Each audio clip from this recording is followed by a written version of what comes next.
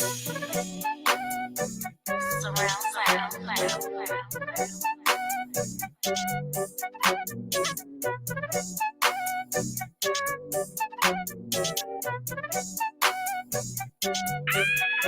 got a plan. I'm about to take my advance and load up the van with them yams. Nah, I got a plan. Take a little bread from them yams and go and invest in some land. Nah, that ain't the plan. I'm tryna stun on these niggas and fuck every hoe on the ground. Yeah, I understand, but rich niggas fuck who they want and broke niggas fuck who they can. So what is you saying? You can blow all your money, young niggas. Stop counting my bucks if I wanted to, nigga. I can blow the whole bag right in front of you, nigga. I can blow the whole bag right in front of you niggas. I 401k down one of you niggas. That shit got money still running up, nigga.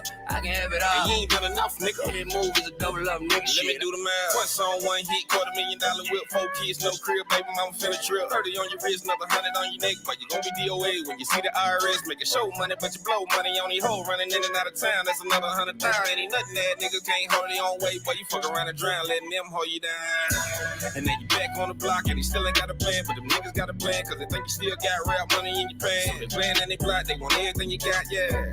They give a bitch a couple grand, even she got a plan. She ain't just selling bushes, she gon' get her ass done. Be on Instagram bugging ass. 3 niggas planning on land in your bushes. And now they planning at your funeral. They robbed you but didn't plan on shooting you. The plan was niggas planned on whooping you, but they ain't plan on niggas having itchy cuticles. And now your fam got a plan on viewing you. When the plan come together, yeah, it's beautiful. But when the plan don't pan out as usual, tell me who to blame, nigga, you or you. I got a plan. I'm about to take my advance and load up the van with them yams. Nah, I got a plan. Take a little bread from them yams and go and invest in some land. Nah, that ain't the plan. I'm tryna stun on these niggas and fuck every hoe on the ground. Yeah, I understand, but rich niggas fuck who they want and broke niggas fuck who they can. So what is you saying? You can blow all your money, young niggas. Stop counting my bucks if I wanted to, nigga. I can blow the whole bag right in front of you, nigga. I can blow the whole bag right in front of you niggas. I 401k down one of you niggas. That shit got money still running up, nigga. I can have it all. And you ain't done enough, nigga. That move is a double up, nigga. Shit, I got a plan. Travel as much as I can. This world gotta know who I am. Go overseas, convert all my dollars to euros and yens. Then ball out wherever we land. Fall up in Louis and Fendi and Prada with shorts in the tee like I'm fresh out the gym. They probably think I'm a hooper as tall as I am. No, I just live life out of realm. Now instead of playing our retreat, that was so. Things that we see to believe to be gold. Really ain't nothing more than a facade. Some shit they eat up that's not feeding the soul. Happiness happens to be something money can't buy you, but it's a down payment for sure. Risking your life for that white only pie, but some things are just too hard to hold. Jump out the porch and end up in the yard. Serving 100 just turned 24.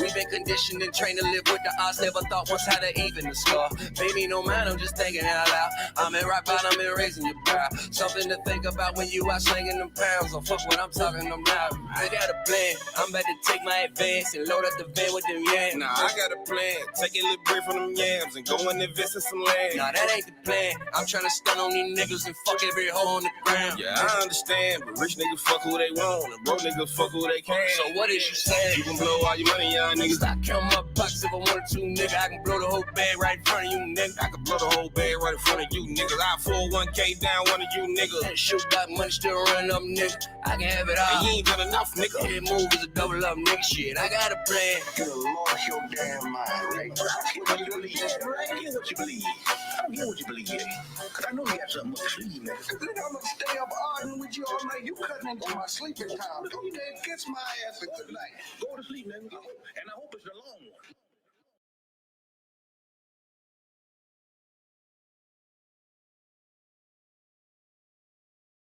one. All right, let me in here. Let me in here, man. What's up, beautiful people? And the ugly ones, too. Shout out to y'all, man. Shout out. First and foremost, salute. Thank y'all for tuning in, tapping in, pulling up, overstanding, understanding, and overstanding the rich rhetoric, man. We here. Yes, sir. We are here. I see my my non-ADOS brethren already coming through. Was Biden a good choice for ADOS Democrats if he helps Afghans before ADOS? That's a good question. You would have to ask your Democrats, your ADOS Democrat brothers, the brothers that supported Gilliam, Andrew Gillum. You would have to ask those people, Soil. So yeah, I don't know what to tell you, but what Soil is referring to is this right here. Biden Joe Biden signs funding bill, which includes $6.3 billion for Afghan refugee settlements in the U.S. So, yeah, we're doing all this talk about reparations, and everybody's like, man, where's that money gonna come from? And we don't have that type of money to be giving people reparations. And well, they pulled $6.3 billion from somewhere. Just saying, just a little observation that I made. But yeah, so we're gonna chop it up.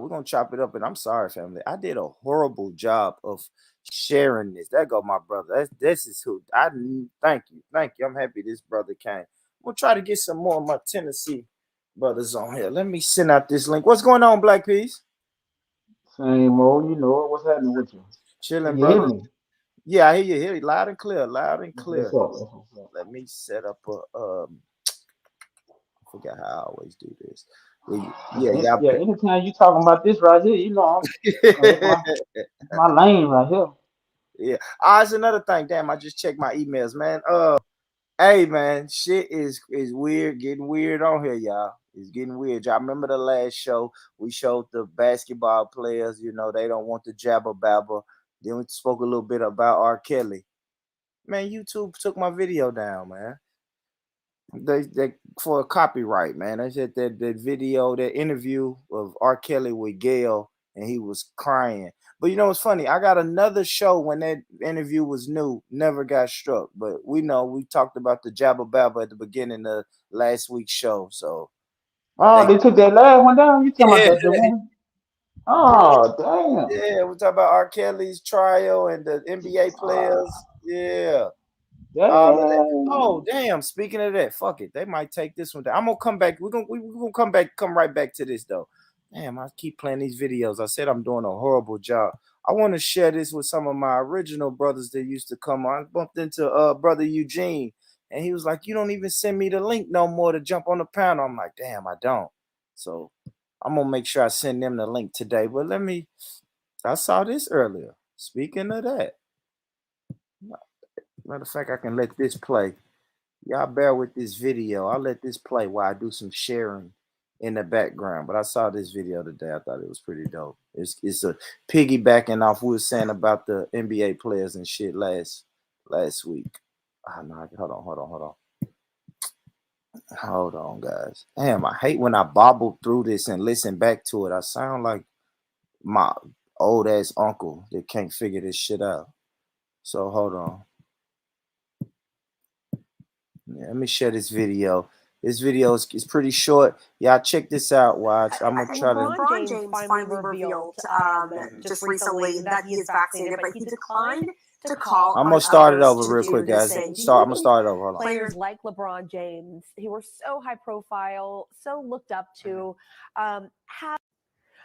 LeBron James finally revealed just recently that he is vaccinated, but he declined to call on others to do the same. Do you think players like LeBron James, who were so high profile, so looked up to, have a responsibility to protect not only his fellow players, but also the Black community, when we know the Black community has been disproportionately impacted by this virus, by COVID? When I heard it, I was very disappointed, and it's ridiculous. Obviously LeBron James, he's one of the face of the league, and he should be the first one to go out there and say, listen, everyone, I got the vaccine, and I'm encouraging everyone, my community, everyone, basketball fans, non-basketball fans, all the sport fans are just going out there to get this vaccine so we can save other lives. So when I heard that, I just couldn't believe it. But I hope he can educate himself about this vaccination and inspire and encourage other people around him. Listen, first of all, let me start by saying this. If you have made a decision that you want to get vaccinated, either for your personal beliefs, your livelihood, whatever it is that you made a decision that you wanted to get vaccinated, we respect you. Everyone respects you. It's your personal decision. But if you also made a decision that you are not educated enough, or you are educated enough, and you made a decision based on what you know, you don't want to, we also respect you and should respect you. I think it's problematic when you have two non-black people talking about a black man and what he should do for black people. First of all, it's not your place. And as Cantor, you're not a black man. Whoever the lady interviewed is not a black man. She's not a black woman. You don't have the authority to talk about what a black person should be doing in the black community. That's the first place.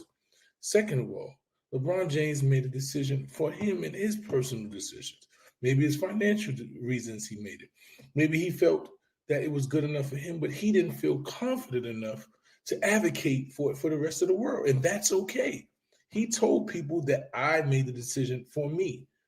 Maybe he didn't feel confident enough. See, it's different when you make a personal decision and you don't feel confident enough to advocate for everybody else. That's okay. That's a personal decision that somebody, when you want to be an advocate and a spokesperson for something, that takes a different level of belief than you just doing something for your own personal self. So he has the right to say that he is not going to advocate. And nobody should try to shame him or make him feel wrong because he does not have the belief or whatever it is for his reasons that he's not advocating or anyone else. Listen, I understand we're in a very serious times when people are scared, and you should not try to use scare tactics to force someone into taking a vaccine. People are going to do their own education. People are going to make decisions based on their own financial situations, their own personal situations, their own personal beliefs, their own health reasons, whatever it is. And that's how it should go.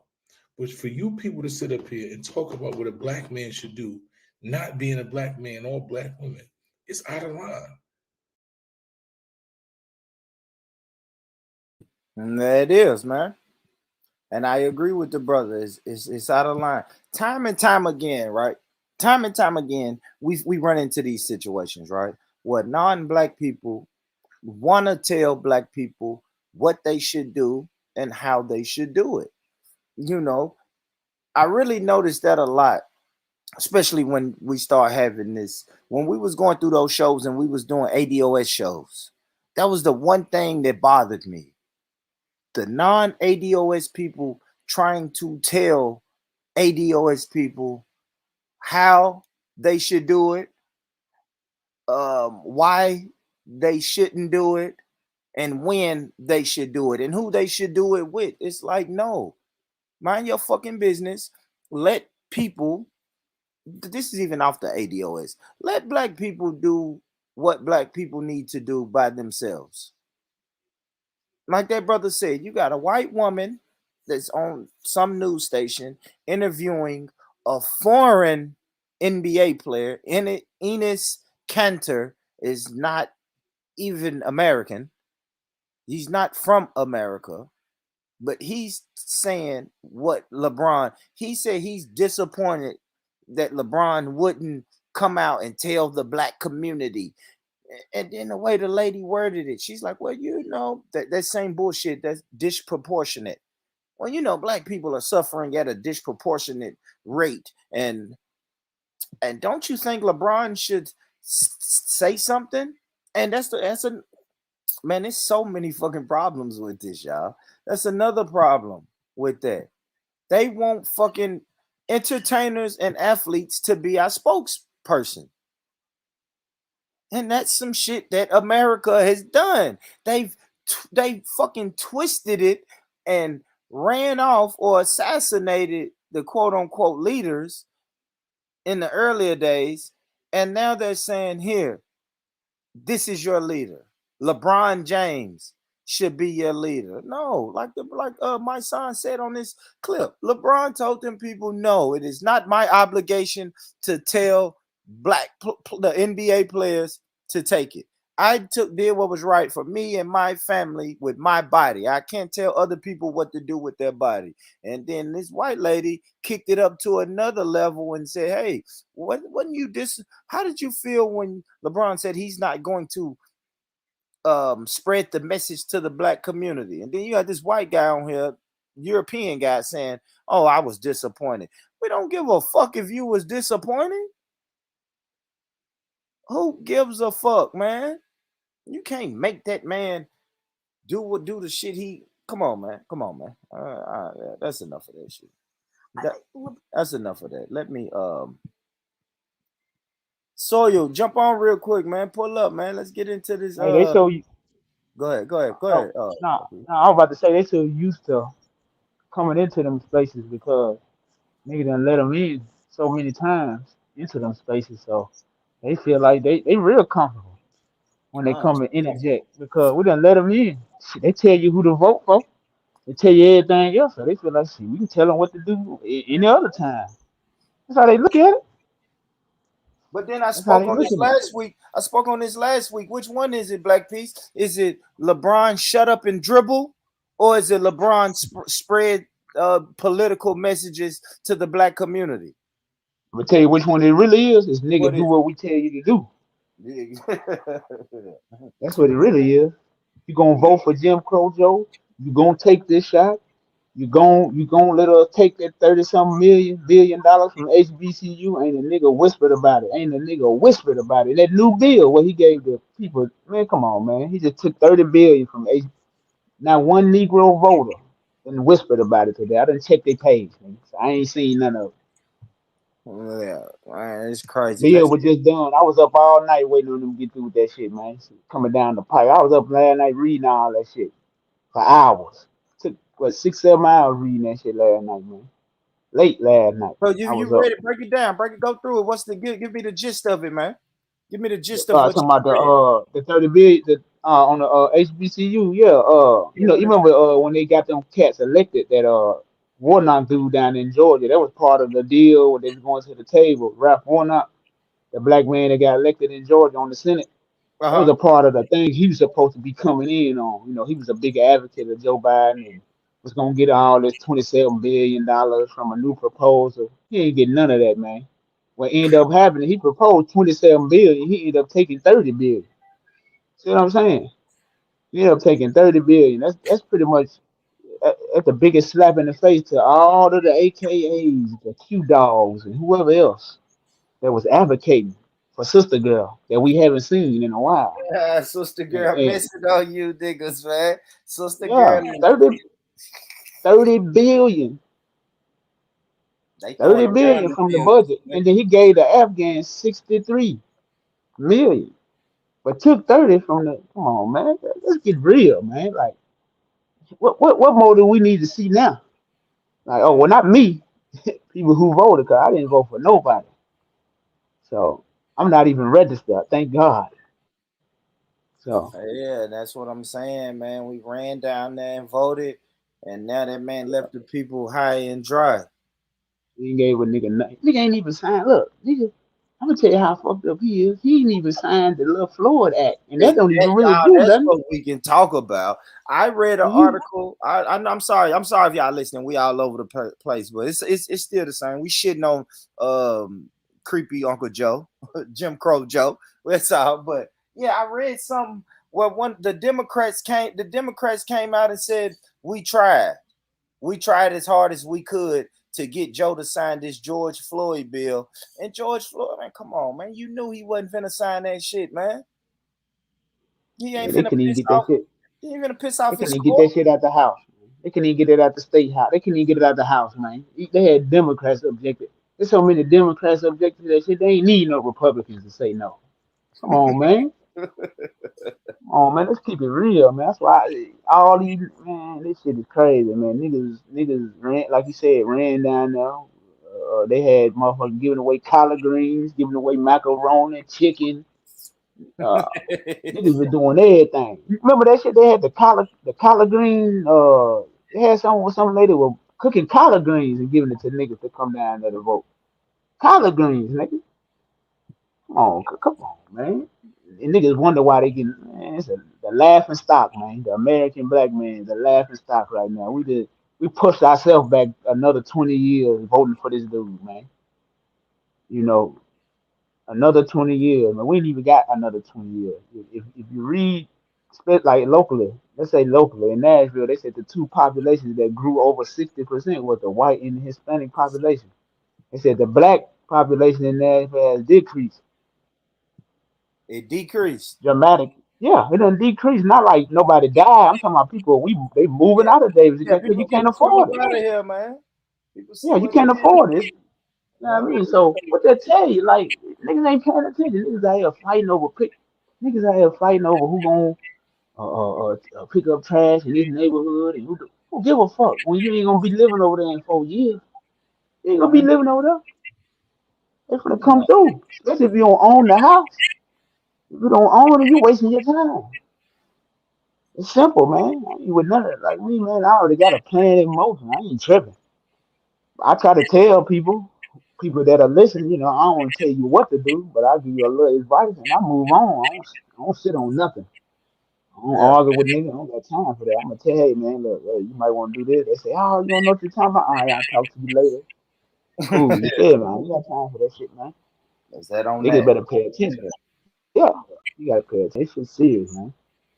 Nah, I feel that. Niggas I feel that. need. So what I got up on the screen is pretty much what the Biden administration is asking for. They're asking for billions of dollars for Afghan refugees. Um, I read a story where they said it's like a measles outbreak. They're trying to get some refugees over here and get them situated. There's natural disasters happening and all of that shit. After they done shipped the Haitians out, now they got money to bring the Afghanis in. And that's what I'm saying, man. They will never look out. This government will never look out for you. Period. Period, man. And I think that's what black people mess up at a lot, man. We think that the government is going to look out for us. And it's always the savior complex. A lot of times we waiting for somebody to save us, whether it be Jesus, the government, the president, whoever. But I said it years ago, and black people always say it, but nobody's coming to save you. Save your fucking self. Nobody's coming to save you, man. You're a fool if you think somebody's coming to save you. That's what they thought when they voted this last time. They got saved from something. You imagine that niggas really thought that something different was coming down the pipe because you got one peck of wood out and put another one in. Ain't that something? Yeah. Niggas thought something was gonna be different. I'm trying to figure out what was gonna be different. Them niggas read out the same book their whole life. What was gonna be different? Not one of them answered that question yet. What the fuck was gonna be different? Like nothing. Nothing has been different. You tell you what they ain't doing. They ain't putting as many they ain't publicizing as many black people getting shot, but just as many black people getting shot as it was when the other nigga was in there, and the nigga before that, and the motherfucker before that. But Mhm. they trying to quiet it down up under Democratic people, so you won't get riled up. And they know how to control these Negroes, man. They know how. Nah, Come it's a on, fact. man. People sitting on their hands on purpose. For what? He ain't done a damn thing. He ain't even looked our way, man. And sister girl, I don't know if she on vacation. I I don't know where she at, man. think She her job is done, right? Let's put a think black face so. on here. Yeah, put a black face on here, get these nigga to run down here and vote, and then now your job is done. Yeah. You see where she was at when they were beating them Haitians, flipping the Yeah, yeah, coin of the game. yeah. Flipping the coin at the game while the Haitians were getting their ass whipped. Literally. Yeah, Come on, man. yeah, her job is done, man. So, You don't got them chucks on no more, nigga. mm-mm. Yeah, hold on. All right, let me play a little video real quick.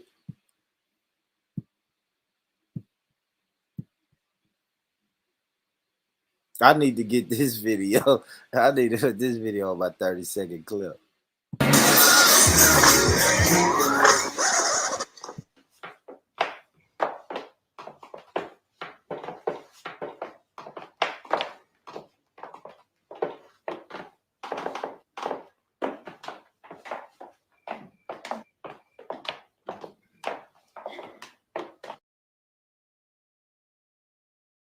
Oh, yeah, man.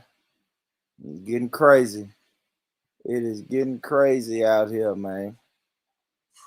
It's getting crazy. Oh, fuck. But yeah, man. So whenever all these people talking about Joe Biden and we got to get this man out of office and You got to get Trump out and get Joe Biden in, and now you got him in, and now what? Now what popping? Nothing. Nothing. Not a damn thing, man. Not a damn thing. They know it too. That's why they quiet. It's the best thing to do is be quiet when you look like a damn fool like this. Be quiet. Sit on over in the corner, man. And I know you've been Wow. fucking with them on social media. They ain't saying nothing, do they, Black Peace? Oh, They that's ain't my got, pleasure right there. Yeah, they you ain't know got I'm no gonna do that. energy. No energy, right? No, they ain't got none, man. Even the local radio show home, he had to give on up. I had to make him tap out. Mm-hmm. But You them know, same I had people election season to be around talking about, man, you go. Gonna have to give Joe one more chance. You don't want them, whoever the Republican candidate is. You don't want him oh, in yeah. office. We got to give You don't Joe one want to. more chance. We already know that's coming.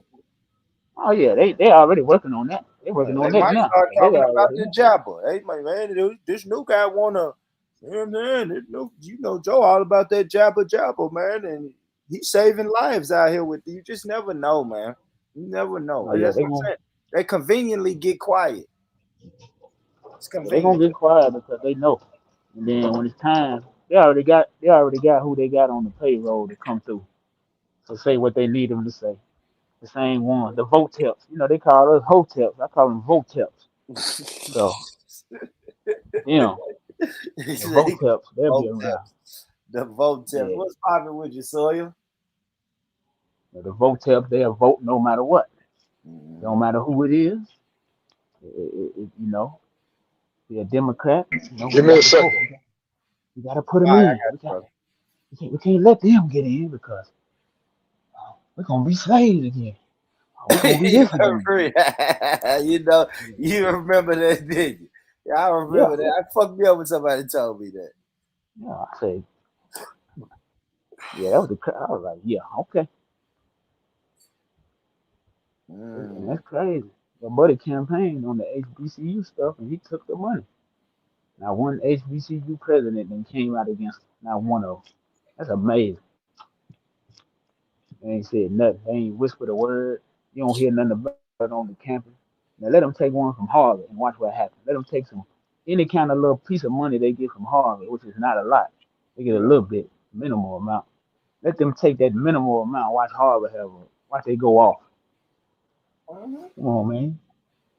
Automatically, off the top. Yeah, they gonna be out there flipping. Hey, what's Us, up? What's up? no. We just What's gonna wait going on, around. Sawyer? Yeah. What's I up, didn't B? even know about the news until I seen your live stream. So shit, big yourself up for that though. I What don't even about check it out. the The Afghan? Afghanistan shit, yeah. I don't even check it on the news like that. So I didn't even know this happened. Or the House passed whatever. Yeah.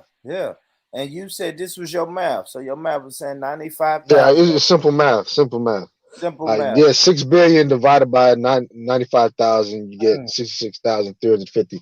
That's how much. You know what I'm saying? That's how much per person we get. You know what I'm Yeah. saying? So that's a lot of fucking money. Most black people don't even make that a year. That's a You know what I'm nice little saying? start, man. Yeah, most black people ain't making that a year. So shit. So that's a damn good. So And they they gave just us they a just getting that stimulus out check. GP. And they gave us a stimulus check. Yeah, right. Like this is what I'm saying. They can come here, fuck up, and still be good. Like they get money to fuck up or a safety net to do what, like set up look, you can start a business with that. You know what I'm saying? Yeah, Oh, come that's on, exactly Shit. what Sawyer. they gonna do too. Oh, Sawyer, come on, man. What do you say to the people that say, quit crying, man? Pull yourself up by the bootstrap. Huh, Sawyer? Shit. Give me what $73,000 and I pull myself up by the bootstrap. Easy. Real quick. I Fuck get it. I get it. Shit. Look, It's some nice look, boots with some look. I get leather everybody in straps. the house some boots. You feel me? Yeah, with some nice boots with some leather straps. I pull them leather bootstraps up, snakeskin bootstraps up, and tie them so tight and go to work. You won't know what hit you, man. What is you talking Oh about, shit. boy? They crazy, but yeah, man. Like, oh man, that $6.3 billion could go somewhere to close that wealth gap that That's right. The tone talks we talking about. You know what I'm saying? But they don't want to hear, man. ADOS is divisive, man. Not the government who want to give us $1,400 stimulus checks, but give them $66,000 checks. They ain't divisive. ADOS is divisive. We divisive. We fucking shit up. We divisive, man. But you know what I mean? I don't want to take it there tonight, but just know that reparations can happen. I like this, like I said earlier, for the people that say, where's all of that reparations money gonna come from? Well, the same place this $6.3 billion is gonna come from. And we're in a budget crisis, right? We're in a budget crisis, right? They arguing over money and shit, right? Always in a budget crisis. Shit. I don't know. Let them tell it, man. What's going on, brother Mike? What's good with you, homie? Chilling, man. Just tripping off Biden, man. All these people told us to run down there and vote for Biden because Trump was gonna put us back in slavery. I can't find them people right now, brother Mike. I don't see them commenting on my Facebook posts, arguing with me in the DMs or nothing no more, brother. I don't know where they went. They done turned into them church mice. They quiet as hell. You know what I'm saying? That's crazy, man. But you would think that they would be upset. You know what I'm saying? I'd be more mad. I guess they got the egg on their face. They just embarrassed. They don't even want to talk about it. Probably. But our people got so much pride. They'll say something. Like I said, they'll probably say, give them 4 more years to fix the shit. My people got pride, man. And they'll tell you, man, you know what? Them first 4 years, yeah, he fucked up. But give him 4 more because whoever this next Republican guy is, we don't want him in there. So. Is it pride or ignorance? I think it's ignorance. I got to be. So they voted a white supremacist in office, talking about Trump was evil. And I don't even see how they can see the difference. I don't get that. Yeah, me neither, brother. You gotta ask them people, man. That's why I said it. That's why I like jumping on here and talking to y'all, man. Because when I get in the other world and I start talking to other people, I just like it's just hard for me to talk to people. Like I brought this up, man. Like I'm back out here, got my head in the ring, and I'm out here dating. And these people, I hate to always talk about the jabber on every show, but damn, man, when I talk to these people, they just gone. They gone. They like, yeah, I got mine. And matter of fact, I got mine before I was supposed to get it. Like they was bragging to me. I'm like, oh, okay. So what is you looking for someone? You just out here mingling? Just kind of mingling, seeing what's out here, seeing what it is, though. Well, you need to just go the way of the wind. If she be like, well, I got my vaccine, you should be like, I got mine too. You know what I'm saying? So you get what the fuck you want. Yeah, all right, damn, I know we all over the place, y'all. I know we are. But let me tell you this. Let me tell you why. All right, just say I'm looking for something serious, though, brother Mike. That's dangerous because we're gonna have different mentalities. You see what I'm saying? I take something small like that right now. If you just go with the flow on that, then when it's election season again, right? You're gonna probably be telling me, hey man, you probably should vote for this person because Trump is gonna put us in slavery. I don't know, man. I maybe I look at it too deep, but when I hear shit like that, it's like, you don't think for yourself. Maybe I'm wrong for looking at people like that, but when you tell me that, it's like, you don't really think for yourself. What can we really have with each other if you don't think for yourself? You see what I'm saying, brother Mike? Like, I'm reading what Sawyer put up there, man. Damn. Right? 66,000. A lot of money. Oh my God, they giving these people all this money. They're coming out of our pocket, man. But ran the Haitians away. Well, all motherfuckers away till we get what we need. And I think it was only like 2,000 Haitians or something. They're like a couple thousand. They talking tens of thousands. Ran the Haitians away. Hundreds of thousands, man. Shit. Yeah, ran the Haitians away and then got money for this, man. Like, come on, man. What the fuck? What are we doing out here? But yeah, that's what they saying. And you know they're gonna have us back in this shit. The Black Caucus or whatever the fuck they call themselves. Guarantee they're gonna be back in this shit. Bring in some more motherfuckers who don't like you. Man, the CBC is useless. Useless. They ain't been useless. They've been useless for the last 30, 40 years, man. Maybe longer than that. Ain't they leader John Lewis? He dead, right? Yeah, he did. Good trouble. I like what Tyree said. We go get in some good. We don't want no good trouble. Hey, we need to do like them white folks did, man. We need to goddamn storm the Congressional Black Caucus. Hey, get your ass shot. It ain't gonna go too good for us, dude. Nigga look like Swiss cheese and shit. They gonna murk us. Nigga, I want an open casket funeral, nigga, not a closed. Shit. Hey man, that's crazy. What's going on, brother Demario? You in the building? What up, Cadillac? Y'all like? Yes, sir. Long time, man. Long time. I realized I saw brother Eugene at the African Street Festival, and I was like, bro, why you don't come on the show no more? He like, shit, you don't put the link in the group chat no more. So I got to start back putting the link in the group chat, man, so y'all brothers can come back through. But I ain't talked to you in a minute though, Black Beast, man. What's going on, man? You got the jab? You got the jab to keep your family safe? You say what? I was asking brother Demario, did he get the jab to keep his family safe? Oh hell no. Y'all got that. Y'all got that, man. I figured that. I figured my brother. I know my brother. I know my brother. He ain't going, man. I know my brother. But yeah, man, 66,000 a person, man, for these refugees, man. They saying let them in. So-called refugees. Yeah, for real. Bullshit. Because guess what? But guess who else gonna get a nice check that'll apply for that?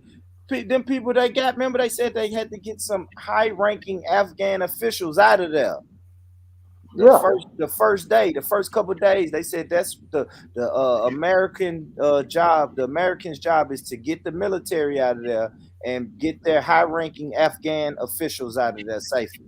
Are these 95,000 people that was working with the U.S. and their families, or they just people that they just pull? Question, right?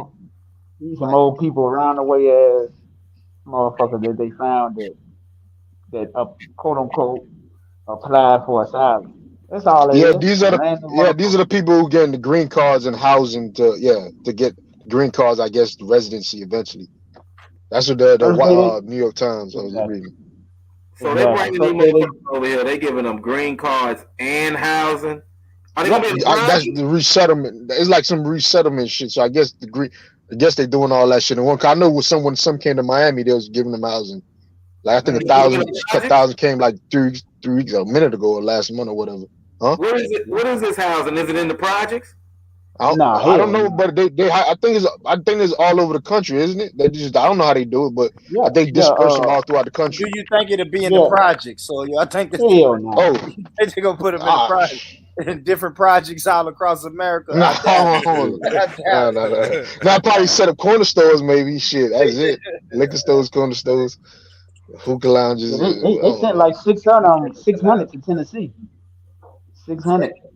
Just some more motherfuckers finna own all the convenience stores. That's all it is. They don't like us. All right, now what do y'all think? All right, because some people say there's no such thing as a buffer class or a buffer race. Do y'all think this is how the buffer class is put in place? You can tell they did it with the Mexicans. So I mean, what the hell? I think little moves like this just strengthen the buffer class. Most definitely. So you'll have the whites at the top, then we'll have this buffer class, and then the blacks at the bottom. So the whites can say, "Man, we're not your problem. Look at these guys." They'll classify them that except on the census. They'll be white on the census, just like the Hispanic.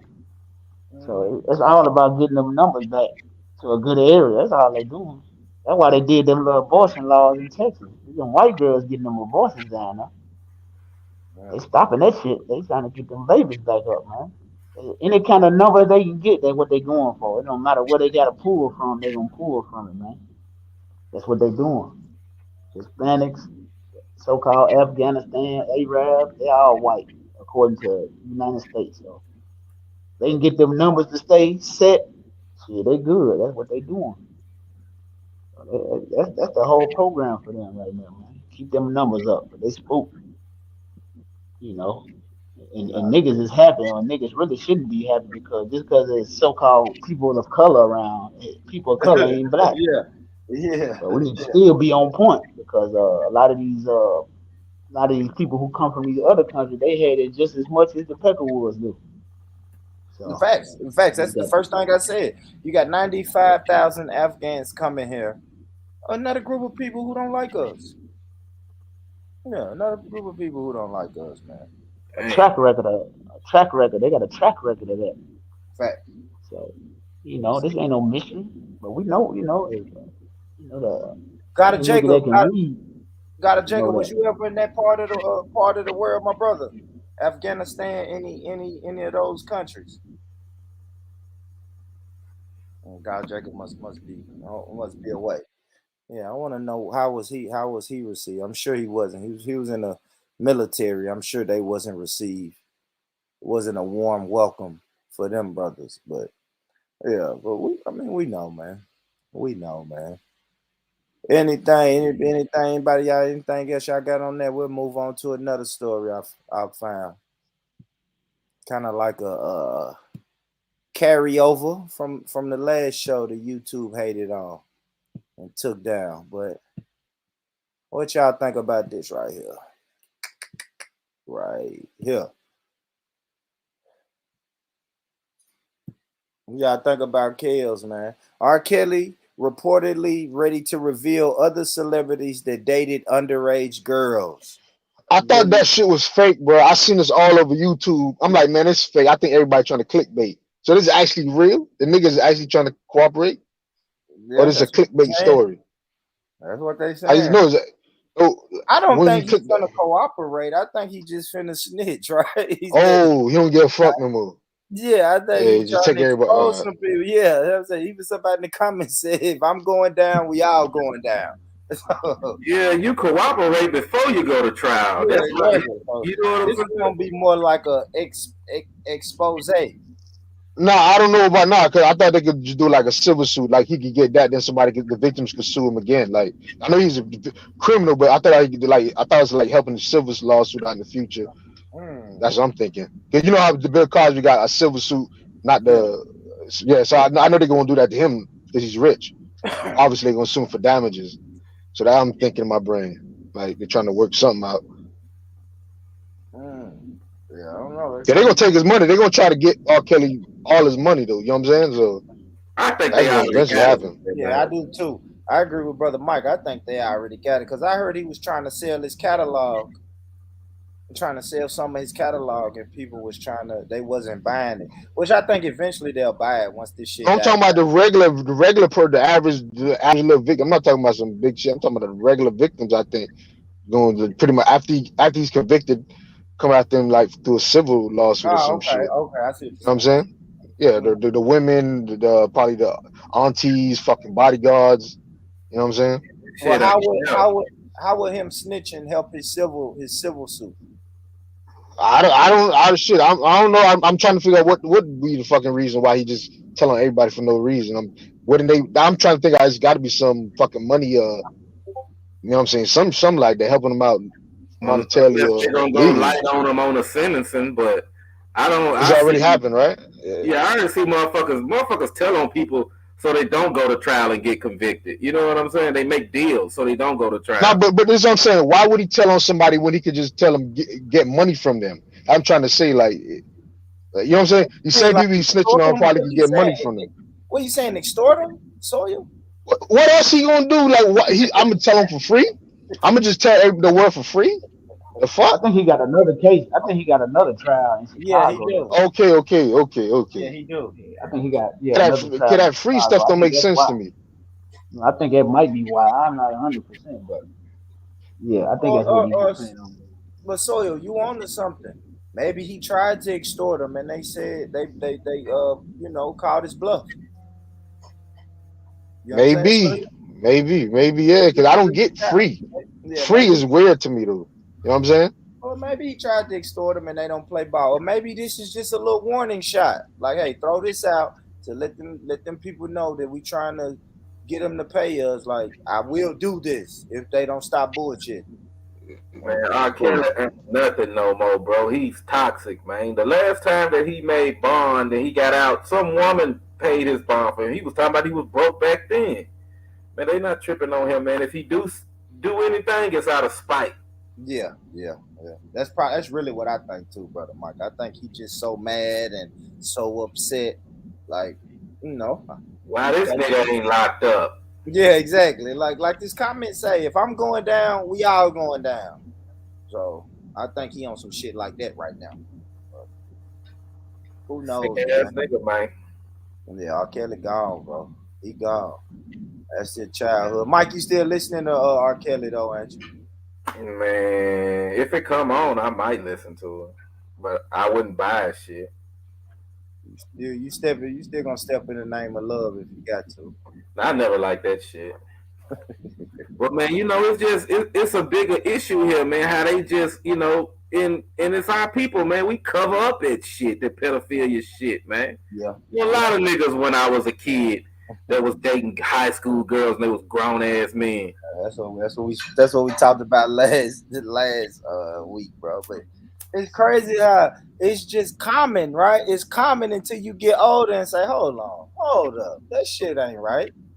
Because I told the story about the girl I had a crush on in high school. Her boyfriend used to come pick her up every day. Everybody knew he was in his 20s.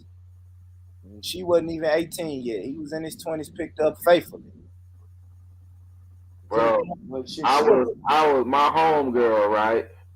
Hold on, Mike. We still on YouTube. Try not to say nothing that's gonna. That ain't gonna be nothing. Okay. You know what I mean? Her mom passed a few years ago, and she was talking about her dad and all of that. And then, as I'm looking at the obituary, I'm doing the math. I'm like, damn, your mom was fucking 15 when she had you. And I'm like, looking at the dad, I'm like, he was fucking 27. Oh my God. You know what I mean? And she was like, yeah. But the crazy thing is, my dad is like 15 years older than my mom and shit. But it was different back in the days, though. I'm gonna say than modern day. I'm gonna just keep it real. Man, I'm talking about the 80s, bro. Well, I don't know. Some people say it was a different time, Mike. The 80s was it's a different time, I say, because that's true. 80s ain't that long. That's something. I was like, it's like longer. Hey, what's going on, Tash? What's going on, Tash? This topic got these boys scared. They mumbling and fumbling. It's like, these are dangerous. They like, it's a different time, but you don't really want to say it was a different time. But we gotta admit, though, it was a different time, though. I ain't gonna lie. I always make jokes about when people say it was a different time back then. But what do you mean, Born Rich, by different time? What do you mean? I just think maybe the 50s and the 60s and shit might was a little different, bro. I do. I mean, fuck, man. Elvis married a 15-year-old, didn't he? Who? Elvis. Yeah, that's what I'm saying. But I think Ali married a kid. Come on, man. You gotta. That's why I was gonna go to the Nation of Islam. You really look into the Nation of Islam, man. Them boys met them women real young, man. They met them when they was girls, man. When you start really peeling back the layers of it, man, and shit, even Elijah Muhammad was messing with them girls. Hey, have you seen that documentary on Muhammad Ali that came on PBS? You don't want to watch it. Muhammad Ali say some shit about, I'm looking for a young girl. You know what I'm saying? He said that so I can rear her up in the world. And he do got a point in that, but in 2021 it can't be too young, right? Yeah, they did that one wife he had, Kalila. She was young. She was still in school when he met her, and he was got them at the heavyweight champ. Yeah. So that's true. I haven't seen that documentary, but I know when you said that, it reminded me back to that movie, to the little movie Will Smith played in. He met her in the diner, and she like, you came to my school a few years back, type shit. So that brought back that memory. So See, I have to watch that documentary. Even Bo said I thought it was exactly Bo. When I was in high school, I didn't even think about legal and illegal. It was just, oh, okay, she in school and I like her, but her boyfriend is fucking 6, 7, 8 years older than me. It's just what it was. It was to me. I thought it was just the rules of the game. You know what I mean? Man, listen, bro. I just knew it was some bullshit when I was a kid. I'm like, man, these niggas is grown. The fuck you want with it with this gal at this school, nigga?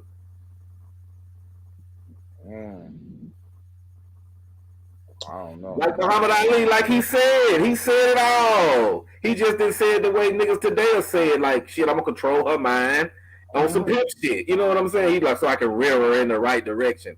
That's just another way of saying so I can control her fucking life and she can do what I want her to do. At a young age, she don't know nothing but me. And I don't even think that's a horrible idea, Mike. What? I look, see, everybody. You can't be with a person and make a person cater all to your needs all the time. You want to mold them to grow and be their own individual, and then once they grow, then your relationship might be better. I don't know, Mike. You want to mold. See, we use words like mold, right? That's predatorial. Listen, folks, come on. 13 years old. Aaliyah was 13 years old. He was in that's a predator. All right, now me, right, mid-30s. If I get a girl that's 22, is that predatory? No, I don't think so. No. I know it's going to be a strange thing for people to hear, but I think I don't think you had nothing in common with it though. I was just going to say that, Black Peace. Listen, we both smoke. My dad was closer to 40, and my mom was closer to. Women mature. Listen, much faster than men. So I'm gonna keep it 100. You see what Born just said? That was my setup. My dad was like a dentist in Jamaica. My mom was some I guess 20 young 20s, and niggas almost in his 40s. You know what I'm saying? So, but Born saying it just happened like that. It be happening like that. You know what I'm saying? But see, the problem with their relationships is the majority of them. The men the one end up getting hurt by them young girls. I'll be like, man, what did you do with that young girl? My dad, listen, you know Jamaicans. You know how Jamaicans is. My dad hurt my mom type shit. So I don't.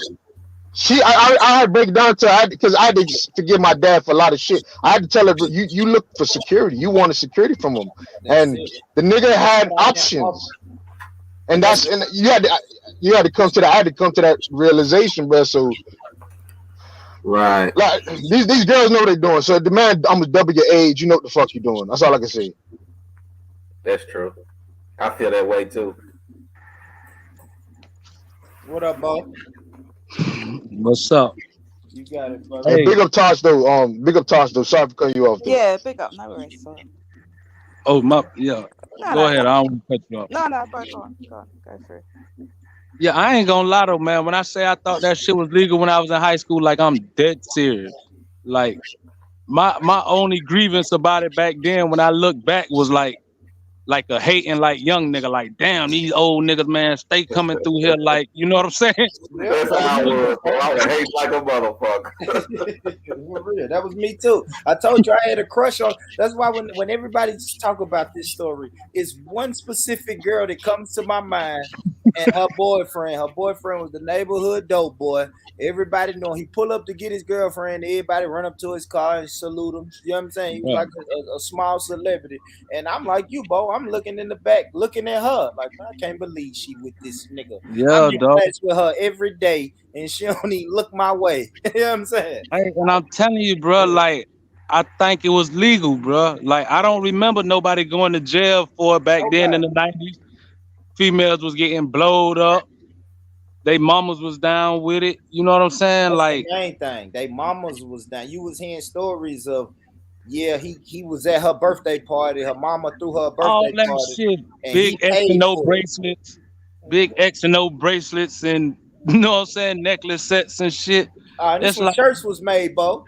She had a shirt where they went to the prom. She had their prom picture on the front of her shirt and said happy couple or some shit like, oh, she was walking around school repping him like it was legal. Like it was legal, bro. In 2021, that's evidence. Like you walking around with a whole evidence piece on your shirt in 2021. But back then we didn't think. I want to ask you, Tash, did you experience any of this? You went to school in the UK, right? Yeah. There were boys parking up, older college boys parking up for young girls.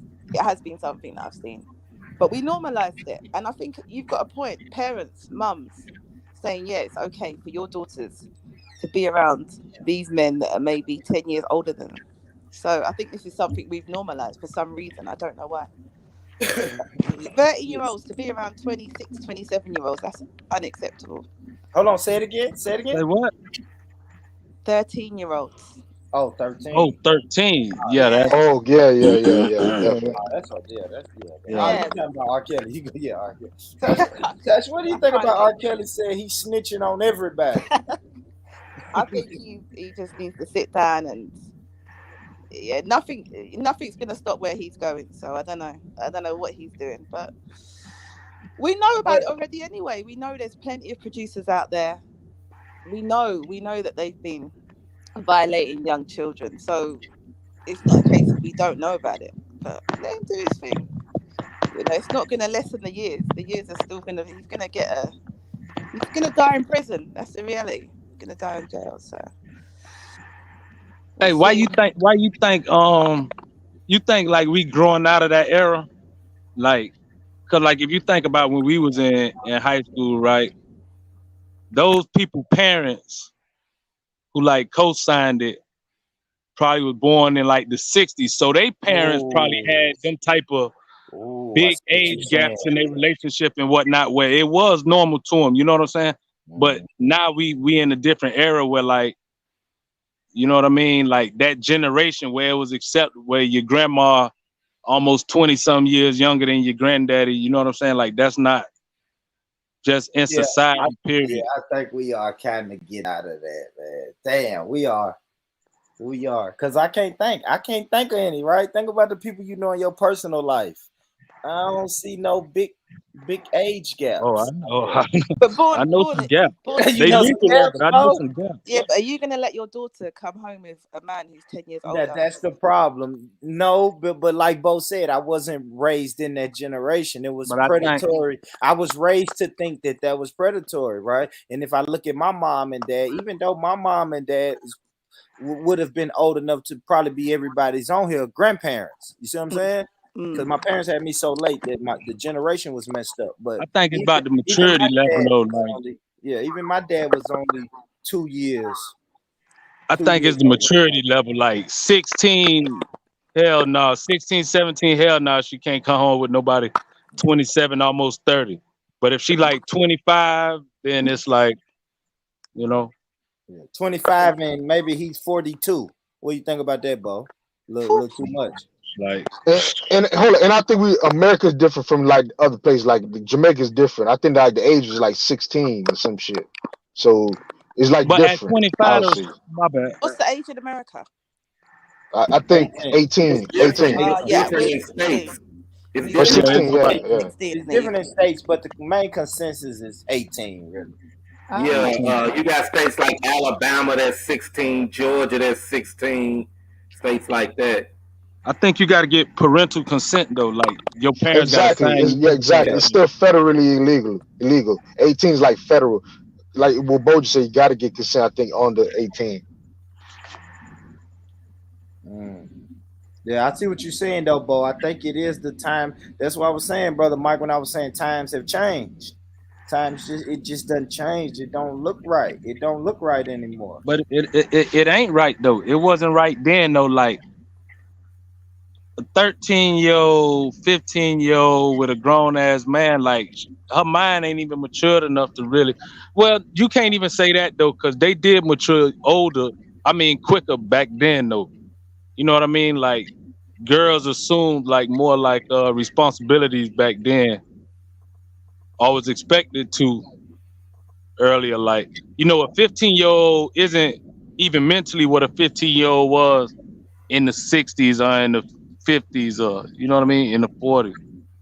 Now, can we prove that, Bo, or are we just guessing that? Because No, I'm I saying hear people say that a lot, but when I'm saying, like, as far as like the responsibility that society placed on them, like, you know what I'm saying? Like, back then, 15, you was kind of like, you wasn't still staying, especially like for black people. It's like by that time you had to like start working and bringing home something. You know what I mean? Take care of your brothers or take care of the family. You know what I mean?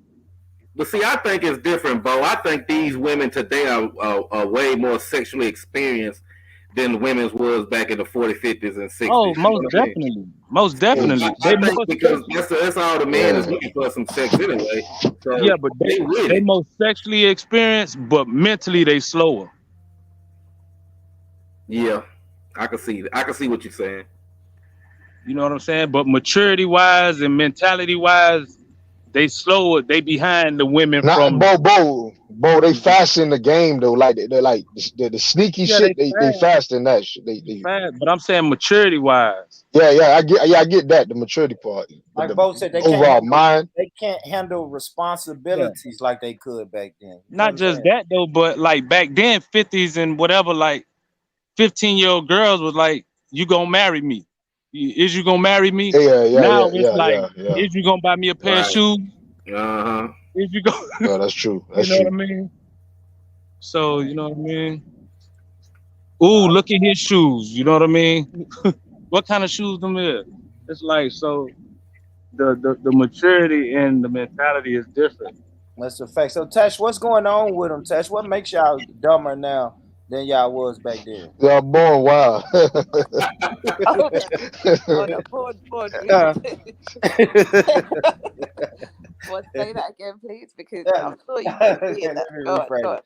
Let me rephrase it, Tash. Yeah. What do you think is the cause of the lack of mental fortitude now with the women? Oh, you know, the whole culture, the moral fiber in the family home. We know that it's just the attack on black culture, on the narrative that they use against our people, you know, in the media, the fact that we take that on, we entertain it, you know, the moral fiber's low, you know, in across the globe. It's not even just America and the UK. It's a big issue. But the reality is, if we keep on like just allowing it to just grow and fester, it's getting worse and worse. Yeah, it is. It is, man. It is. Some of these girls are like, it's not even just a pair of shoes. It's for nothing out here. They don't even need anything for a man to just do what he wants with them at this, you know, at these kind Yeah, of young girls. McDonald's, Burger King, yeah, some wings. It's proper low level degenerate kind of stuff. But I think it's for us, our generation, to say, okay, we can see this. What are we going to do about it? Because we can't expect them to do anything about it, to be honest. Now, let me ask you this. Now, do you think the youth are listening to our generation? No, I think they're more in tune with the narratives out there that are coming from other groups about black people. Yeah, that's the fast life, the quick. I agree with that. Now, let me ask Brother Mike. Now, Brother Mike, you've been, doing your coaching thing with the kids. And now that the kids that you was coaching years ago, they're getting older. Do you find that it's harder to talk to them, harder to reach them now, Brother Mike? It's just maybe like, it's really just like one or two of them that you really can't reach, but the rest of them, they cool. No, I feel you. And shout out to them kids though, man. Side note, shout out to them kids, Brother Mike, man. When I be watching them high school football highlights, you know, the kids that you can't reach, it's an adult in their ear pulling them the other way. Yeah. Because without saying, go ahead. Sorry, now, when you say it's an adult, what do you mean by that? Like adults that are kind of living a particular life, or? Yeah, it's crazy that he mentioned it. Like, it just happened to me last night. I'm looking at one of the kids from back in the day. He in high school now. So I'm talking to him, you know. I see him walk up with his big homies. Like, I don't know what a big homie is. I see how he's following behind them. You know what I'm saying? Yeah. And the dude that his big homie, he's actually a little homie if you ask me, because I know his big homies. You see what I'm saying? So he got him as a little homie. He following him around. So they stopped. So I say something to him just to see how he was going to react to me around that guy. Yeah. Like he didn't want to talk. And then he started talking. He started opening up to me, you know, because I had already seen him like 2 days before that, and I gave him the third degree on what he was doing with his life. Yeah. So I didn't even badger him this time. I was just carrying on casual conversation with him. And then, you know, his big homie was like, let's go.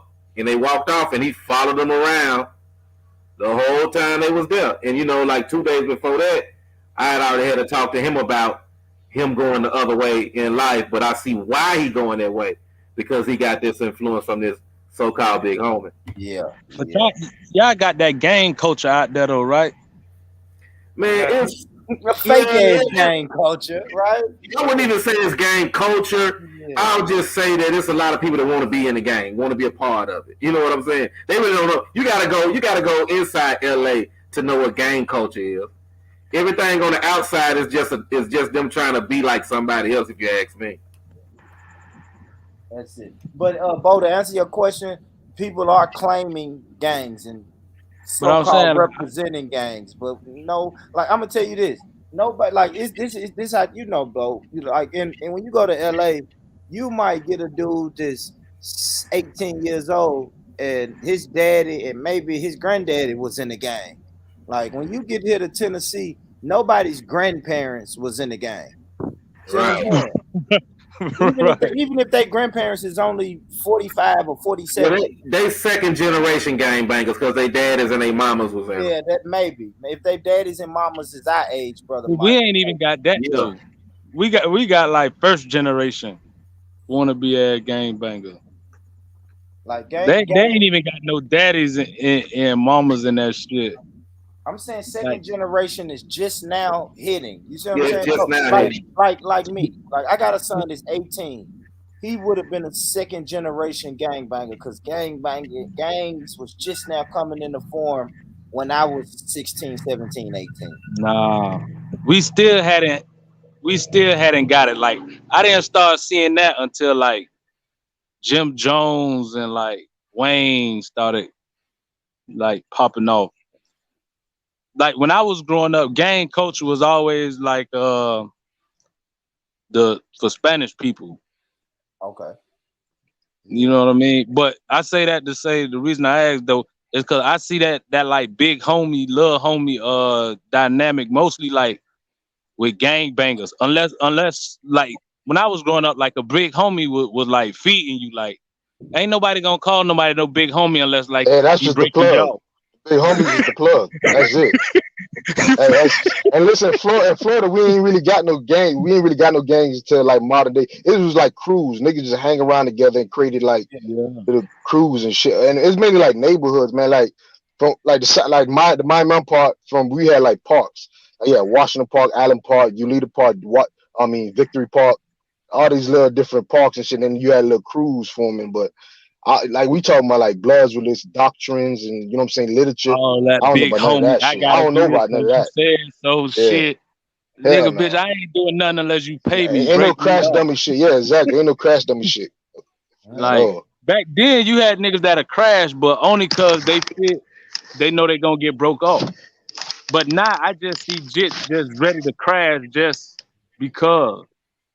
And that shit crazy. That shit's like growing up, we did have little guys that looked up, even if it wasn't a gang. Like y'all said, we really represented our neighborhoods when we was growing up. Like, right. Okay, you from this neighborhood? All right, this is our neighborhood. Like I even got my neighborhood tattooed on me. So like we represented our neighborhood, but I can't front like it wasn't big homies in that neighborhood. Oh, did you have any literature? If you ain't got no literature, just not really, you know what I'm saying? You ain't got no literature where you could test somebody. They got to know the answers to. I won't even say that though. Like I really don't remember like all of the people that'll be considered big homies.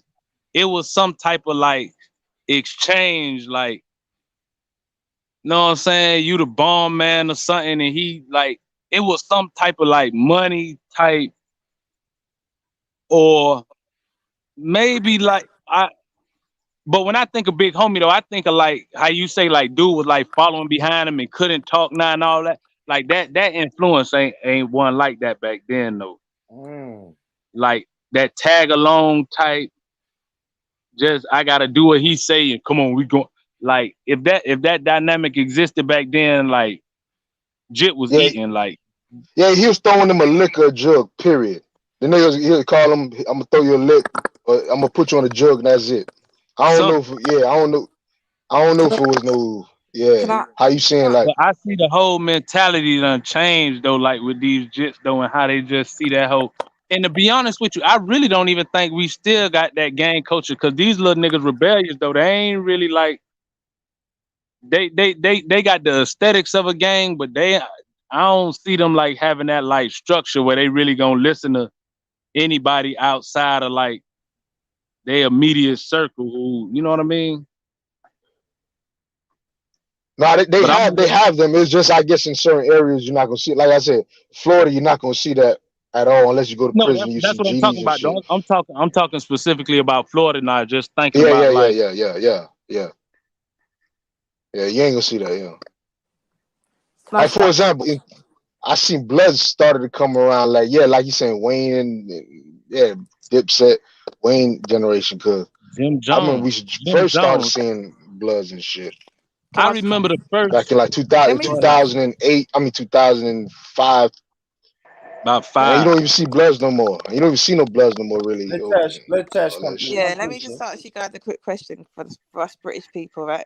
So the Big Homie, is that like the replacement of the absent father, like somebody who's an elder that's kind of taking on? Nah, I won't say that. All right, so because somebody just be having daddies. Yeah, Big Homie is just somebody that's showing them the ropes, somebody that they look up to, and he's showing him the ropes. You know, it's like these kids, they fantasize about being gangsters and living their gangster life. They don't understand what it is. And you know, in the Big Homie, he's probably he probably ain't even 30 yet. You see what I'm saying? So he ain't lived as long as either to see other shit in the game that the old heads go through, been in the pen and all that shit. And I can in his Big Homie, I know he ain't done no time. So you know, it's just a disaster waiting to happen. Blind leading the blind. Yeah. Yeah, real. And they getting younger. What Brother Mike said got some truth to it, y'all. I've heard somebody say that the big homies are getting younger. Wow. They are. I mean, if I gotta admit, man, the guy who showed me the ropes of the streets and all of that shit, he wasn't number like 2 years older than me. But I respect him to this day for teaching me some shit and showing me some shit and how to maneuver in that life. You feel me? I wouldn't call him my big homie, but I guess that would be the definition of a big homie, though. Like he showed me the ins and outs and all of it. Yeah, we weren't saying that shit back then, big homies and none of that shit.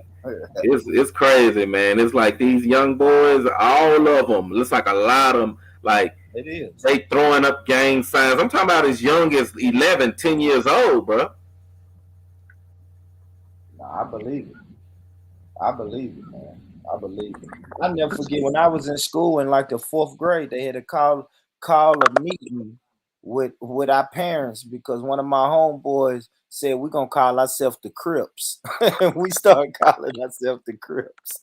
And the whole school found out and they was like, what the fuck are y'all talking about? So they shut this shit down quick. But yeah, it boils down to want to be a part of something, man. That's it. That's why the brother didn't want to talk to you for that long, Mike, because he feel like he a part of something. He was just hoping that I didn't start that coach shit with him. You know what I'm saying? Treating me like a little kid around this dude. You know what I'm saying? He didn't want no problems. You know what I'm saying? Yeah. I could read his body language. It's like he was nervous that I was going to expose him or start really treating him like a kid around this dude. Or the dude might have said something to me out the way. You know what I'm saying? Mm-hmm. And then it'd be some issues. So he was just real uncomfortable, and I could see it. All right, now that kind of goes back to what Tash was saying, though, brother Mike. Now, do we keep saying something to that young brother, or do we go let him make the mistakes he's probably gonna make? No, every time I see him, I'm gonna get at him. When he not around that dude, when he come to watch these younger boys play sports and he see me there, I'm gonna get at him because the kid is still in him because he coming out watching the younger kids with his other homeboys. You see what I'm saying? That used to play sports. So he watching them, even though he in high school, he's still watching them. So I still see the kid in him. So I'm gonna have to keep reaching at him and talking to him. So the next time I saw him, I'm gonna question him about who was that guy you was with. You know what I'm saying? I ain't gonna let him know that I know him from around the way. I'm just gonna see what he had to say about. And the main thing to ask him, man, I know this ain't shit for asking him this, but bro, is he breaking bread with you? Man, you can look at him and tell he getting some money. Oh, okay. No, Mike, gonna be kind of hard to get him. I know. How can you compete if he's getting money? How can you compete? Yeah, that's exactly. I don't know if he getting money or the dude might just be taking care of him, making him look good. Who knows if that's the nigga shit he got on? You know what I'm saying? Yeah, but money, man, that money is hard to compete with, man. Because he see you, brother Mike, you coaching. He ain't looking at how valuable that is at his age. He's just like, oh shit, that's Coach Mike, man. Coach Mike drive a truck and he coach. You know what I'm saying? You don't compete with that boy that's driving that foreign. He driving a foreign car. Come on, man. I gotta let that boy know, man. We all went through that stage. Yeah. I'm at the stage where you want to be at, chilling. That's a fact. You gotta in the fucking world, man. All that shit behind me. I still get nervous when the police get behind me, even though I've been legit for damn near 25 years. You know what I'm saying? Yeah. But I don't gotta live that life no more, man. So I'm just letting him know, man, I'm cool. You wanna come to the crib, I'll show you something. What he got, where he live at. You know what I'm saying? Yeah. Let me take you somewhere out of town and show you something. Cause he don't know. So he need to learn how to live his life legally. Like I was telling him. I was like, him and the other little dude, I'm like, man, y'all smart. Y'all gotta use it in another type of way. I told him to use his powers for good and not evil. No, you need to tell them you can be a millionaire right now in college football or college basketball, whatever's college sport. They paying you now. He quit playing sports, man. Why would you like? No, but I'm saying that's the crazy thing now. Now they got no excuse. Now you can get more money in college now if you really put your heart and dedication to it. Man, I ran up on him because his eyes was bloodshot red. I said, "Damn." He hiding you. Yeah, I was that motherfucker though. A coach was like that nigga, 15-year-old boy like that. His weed better than yours, Mike. Let that nigga know. He was like, I know you smoked weed when you was 16. I said, man, the weed that I smoked at 16 wasn't even like the weed we got today, bro. What is you talking about? If you don't know what you doing, nigga, that shit is like crack. Fuck out of here. This shit is called gas. You know what I'm saying? And he running around here playing. His brain ain't even developed enough for that shit. That much weed. Yeah. I told him put in some work, then sit back. I told him you put in some good work and you got some money, motherfucker, where you might get your little young ass an income tax check. I told him that's how I got on when I was a kid. I kept getting my income tax. You know what I'm saying? Telling him, man, motherfuckers thought I was selling dope when I wasn't. You know what I mean? I said, it's all about perception, bro. So I told him, you need to figure out a good way to get it. So he listening to me because if he show up for this game Saturday, I told him, man, I'm gonna holler at you Saturday, come to the game. He like, all right, I'll be there. If he show up to this game Saturday, then I know he won't me. Yeah. Now, like you said, if he's showing up to little league sports games, then he ain't lost yet. He ain't fully out there.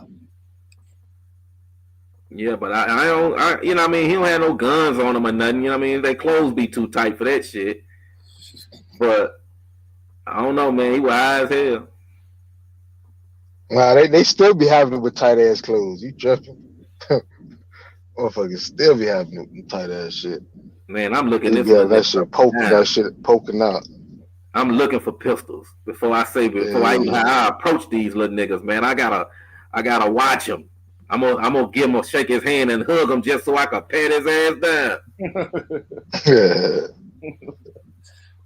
Yeah, man. I don't know, man. We just gotta keep talking to him, man, and keep showing him. Not only talking to him, we gotta show him some shit.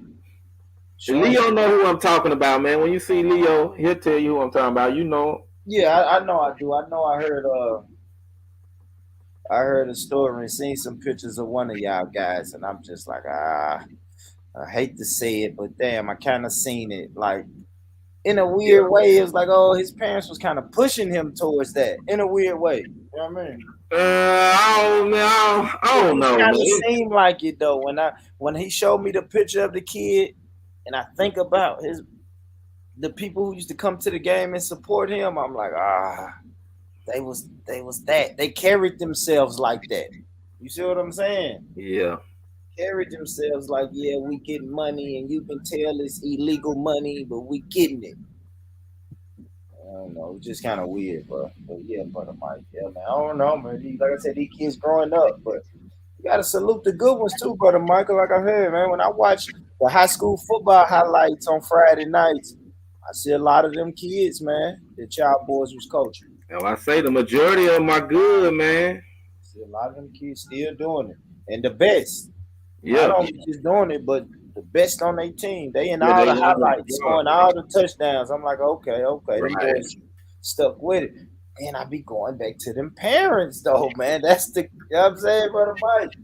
I look at the kid and then look at the parent and say, yeah. But see, man, you gotta have a real nigga coach, though, bro.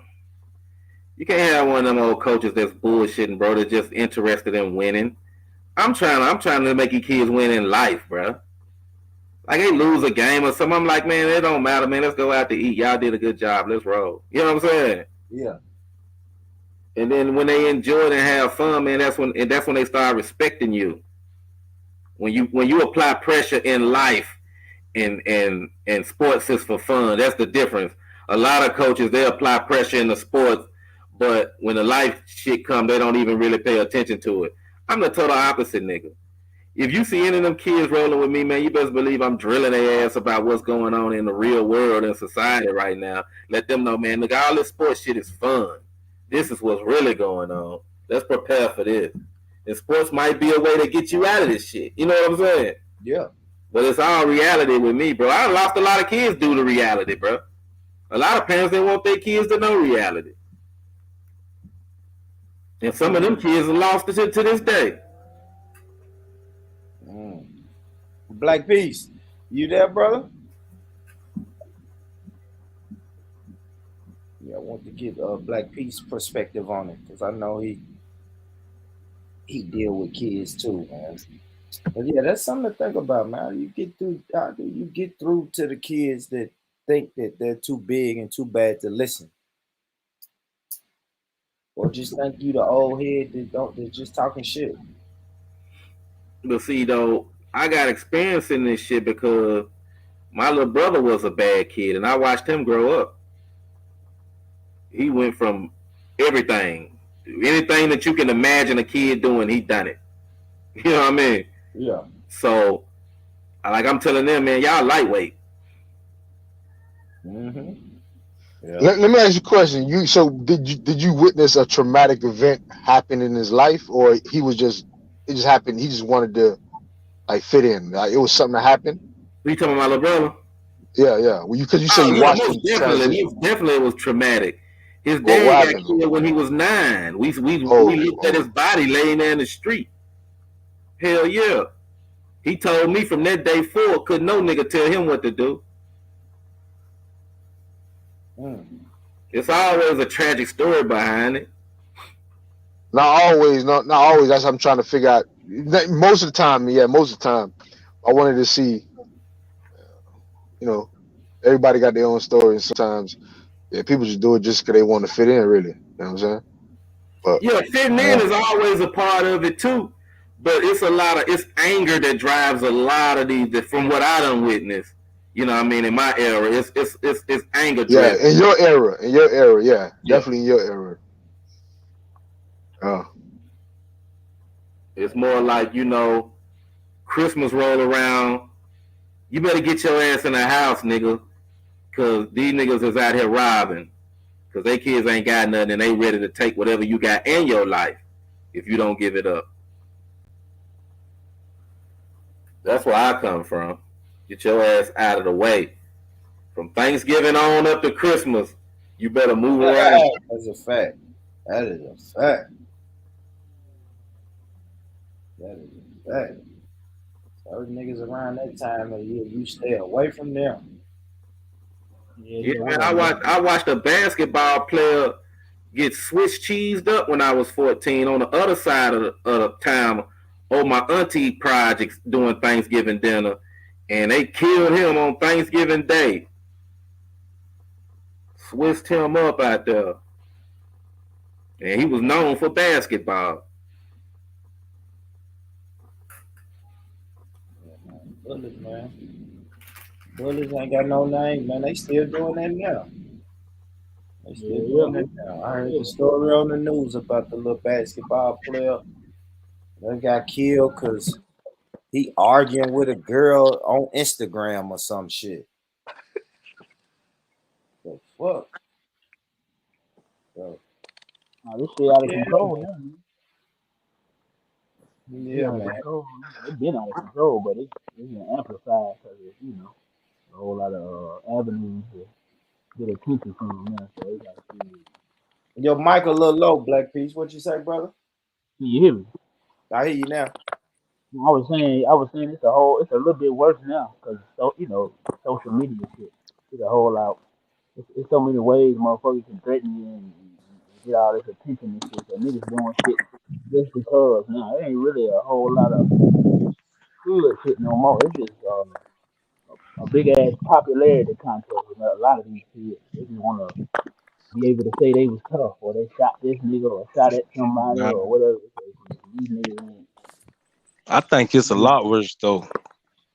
It's like they ain't really tied into the game shit like that. Not the niggas. They don't know nothing about that game. They heard about it. They don't know nothing about it. Cause they all run with each other. You got this shit so watered down. Them niggas is doing shit just because now. They ain't really no real. You gotta catch a body to have clout nowadays. Some weird shit. Right. Some weird That's what I was shit gonna say. going Like on. back then, If you ain't catching a body, nigga, you ain't nobody, nigga. Right now, them niggas weird. It's weird. That's weird. Cause you ain't. It seemed like most people back then, though, like you knew why they got killed. Like it wasn't as many. Like if a young person got killed, they probably got caught up or just, some straight. But now it's like, so you knew what they was involved in. Like he was robbing or they was selling dope and they was going through about that corner of this or that. It was like a story behind it. You're like, oh damn, that's why he got killed. Nah, it just be like nothing. Like you just said, some Instagram beef or some just simple as that. Some other shit. Yeah. Some he said, she said shit. Mm-hmm. Yep. That's why I try to tell my kids, man, be careful. Don't let nobody trick you out your spot on no social media, man. Because I always talk about humiliation. This is what I always said growing up. Nobody wants to be humiliated, man. That's why they used to say, man, people will kill you for stepping on their shoes. It's like, yeah, but how did you step on their shoes? Did you step on their shoes to humiliate them? A nigga may kill you if you try to humiliate them, man. They don't make, they will. That's why I don't pay to beat a nigga ass. Cause they'll come back and shoot your ass. Snatching a chain. Getting your chain snatched in the club is humiliating, bro. Nobody wants to be humiliated. A nigga might kill you. So it's kind of the same thing with Instagram, man. You go live on your Instagram. We got the same followers, and I'm talking about what I'm gonna do to you when I see you. It might make me want to just go and slide through on you first. But you'll be surprised how many soulless people walking around you, dog. How many demons walking around you, though. It's some niggas that's just waiting for whatever. Like you look at them too long walking into the Arab store, and that's just a reason to just. I agree with you on that, bro. I agree, bro. I ain't gonna lie. So a dude in my neighborhood killed the other dude in my neighborhood. Just like soulless when he did it, like overkill. And it's like, dang, bro, y'all used to walk around the neighborhood together. Like you said, I mean, you was walking amongst us all these years with this in your heart. That's scary. You know what I'm saying? That's scary, man. Yeah, no, that's some real shit though. That's scary. Yeah, some real. They calling that shit backdoor and shit. I'm like, damn, that's some scary, weirdo shit. But listen, that happens a lot though. Even in back in your times though, back in everybody's times when they was in the streets, always happened. That'd be the worst, man. That'd be the worst. That's what I'm saying though. I ain't even talking about the streets though. Like you be seeing kids like they were just talking about kids in high school basketball players and shit. Like, and it's the kids, the main ones that doing it. I'm telling you, they get geeked up off that NBA young boy and all that other shit, and they just waiting for the opportunity. They see a body as an opportunity. You know what I'm saying? If they could slide some shit and get away, they'll just slide some shit, leaving out the club, hype, whatever. Whatever. You just look at them too long. You know what I'm saying? It's like they gonna find the reason to justify them killing you. Man, Bo ain't never lied, man. Shit ain't changed, man. I know he telling the truth because shit. To be honest with you, bro, I was one of them kids that the music influenced me, man. I listen to that shit and I be ready to ride, bro. You do any little small thing to me, I'm gonna do something to you where niggas around me could see it, and then we'll go back to the hood and talk about it, just to rap about the shit. And it was all in the fucking music, bro. It was. It was the soundtrack, man. The soundtrack to your life. And think about how worse the music is now. At least they'll just mention it back then. Now the whole damn CD song just talking about sliding song. Every damn NBA young boy song or Chief Keef or whatever drill nigga, the whole song just about killing a nigga. Yeah, you but the music really ain't the problem. The music is influencing because it ain't no real motherfuckers out here talking to these people, man, to these kids, man. That's the issue. Because like if I would have had somebody that was real and talk to me, a real live person gonna trump some motherfucking music any day in my life. You know what I'm saying? Yeah. So we don't have that. So when you just got that music going, man, and, you know what I mean, turn wild on you. But you might not know though. Like you don't know where this shorty head at. You know what I'm saying? He just be riding around all day, just that's programming. All day you riding around listening from one nigga to the next nigga talking about killing a nigga. From Mozzie to NBA Youngboy to motherfucking Dirt to whoever, you know what I'm saying? King Von. And that's all your head just like you don't know where he at. You just amongst the demon, you don't even know it. Damn. Yeah. That's all right, man. Shit crazy. That's real. It be times I be listening to it and I like hear what I'm saying or like hear what he's saying. I be like, damn, this nigga tripping. Talking about killing everybody. Everybody. No, it's not even tripping. Now listen. They killed, man. They got shit on Instagram, bro, with weed packages with dead niggas' faces on it, man. What the fuck? Now, if you really know what's going on in the streets, in there, they actually telling you like actual hits. They actually telling you what the scene, what actually went down, how the nigga was, how he died, how a motherfucker jumped over a gate but got shot in his back, how a nigga froze up, how a nigga, you know what I'm saying, all the type of shit. You know what I'm saying, all the type of shit they talking about. And then it's like, damn. Hey. It's like if you really know what's going on, you like, damn, these niggas is crazy. Especially in Florida, Sawyer too. I told you about that the other day, them young boy, wow. A nigga was playing that whole little shit between that whole little shit with Pooh and Fred and all them. Dog, nigga was playing that shit around me one day. I'm like, bro, listen, man, take that shit off, bro. Wavy Navy. Talking about Wavy Navy. I'm like, bro, I don't want to get caught up in that, man. I don't want to pull up to the store and the nigga hear this song going. My little nigga, man. I'm down with this shit. I'm like, bro. One of my little niggas pulled up to me when this shit happened. Like an hour after I got him at Wiz. I'm like, I can go to hard in there like 10 minutes. So and little nigga pull up, cause I don't know, he told me all that shit, bro. But like, yeah. That shit, I don't know, man. But spot him, but you already know what's going on anyway. I don't know about spot him, got him. I'm talking about before with Pooh. Yeah, I know you're talking about the Browns and Like, I got bro, you. I'm listening to the song, right, and I'm hearing shit. I'm like, whoa, bro, you gotta cut that off, bro. Like, we can't just be running around because I don't want to pull up nowhere and somebody hear it and feel like, you know what I'm saying? Like, I ain't got shit to do with this shit. But that's what. But that's what I'm saying. Listen, that's what I'm saying. I just said that's the spot him, got him, dumbass. Nigga be in the club with him. Who? You be in the club with him? I'm trying to say. Yeah. See, that's how the shit be going down. So it's like. Exactly but see, they know what they signed up for though. But see, he know what he signed up for. I ain't signed up for all that shit. You know what I'm saying? Look for a nigga to see me pulling up to the store and you beating this shit in the car beatbox, nigga playing beatbox and shit. Turn that shit off, man.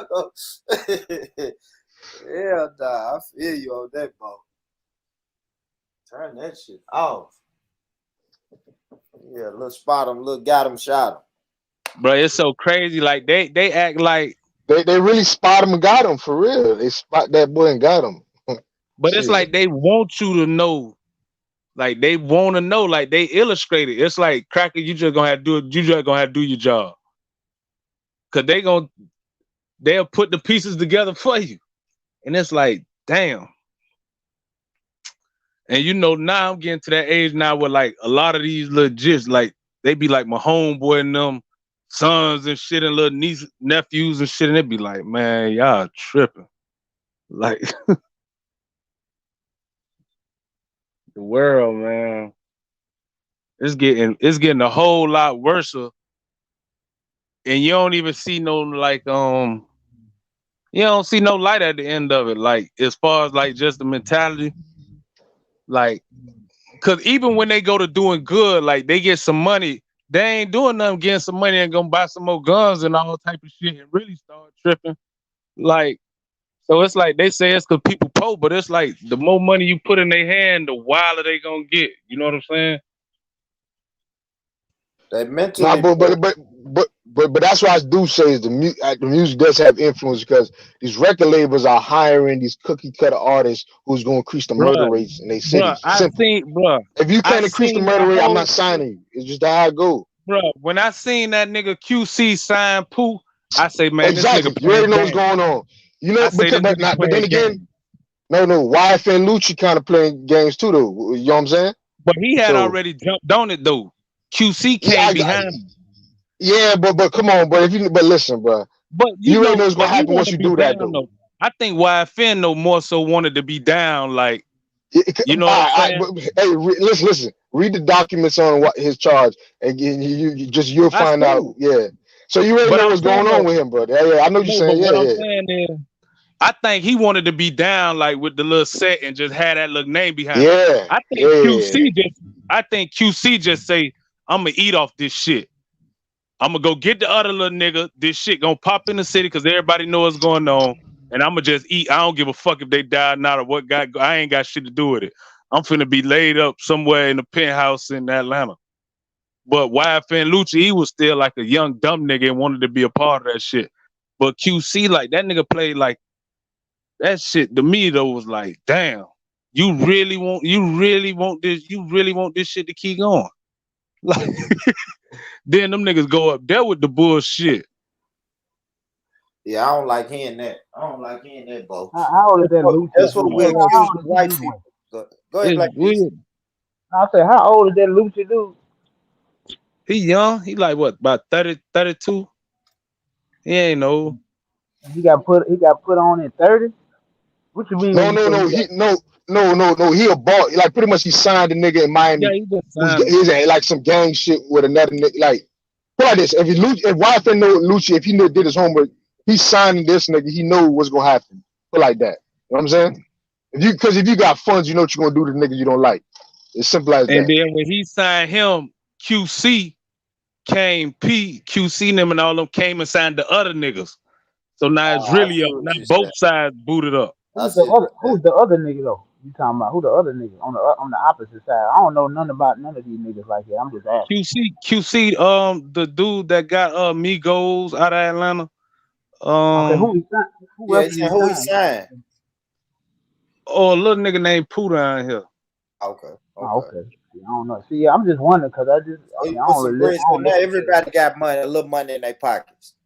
Now I they can show enough start throwing sticks around and Yeah. I see what you're saying, Bo. I see it's like yeah, I'm just, it's unfair. It's unfair that this one dude that's a part of the beef got the money, so we're gonna put some money in the other dude's pocket and let them see have and see if he could sell some records now. it. Talking about this beef. But the only way to sell records is to catch bodies and talk about the bodies. You know what I'm saying? That's that's how the ultimate game is, dude. Yeah, they on that Chicago shit. throw it out. Well, They especially in on that Florida. Chicago shit.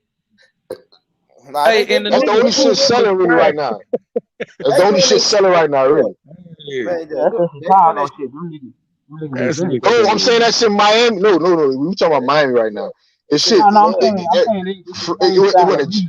yeah, exactly. It Same went to style. Jacksonville, Miami, and Chicago. Shit spread to them young kids. Like, Yeah. but then again, this is it's not. It's been. But the shit in Miami's old though. I ain't gonna lie.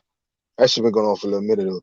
Yeah. Shit. Y'all had the young Melly, the YMW Melly kid, man. The nigga was Nah, dope. he ain't from Miami. I don't know where he from. He from Me neither, right? He from Florida. Yeah, it might not be Miami, but Florida, man. Period, man. Yeah. That little nigga there. Yeah, he was on some devil shit. Like you said, demons, devil this what I'm shit, telling right? you. Like niggas demons. That's a demon right there, bro. He From shot Fort Lauderdale, I think. set his homeboys up, man. Shot him, pushed them on out the car. Get him on out of here. Nah, he took him to the hospital, didn't he? There's something like that, but made I a think song he took him about to it. the hospital. Yeah. Like, when that shit defend, Yeah. they was all in his videos. One of them was gonna sign to his record label. He killed them and pretended like somebody shot the car up and he dropped them off at the hospital, but the ballistics ain't matched. Yep. His homeboys, like these niggas demons, dog. That's why I tried, man. That shit crazy. I'm not too old, man. Them young niggas ain't playing, man. Hey, I know these. Hey. So Black Peace, and they is playing though. They is playing. This shit a game to them. Black Peace, how do you talk to them, Black Peace? How do you talk to them? Yeah, they playing crazy. That's it. Oh, they playing crazy. That's it. That's that crack you was selling them, Sawyer. You was selling their mamas. Nah. You was selling their mamas crack, man. Nah, never that. Part of it. That's you, boy. That's your charge, not mine. I got my charges are different. Your charges are. That's not me, boy. Look me up with different charges, buddy. Yeah, different charges. Sold all they mamas crack, and now look what's coming back. Not Fight us, boy. And we were just trying to get some money. Ain't that a bitch? That's your charge. I need to write that in a movie. The crack dealer sold his mama crack, and then now the crack baby throw all the way off. For real. Damn, who got a clip like that? There's a clip somebody always plays. There's somebody talking like that. That's the saying, right? Everybody like, man, these damn. kids. But that's the saying though. That's what people say to our generation. Like, how the fuck y'all gonna be mad at these kids? You sold their mama the crack. You know what I mean? That's just like a little cliche that people always say to our generation. And they got a point. Cause we sitting here, a bunch of niggas saying, man, these kids throw it off. But Well, I ain't sell crack though. So I don't know about that. Yeah, bro. That's boy rich right there. That's all I did. I wasn't a killer. I just do the gang shit, man. That was it, man. I ain't do none of that other shit, man. When I did what I did that only. I ain't do none of that other shit.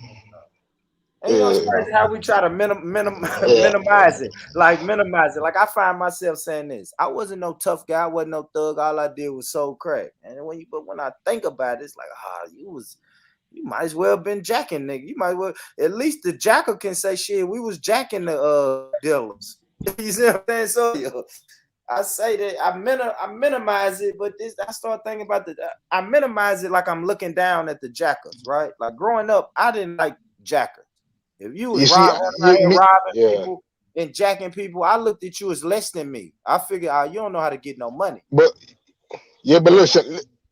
Nah, but listen, you just gotta respect the jack boys. I don't know. In Florida, you just gotta respect the jack boys. Period. That's how it is. But What I'm saying is though, I think everybody, I was an all around type of person, be real with you, man. But other than that, I had morals though, man. I would never give somebody like, I couldn't do, I don't know, I couldn't have that stomach with somebody just selling somebody something that they can't pay you, and then you get to a point where you know how that shit go. You should give somebody that can't pay you, so you get them to do something like some never ending payment, or you send them on the trip. I ain't never was that type of person, so I don't really know. Yeah. Well, that's it. Yeah, I just did the underdog slide shit, man. That was it. Man, I just fuck with the plans, baby. That's it, man. That was Shit. my only thing. I come out for that reason only. I wasn't outstanding. I wasn't out nowhere high. I didn't get when I was doing that shit. I didn't drink or nothing. Can't afford to. You get your ass whacked. So you just back then. So I didn't do none of that thing. I come out for one reason, and that's it, man. I take my ass back home. That was it. Wasn't nothing else. I mean, I had a job, nigga. I used to be working. Shit, I had a whole job, nigga. I wasn't standing out no fucking well. Posted up. I didn't post up in niggas' hoods. G shit. You ain't with none of that. Yeah, that wholesale, for baby. what? That's it. Yeah. Well, why get caught slipping? I'm gonna go post up in this nigga hood and knowing they gonna come. Man, you a damn fool, nigga.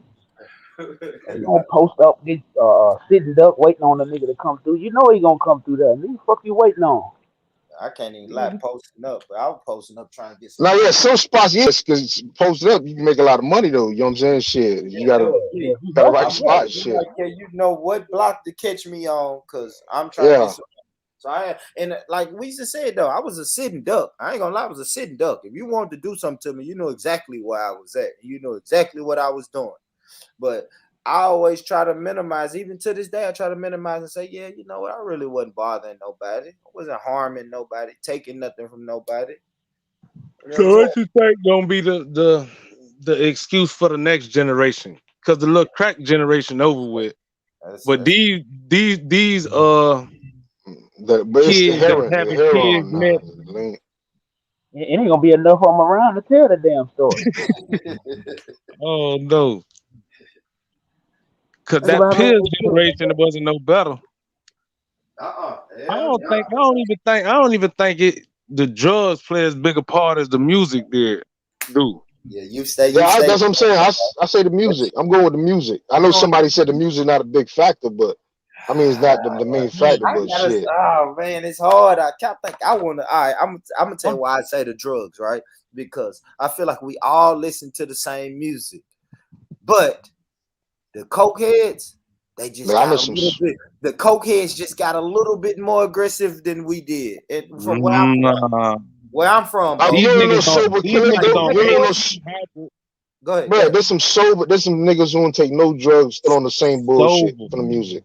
Sober, yeah. AP, just regular reefer. Yeah, train to go. Niggas train to go. That's it. And they some of the worstest. I can name a few names. These niggas ain't did no drugs, and I'm sure what you call it done heard them like these niggas' names was just on fire for my generation. These niggas did no drugs. All they did was ride around and just. All right, but listen, Bo. Now, I like I keep saying, I went to what we call here a magnet school. So you had to have like real good grades and tests on these statewide tests. You had to test high. So I went to school and like none of these people was really from the hood, but we listened to the same music. Music was one thing that we had in common, and they didn't run out doing a bunch of crimes and shit like that, Bo. So the environment though, but if you're not from an environment where that music resonates from you, then it's just entertainment. But if you from an environment though where that music resonates with you, then you finna turn up. Are you more likely to? Yeah, think about this. It's different. This is what I'm saying. The music though, it's different now. Now they're giving these niggas at 21s bags. You know what I'm saying? 2019 bags. A lot of these niggas could be independent on YouTube getting bags and then get a major deals. And these regular niggas. So the music is it's way more influence, I would say, than back then. Now it's like now they're actually seeing money. I think even fucking Method Man was on interview, a talk show, like a interview with Math Hoffa saying where all these young niggas getting the money from. And they start talking about the record deals, how it's going out. They signing these cookie cutter artists who talk about certain things, and they just put them out there because they know what's gonna happen. You know what I'm saying? So bag different, bro. So once the bag different, the music different, and the influence is different. Cause now they can put out, they can be in the club, they can spend like what 20 racks easy in the club, and then now they songs gonna be played throughout. Everybody in the club gonna start playing their songs. You see, so you can see how once they give them the bag, they can spread their influence so easy, and that's all in the music. You know what I'm saying? And like you say, the music, they know what a body will do for their brand. You feel me? You know what I mean? So it's like King Von. How the fuck King Von come out of prison? Because he came out of prison, hyped up all the bodies he got, and what, you know what I'm saying? LeBron was playing his music. LeBron James was playing his music. LeBron James' son was shot. And nigga, I'm trying to say exactly what Bo's saying. That's who the industry put out. That a nigga like that. You know what I'm saying? The industry signed to put him out like that. Now Shorty feeling who want to get into the industry, he feel like he got to catch him one. You know what I'm saying? Before it was you felt like you had to be trapping or whatever. Yeah, now it's like he had to have money, Bo. Right? Nah, everybody told me. Everybody told me growing up because I wanted to be a rapper. They like, shit, you gotta already have money. You know what I'm saying? You gotta go in there and pay what you weigh, and you gotta you gotta have money to get a record deal. What you saying now, Bo? They just gotta catch a body and get a record deal. Or somebody out there circle be known for catching a body for sliding something. It's like the murder is so ingrained in the music now, like in this past entertainment. Like this shit dead real. Shit real life. What you think them, if you had to guess, Bo, what you think they'll be saying 20 years from now? When they get about my age and they looking back at their old self, what do you think they'll be saying today? What do you think? What you think they'll say? The music really did it. Oh, niggas gonna be saying put collect on the phone, boy. I'm saying like you got those that will. You got a few that may slide and get successful. But man, you know how many of these shorties, man, going to prison, man, for the rest of their life around here, man? They done, bro. Like, they done. I'm talking about out of there. 17, 18, direct file, 40, 35, life, 2-3 life sentences. Man, every time you cut on the news, it's another shorty about to catch a life sentence. Shout out and to you know Black I was real. Shout out to real quick. Shout out to Black Peace. Black Peace be posting that shit on Facebook. If I go down Black Peace Facebook page, you ain't gonna see nothing but teen shot, 2 innocent teens murdered, teen murdered because of an Instagram argument. I'm like, okay, Black Peace be posting that shit, man. That shit sad, man. That shit hard to read. It's hard to read them articles, man.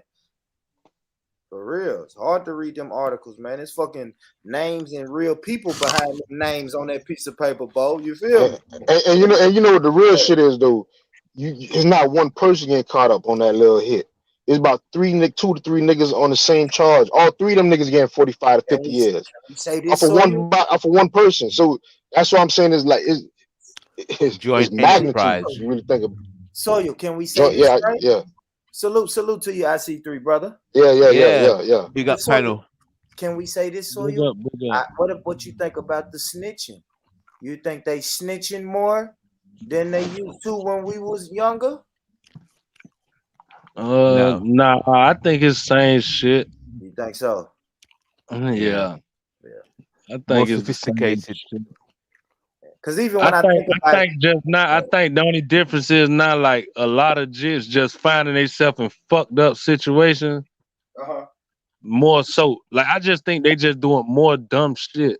I got you. And with all this gang shit, you know what I'm saying? Yeah. But most of y'all were broke anyway, or 90% of y'all was broke, and 1 or 2 niggas had the money.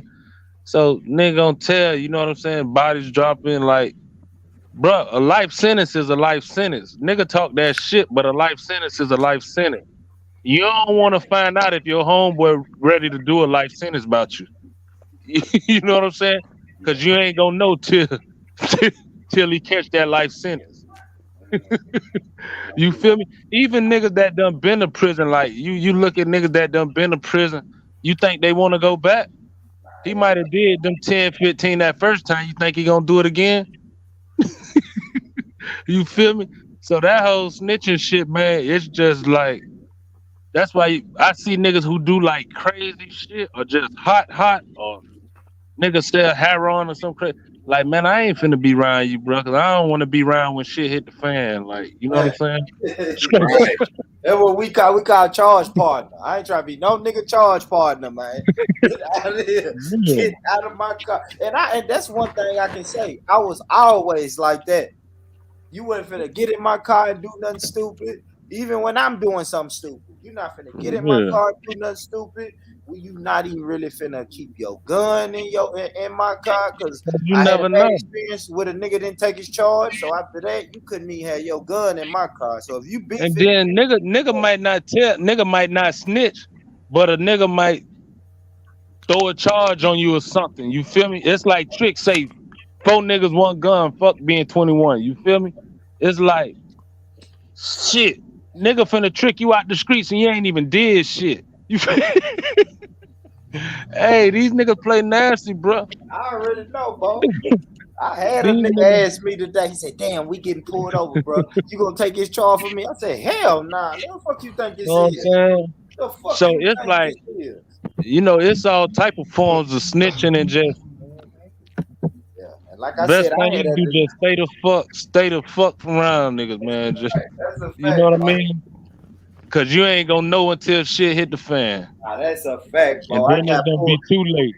Hey, bro, it was me and 2 other niggas, bro. We got pulled over one night. I'm thinking everything good. Police come and say, "Man, we got a problem." We found 2 guns up under your passenger seat, man. What's going on? I said, "Man, I don't know what the fuck you talking about." What that is? Bro, I had a nigga try to hop out the car on me one time, right? This is when I was young.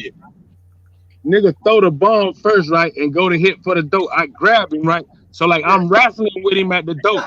Nigga, I swear to God. Nigga grab the bomb back and strike out. I say, yeah, all right. I swear to God, I'm finna hold that nigga until Hey, dog, niggas play slimy, bro. I know. It's slimy out here. It's slimy. So a nigga will kill you. You don't think he'll tell on you? Cause niggas don't give a fuck about you. That's the whole thing. That's it. You know what I'm saying? That's why you look at the niggas who tell the most. It be niggas who got bodies and undid this and did that and did. They don't give a fuck. Once they making them whole cell, they already feel like fuck you. You can't do shit to me. I'm bumping. I'll burn you when I get out. It's whatever. Like sign me the bull type nigga. Yeah, sign me the bull type nigga. Nigga, kill you, rattle you, nigga. These niggas dangerous, bro. No soul, man. Yeah. These niggas all for self. These niggas playing to win. They ain't really like all that shit you be talking like unless you grew up with a nigga or you gotta be able to look his mama in the face like nigga. These niggas don't give a fuck. They don't care. It's like Bill. You know little Bill. Man, main nigga doing all type of shit. Tell on everybody and don't give a fuck. Yeah. You know what I mean? There ain't no code. So you said we ain't never had a code, bro? The code is him. He is the code. He the code. He make the code up as he go along. He make the code up as he go along. Meaningful is right. It says don't hang out, avoid black people unless you have a specific project. Hey, Bo, you got an echo, don't Bo. hang out. Mute your mic, Bo. Hold on. Mute your mic, Bo, when you ain't talking. You got an echo, bro. Go ahead. I see 3. Say it again. What Neely Fuller say? Yeah, Neely Fuller says avoid black people. Only move with black people if you have a specific job or task to do. Just don't hang out with no purpose. No, gotta have a particular mission. That's a fact. Or else it's trouble. You going to prison. Yeah, because You end up getting it's the way killed. we've been programmed. It's the way we've been programmed. Never just chill out with purposeness. Got to have a purpose. He's meaningful as cold, man. He's It's not cold. like what they tell you. Idle mind is the Idle, devil. yeah, Devil's idle hands. playground. The devil finds work for idle hands. Yeah, No, Yeah. I itemize the devil's playground or some shit. yeah, That's what Yeah, it's yeah. called. man. Shout out to the Christians. See, y'all be shooting, y'all be talking shit about our That's Christians. a Jamaican saying. That's a Nah, Jamaican that's saying. Chill Christian, out. man. You gonna say Jamaican? What You the know fuck what? he talking about? You know what book? You know what religion they got that from, man. You better quit playing something. I mean, Sawyer. We talked that shit about the Christians, man. But them Christians was trying to give us the game. I'm Right. joking. That's from the Bible. I already know. I Yeah, got you. trying to give us the game, man. They was trying to give us the game, and that's weird. I found Hey, I ain't gonna lie though. I'm so far removed from that shit, and I just be in my own little world.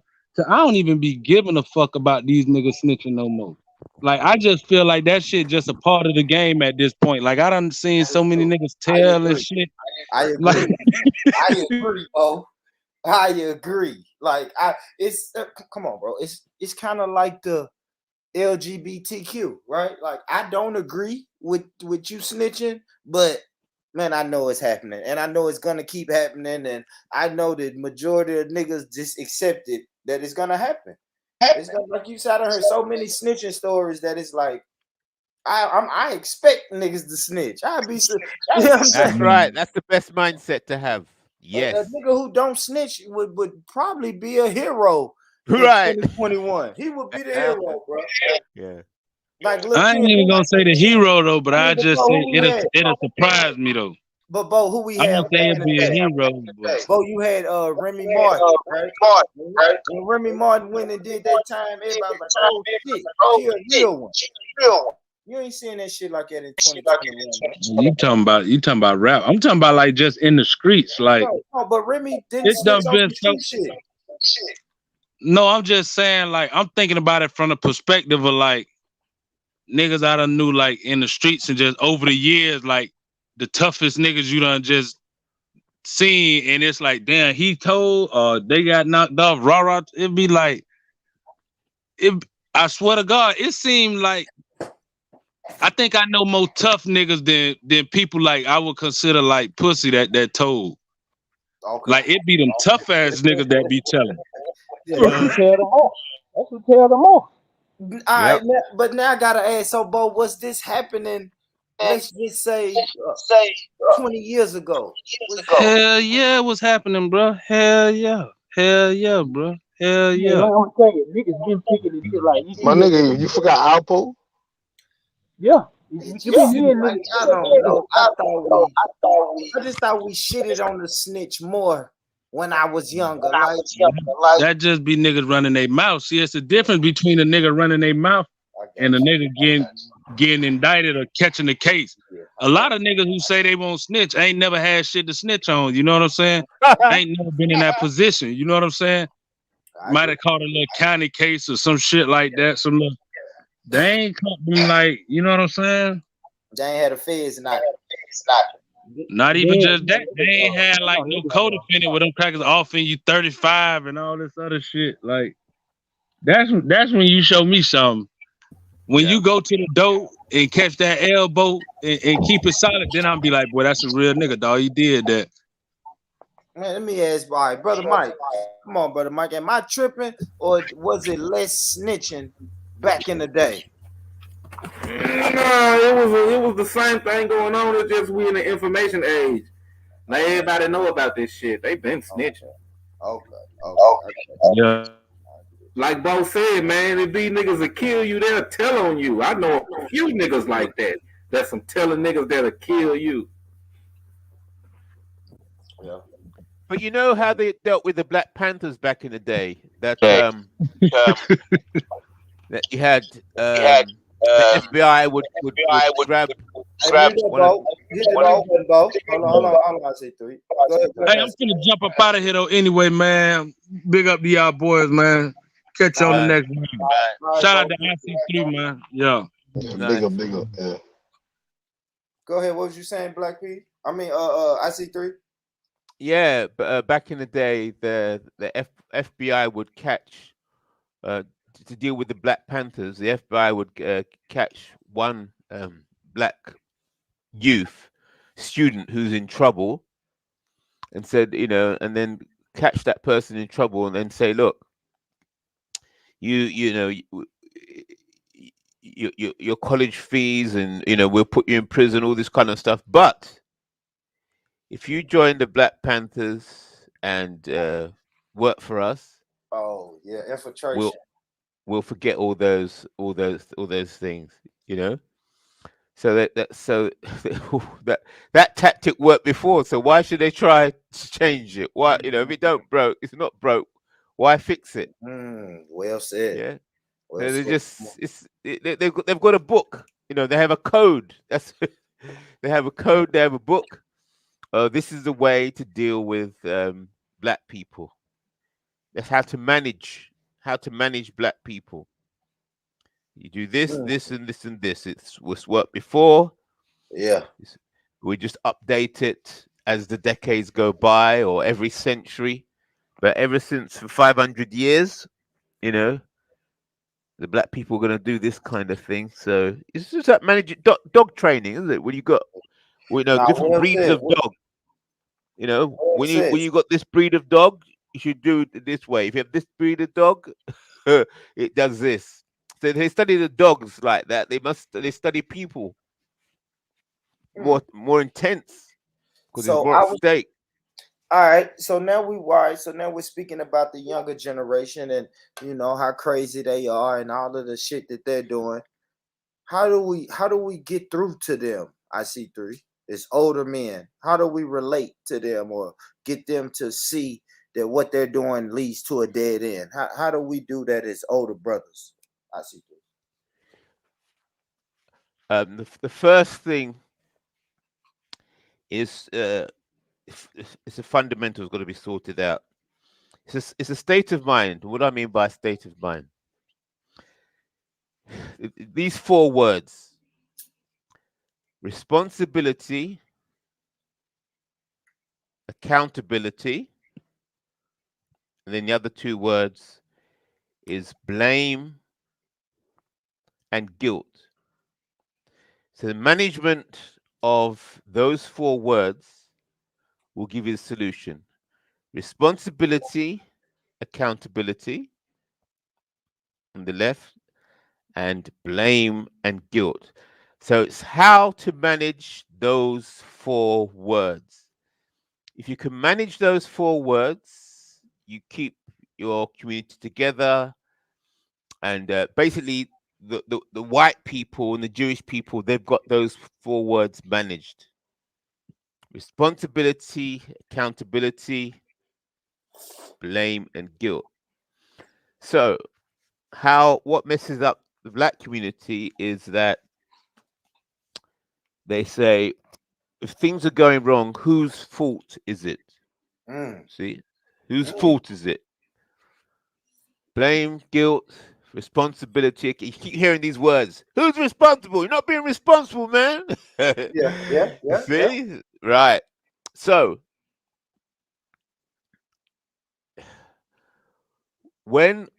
if you blame and hold the children responsible, or if you blame and hold the parents responsible, black parents, if you're holding them responsible, or if they're not blaming the children, they're blaming the black parents. If they're not blaming the black parents, they're blaming the black children. They keep swinging it one to the other, one to the other, one to the other, and it poisons the community. Now, the white supremacists and the Jewish people, they're smart. They know how to play the scapegoat. They know how to move the energy, because guilt and blame is a poison. It kind of rots you.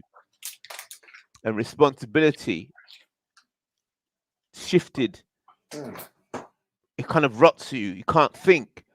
So what the white supremacists do, and what the Jewish people do very cleverly, they have scapegoats. So therefore, black people are the scapegoats. So even if there's something wrong within their community, they say, look, you owe me, but what it is, we'll pass it on to the nigger. Yeah, but you owe me.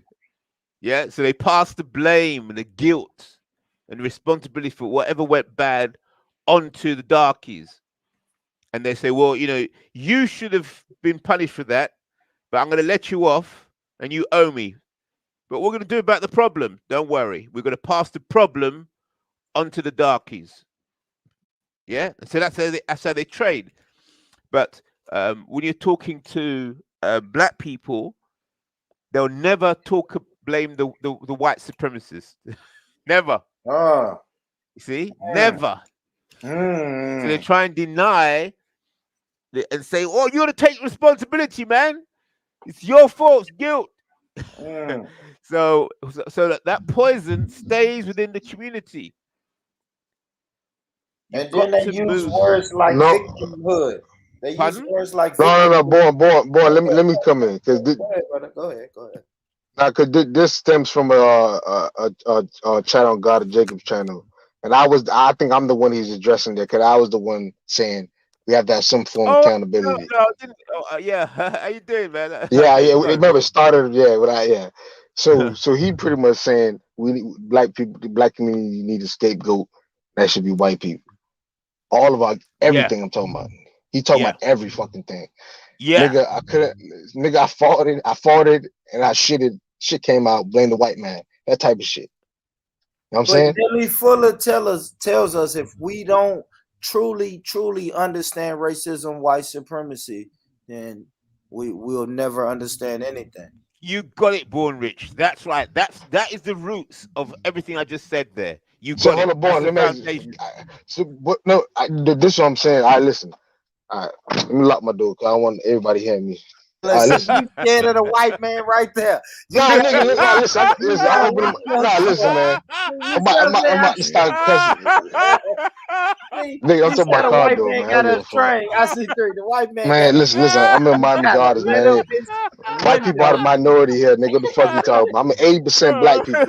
I'm 80%. Born Rich is sharp, you know. Born Rich is a sharp man. Well, I don't want the white people. Let's just do. No. Now I'm about to get ignorant. That's what I'm saying. So, boy, all jokes aside, nigga. So hold up. So you take no accountability for your actions. That's what you telling me. No, I do. So then you. IC3. Hold up. By that definition, you don't understand what IC3 is saying. IC3, aren't you saying every fucking black people should take no accountability for nothing? No, any bad shit that happened, we can't take no accountability. It must get passed on to white supremacists or white people, right? All right, hold that point there. Yeah. Right. So accountability and responsibility must stay within the community. So when I'm talking to black people, I'll say, come on, do better than this, do better than that. But if anything goes down, I'll never blame the black people. I just switch. And put it on the white supremacy. So when I'm let me give you an example. Go on. Let me give an example in that scenario. All right, so say if a black man shot another black man in the community. Like it was a murder, so he pretty much premeditated. He knew what he was going to do. There was no self-defense or justified, but it was pretty much he wanted to kill him. He does that in the community. Yeah, you're not going to blame him, or you're going to blame the white man. Right. This is how I'll deal you're with going to blame. Okay. Yeah, this is how I'll deal with that.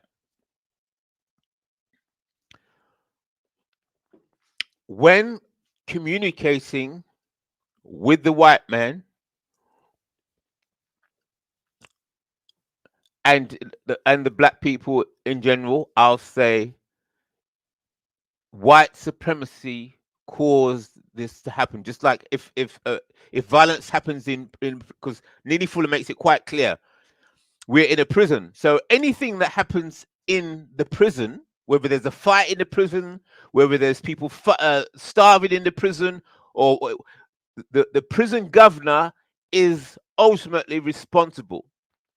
But I'll say to my fellow prisoners, do what you can to avoid this or do that because you're just going to mess yourself up and make life even harder for yourself in the prison. But no matter what happens in the prison governor is ultimately responsible for everything. And Well that said. answer the question? Well said. Well said, Soil. Well said. Whatever happens in that prison, the prison official he's responsible for that. Yeah, I got that from Neely Fuller. Neely Fuller dealt with the same question. That's how he dealt. So I learned that from him. And I thought about it. So But the funny thing is there's prisoners could do well, hold on, let me rephrase this. Prisoners can commit certain actions inside prison that the prison system is not liable for. So accountability can't come on the prisoner alone. Like what? What can a prisoner do in prison and the prison governor is not responsible for it? Give us an example. A prisoner stabbing a prisoner pretty much, say for example, shitting on his hand and throwing it in the prison guard face or throwing it on his hand when he's trying to give him food or something. The prisoner's at fault because he took a shit and touched the prison guard. There was nothing they really could do unless they weren't going to feed him. So, you know what I'm trying to say? There's certain situations, I'm giving you some radical situations, but it could be some far less, you know what I'm saying? But could actually happen in Chicago, what I'm trying to say. A prisoner actually threw feces all over prison guard and took another prisoner hostage with a knife. And I think from what I know, he was liable for that action. I don't think the prison system. No, that doesn't make sense. If another prisoner got hold of a knife, then the prisoner. No. You go jump. Hold up, jump those. The first, why you skip the first situation I gave? No, but I thought you was mixing them together. Do one at a time. No. We'll take the former, not the latter. It would make sense to take the former, not the latter. Okay, so let's take the former one then. Let's take the full one. So give us a scenario. Go on then. No, you heard it. You heard it. So I know you heard it. You saying feces, but let me. I know he heard. No, I know he heard it. So I'm. Hold it. You responding to something that you never heard? I'm going to respond to that. Yes, the prison governor is still responsible because that person, that prisoner who's behaving in that mad way could be. They could drug him up and say, look, he's behaving. He's suffering from mental illness. The way he's shitting on himself and throwing shit at the prison guards, there's something mentally ill with him. So therefore, we're going to drug him up and put him in solitary confinement or whatever, or we're going to feed him, or whatever. They can find a way to manage him. Yeah, but he was liable for doing that action. That's for they initiated investigation, which they found out he was mentally ill. But he still was liable for the action which started the investigation. He was at fault. You see what I'm trying to say? He was at fault. No.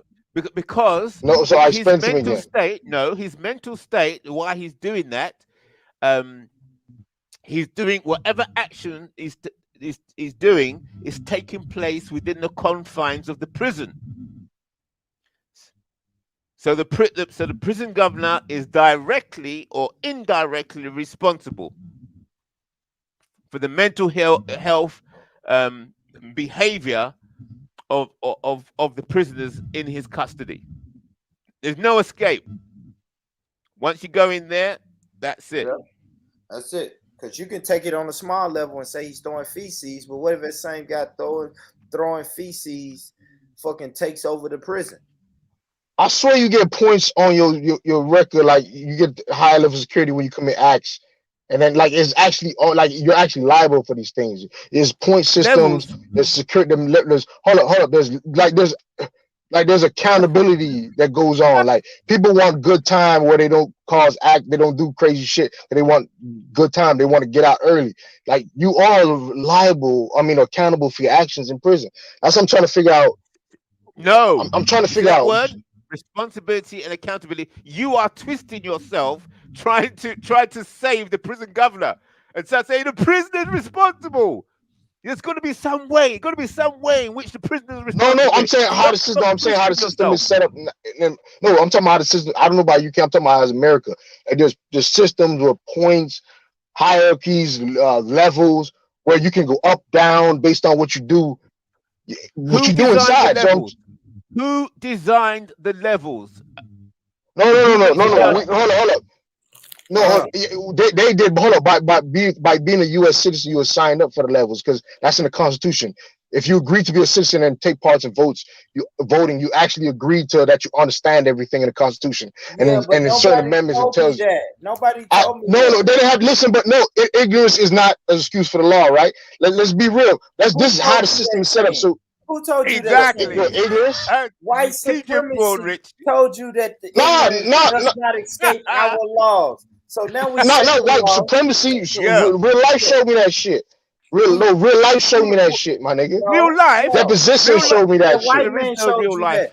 When that white my Jewish lawyer showed me that shit. You right? I'm still at the end of the day. That's some real shit. Though. Let me tell you something was new in my generation. The seatbelt law. Right? The seatbelt law was new in my generation. They was not going to pull you over and give you a ticket for not wearing your seatbelt. And then all of a sudden they passed the seatbelt law. The white man passed that law, and then when I got stopped by the police, and I told them, yeah, I didn't know that was a law. I didn't know that I had to wear my seatbelt. I know it sounds crazy now, y'all, but back in the day, it wasn't as crazy. And I was like, yeah, I didn't know it was a law that I had to wear my seatbelt. And he was like, well, yeah, ignorance of the law, but that's white man shit. White man make the law. Listen. I make the law. No, you got a weapons license? Hold on. So you real quick. The white man made the laws and then told you, if you don't understand my laws, that's your fault. Good. Responsibility, accountability, blame, and guilt. Yes. No, nigga, listen, you can go, listen, bro, all jokes aside, you can actually say you don't want to participate and figure out some other places where you have free will, you have accountability on yourself that you can actually go somewhere and go to laws that you like. I don't understand how black people are. What do you mean? If you don't like the Constitution, listen, there's no gun to your head saying agree to the Constitution. If you have a loaded gun in a state that you can't carry a gun, you go to jail. Like some of this stuff is like, hold up, bro, you can't be not ignorant to that and not go to not say that's the excuse not to go to jail. Please, Soil, you're speaking too fast. And I'm slow. No, you sound confused. IC3.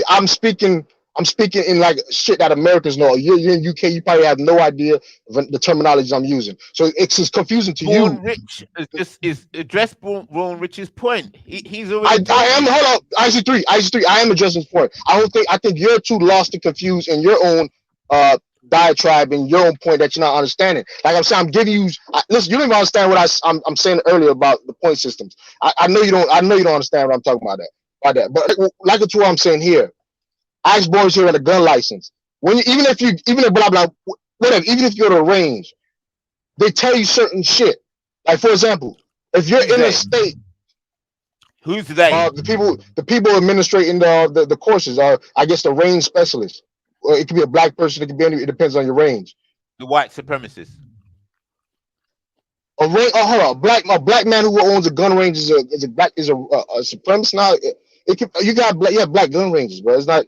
The black people working at the gun ranges who are a black man can't own a gun range unless a white man says he can give him a license. No, you don't need to have a license to go to a gun range. IC3, you do not need a license to go to a gun range. That's why I literally asked if you had a weapons license, and he didn't answer. So I said, you know what? I gave the knowledge of the gun range because you don't even need that shit there. But there's some protocols that you follow there, and it's like you can't say I did not know. For example. You can't just shoot rapidly. I don't want man. I'm sorry. We just got a new guest. I just want to make sure I ain't getting pointed. Sorry, go. Hey, big up, everybody. What's going on? Greeting. What's your name, brother? I don't think you ever been on this platform before. Pro Ados. Yeah, no. I mean, come on, man. What are we doing, man? If you like, I ain't really got time today, homie. Like, we don't really play like that over here. So what is the name that the people will recognize you as? Oh, 10-10. There we go. Let's try to be on our belt. You know what I mean? Like let's act with some decorum over here. But welcome, my man. Thank you. Thanks. Welcome. But go ahead, Sawyer. I'm sorry about that, bro. I wasn't trying to get pointed. All I'm saying is like put it like this. I'm in an establishment. I'm in somebody's business. They have their own guidelines and protocols, right? I'm giving the gun range analogy. You do not need a license to go in the gun range and shoot a gun. However, to say, for example, if you want to shoot rapidly or you know what I'm saying, don't put your finger on the trigger. Certain shit they'll tell you. If the ignorance of not doing that shit can get you kicked out, it doesn't matter if you do not know. You know what I'm saying? It really doesn't matter. These are stuff that they're pretty much assuming that you know. What's the point you're making? I'm saying by going into establishment, for example, by going into America, by coming to America or agreeing to America's Constitution, you're literally agreeing to certain protocols. By going to a gun range, you're agreeing to certain protocols. Even if you do not know the rules and protocols of the said business, is not an excuse for pretty much your ignorance does not excuse you from accountability if you break those rules. Yeah, but Born Rich already addressed that. He already told you that the white supremacists make their rules and they can change them at any time. No, I just said I just gave you a gun range with a black business though. As a black, say it was a black gun owner. How I don't get that. It was a black person that has protocols. You don't know that you're not supposed to put your finger on the trigger, or you don't know you blah blah blah. If he tells you get the fuck out, doing too much talking. You see that? You see the effort? See the amount of talking? See the energy? It's very simple. No, IC3. I think this is why you be on medication though, because this is quite simple. I think you're just trying to elucidate the point. Explain to him. Boris knows because y'all don't have guns, but Boris knows what I'm talking about. You can't even do certain shit at the range. It doesn't matter if you're black or white. What I think IC3 is saying, listen, man, who makes the rules? Correct. That's what I ain't gonna lie. So you can give us all of these little things and say, when we're at the gun range, we gotta do this. When we're at the jail, we gotta do this.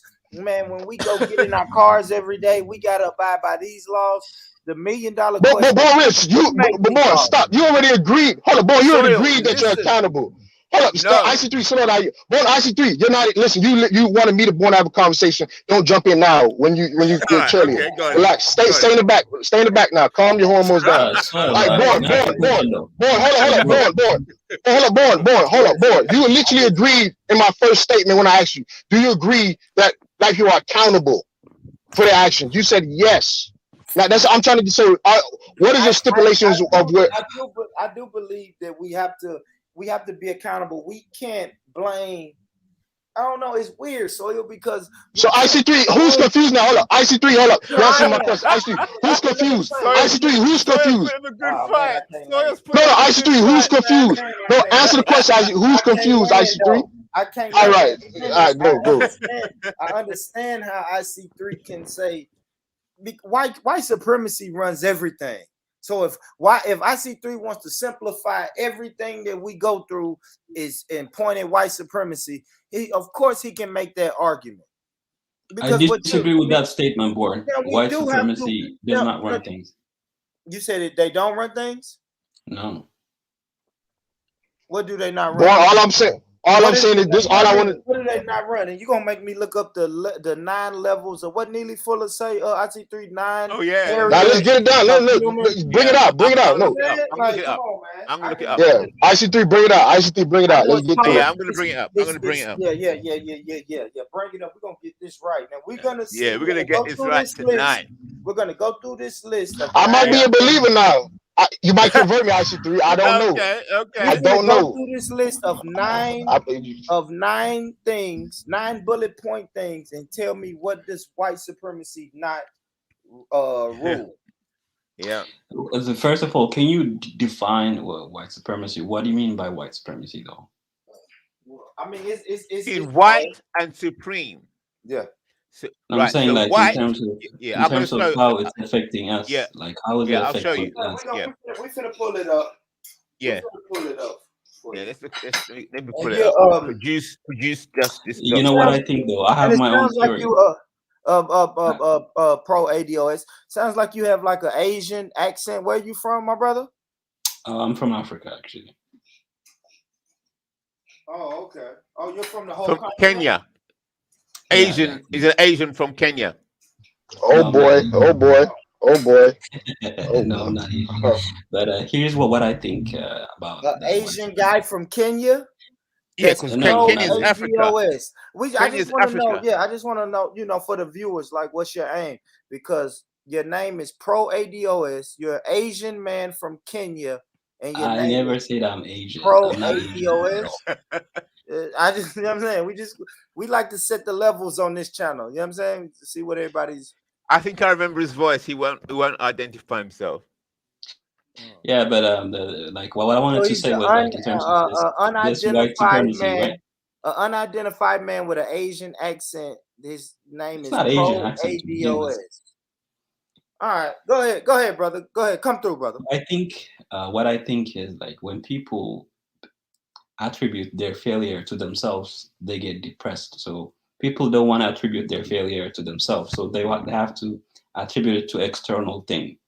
If you fail in life, you have to blame someone. If you blame yourself, it's problematic. It's not good for your mental health.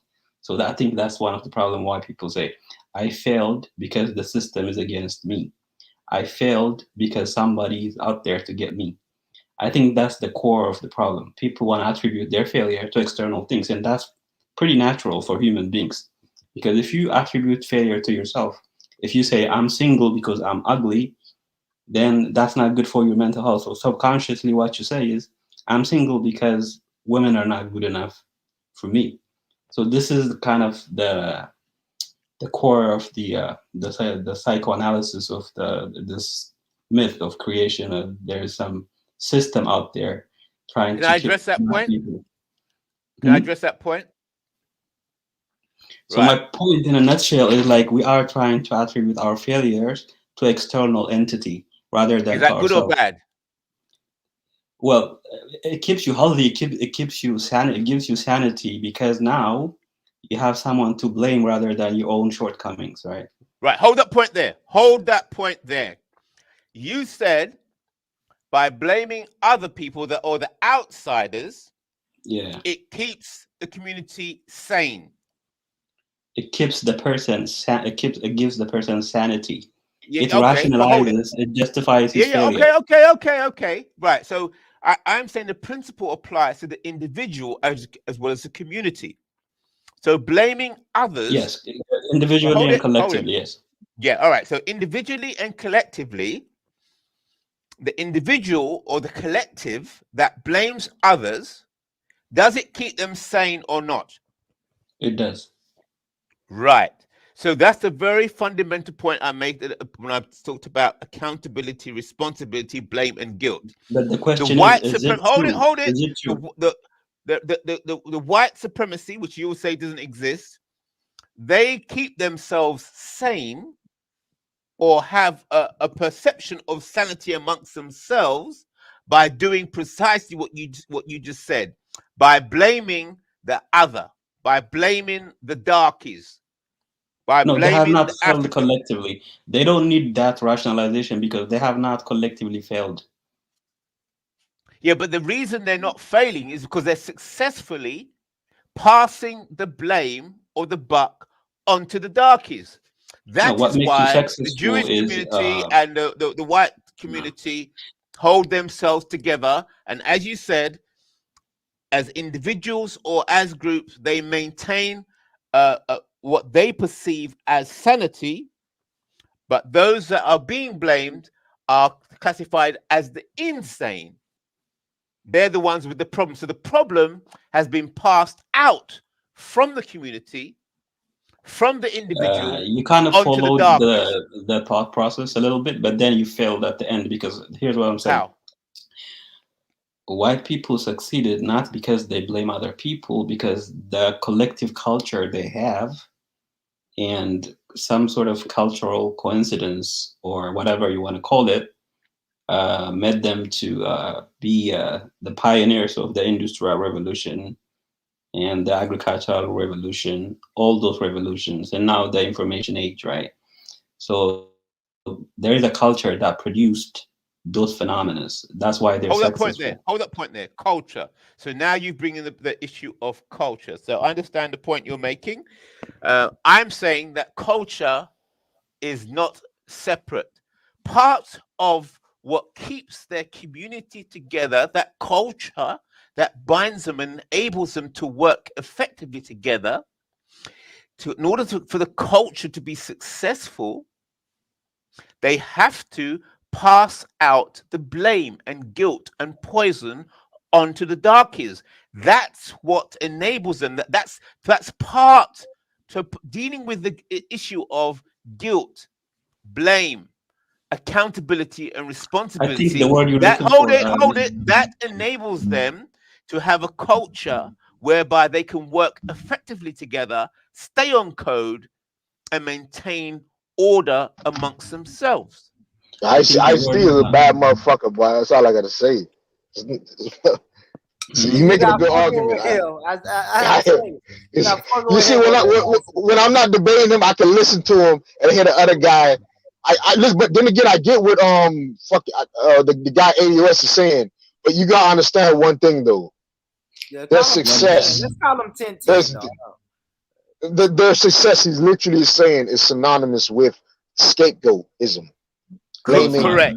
Because you can't separate. You can't separate it. It's scapegoat. Correct. Scapegoat is You got it. success. I think, That's right. I think what IC3 is, the word he's looking for is a siege mentality. A group of people need to have that siege mentality. They have to be exclusive. They have to identify themselves and the other in order to collectivize and. Yes, they need an enemy. Yes, an enemy needs to get built. Like the identity has to have an enemy implicitly implied. That's not the primary whatever the fuck cause. your identity is, there's an enemy implicitly. You got it. The light and dark. That's what he's. But that's not the primary cause of success. Wrong.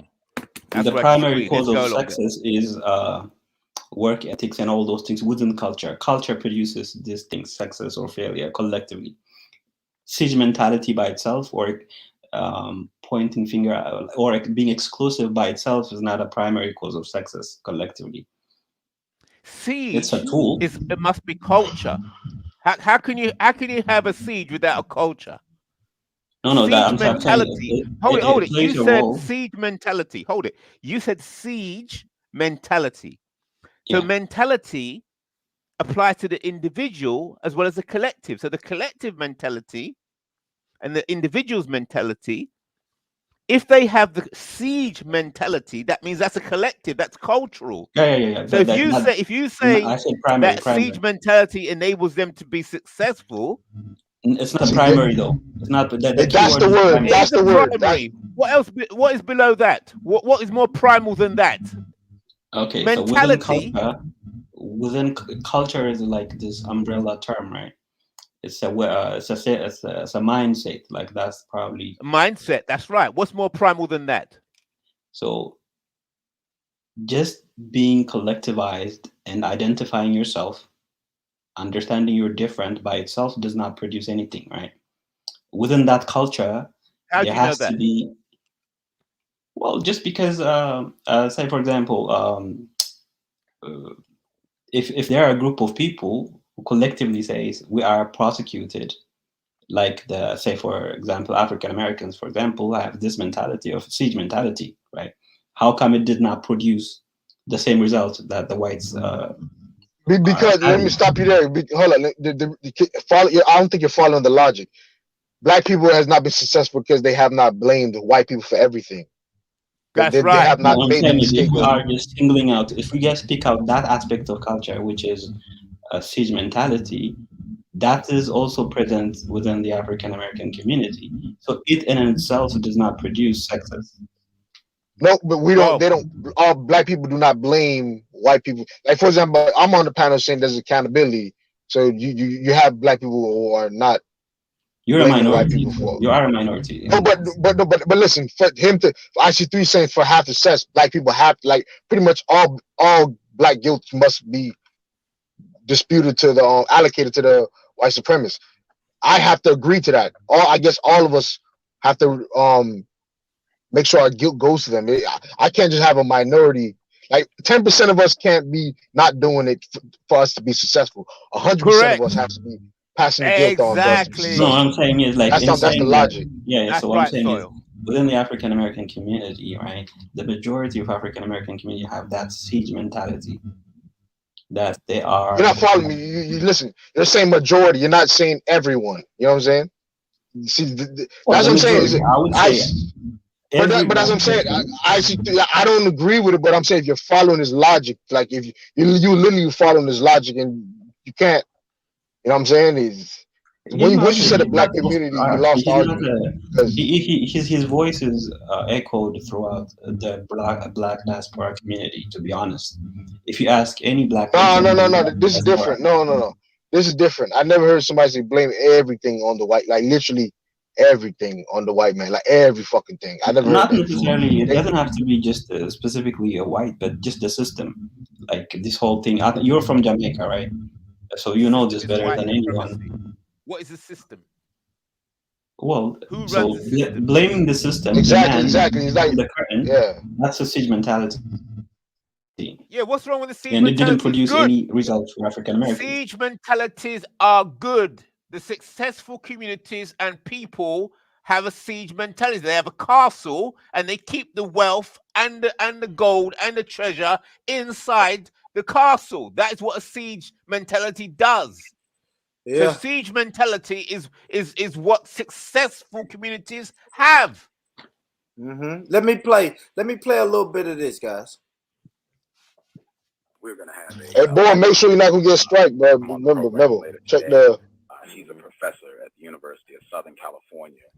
She wrote a book on white supremacy. It's called "What Blood Won't Tell," and she basically she analyzes how the white people who practice racism, how they have changed the rules about who gets to be a white person, and even what rules they're going by, that they've changed those. And one of the things that she highlights is that to be a white person, you are expected to be informed about racism. You are expected to know the rules of how you are supposed to function as it relates to other white people and non-white people, that is just expected of you. You cannot be ignorant of those rules.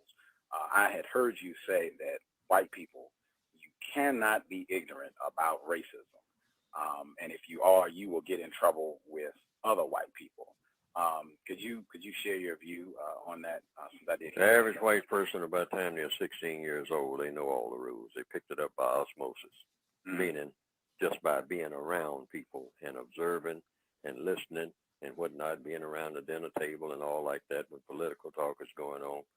You know, the little white girl, the little white boy who's sitting there, I mean, he's 6 years old, but he hears, his white grandfather sitting up there talking about that blankety blank Obama and whatnot, and all the rest of those heathen niggas are ruining, the society and all like that, and on and on and on.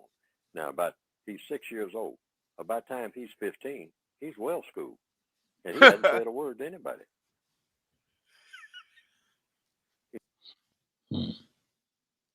Well, that's a good segment, if you will.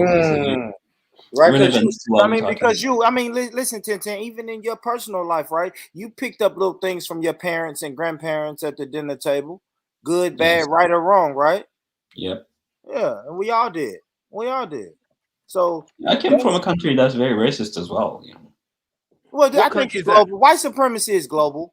That's what I'm saying. It's easy to point the finger at America and put an American flag on your avatar and say, look at those niggers, those blankety blank niggers over there messing up the world, right? What right. No, I think he's talking about Indian supremacy. He's talking about Indian supremacy. But listen, Sawyer, no, Nelly Fuller just said that, y'all. It's easy for someone in your life, like I just said, 1010, how did you grow up? He just explained how he grew up. His parents said, look at them blankety blank Americans over there fucking up the world. And that's how racism racism and white supremacy works, right? When I was in Africa, I had a hat of Malcolm X on it. So what does that got to do with anything? You just said exactly. You just said we come from what was your exact words? We come from a what country? What I'm saying is, Most what was the people in exact Africa. wording? Hold on, You hold said on, you hold on. guys come from a what country? What did you say the country It's was? racism. Racism is everywhere. Yeah, Yeah, it's global. racism is everywhere. What I'm saying is, most people are not really aware of like. They don't have experience about African Americans. They didn't interact with them. So what they hear is from the media, right? And from the media, it's not all bad. They're the likes of Michael Jackson, Muhammad Ali. So they're good role models in the media as well. So if you go to What's the any, point?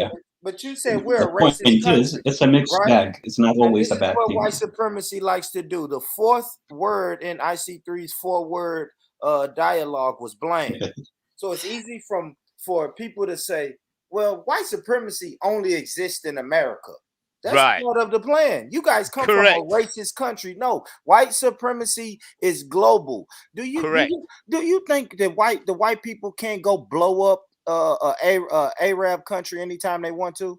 They was just in Exactly. Afghanistan for 20 years, bro. Like this shit is global. It's global. Why is it a stop and search in the UK and the majority of the people who's getting stopped and searched in the UK look like me? These systems Because are global. the majority of the offenders are probably, they look like us, me and you. He said he's this guy's, This is pretty you don't logical. understand white supremacy. Everything No, I that mean, you like, do believe me, understand if would there come is from anybody who understands these things better than anybody on this panel, it's me, because I lived in 2 different continents. So I so you have a think you broader understand white perspective. supremacy. Yeah, but I mean, you still have this like, well, you guys come from a racist country. Like, Yeah. so you still, I mean, even though you lived It's in 2 conditioning. countries, you haven't lived in every country. No, I have a little broader perspective about things because I lived like half of my life in a continent that's different from here, right? So And what? I So interacted. what? Yeah, what does You that could be mean? you could be living It's a all matter over of the place and perspective. still be a fool. Okay, let me give you another example. I lived here. So what? What country Let are me give you you another from in example. Africa, and which European country colonized it? Let me ask that question.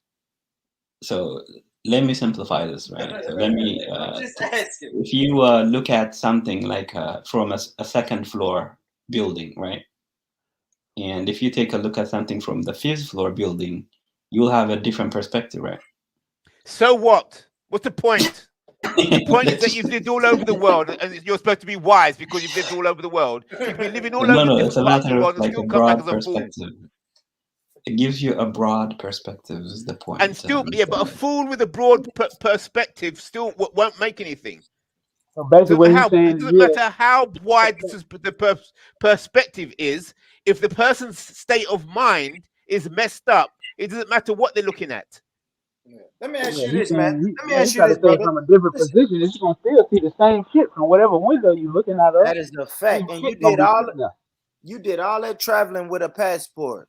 Who thought of Don't the matter if you're on idea ground of a floor, the first passport? floor, the 10th floor, you still gonna see the same shit. It don't matter which floor you're looking at. No. How the hell does the view make it different? How the view of shit make it look different? It don't make it different. It's just, you can Hey, see the that's top of George. the shit. You know, Hey, from If the you're in ground floor, prison, you can see the front of it. exactly. On If the you're other in You side, can prison, be more diluted. No, he might got a point. He might got a point. You can be more diluted, right? Because if you're recording George Floyd from the first floor, you see an officer with his knee on his neck. That is If exactly you the point. if you You got it. if you You got it, record, boy. listen, that's right. if you record George Floyd Yeah, from the 10th floor, you He's might right. think they praying. They praying exactly. together. That's the point. You got it. yeah, so it ain't no difference. Shit is shit. Perspective matters, guys. Perspective really Yeah, matters. shit is. Right. Not I when you're think the looking whole at shit. point It of don't. our We discussion talking about should shit be. though. I think No, the we whole talking point about of our shit. discussion should be centered around like sharing these perspectives and discussing them, right?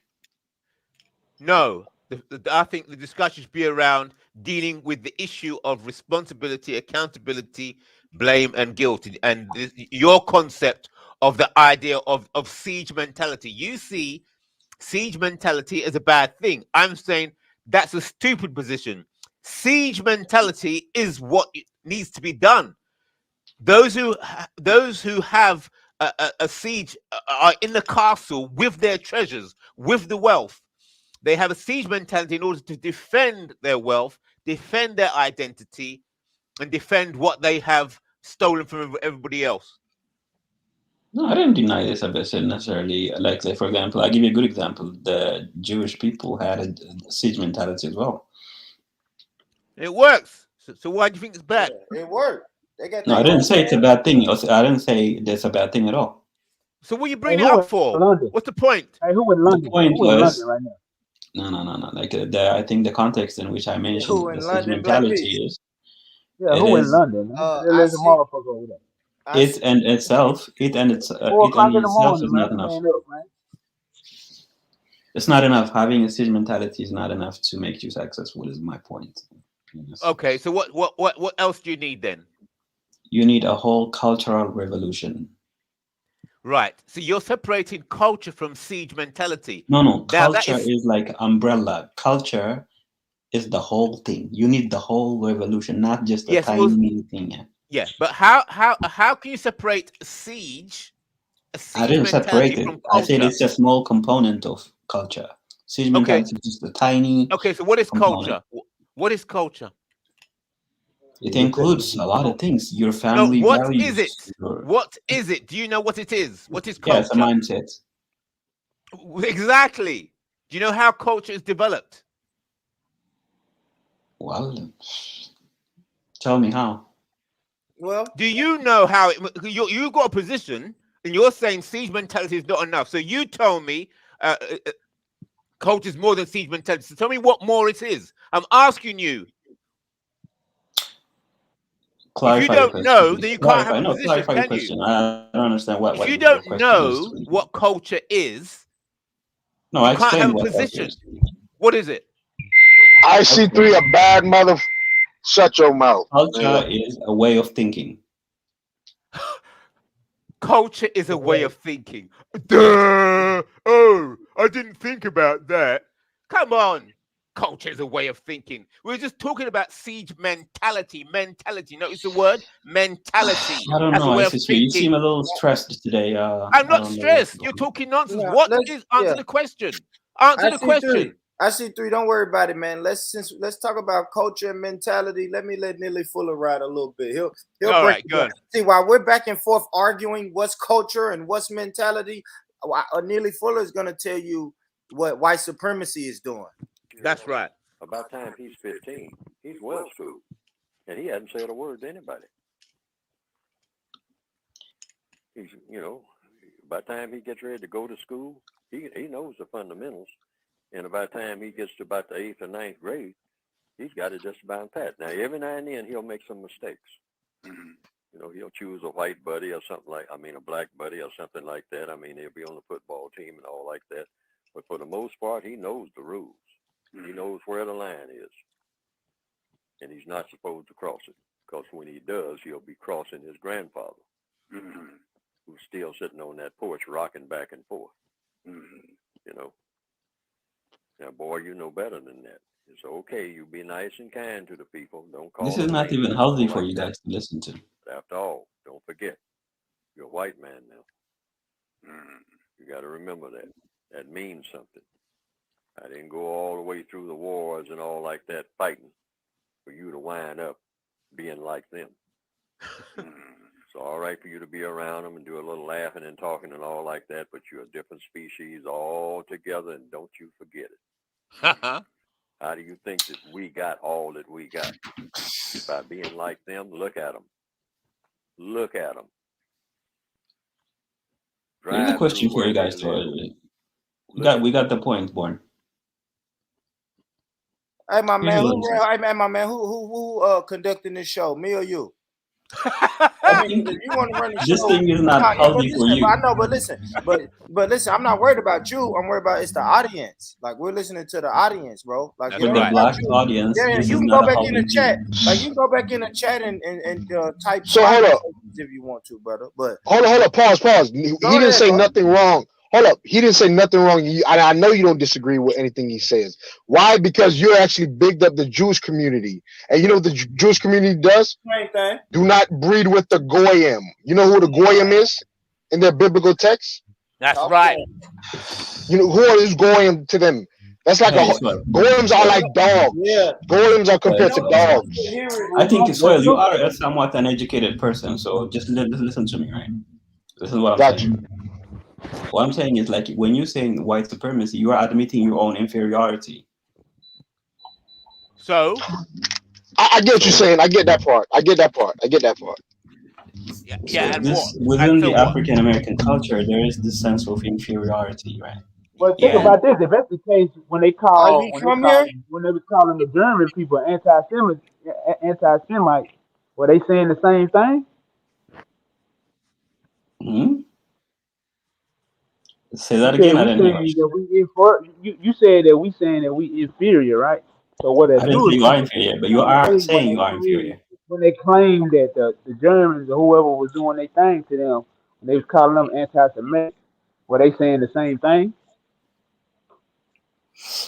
I don't know what your point is about. Are you talking about the Jewish people? I'm asking you, Anti-Semitic?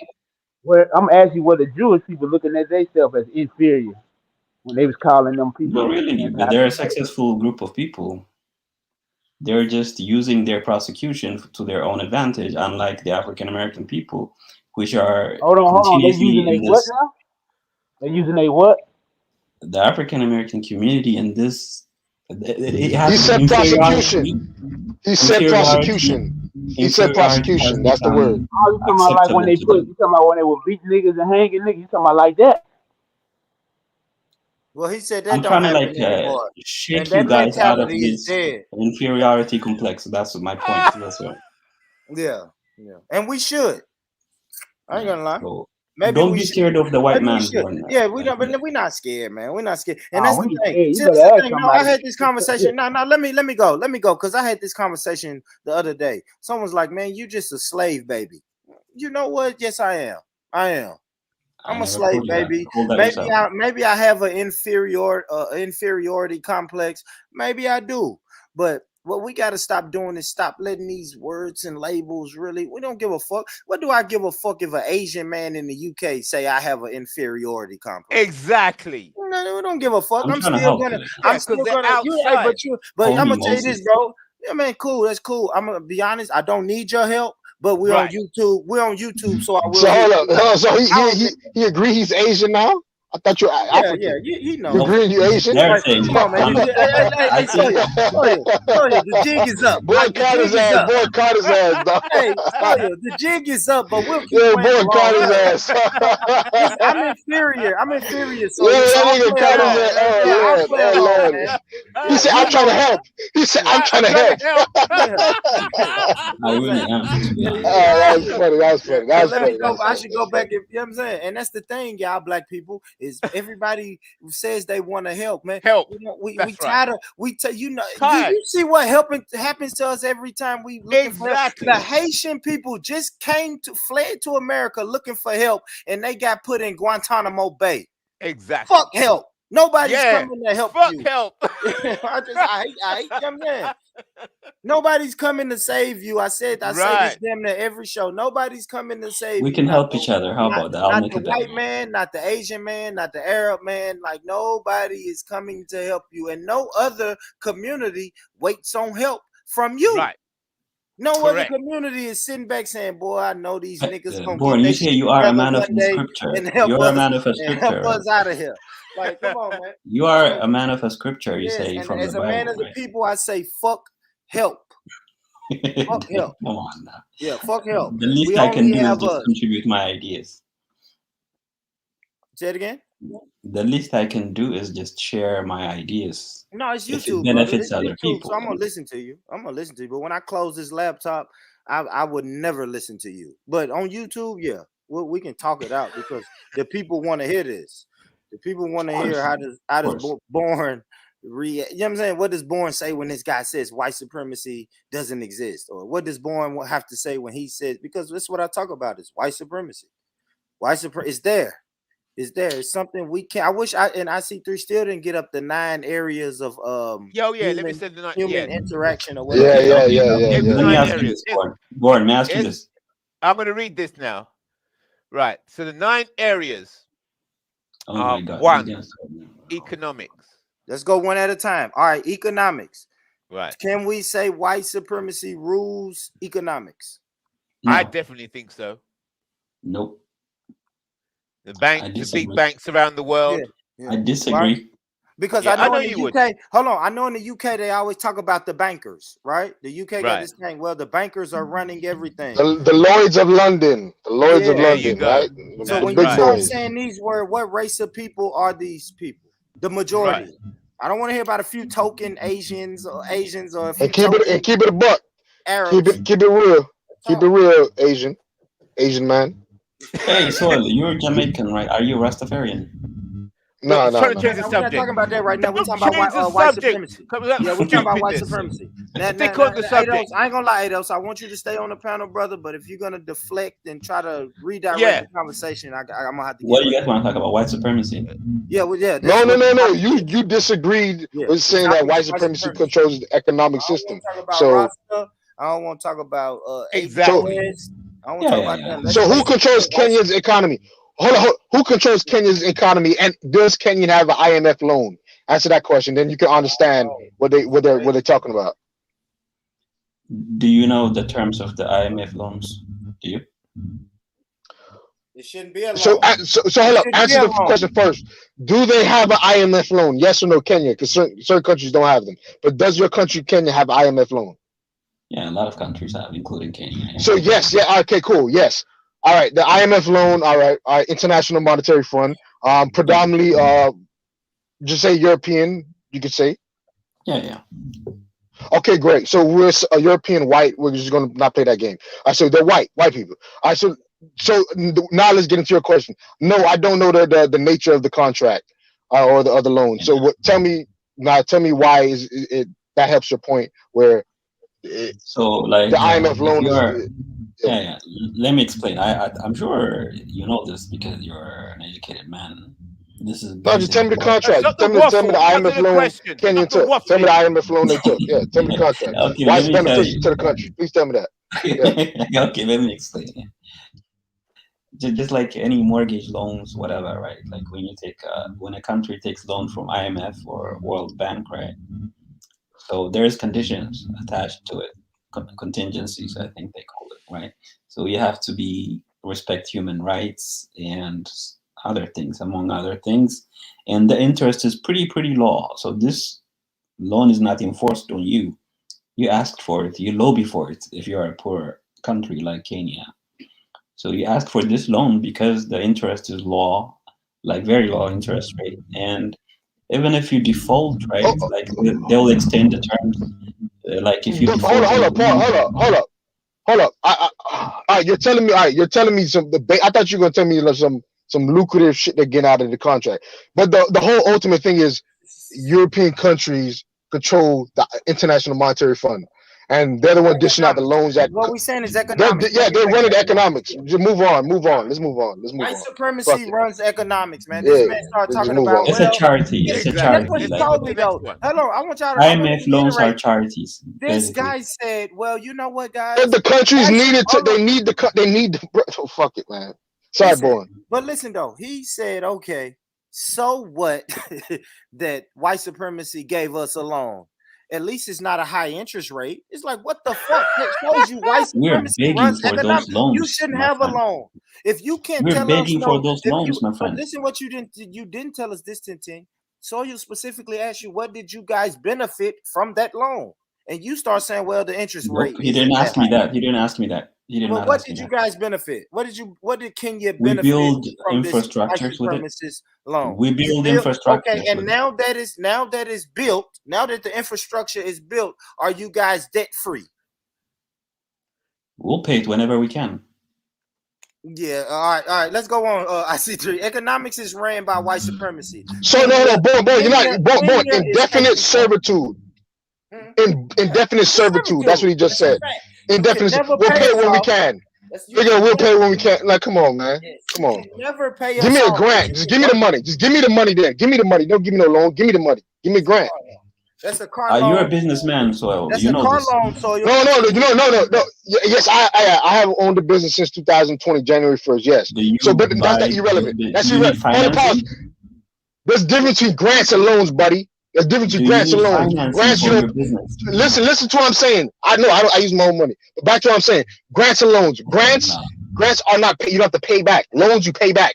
Did they give him a loan or a fucking grant? Kenya got a loan, right? No, it's a little it's a little bit of both.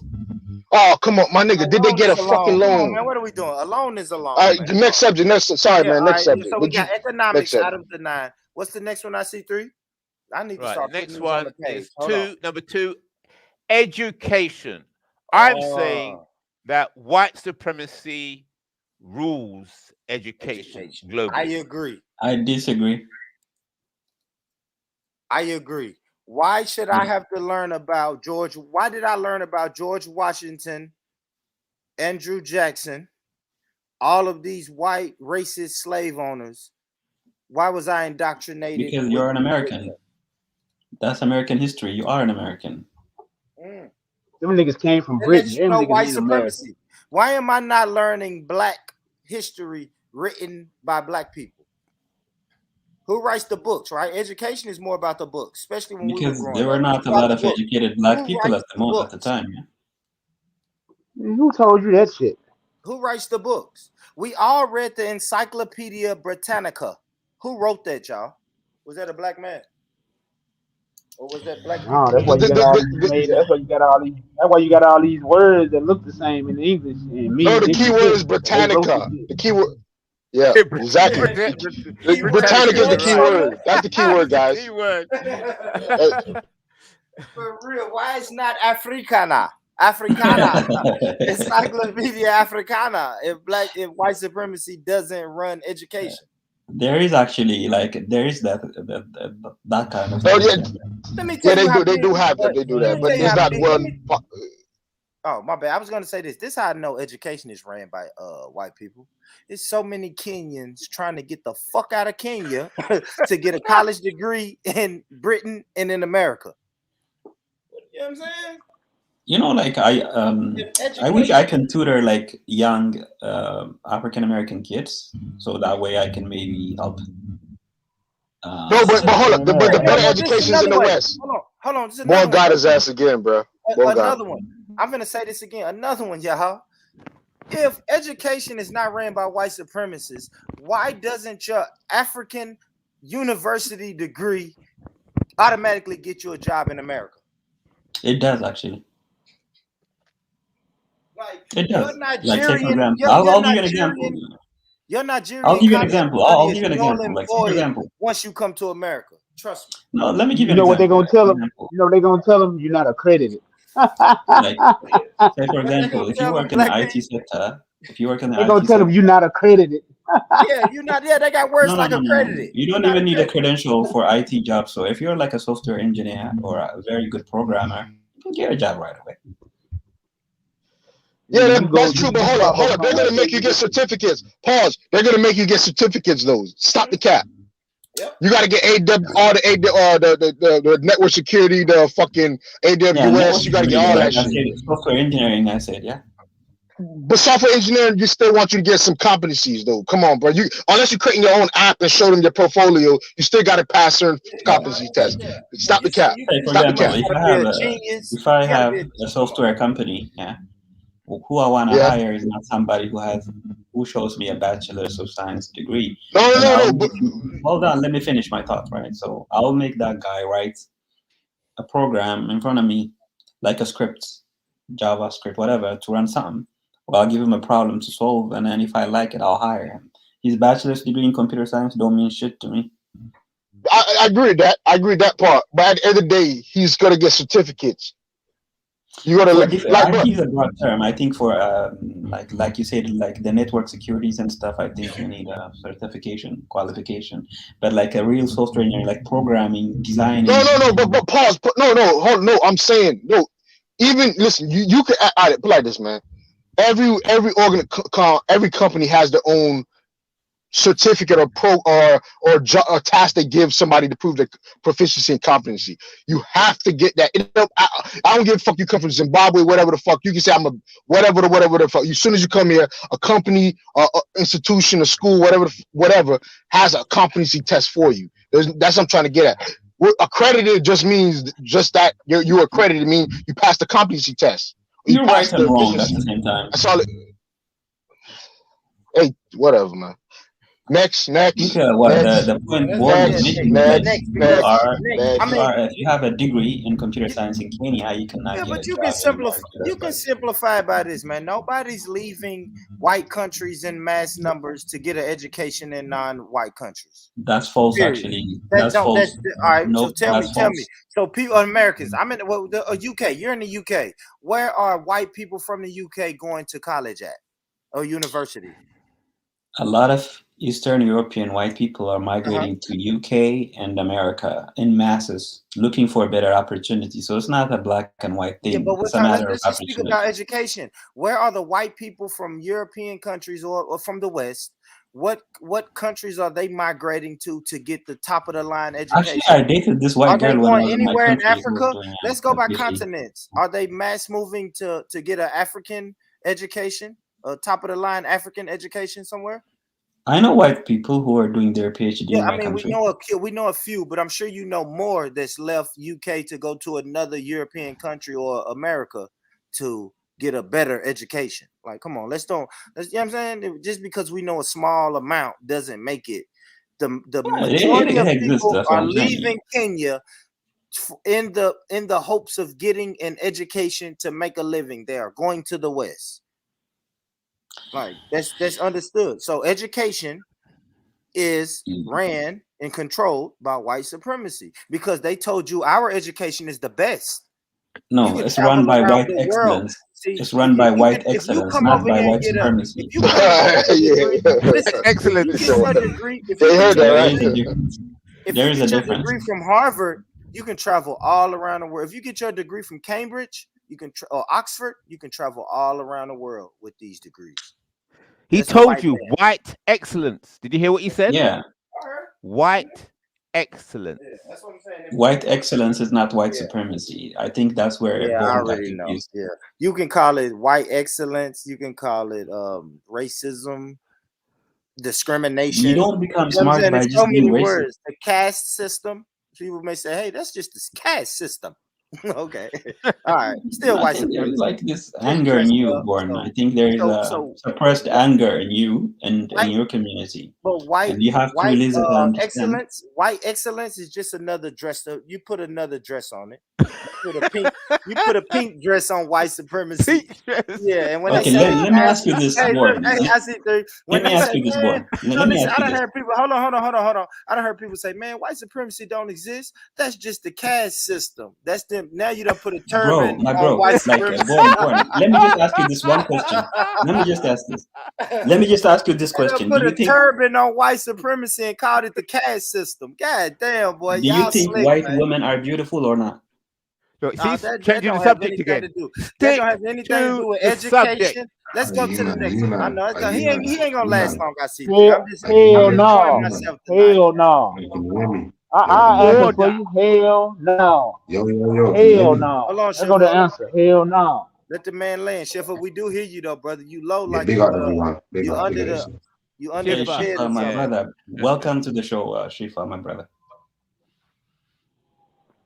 We don't think the white woman look good, man. I'm gonna jump back off here. I'll be honest, I just buried my aunt there. Yeah, I'm not really in the mood to chat here, but I just wanted to point something out, brother. Yeah, we can see. Sorry to hear that, man. Sorry to hear that. Hold on, my condolences, Sheffield. Yeah, I think you lot missed the trick there. You see, when you say that if you get education in Africa, your skills are transferable, but then you can only refer that to IT skills. That's not even 1% of educational skills. That's the future, though. That's the future jobs. Robotics, software engineering, artificial intelligence. I wish I could do my PhD in artificial intelligence because it's really fascinating. I hear you, but it's when you say it's the future, bro, like you have to understand that that's not even 1% of jobs. So what else? Do you want to learn sociology in Kenya and get hired here? You don't even know the social structure here yet. Bro, if it's not even 1% of jobs, then technically the skills aren't transferable. It's less than 1%. It's less than 1%. Less than 1% of skills are transferable. That's crazy. You're right. I agree. Yeah. So what I'm saying is, look, man. Big up everyone, though. Big up. Salute, I just salute. explain that because he was getting Stay on, crazy. Shifa. I think you're a good panelist. Stay on. Yeah, if you Thanks, need to, bro. Thanks. yeah, if you need to mute up, if you need to mute up, brother, and come back. But yeah, Schiff, I would like you to be on here. And Schiff, and one thing, Schiffer, right now, bro, you probably the most in tune with reality right now. You know what I'm saying? So you probably could give people on the panel and people in the audience some deep words of wisdom. You know what I'm saying?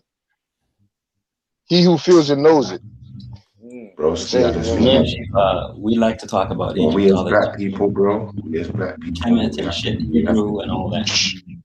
You see where man's right is that, you know, we do have to look to the future and we have to work towards bettering our situation and making more skills transferable. But as far as what IC3 said, I'll be honest, I don't dispute anything he said. I think as far as the white supremacy thing, there's not really a way around it because, you know, they control the things that the authorities that give out the accreditations and the rest of it. You can be white too, though. Like if you want, if you adapt their culture, you can be white. And that's true too. But Not then true. when you say that, Not true. That's not true, Schiffer. We just played this really Fuller video. You would never fully be white. If you really get a hardcore white man will look at you, Schiffer, and tell you, yeah, you're not one of them.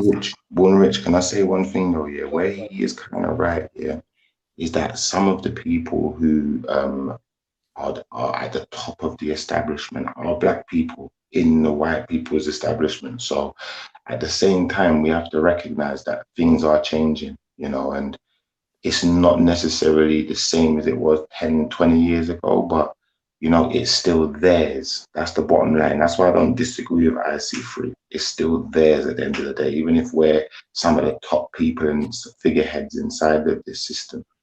Yeah, big up, guys. I'm going to jump back off. No, I hear you, but they're gonna tell you, man, listen, we set this up and we run this at the end of the day. You can never be us. You can get close, we may pull a couple tokens in there, but you can never be us, man. Never. IC3, what's the next one, bro? Yeah. Don't forget, Fuller says it's a prison system, there's prison guard. So the next one, number 3, is entertainment. I agree. I think white supremacy runs entertainment. I agree. No, black people run entertainment in America. Not true. I think, I don't know. I think they have a big. It looks like visually. Who writes these black entertainers? Who signs their checks? Companies. Absolutely. Who are the CEOs of these companies? It's only about 5 of them, right? You know what I'm saying? So when we really get that down to it, 10, it's only about 5 companies, right? You got Jay-Z and the Motown Records was famous. But we have to see who was writing those checks. Yeah, like who was writing? Who was signing the checks? Viacom. They took out BET, so shit. So they took out BET already. So what we talking about? Man, we know. Black I think the new CEO of Motown is like from Ethiopia, right? And that's the thing. See, that's the thing. I think this guy right here is getting caught up on tokens and, well, you know, this black person from America is doing it, and it's like, yeah, we know, but who's pulling the strings? Who does that black person have to answer to? And where's his bank account? Yeah. Like I said, white excellence is we have to use it as a good example and aspire to be. White excellence equals white supremacy. Well, excellence is supreme. I agree. Yeah. Intelligence is supreme. I agree.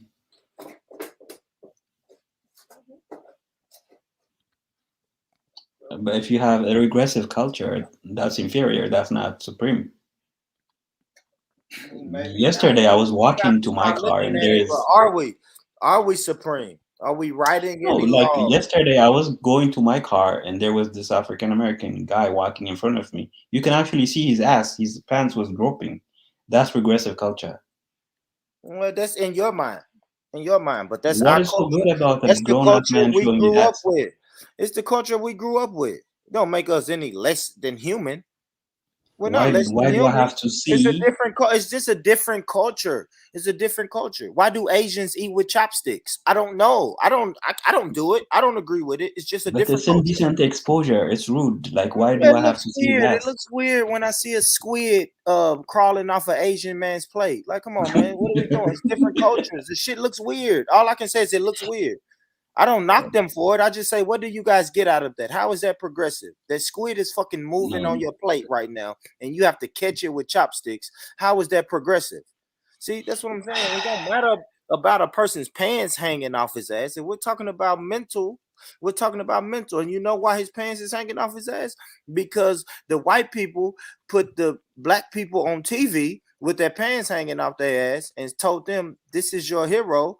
And yeah, white supremacy owned the entertainment. So you agree it's a bad culture? It don't matter if it's good, bad, right, or wrong. It don't matter at the end of the day. White supremacy Why not? could end it. White supremacy could end it tomorrow if they wanted to, right? They make the laws. So white people are not there to tell you how to wear your pants. You have to do that yourself. You're a big man. So it's no law against it, so we wear our pants down. What's wrong with that? What's wrong with that? White people told us to put on clothes, right? You're from Africa. What is the history you're behind from it? Africa, though, brother. You're from Africa. Why Africans walk around with their titties out sometimes? Why Those can I are click on a tribal video people. and see an African lady with her titties on? Like, somebody should stop her from that, right? Like, I don't know what you're saying. I agree with that one. I agree with that statement. Yeah, Right? Somebody should hold stop on them. those The cops should get that criminal off the street. She's a criminal. She walk around with No, her hold titties up, but why do Indians bathe in the Ganges rivers, even though it's the dirtiest fucking place on Yeah, earth? like they should be You know what I'm arrested saying? for that. Yeah, Like, that's I don't unhygienic think that's and dirty. progressive. That's a backwards You know culture. about that, right? You know about that. You know about that, Yeah, right? Indians are very dirty people. I agree. Indians. Okay. Like there, Shit, there Let's is go like on to the next one, man. Let's go on to the Pakistanis next do a one. lot of. I see 3. Let's go on to the next one, brother. Yeah, the next one is 4. Labor. I'm saying white supremacy controls labor worldwide. Absolutely. Directly and indirectly. That's it. Because it's back to the same thing as entertainment. Even if you say, man, you know what? Them brothers are doing labor for black people. It's like, well, yeah, who's cutting their checks?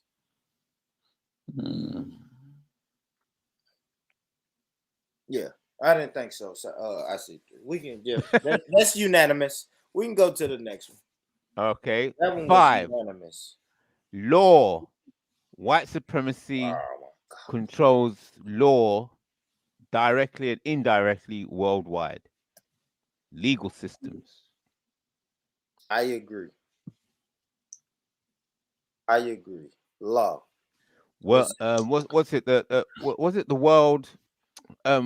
What's the international courts of law in United Nations? Or? Yeah, United Nations, and there's a court, international, because there was some African leader who was in trouble, and then he was arrested and carried in Hague. That's it. Taken to the Hague. The Hague is the international courts. Okay, I thought that was in fucking Amsterdam, right? I mean, exactly. So it's in Europe. The Sudanese president. Hague courts. Let's see. Al-Bashir.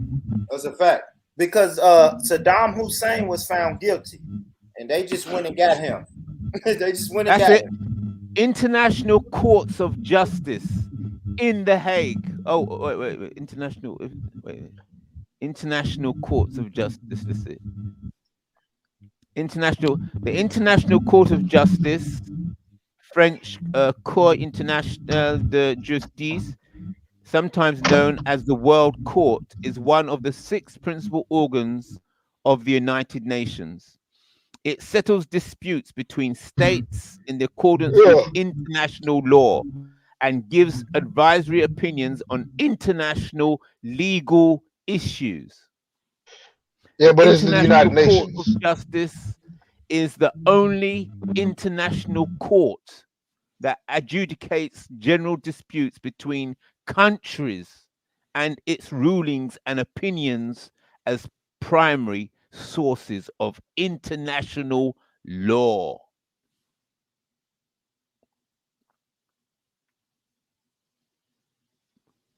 What court is going to be higher than that? So the only question, opposition, or the only question he can pose to us is pretty much, do European countries dominate the United Nations? And that's obvious. Okay. We could, yeah. Well, we'll let him pose. If he wants to pose that question, we can go into that, or we can move on to the next one. It's up to you. No need. Move on. Okay. Number 6. Politics. I am making a statement that white supremacy controls politics internationally, directly and indirectly. All politics is controlled by the white supremacists, directly That's a fact. or That's a indirectly. fact. Case closed. Case Hey, closed. can we name now? All right, let's try to name a country or somewhere that white politics doesn't affect it. Can anybody? Please don't name any Commonwealth countries. You said what? Please don't name any Commonwealth countries. Yeah. No, that's a That's like 90% of the world. Once you shit. Yeah, so that's easy, man. It's easy. That's easy. That's what I'm saying, man. I'm just on the side of yes. You look at it, yes. I'm gonna say yes. It's some that's gonna come up though. It's some that I notice in there that maybe have an argument, but these are easy. All right, come on, man. You know what I always wonder though? IC3, may I ask you this? Yeah. What's wrong? You got somewhere to go, brother?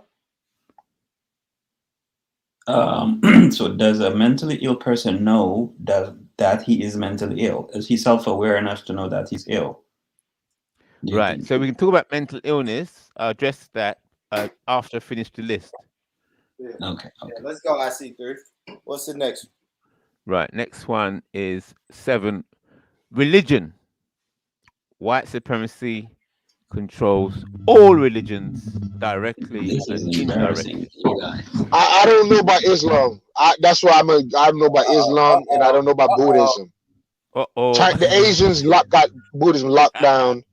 The Chinese, they got that shit locked down, and Islam. Those the two. I'm like, I don't know about white people controlling those two religions. Okay, can I like to illustrate. Go ahead, brother. Yeah, I'd like to illustrate this in this way from the UK perspective, and then maybe you can give me something from other perspectives, different place. Right. I'm stating that the only true religion. Well, I'll quote a scripture. It's as a Christian bias, but I think it goes hand. It says. Jesus says, where your treasure is, there will your heart be also. Where your treasures are, there will your heart be as well. So, I'm using that statement to say that the only true religion is the banks. Why? Because if the churches, all these different churches, if they had any power, they would be the bank for all their members. The members would store their money in their church. But the Christians, the Muslims, and Sikhs, and all these different religions, they store their money in NatWest, Barclays, Lloyds, HSBC. Yes? So if it's true that where your treasure is, that is where your heart is, then your heart is in the bank. And the banks pretend to be of no religion. If you say, what religion is the Lloyds Bank? All banks sell the that they have no bias, they have no religious bias. So the Muslim is putting his money in Barclays and NatWest. Hey, IC3. A Muslim will throw away that money tomorrow if he believes. You know what I'm saying? But somehow Prophet Muhammad or Allah. You know what I'm saying? The religion transcends, their belief system transcends that money. That's why they do radical stuff in the world for their religion. So good. So therefore, there are some Muslims. Good point. So there are some Muslims that will sacrifice their life and commit suicide and have no values. They don't care about the banking system. Yet there are Muslims. No. The radical things meaning they'll protest. Like for example, they go without water supposedly in Ramadan. Like they'll stop drinking water for almost the entire day. You know what I'm saying? Like they'll do even if they're at work. Yeah, but what they do when they go back home? Hold on. A lot of stuff they do. Money's not even a thought about it. They're doing it because of their religion. Even if the money wasn't there, they would still have to practice that because of the religion. No matter where they are, they have to do slot 5 times a day. No matter how much financial situation it is, no matter what, they have to do. So I don't know if you're gonna say what white people control religion, Islamic religion. Through money. I don't know how. Okay, so let's look at this example then. So this man, this family in Ramadan, and they're going to Mecca and they're doing all the proper things that Muslims do. And then where do they go home to? Do they go home to their house? After they finish them up Ramadan or whatever, they're gonna go back home to their house and back to their job, aren't they? Any domicile, they could go rent a place, the girlfriend house. I don't know, anywhere. They're gonna go back somewhere. Exactly. So who's controlling the place where they're going back to after they finish their Ramadan? After they finish going around, is that religion? Is that religion? Is that religion right there? The person who owns I'm saying it is because the mortgage company, the bank that you mortgage your house for. Yes, because I'm saying that the banks are when you go to a bank, you're actually going to a temple, but you don't know the religion of the people that are running the bank. You just assume that the bank is just this thing without any bias. You don't know the people who are running the bank. You don't know how they're investing your money. So you're saying, oh, it's Muslim money, but it's in this bank. How can you have? I see now. You ain't gonna win this one. Let's explore it. You said this Muslims doing these prayers or this religion, they're doing their prayers. Yes. After they finish doing their prayers, they're going back to their house and their job. Yes. And listen. No, you're trying to make it go down to that level where where's money. I'm saying the buck stops at the religion. They're doing salat. They're doing all this irrelevant of the money. They're just doing it because of their religion. You know what I'm saying? So I don't know how you're gonna throw money there. Let's explore this. Let's see. I didn't hold on. You see, I didn't say. You see, I didn't mention Christianity. I said Islam, and I said let's explore. Buddhism. Does white supremacy control Islam? So let's explore that then before we move on. Do the white supremacists dominate and control directly or indirectly Islam? That's the challenge.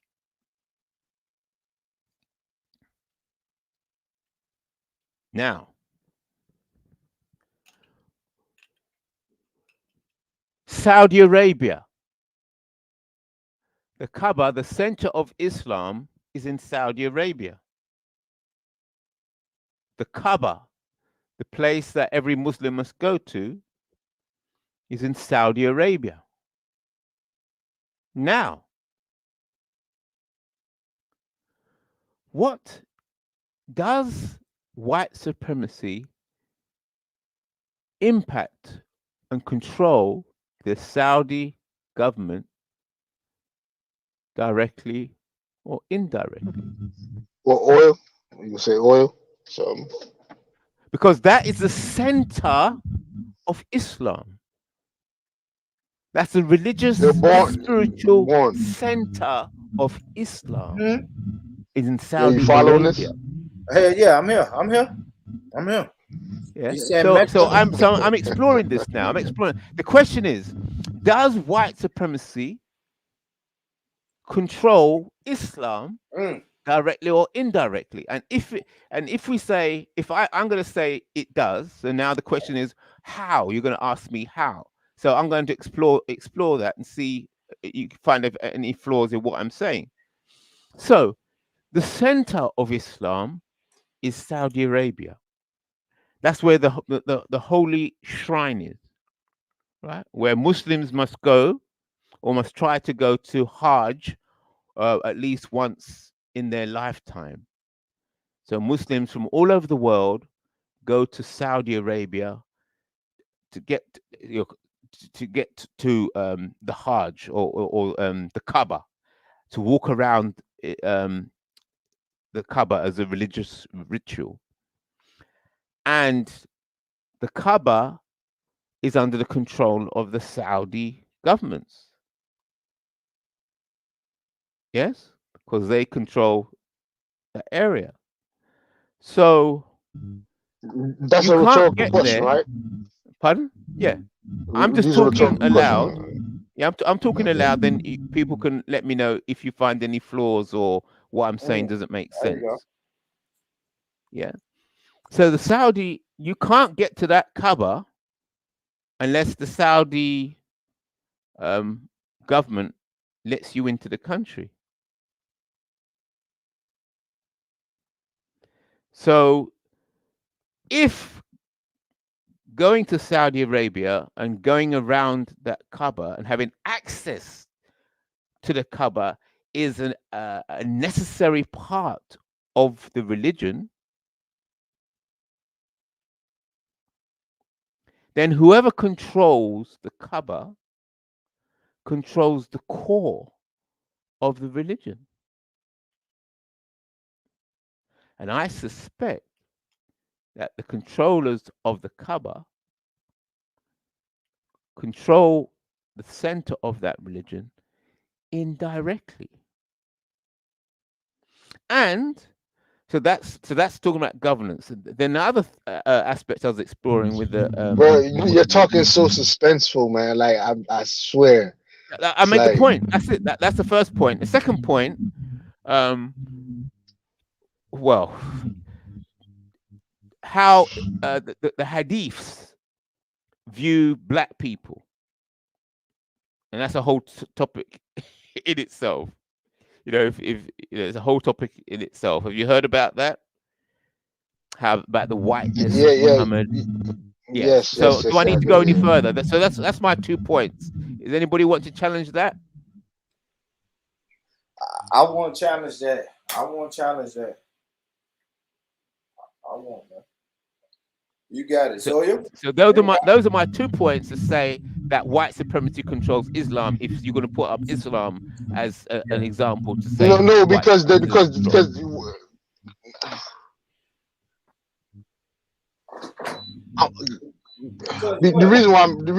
reason why I'm not I can't say that is they fight against white people. Like, for example, you see during this whole time with hadiths. Hold up, pause. See this whole time with this whole time we're talking about hadiths, you whatever, like 200 years after that, probably when that hadith you even talking about coming out, you had something called the Barbary Coast Wars, right? Where they took, like, more of the story is they took a lot of white prisoners. So at this time, when this hadith was coming out about white this, black this, they literally had what all Muslims of all colors killing these supposed white people that are supposed to be better according to hadiths, but the Islam is pretty much the Quran. They was killing these white people at this time so bad that Jefferson had to do a ransom. You know what I'm saying? Like, there was people was ransoming for slaves and shit at this time. So they knew who white people were and they were killing them. It was something about they were going for wars for almost damn near close to 1,000 years. Not a full 1,000 years, but damn near close. So it was like, okay, good point. So, it's like, come on now, like I don't know how you're gonna say that they are white supremacists when they were killing them. They were really killing white supremacists who were trying to impose the white supremacist ideology on them. That's what I'm trying to like. Yeah. Okay. Shit. Good point. It's kind of weird. So, how I'd address that? One, that's a historical. So, is that still the case now? Two, was race ever a factor? So the Arab slave trade. In the Arab slave trade, was race or color an aspect? And I suspect that blackness, so even though those Arabs weren't as white as the Northern Europeans, blackness or darker, to be fairer skinned or to look, the whiter you looked, the more righteous you are, and the darker you looked, the nearer you were to the devil. So it's still, I would say, it's still white supremacy. It's still the idea that the Listen, I'm gonna concede. I'm gonna give it to you. Yeah, it's because I'm gonna concede and give it to you. I don't like. I hate the Arab slave. I can't even defend it. So fuck it. I'm gonna give it to you. The Arab slave trade. I'm gonna give it to you. I'm not even gonna argue nothing about no. Yeah. As soon as you think about that, you start to realize. But not. Let's go to China. Let's go to China now. It's Buddhism. They hate white people, don't they? They're going at war with them right now, right? All right. Okay. So we're going to talk about. Let's talk about China then. Okay. From the religious aspect, is that what you wanted to explore? No, I'm just saying that's the only other two I said: China and Islam and Buddhism. Yeah, Buddhism's white supremacist religion. He's scared of Christianity, but go ahead. Come on, man. Like it's slave trade, dude. Go ahead. Yeah, so you want to move on to the next Buddhism, one, or do you want to explore how is Buddhism? Yeah, how is Buddhism a white supremacist religion? Buddhism. Okay, good. Okay, so these are the major religions in the world. Hold it. So, when I say white supremacist religion, I'm saying white supremacy controls the religion. So if you cannot practice your religion without the white supremacist approval, directly or indirectly, then your religion is subject to the religion of whiteness. The belief in whiteness is a supreme religion, the supreme faith in whiteness. So if that faith is over and above your faith, and the believers in the faith and religion of white supremacy dominate your temples, dominate where you can build, dominate where your money goes, then that religion is obviously overrides your religion. So therefore, white supremacy becomes a supreme faith religion. And that's it goes back to what was being said earlier about culture. I'm fucking missing 5150. Huh? Oh Lord. Yeah, nah, don't worry about that. This is better. This is what you need to hear. Yeah. Yeah, this is what you need to hear, man. Yeah, I got you, but Buddhism is a hard listen. The Chinese they have their own supremacy. It's like Asian supremacy. They yellow supremacy. You know what I'm saying? They got that. I don't know if it's white supremacy, it's yellow supremacy. Right. But the yellow supremacy, the yellow are lighter skinned than the darkies, so they're over the black people at the moment, and then the white people are over the Asians, over the Chinese, over the Orientals. No, but the Asians feel like they're over the whites. Like in their belief. No matter how you feel, you got to keep your feelings exactly. All right, fuck you got the point. You got the point. The opium wars. Remember the opium wars? We can go to war in a minute. Yeah, I know. Yeah, the opium. Continue. Yeah, but it's good to have it challenged. It's good to challenge. Yeah. Any more? Any more questions before we move to No, the next that's it. one? Next, move on. Religion. You pass religion now. Okay, Go. here's a heavy one. Field number 8: white supremacy controls sex directly or indirectly worldwide. I They are agree. supreme over sexual activities. I agree. Tell us why. Oh, Tell us why. I see that three. that one's a heavy one, you know? Because everybody likes to feel that what they do in their bedroom is they've got control over their sexual activities in the privacy of their own home. People like to feel that sex is just, it's me and you, just the two of us. We can make it if we try, just the two of us, you and I. Just you and that's how it goes. Then that song was. Damn, we got to get back to making classic Talk to songs him, and I shit. see three. Tell them Fuck. how white supremacy affects sex directly or indirectly. Okay. Let's He's talk thinking right about. now. He's thinking about Okay. it. Oh, I right. like it. So I let's like look at the number of things that apply to one's sex life. Right. So in order to have sex, you have to have a partner, yeah, or you have to get a partner. So in the process of getting the partner, we look at the number of issues. I mean, different people will have different views on what is necessary to get sex, or what things they have to go through to get sex. So some people might say, well, in order to get sex, you're going to have to go to the club. You're going to have to go and get a good job, earn enough money. Yes, earn some money, and maybe go to the club to get sex. Some people say no, you don't need to do that. You might just see a woman on the street, or well, if somebody on the street, and pick that person up off the street, and then how could white supremacy be? Hey, yo, ICD had a flashback, bro. He said, "Whoa."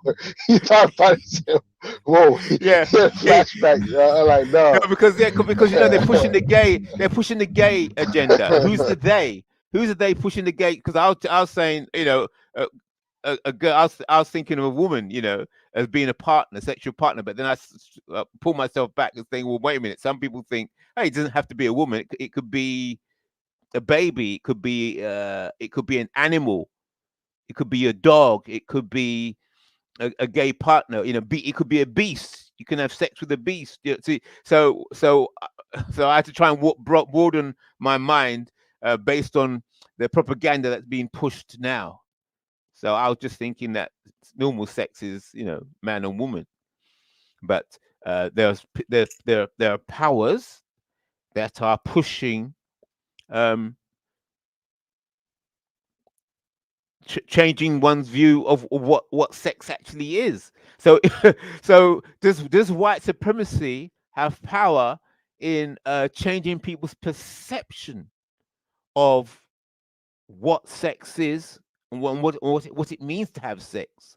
And then you start thinking about how you see the sex movies, how the soap operas, it moves back into culture and social norms.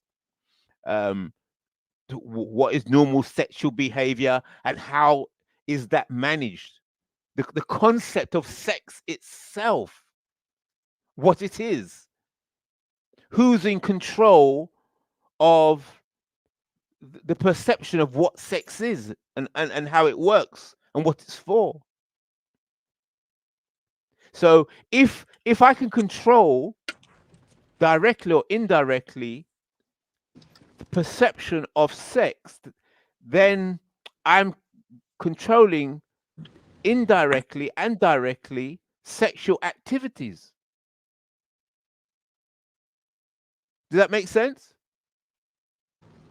Makes a lot of sense to me. I see 3. And if you're going to challenge me, let's hear some challenges. Yeah. Now they can't. We can't.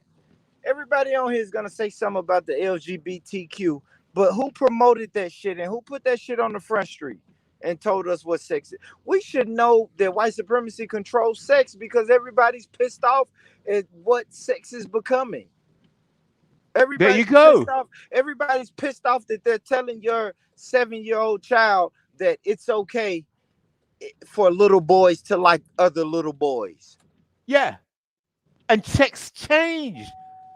Who's putting that? So children, I mean your own children, they can castrate your little boys, your children.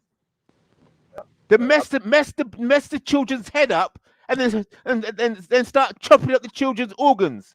And you're a parent, you could do nothing about it. That's it. Yeah, the fact that they can tell you a boy is a girl and a girl is a damn boy. 6 years old. He's already saying, I don't like girls. Messing up the children. And you're supposed to be the parent. Goes back to the beginning of the conversation. Responsibility. Accountability. Blame and guilt. Whose fault is it that your little boy has decided to have his penis cut off because he wants to be a girl? Who are you going to blame for that? I already know the white motherfucker who told him that he was a girl. That's easy. So that is controlling sex at the very core in childhood. They haven't even grown to being an adult and yet. That's why they're not even an adult to start thinking about it. And that's why they come after them while they kids too. Huh? Yeah, that's why they come after them while they kids too. That's why they come after them while they kids. Exactly. For the control. What's a child supposed for to the know? very control. Exactly. Yeah. That's why they So start if off early. if they're going to control, mess it up, and then you're going to start blaming the parents. Blame and guilt. Oh boy, good shit. You gonna blame the parents because the parents, like you said, it may be an excuse, but the parents ain't doing nothing but what white supremacy told you: work hard, get this money, so you can have a nice house and raise your kids. So in order to do that, you got to send your kids to a school every day, and they telling your little boy, you're really a girl. He's 7 years old, and they got him thinking he's really a girl. So like you said, he chopped his penis off, and now 6, they've controlled sex. Exactly. Right at the very core. So I was thinking about sex in the club and all these different social places. The more I think about it, it's even deeper than that. They're messing up with their children. And then, what about the food? I heard that they can start putting all kinds of chemicals in the food. Yeah, estrogen in the food. Yes. I've heard estrogen in the marijuana too. There you go. I heard that too. I don't know how true that is, but to me that ain't far-fetched, right? If we're promoting smoke weed, smoke this gas, smoke loud. Matter of fact, it's legal in 17 states. Why not? You know what I'm saying? Why not control that shit with with little estrogen? But go ahead, I see. Yeah. Okay. The next one and the last one is 9. And that is the white supremacist is war and counter war. So the white supremacists control war and counter war directly and indirectly. War. And that's the big one. That's the big one. That's the big one. That's the big one. IC3 always says might is right. And that's the big one. There you go. Oh my gosh, that kind of sums up all the other 8. Damn near. If I have an army or a military to back me, what the fuck does your religion mean to me? Exactly. Where's the muscle behind your religion? Yeah, Neely Fuller's got it locked down tight because he's been in the military twice. So he's seen the world. So talk about traveling around the world. He's traveled around the world like a soldier, American soldier. So he has an insight. Yeah, You I see? like it, man. Shout So out where's to our Neely. Kenyan, Asian? Oh, he Yeah, he disappeared. ran. He was just hard to. Exactly. He was just here. But all right, see that. Then we can even talk about that. I see three. Like some people are just sent here to cause confusion. Yes. And That's YouTube management. gives them a platform. You know what I learned from YouTube though? Don't let those guys, when I'm meeting and talking to my brothers and family behind the scenes, we gotta know how to see them and identify them real quick and get them away from us. Exactly. But YouTube, you can just let them talk. On YouTube, let them talk, man. They're just gonna talk themselves into. Everybody's gonna realize, yeah, I don't really want that brother around me. Exactly. They're just, yeah. YouTube, you may not catch it, but YouTube teaches me, okay, now I know how these guys are here. So when I see them in real life, I can identify that person. Exactly. Oh, okay. You're just sent here to cause confusion. I see what you want. And I have not forgotten the question that he asked. What was it? Before I finished the list. I said to him, I'll deal with that question after I finish the list. And the question he raised was about sanity and mental health. Mental health. Yeah.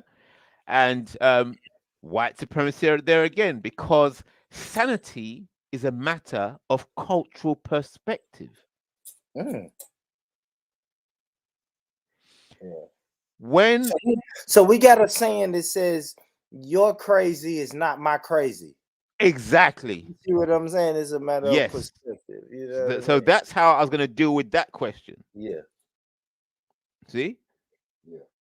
Just like when the enslaved black people, when they were trying to run away, they said it was a mental illness. Drapetomania. Drapetomania. Yeah. Yeah.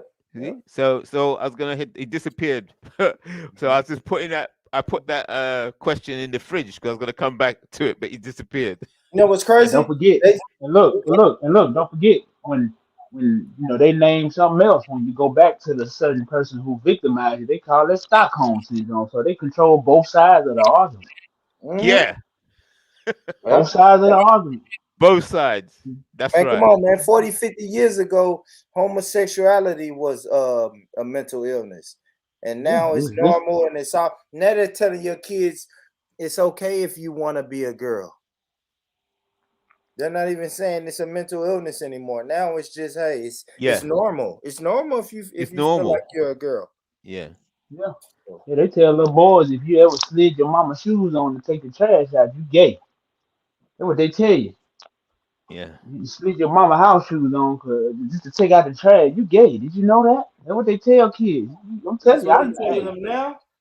Yeah, I'm telling you, man. They trying to get any convince kind of, them. if they can get any kind of way in, but hey, did you try your mom's shoes on? Oh, that means you I'm might telling like you, boys. man. You might Yeah, like boys. they try to slide their way in whichever way they can come in. I'm telling you, man. My wife working in them schools, man. She know. I'm telling you, she tell me all kind of shit. Because they mess up the black man. They put the black man in prison or kill the black man so that all the boys they just they grow up without a father figure. Yeah, so that's part of the management. It's the same thing in the slave ships. They put the women in one section and the men in one section. It's the same stuff. It's management. In order to maintain supremacy, you have to have control over everything. Because if you give a black man an inch, exactly, he's gonna escape. Hey, and let me tell you this. Now let me circle back the conversation of Black Peace. That's why that fucking George Floyd law did not get passed. Black Peace. We cannot give the black person shit. What are we gonna do if we pass a George Floyd law? And then a white officer goes and kills another black man. What are we gonna do, man? You see what I'm saying? You can't even give them an inch, man. It's benign neglect. Don't do shit for black people, and really don't even tell black people you're gonna do shit for them. Don't, because if that you was one don't, of their policies. Yeah, Of course, that, it's policy. I mean, It's code. yeah, It's that's codified. that's probably code.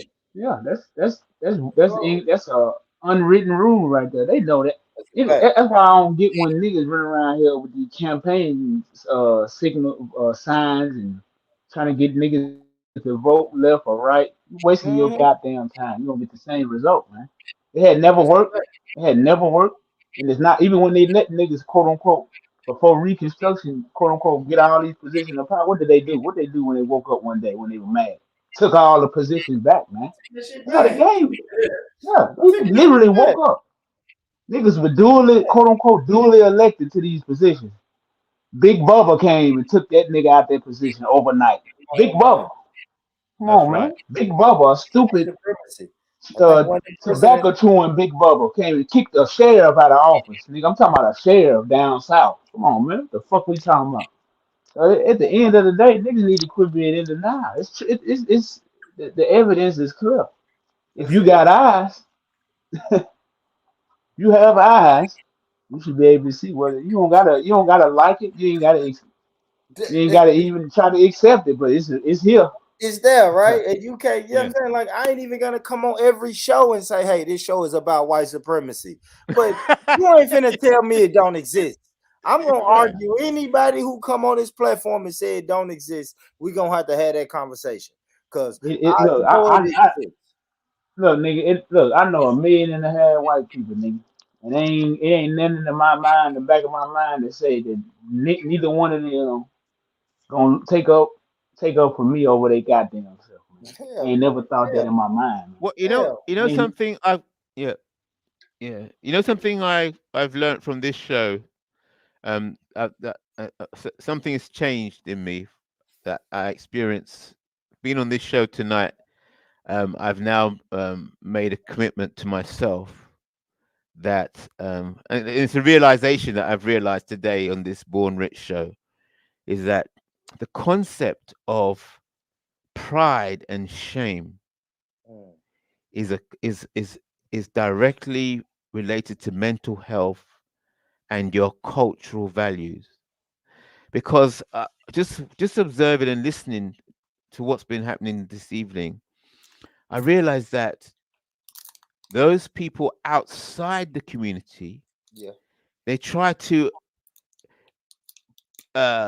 shame the black people. Say, do you feel inferior? I just realized that, and Yeah. I listened to what Born Rich's comeback. It's like, who gives a shit whether they thinks we're stupid or you know, pride and shame. What is shameful? What is pride? Is Thank something that you. is completely should be within your own Thank community. you. If your community is proud of you, who gives a shit if Mm-hmm. everybody thinks that you're a monkey and you're shit and That's you're it. I nothing? see through. Who cares? I see through. You're not part of my community. Yeah. As long as my community thinks I'm something, that's all that matters. I don't care what you think. That's a fact. And I'm that's not just feeling shame or pride about nothing. You can't praise me or you can't bring me down. It doesn't matter. no, it My don't matter. feelings are Yeah. not attached to your, because I'm not part of your community. Exactly. You don't understand it. You don't understand it. I ain't gonna lie. I see through. I know you probably disagree with in your own capacity with ADOS, but even the ADOS conversation let me know, like, oh shit, a lot of people I talk to online just think I'm a dumb country American, but it don't matter. At the end of the That's day, it right. don't matter. I go around this white man, and he probably think I'm just a dumb country nigga, but I don't. I don't. It don't matter. That shit don't matter to me, man. Like Yeah. what I'm trying to do No, is build something. You build something for my family first and foremost, and for my people. That's it. correct. I don't give a That's the fuck because position. when I'm in the building stage, I'm not going to take your advice. Exactly. I'm not. Exactly. I'm That's not. right. How can you It's take their no. advice? Because they're not part of your community. They're not That's a part of your fact. culture. You don't know. You're not even gonna be a customer. I can even say it this simple. I'm about to open a restaurant soon. A white person and an Asian person can't give me an advice because you're probably not even gonna be my customer like that. And if That's you right. are, you're And just a you know customer. something? And if And you that's a are, you're serious just a point. customer. Yeah. And you know something? You raise another good point there. What's that? That at the highest level, what you're saying there, if you were to, I mean, this has happened all the time. When black people are trying to do things as best they can for black people, aimed at black people, then it becomes its own thing. It has its own flavor, its own taste. It has its own sound because it's aimed just at black people. And once you do that and you get that sound or you get that flavor just right for black people, everybody else arrives. Yep. Everybody else wants a piece Say, of it. what about us? Hey, what about us, man? Yeah, You but can't talk. you were folks that, okay, look, you don't you're saying that black people are saying that we're no good or we're stupid and we can't do it. Okay, fine. I'm opting out. I'm just gonna stick with my own self, my own family, my own community. I'm just gonna since I'm trash and you think I'm mad and yeah, that's okay. I'm opting out. I'm gonna do my own little thing in this little corner for our little group. I'm not going for the big millions. I'm just gonna do my own little thing just the way we like it. It's just for us, for our little group. And when you try and find that little corner and you're as far away from the mainstream as possible, just carve out just a little corner for us. Yep. The whole mainstream goes hunting down for that little corner. You say, well, wait a minute. No, Wait a minute. I thought you thought we were shit. What you doing here? What are you doing here? I'm over here because you rejected me. What are you coming here for? It's that. When I start talking about black empowerment now is, hey, man, why are you dumb niggas trying to just do something for y'all? Y'all wear y'all pants hanging off y'all ass. It's like, yeah, exactly. I want to start a group with a black man. I'm going to say pause before I say this, but I want to start a group with black men that wear their pants off their ass. And we want to empower ourselves. And now it's a problem with that. It's like, man, hold on. Why you guys just want to do it for you? It's like, come on, what are we doing? Exactly. I'm like, come on, man. For real. And then they start saying stuff like this. You see what I'm saying? And that's how you know these people ain't us, though. Like the same guy came on the platform. Now he's in the chat saying, yeah, I survived the ghetto with 3 baby mamas. And that just shows you how people think of you, family.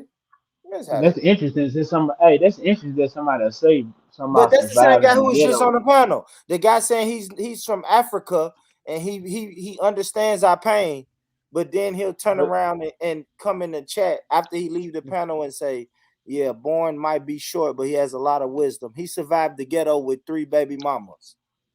But get what? What the ghetto and baby mama? They ain't got nothing to do. It ain't. What I you come say, from the ghetto? ghetto, and I don't got not one baby mama. But they make it synonymous though. White supremacy tell you that's synonymous, right? Exactly. You White heard what he supremacy. said. You heard what he said earlier about Americans. Well, you guys are just in a, a racist country, I don't know, anarchy. It's just a lot of anarchy in that country. That's how people look at America. Like, yeah, it's just anarchy, and you guys are crazy. And it's like, we They live in go a white back to the question supremacist people country. ask me when they ask me how many kids I got, and I tell them, and they say they all got the same mama. Yeah, it's Like, like, yeah. ain't that funny when somebody ask? Yeah, but People it ask me still this don't shit all matter the time. because every culture and every people have a stereotype. Yeah. But That's it go. white supremacy makes it to where the black man stereotype is just it's put on every screen, every movie, every TV show. It's broadcasted worldwide. So now people say, oh yeah, you know what, them niggas over there, they just got baby mamas and ghetto. You can even listen to the words they use: ghetto, baby mamas. But white supremacy is working over there because it's usually the Africans, the black Africans, are taking making fun of the black Americans, saying, "Oh, your baby mother," all this kind of stuff. But at the same time, the white supremacist is saying that the black Africans' economic model is to beg.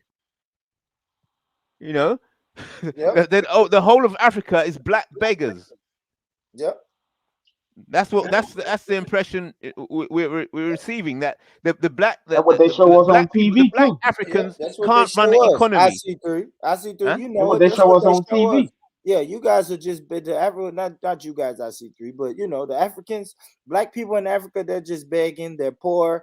It's Yeah. diseases. That's AIDS. another thing. Yeah, they Yeah. do diseases over here big time. Every Ebola, malaria, AIDS, Zika, any new. I can't believe this new virus they didn't say was from Africa. That Exactly. surprised me. They're from Every China this virus, time. every foreign virus in my life, and I'm 30 plus years old, has been from Africa, except this Right. thing The right monkey virus. Yeah. here. All of Ebola. that. Yeah. Yes, yes. So the Africans, they need they can't find out remedies for themselves. They Yeah. can't. They need white medicine.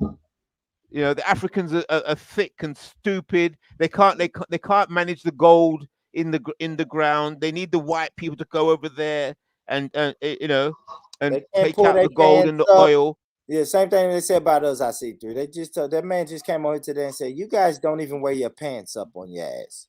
Yeah. Who Like, said So that? that's what silly shit like that. Who exactly. said that? Lil Buddy said that? Yeah, that's what he said. He said, "Why do Yeah, that's what he African said. Yeah. Americans wear their pants hanging off their ass?" Yeah. And it's like, what Man, does that please. even mean? Like, why is that any of your business? So what? Exactly. So what? Look at the big picture. That nigga But they done watched can't 2 see the big movies and think picture. he know about over there. He watched Yeah. a couple of Exactly. movies. But Nigga, that's that ain't white that's supremacy controls the exactly. narrative. Exactly. So he's got all black Americans are showing their ass, wearing their Mhm. pants down. That's the only thing he can think about, because Let his me get. head. We don't take care of our kids either. Let me get. We Yeah, don't take ghetto. care Yeah, of our There you kids exactly. go. either. Yeah, The ghetto yeah, with 3 baby yeah. mamas. See, all of these are code words. Even though I Ghetto got Yeah. a with wife baby and all my mamas, kids, yeah. Even pants though I got a sagging. wife and all that, yeah. I guess But you know, they put ain't us in. that Yeah. crazy? Yeah, So Yeah. nobody shouldn't get mad when we say white supremacy. Because when we say white supremacy, exactly. they said, "Man, you talking about all white people?" No, we not. We talking about white. You know what the fuck white supremacy is, but you can act like you do and say I'm talking about all white people. But if you're gonna generalize African Americans, I'm gonna generalize white people. If we're gonna play Exactly. that game, like if we're really gonna Yeah. play that game, because yeah, it's a couple black people wear their pants off their ass, but I can show you 17 to 20 black people who don't.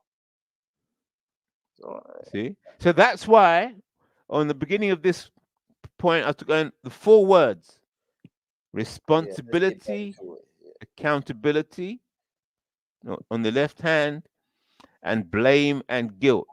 If you don't get those 4 words, if you don't manage those, if the community doesn't manage those 4 words, finished. I love it. But you see, they always keep throwing those words to confuse people. You got to get that locked down. And he ended up promoting what was what was being said, in that you have to siege mentality. That is the way. You got to siege. Your siege mentality. In other words, you've got to secure your borders, secure identity, secure your culture, build a wall, and then the wealth and the currency and the value that you keep within your wall doesn't fall out the bucket, doesn't seep out, doesn't get stolen. Oh. Put security guards at the gates. Mm. This is our castle, and this is our treasure, and this is our culture. Yeah. You are not one of us. You're not. You don't understand why Yeah. my pants is hanging off my ass right now. Exactly. We don't need you coming in through siege mentality. We don't need you coming in into our gates, behind our walls, telling us how to run our castle. This is where we live. That's why they've got walls there. You can say what you like from outside the walls. But I love it. security. I love it. I love it. And I don't know why people think that they can come inside these walls, these black walls, and tell us, well, I'm just trying to help you. Yeah, that's right. That's right. That's what I'm saying. You got enemy outside the gates, saying try to come in to help. Listen, that's a missionary. Yes, You're that's a basically missionary. a missionary. That's how coming in. Africa's taken out. Yeah, coming to help you. That's crazy to me, man.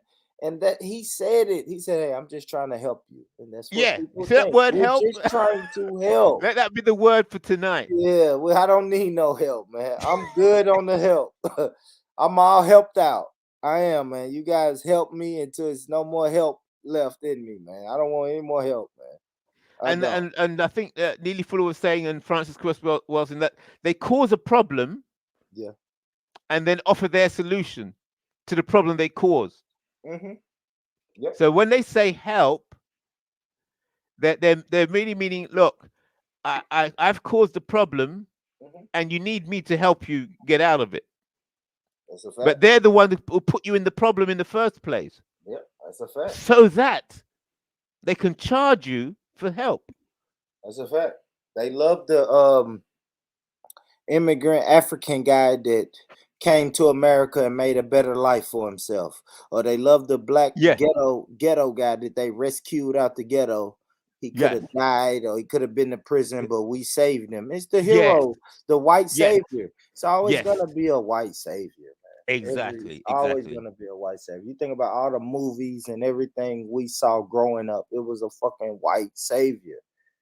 That's it. We created the problem. Yeah, he's just dumb and was gonna die in the hood. Who created the fucking hood? Exactly. So No, we he's got all not these Ado. Africans. He's not Ado's Lady Spade. Stop that shit. Stop that shit, Lady Spade. He's definitely not ADOS. Definitely not ADOS. Trolling. Yeah, he's just trolling. He comes in troll. He's an Asian guy. Everybody can hear his accent. Yeah. He's an Asian guy. He don't have anything to do. They don't rock with him on the Asian side of YouTube. So he comes over here. You know, he's only here to cause a distraction. And the only reason he's been entertained is because this is YouTube. I've learned that about YouTube. You're gonna have people who come in just to cause a distraction, and then they'll leave. They eventually just weed themselves out, especially when you stick on topic. Stick on topic. IC3 stayed on topic all night. We want to go through these 9 areas of human activity, and he couldn't outlast us. Exactly. That's right. He wanted us to speed through it and hurry up and go through it. No, we're going to do this point by point. And if you really want to help us, you would listen and let us get through this PowerPoint presentation, and then you can talk. But come on. In actual fact, I see what you're saying. In actual fact, the 9-point power presentation was for him to come and challenge us on each one of those points. But he disappeared halfway through. They can't. And you know what? That shows you in life. That shows you what happens in life when you're breaking down white supremacy. Because when I say, and IC3 says white supremacy on the surface, you like, hell no, that don't exist. But then when you really start to peel back the layers, I promise out of them 9 situations, people who don't believe in white supremacy would agree with me and IC3 on at least 5 of them. Have to. And if they do agree on 5, those 5 are connected to the rest. Exactly. You know what I'm saying? Yeah. You gotta agree on the war. You gotta agree on war. Of course. I think war just encapsulates everything. Because if I got the big gun and you don't do what I say, I'll just come and shoot the shit out of it. Exactly. And so I understand what ADOS is saying. I fully understand ADOS, not ADOS, the guy who's using ADOS fake. I'm talking about the real ADOS. Is that, you know, you've got all these Africans coming to America and making all this money, and they think that they're being clever and that the Americans are stupid. The black Americans are stupid, and the black Africans coming to America. There's so much opportunity. These black Americans, they're lazy. Yeah. We come to America and we made it. You know, but that's a joke. Why are you coming to America in the first place? The reason you're coming to America is because they messed up Africa and they're messing it up. And you can't, and all the wealth that they're having in America is because they've been blowing up Africa and blowing up all over the place. What 2 points did we cover? IC3: economics and education. They're coming under the guise of that. And you know what's funny? You know what's funny? IC3. God damn, I love this show tonight. This is a great show, IC3. I started this show off with the Biden administration is finna give out $6.3 billion to Afghan refugees. So you're telling me the Afghan refugees, we did the math, that equals out to $66,000 per Afghan refugees that's about to come to America. That's with no, they're not even coming under the guise of education. They're coming under the guise of economics. It's economically sound for them to come to the white man's country. Yeah. It's not even education. Africans are dressing it up and saying, yeah, we're gonna go to America and get our education and have a better economic status. These Afghan refugees don't even have to put education on it. It's like, no, we're coming over here. America's giving us $66,000 checks and we finna ball.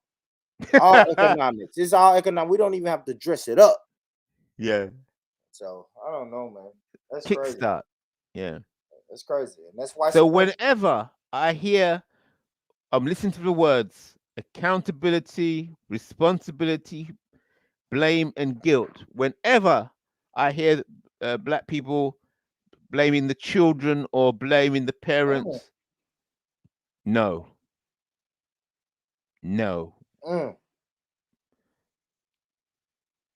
no said. way. Well, and by managing responsibility, accountability, blame, and guilt, you got to have a siege mentality and get those walls, set up those walls. And then once you have those walls, once you have that clear identity, then we can start about, come and let's do better amongst ourselves. Yeah. It's nothing to do with those people outside the wall. No, it's us. It's only us. Yeah. It's only us. But if there's anything bad, we're going to throw it out over the walls to the outsiders. We're going to tell each other, give each other a slap and say, come on, you're going to do better. But you know what? You should get a slap for this, but I'm going to throw this bad energy out over the walls to the outsiders. Because that's what so black people are always outside the wall of other communities, getting all the shit thrown at them. Other communities have a siege mentality. They've set clear walls. You black people are not one of us. No. So we're going to throw the shit on you. Yeah. No, you're not one of us. You're not one of us at all. But yet, when black people try to say, okay, let's sort ourselves out, they'll say, oh, but how about me? Can I be one? What about why don't you accept me? Yeah, why do you want I mean, I can even take it on your end, IC3. I was saying this back in the day on your end when they was saying, why can't we join the G circle? It's like, what? It's like, what? I've just watched these guys have millions of debates on how black people are victims and we're inferior. But when we start a G circle, you want to know why you can't be involved. Like, exactly. Come on, man. I don't know, man. That shit there is crazy to me. You see, and notice G circle. That's an attempt to siege, to have a circle. If you have a circle, there's those inside the circle and those outside the circle. But as soon as a G circle started to form, they messed up the circle. Can't allow it. They can't. We can't have you guys doing that. Why can't I be in it? Yes. Why can't I be in the G circle? Yeah. Why form a circle? Because there's those in it and those outside of it. But no circle is allowed to be. See, what's happened to the G circle now? It's gone, messed up. Yeah, it's gone. It's gone. And gone, even that, what did you say first and foremost? And this is not related to the G circle, but what was that last one? I see 3, the 9. Oh, war. And what else? It was counter war. Counter war. Yeah. Counter war. Yeah. We want to control the counter war. Yes, defense. That's right. Offense and defense. They want to control all offense and all defense. Thank you. So you're going to try and have a G circle What are you trying to do? Are you trying to defend yourself against us? For real. Well, You're we're gonna gonna try to shut defend that down yourself against too. us? We're gonna shut that down I too. tell you what, if you're gonna try to defend yourself against us, we're gonna come in there and help you. We'll help you. We'll show you how to defend yourself against us. Yes, You want some help? Let us help you. You trying to form a circle? You wanna know how to We'll show you how to build the circle. Hey, we're the master circle builders, man. You want to form a G circle? Yeah. You want to form a circle? Yeah, we'll help you. Yeah. You niggas don't know how to form a circle. We'll show you how. Y'all got We'll y'all give you some pants help. hanging down. Y'all wear y'all pants hanging down. Yeah. What do you know about circles? You don't even know how to pull your pants up. Exactly. No, what's the other thing the Asian guy told me? Y'all shoot sideways. I was like, what? Yeah, you point your gun, you turn your gun to the side and shoot. I'm like, yeah, brother, you don't watch too many movies. But this is what people think about you. People think if you can't pull your pants up and shoot your gun straight, then we need to civilize you. Exactly. We need to come and civilize you, man, because I don't know what's going on. You guys, how can you shoot with your pants down and your gun aimed sideways? I don't know. I'm just sure that what did he say today? I see three. I'm just trying to help. I just want to help. Just trying to help. You need help, man. You can't even wear your trousers properly. Yeah, let me pull it. Yeah, I love you call them trousers. Let me help you pull your trousers up and aim your gun the correct way. Like, yeah. All right, bro. All right, you got it. But and the white supremacists say, well, of course you need our help. We're the one who make guns. Yep. You don't make guns. So you need our help. We'll show you how to use guns. Yep. Let me show you how to shoot. Let me show you how to shoot. Yeah, let me show you how to shoot. You hold your gun this way. You have to stand this way correctly. You know what I'm saying? Bend your knees a little bit. Like, come on, man. Get out of here, man. A shot is a shot. And that's what black people need to know. A shot is a shot, right? I'm shooting a gun to hit a target. If I turn my gun side to the side and hit the fucking target, we achieve the same thing. Exactly. That's big. That's big too, right there. I see. That's the problem. Black people think that white supremacy knows how to do it better. And better, by their perspective, is to strengthen white supremacy. Absolutely. We think so better and best is what is best for the system of white supremacy. We'll show you how to work better. We'll show you how to study better. Yeah, that's a fact. We'll show you how to do sex better. You all don't know about sex. You're so backward. And I'm gonna tell you this, and I'm gonna tell you why that's a good one, because the porno industry. Yeah. The porno industry will show you how to do sex better. Exactly. And we know who runs that industry. Exactly.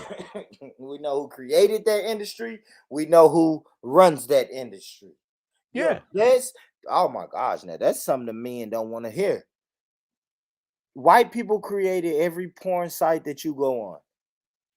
Every porn site that you go on, it was created by white people. So you're right. I see three. Even those magazines that I was stealing from my uncle back in the day, created by white people. Exactly. Showing me sex. So they're controlling sex directly and indirectly, because the very concept of what sex is, they've got to manage it. That's got to be managed. They need to control that. They've got to control the children's view of sex. What is sex? Yep. We will tell you what sex is. Let me tell you this, IC3. I learned sex education in the 6th grade, which means I was 12. White teacher reading out of a white textbook told me what my penis was. I'm just being real. I'm saying, if we're gonna talk like that, I'm being honest. It's true. She broke it down like, okay, I'm 12, so of course I've seen a little porn and I've seen what this is, what that is, but no, this white lady verbalized what I was seeing. Yeah. Yeah, that right there you're seeing, oh, that's a penis. Okay, that right there, that's a vagina. You know what I'm saying? And it's like, damn, you're right, IC3. They control it. They control the education. So, which it means they control sex. They control war. I mean, they control, war and counter war. So that means they control religion. Of course. IC3, we may need to do a whole show on this, man. This is big. This is deep.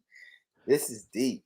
No, but I think what was good tonight in your show is that it's just good to go through all the 9 areas one by one, and then just listen to the people trying to fight it. Just listen to them. So it's good, to hear that opposition, to hear him trying to counter Neely Fuller. They just expose themselves. If you just Shout go out to point by Soil. point Shout out by to point. Soil. Shout out to Soil though. IC3. Soil was trying to go against your prison analogy. He couldn't do Yeah, it. it's good. He was just bringing up shit. He couldn't get around that prison analogy, man. He was trying to. He's like, hey, well, if someone throws shit on somebody else, it's like, come on, Soil, quit playing.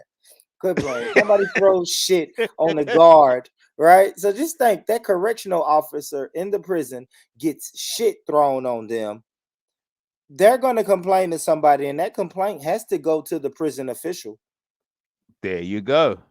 You know what I'm saying? Or if and it's the prison official or the prison manager's responsibility to make sure that guards don't get shit thrown on them. Exactly. Because they didn't get paid for that. Yes, IC3. That's any job, man. For real. Exactly. So I drive a company truck. If somebody crashes my company truck tomorrow while I'm driving, then I am going to my company and say, yo, I am injured. What's going on? Who's responsible? Who's accountable? Because they're insured for that. Insurance. Yes, exactly. I'm going straight to the top of the food chain to know who got my back. Exactly. Same thing. That's a fact. Neely Fuller's right. No, Neely Fuller is a beast, man.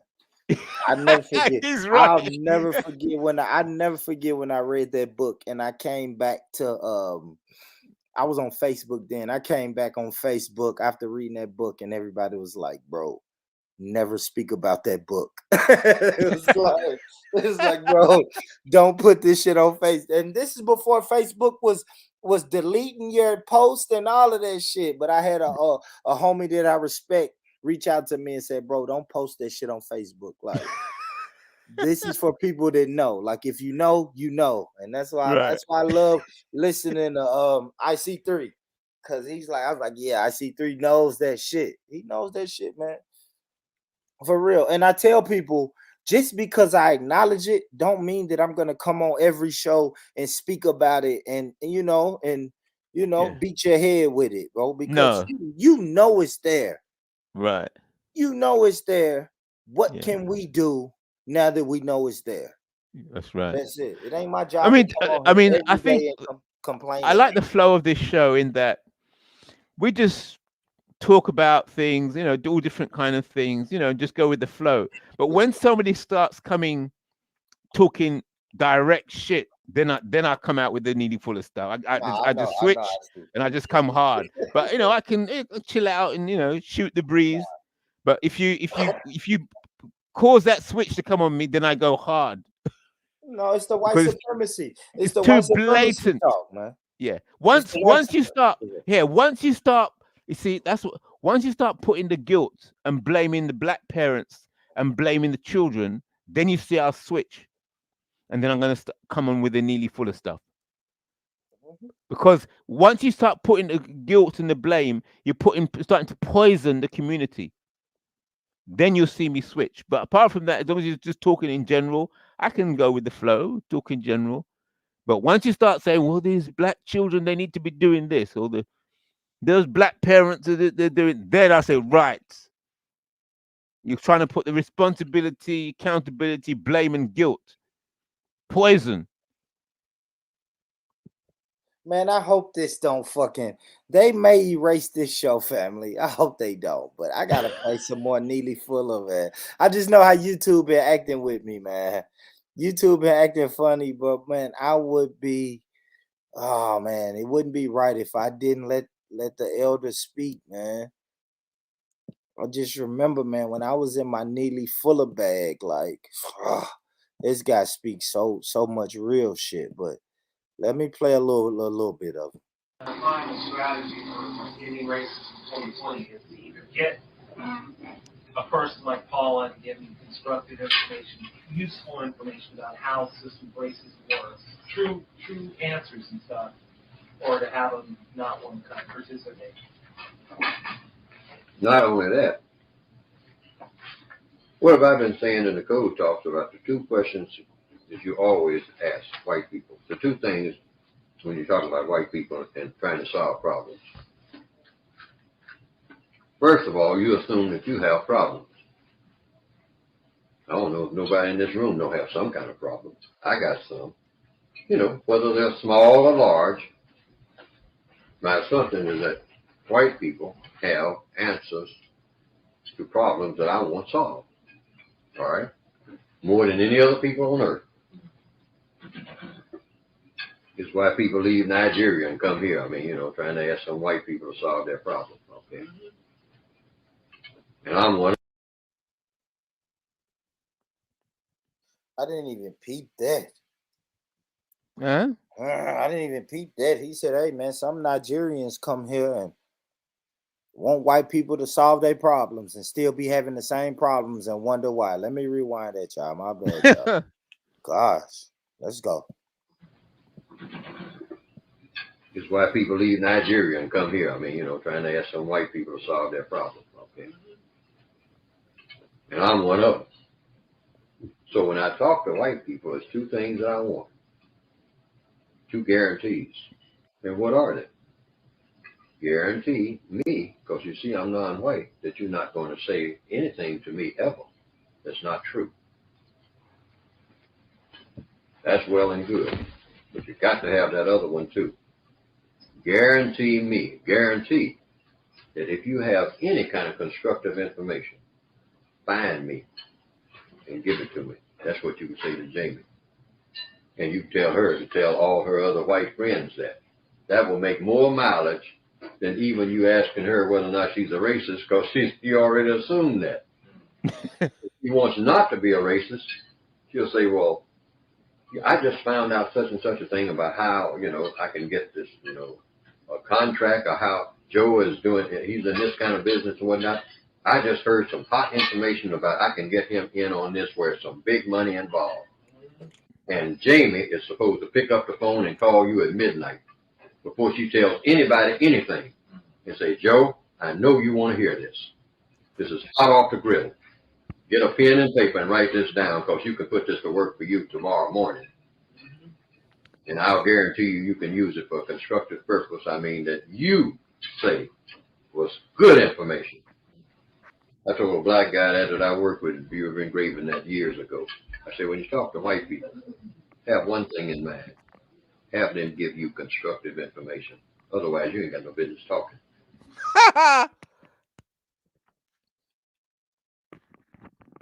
Got no business talking to. Let me open that up. Let me open that up to all non-black people. If they're not giving you constructive information, why the fuck are you talking to them? Exactly.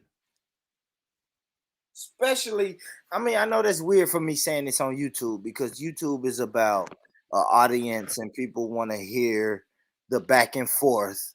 Yeah. But in reality, why are you talking to them people if they can't give you constructive that's right.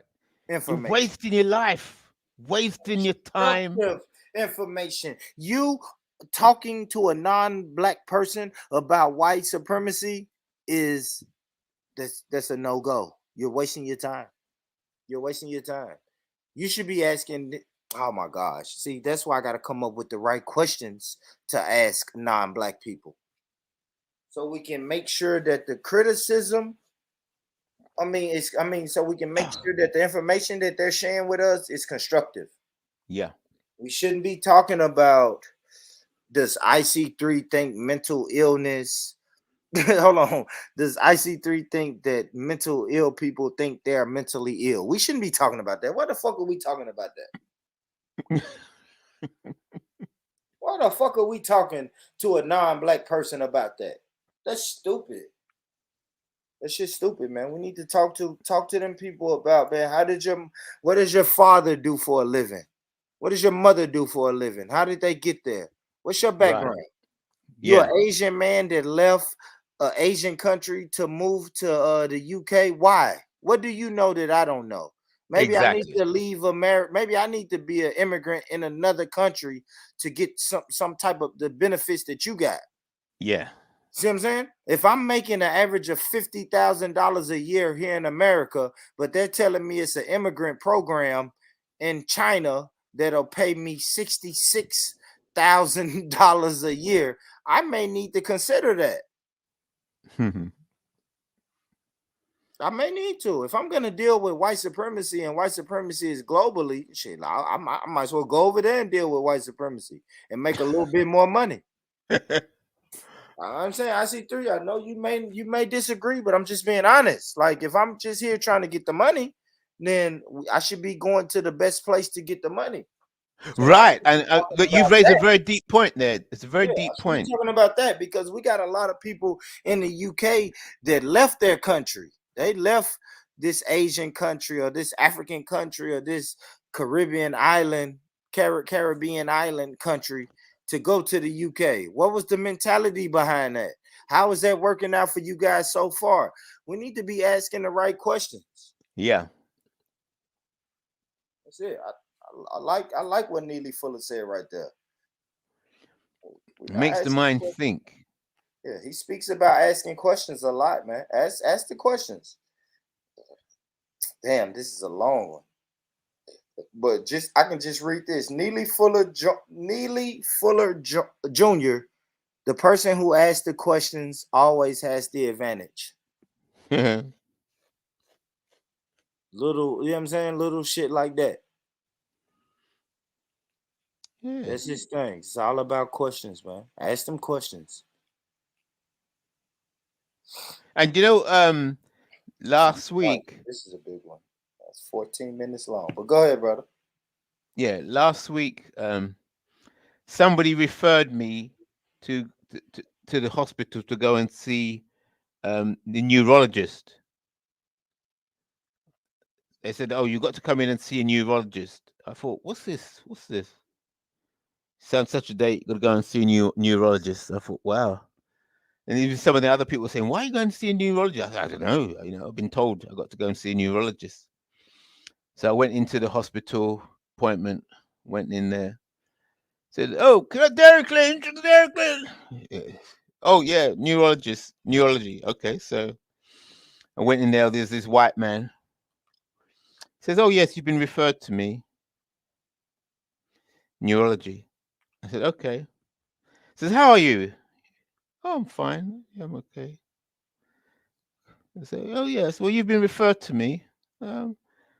Somebody it's on your record that you're having memory difficulties. They say you've been having some memory difficulties." So oh really? Well, I noticed that I did say a few years ago that this referral can come to us. A few years that you said you had some memory difficulties. Yeah, I said what I said was that I'm very concerned. I'm now keeping a diary because somehow I'm finding that people I've been told one thing, and then people say, "Oh, they didn't say that." People in authority have been telling me this, and I've been told that I've been misunderstanding what people said. So what I did, I thought, oh, it must be me then. I must have a bad memory. What I'll do, I'll keep a diary. So I started recording everything I everything that's told to me in these certain situations by those people in authority. And they've been and then they say, why are you keeping a diary? Why are you writing down everything down? I said, well, I'm writing it all down because, you know, I got a problem, you know, somehow I'm hearing different things. Somehow I'm told something, and then when I go to repeat it back, what I've been told, they said that I'm being told that that's not what's been said. So I thought if I start write things down and put a date on them, then I'll know exactly what was said to me and what, you know. Say, oh, what, there's no need to write it down. Why you keep writing things down? Why, you know, why?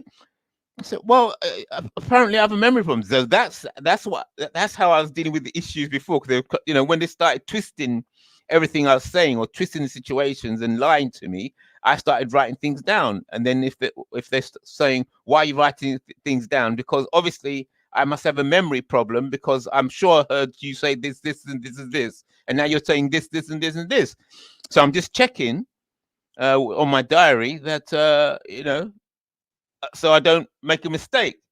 And so that person in authority put it in the system that he has memory problems. So that's why I ended up here speaking to you, the neurologist. And he says, well, you know, look, what day is it today? What date is it today? Oh, I said 1st of October. No, but hold it. Before I said 1st of October, he just started firing questions at me, you know, really quick. So Yeah. so when he's firing questions at me, you got this white man, the blue eyes, is sitting there across this desk, and he's got this kind of stare looking into my eye, looking at my head. And I feel unnerved. I just don't trust. It's just the whole energy. No, it's a little. Yeah, I'm uncomfortable. And it's just like, what date is it today? And it's like, it's like, what date is it today? Obviously, I know what the date is. I was like, I wouldn't be here. You know, I've got a date and a time to be here, and I'm here. So obviously, I must know what date it is. But because he just fired that question at me, my head went blank. And then I said, then I thought, I had a code actually. I had a code when I started to go, when I'm going to see these people, I have a code. Just stick to the paperwork. So I started looking at, oh yeah, just let me have a look on the sheet of paper. On the letter, I've got the letter in my hand. I put it on the chair actually. I had the letter, I put it down on the chair that had the date and time of the appointment. So I said, oh, let me look at the date and the time of the appointment. He said, no, don't look. I said, look. This is it's not that I've got a memory problem, it's that I've decided that because I may have problems understanding what people are saying, I like to cover myself by following the documentation so I don't make any mistakes. I don't like to guess anything. So when I'm dealing with people of authority, I always stick to the paperwork. I'll always write things down. I do not trust my memory. So I suppose that is why I've been referred here to come and see you, the neurologist, because somebody's saying that I've got a memory problem. It's not that I don't believe I have a memory problem, but it's my code of practice of discipline to try and improve myself by keeping a diary and that writing down what people say when I'm speaking to people of authority, and do no guesswork whatsoever. He says, "Oh no, I want you to, you know, relax. I want you to." I didn't say the word trust. I want you to trust me. That's what I heard. You know, but he didn't actually say it. He just said, "Look, I want you to look. Just relax. Just relax." Yeah. So I'm relaxed. But I'm just like to keep notes, just in case I you know, I misunderstand what you're saying. Okay. Then fired another question. What's firing questions? Yeah. And I said, then he started firing some questions about current affairs. I said, oh well, I'm not too. What about this? It says, what's happening in current affairs at the moment? I said, oh well, Keir Starmer and so on. Oh, he says, okay, so you know about the Labour Party, because he's asked me some issues to do with current affairs. And so, yeah, so I had those. And he started asking me even more questions about current affairs. See if I remember the news. See if I remember the news. I said to him, well, I can't go any further than that because usually I'm dealing with more international affairs, global affairs. So I'm not that detailed. He goes, okay, I'm going to ask you some questions about international affairs.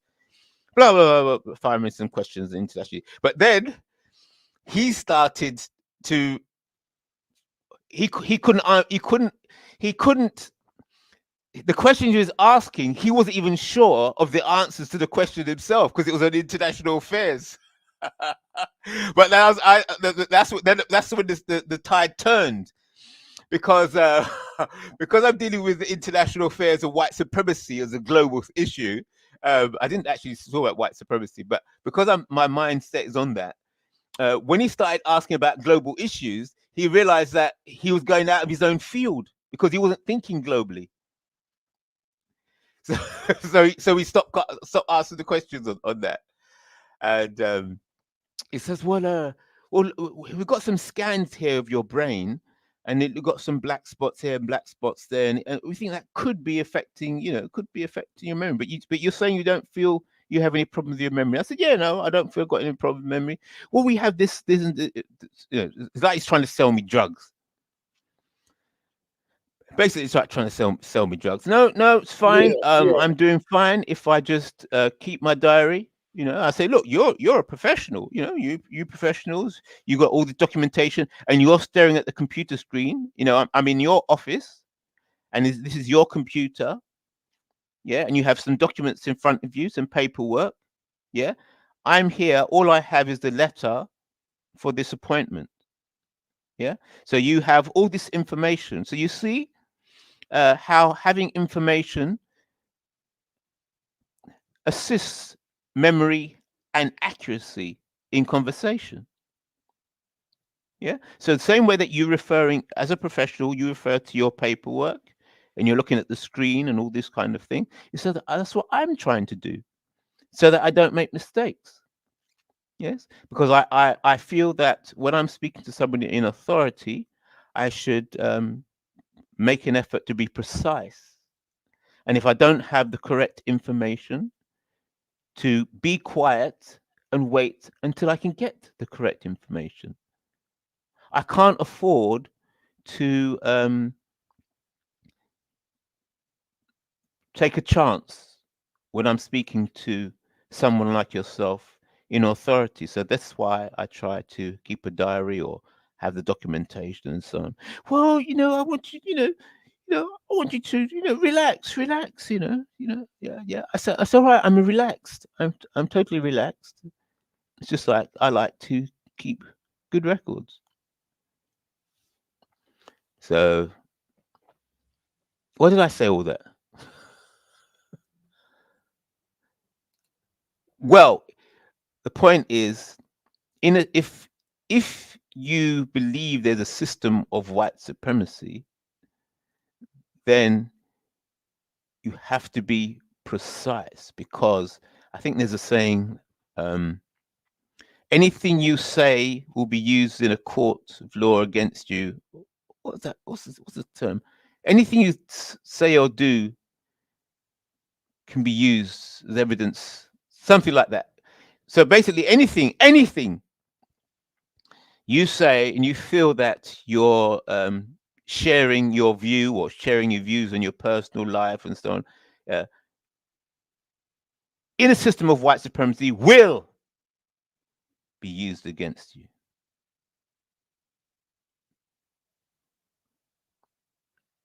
There has to be a fundamental distrust, if there's such thing as white supremacy.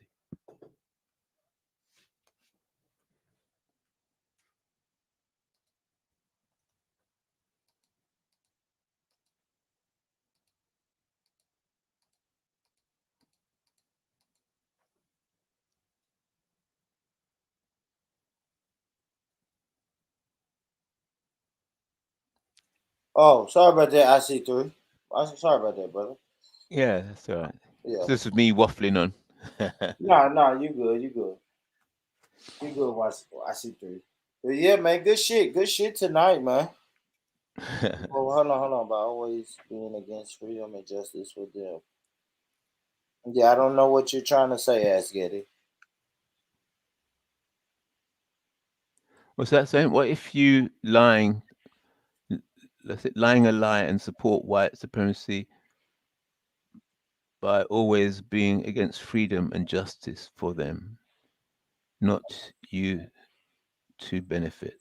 I don't understand. There we go.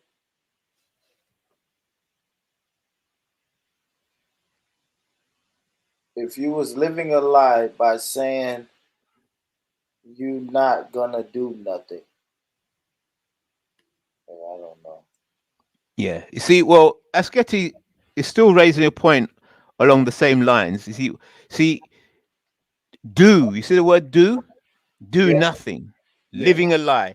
See, all you need to do is go back to the reference of responsibility, accountability, blame, and guilt. So, what's that? You living a lie by saying not going to do nothing.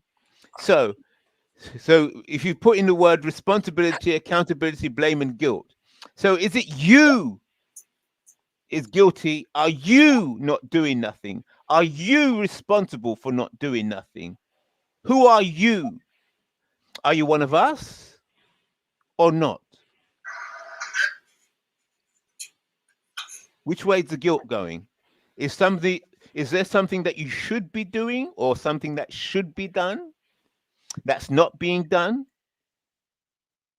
You see?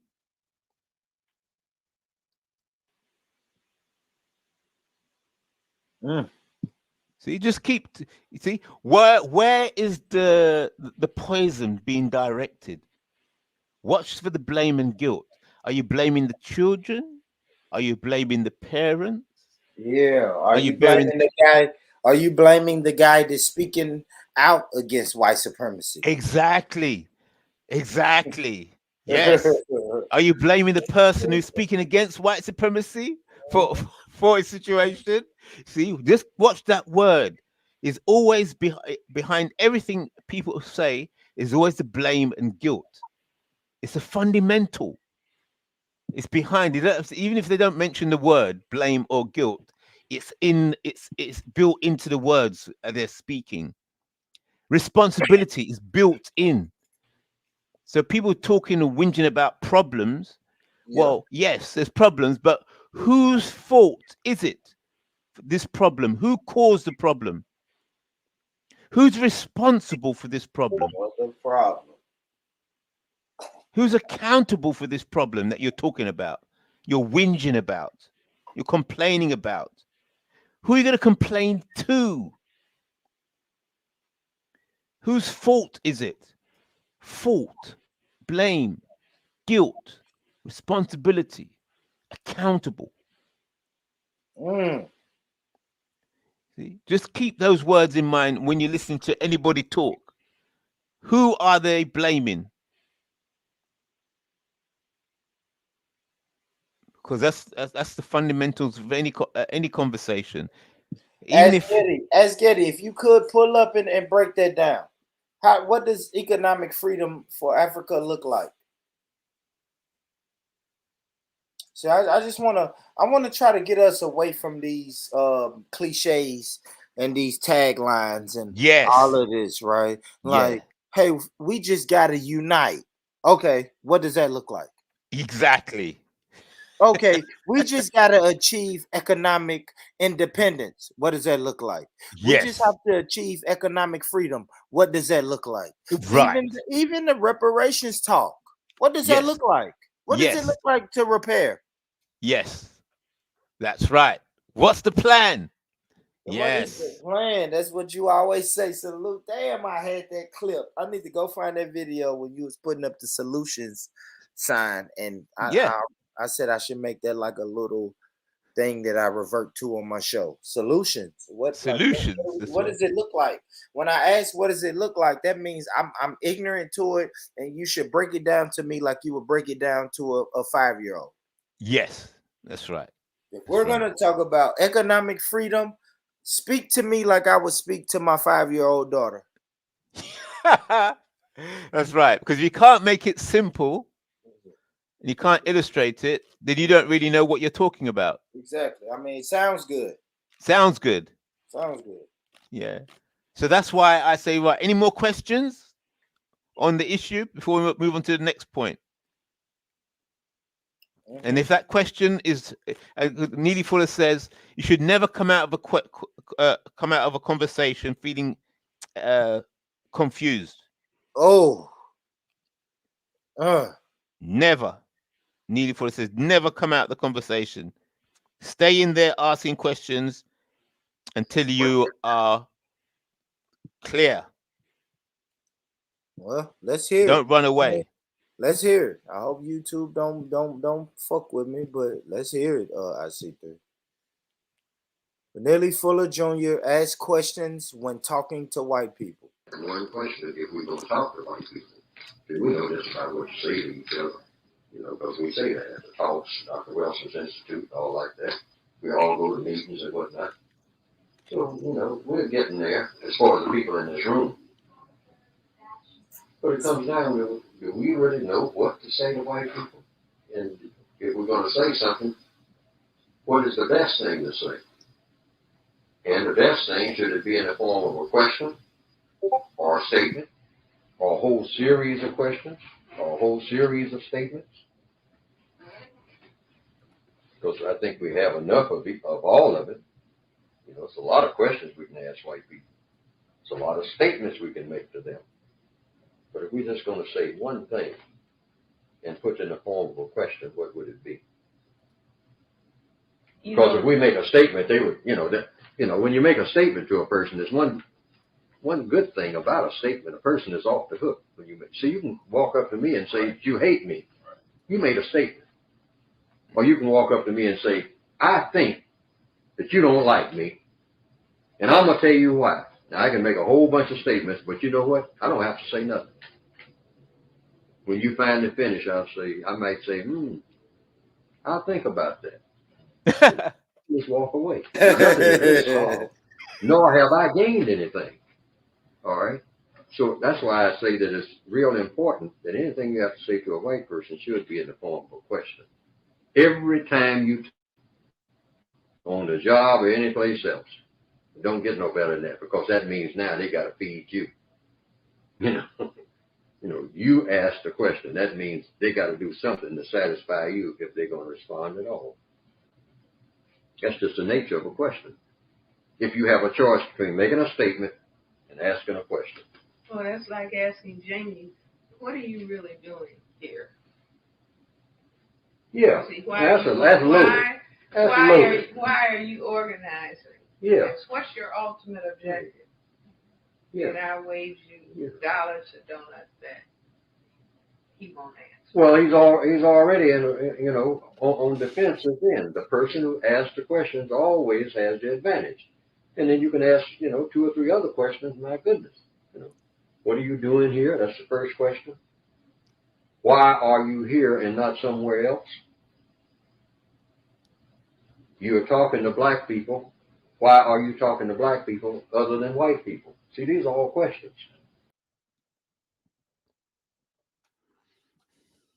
That last question, family. That last question is a sick question. Why are you here talking to black people? Yeah. And not white people. Or not your own people. Yeah. Powerful. Shout out to that brother, man. Shout out to Neely Fuller, man. And shout out to our sister too, Francis Chris Wilson. Yeah. Shout out. I heard her back there, man. Shout out to that sister, man. Rest in peace to that sister. That's sheesh. I like that one though. Why are you talking to black people? And they're gonna say, we want to help. We want to help. Then why are you not helping your own people? Why us? Right? Why am I so special? Yeah, man. They're helping their own people and their own community by talking to black people to gather intelligence from the black people who talk too much.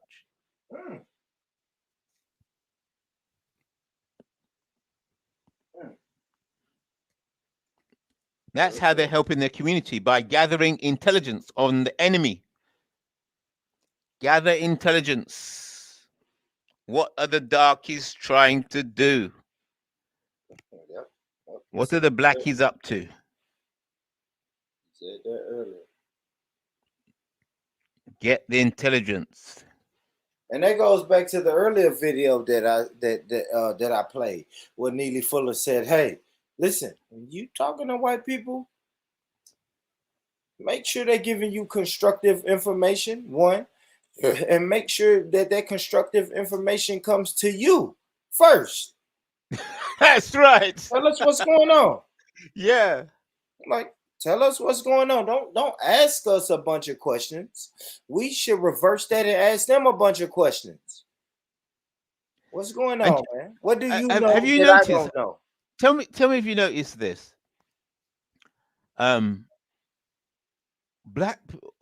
Sometimes you're out and about, and somehow I always seem to see, even online YouTube, it could be me, but I've just got to say it anyway. It always seems that whenever there's black people and there's white people or a white person amongst them, the black people are always talking and the white people are always listening. Talking. It's like they're just giving away information. It's like a natural thing where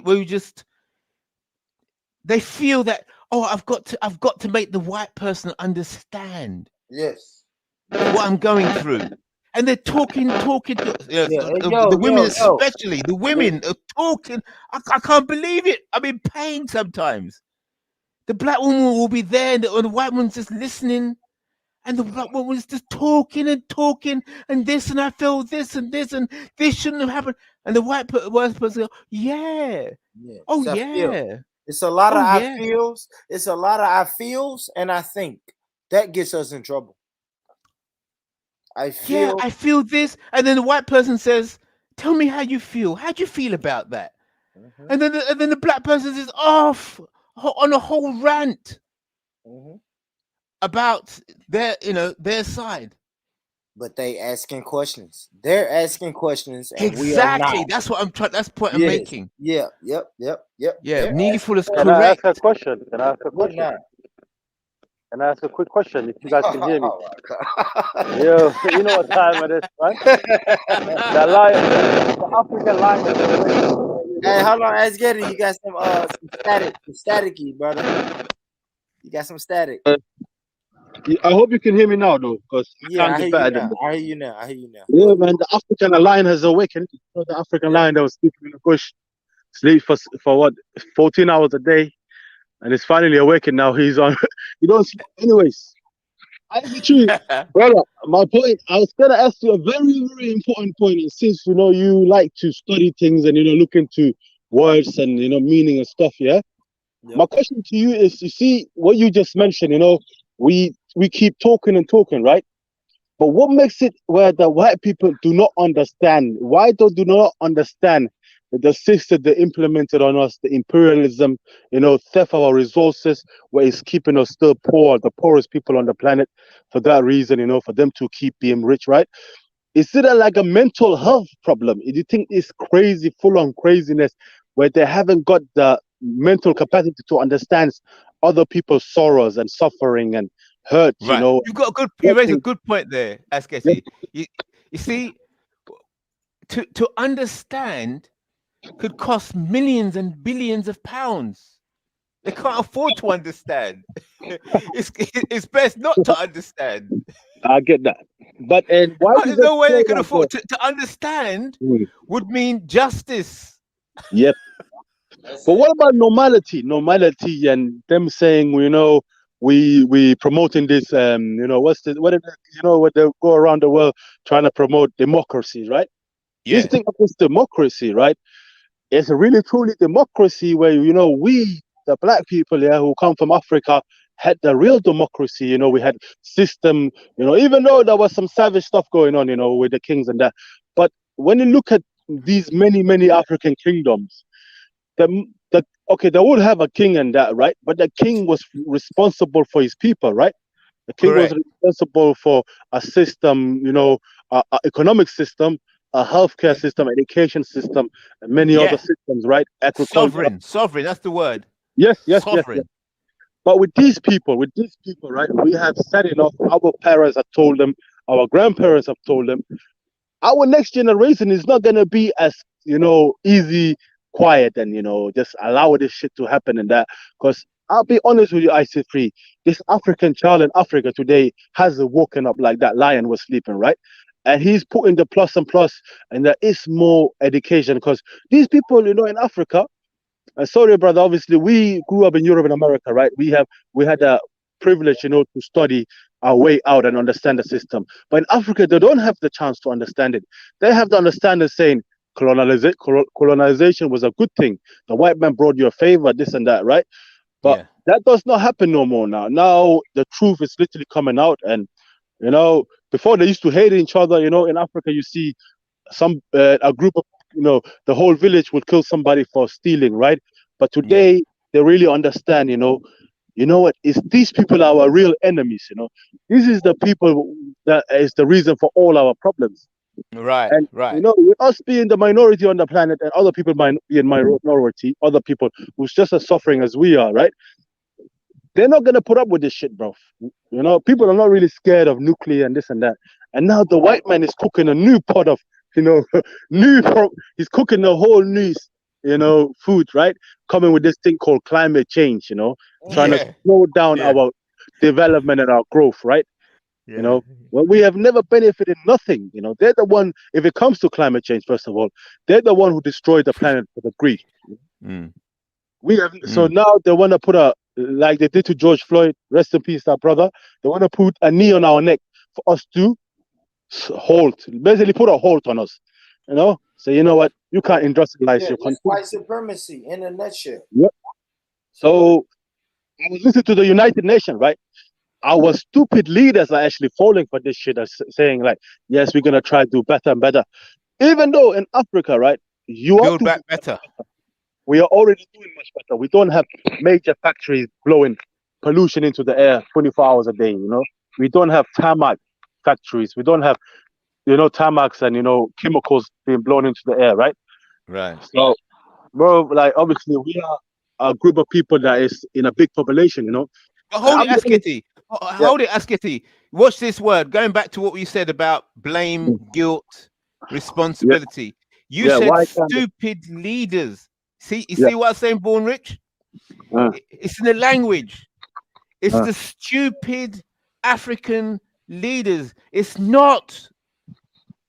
You mustn't blame. Don't blame the African leaders. Don't blame the African children. Don't blame the parents. They're Don't victims. blame blame the victims. They're victims of white supremacy. Don't blame them. Don't blame the African leaders. I'm not comfortable, but I'm not comfortable by seeing people playing their games, right? But what I'm really proud of at the moment is we have got about 40 to 45% or even 50% of African leaders who's not playing their games no more, who's actually speaking the truth, you know, where they're not really playing their type of violin, you know, instrument. No, it's 100%. Because we're not going to dance with these people. Not even one black African leader. As long as they're black. Yes. As long as they're black, don't blame them. Because listen, if they if you put you in charge of Somalia, you get elected, and you because I met a Somali. Anyway, I won't talk about this. If you're in charge of Somalia and you become leader, listen, they could send out some top special forces military, to come around your house, in front of your family and children. You just finished work at the office. You've been given all your thought, and then you're going home to your family and your children, and you're sitting there with your children and your family eating dinner, and then you have some special forces people just arrive. So do you think this is the reason why? No, listen carefully. They just arrive in your house, get to your house. Yeah. And then you're gonna be shocked. Who are these people just arrived in my house? Yeah. And then they come and sit down on your settee in front of your children and family and say, listen, there's a few things we want you to push. Now, you got a nice house here. You got a nice family. You know, yep. If you want to keep this house and your family and your children, you want to keep them healthy, when you go to work tomorrow morning, as a leader of Somalia, I want you to sign this and this document, and you won't see us again. So this is the it's not like you're stupid. It's what you're gonna do. So this is why, I'll be honest with you, this is why I always come at the point of saying, they're saying they've given us freedom, this and that, right? So the reason I'm trying to tackle this and I keep promoting this economic freedom thing, right, is Born Rich was saying, what does it mean, economic freedom, right? It's a weapon against them, you know, because we know as black people, every day this stock exchange and New York Stock Exchange, these financial cartels, you know, JP Morgan, the Goldman Sachs and all of these people, every day they trade, right, impovering us, right? So if we all black people actually united and you know went to the stock exchanges, you know, and demanded united with our money. You saying unite with our money? Not even that, bro. You have to. You said if we unite and then go to the stock exchange, that means we have to unite with our money. We have to make it. No, I'm not saying, bro. I'm not saying we have to put our money into the stock exchange, anything like that. I'm saying we demand answers in it. Why are they doing this to black people? Just say it openly, right? Because once we get the truth out of these people, we can actually go back. Like brother, I'll be honest with you, brother Akon is doing something major right now. How are you gonna get the truth out of them? Hold on, bro. The truth is that we are racist. We're doing this because you're black, you know. Listen, We're doing this because you're black. You know what I mean? You gotta listen, brother. You're saying let's go to the stock exchange. I want to slow it down. I want this to make sense. You're saying we should go to the stock exchange and tell them the bullshit that they're doing to black people. Like, is that a mark? Brother, these people love me so much. If we block these people to even have access to the stock exchange for 1 month, I promise you, changes. How do we block them? How do we block? That means economic crash, you know. How do we block? Listen, brother, how do we block white people from engaging in the white people stock exchange for 24 hours?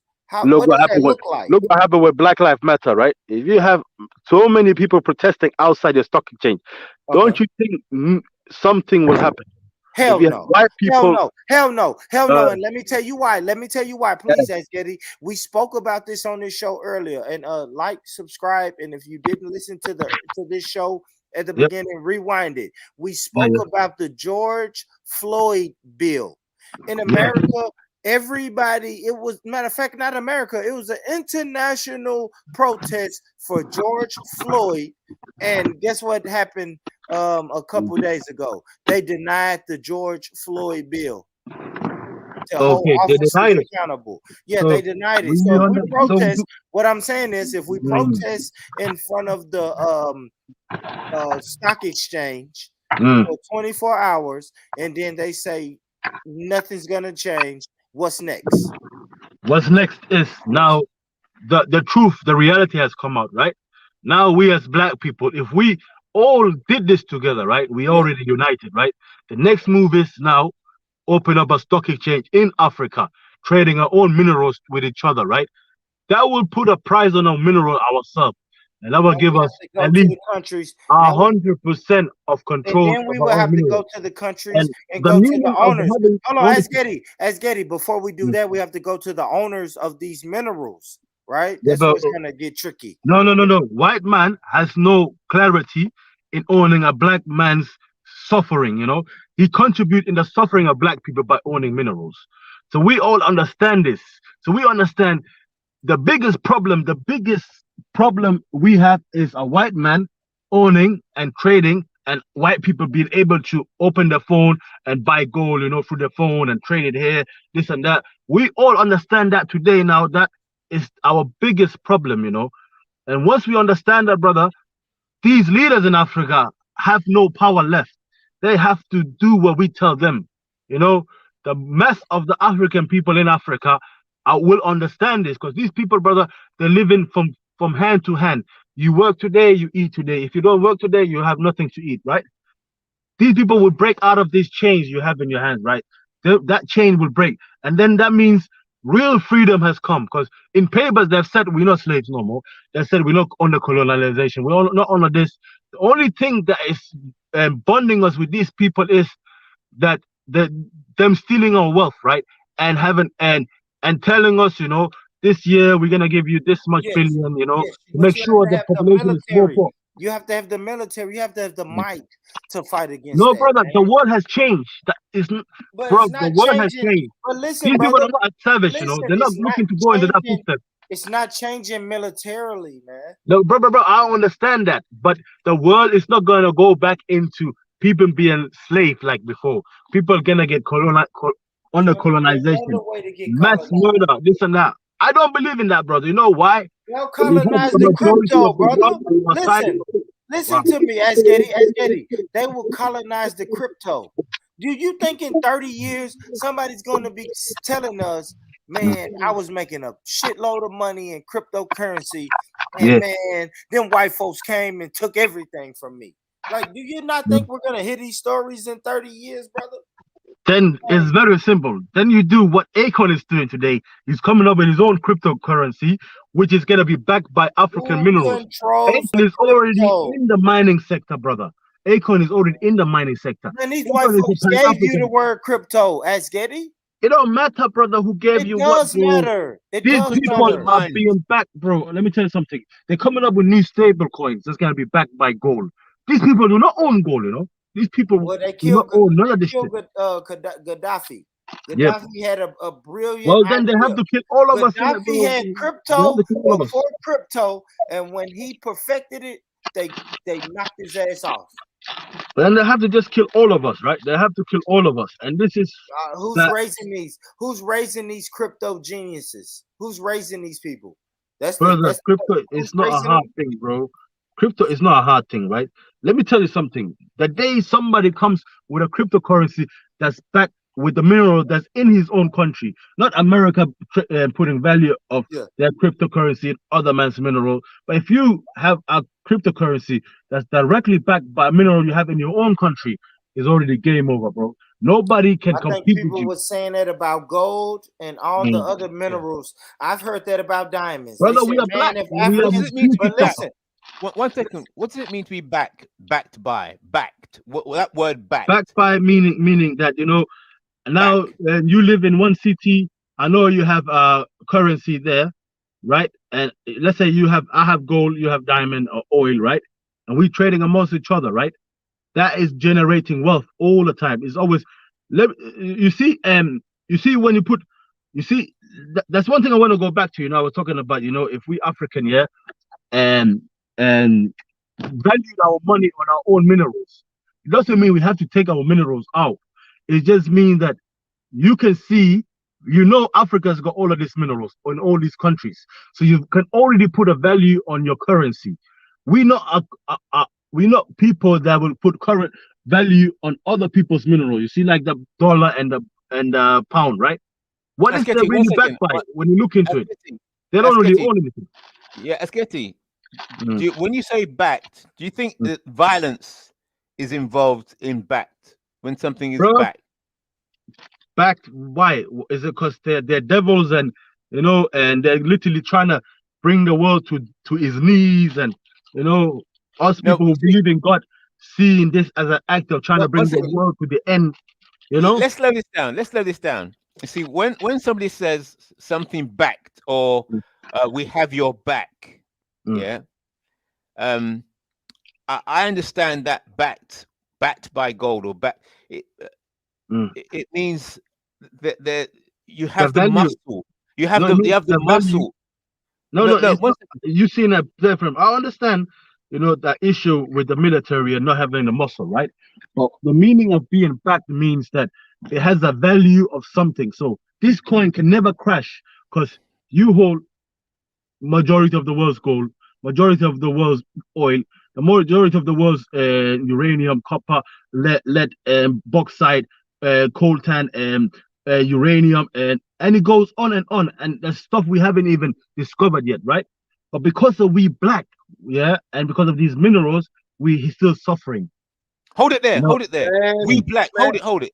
Somali, we black, right?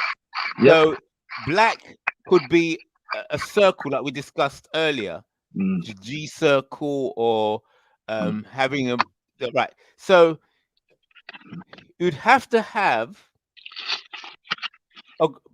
people classified as black would have to say, look, this is us, and those people are not us.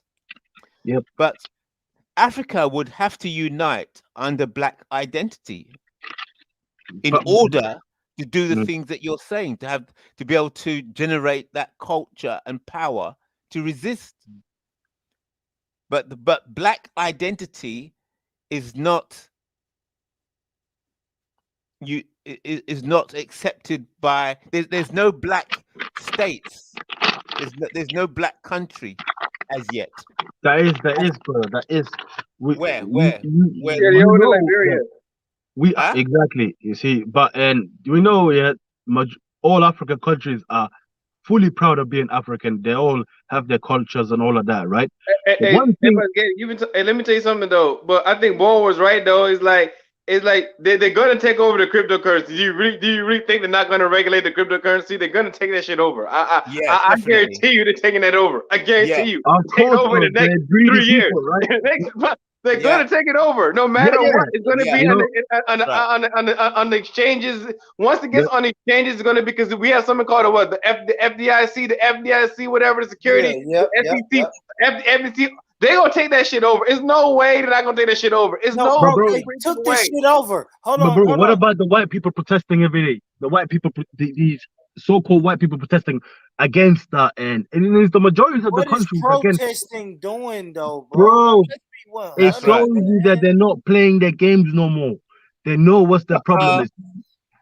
People are not playing. Even their own people understand who they are. You know, that the true image, the curtain has been drawn. You know, people understand. They're telling you, I don't want to hurt your channel. I don't want to talk some next shit, right? But people understand. These people even want to kill them. You know, they understand what they're trying to do. They understand how they're trying to change the mindset of the children. So, bro, we are not on our own today. We are not on our own. Many white people are saying we're not racist. Many white people are ready today to unite with us and fight against real racism, you know? What? Whoa. Let's slow this down. This is some super Antifa leftist intersectional craziness, man. Bro, the thing is, you know, you can stay in America for the rest of your life, have children over there, and still be called an N-word, you know, and be the most disrespected person on the planet. Yeah. Or either you can do something where your grandparent, knowing your grandparent was getting murdered and killed and whipped and all of this shit, yeah, and actually do what?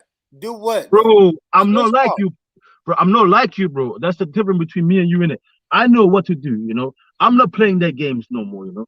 I'm not gonna run around in circles. How do you opt out? Hold on, Ask Getty. All right, fuck that. All right, fuck all of that. All right, how are you opting out right now, not playing their games? You're on your way to work, right? It's early in the morning in the UK, right? Finished work, yeah, you done finished work. So you finished work. So you're playing their game, right? You're playing their working game. You have to, mate. There is a way out. You know, you live here. You know, bro. Let's be honest, right? Yeah. These countries do not belong to these people. Our wealth built this country, bro. I agree. Now what? Now that I know that, now what should I be doing next? Doing what you're doing? Going to work every day? Expose them, right? All right, now I expose them. Okay. Listen, I exposed them, and guess what they did? They deleted my YouTube channel. And then when I exposed them in front of the Capitol building, they took me to jail. Now what do I do? What's next? You carry on, bro. You never give up. Oh, You keep carry going on, to jail. So I bro. should. So I get out of jail and I go back Mm. in front of the Capitol building and protest and expose them, and then I go back to jail. Bro, it's not about capital and going to jail. What are you going to jail for? For talking the truth, for having freedom of speech. This is the thing: is you need to put them in a corner. You know, you further you push, they're gonna go to that corner, How and do that you white put a supremacy will come out. government in the We just corner? want the true identity to come out. We just want that savage human being they are, the true savage human being they really are, to come out, bro. Because Well, do we're not we? playing this Hold kind on, of hold game on. that Do Joe we? Biden Yeah, is I know playing. what you're saying, Asgetty. I don't want You to play say, this Joe Biden. Asgetty, you want the After the black savage to come people. out? Let me tell you about the savage, Asgetty. They was in Afghanistan for 20 years. Yep. Do we really want that type of savage? But did they to win come the out of war? these white But did they win the supremacists? war against Afghanistan? Can they really win a war against Iran today? Can they really defeat? I'm talking about one nation. Even let's say America. Can America really truly beat and destroy Turkey today? Well, you Let's know it will just be never honest. be. But Can you know it America will. All right, but today listen. destroy North Korea Yeah, but and listen, win it a will full never war? be. But listen, No, they can't. So you have to we understand can't say these that. people are Hold not as on, strong as hold you on. think they are. Okay, hold on. Number These people are one, not strong as you think you are, bro. America has allies, bro. So America can have as much allies they're they gonna have, take bro, the British with but them. they're not They're majority gonna of the take the planet, French brother. with them. They're gonna take the Germans Mm. with them, the Germans with them, the Spanish. No, they're not. No, they're not. That's where you're wrong. You think they're gonna take them with us, but those countries, majority of those countries, are gonna step back and say, you know what, we have mistreated these black people for so long. You know, we want to get on the justice side. We want to look into the future. Yes, mate. Yes, that's what it is, mate. Wow. Not everybody is a beast, brother. Somebody will come to the light. You know, there's people that do worship God. You know, Hey, this is funny though. This is funny, Evgeny. You're funny. Yeah. I understand, mate. I understand your tactic, and you can just, keep to yourself over there, trying to live the American dream and that.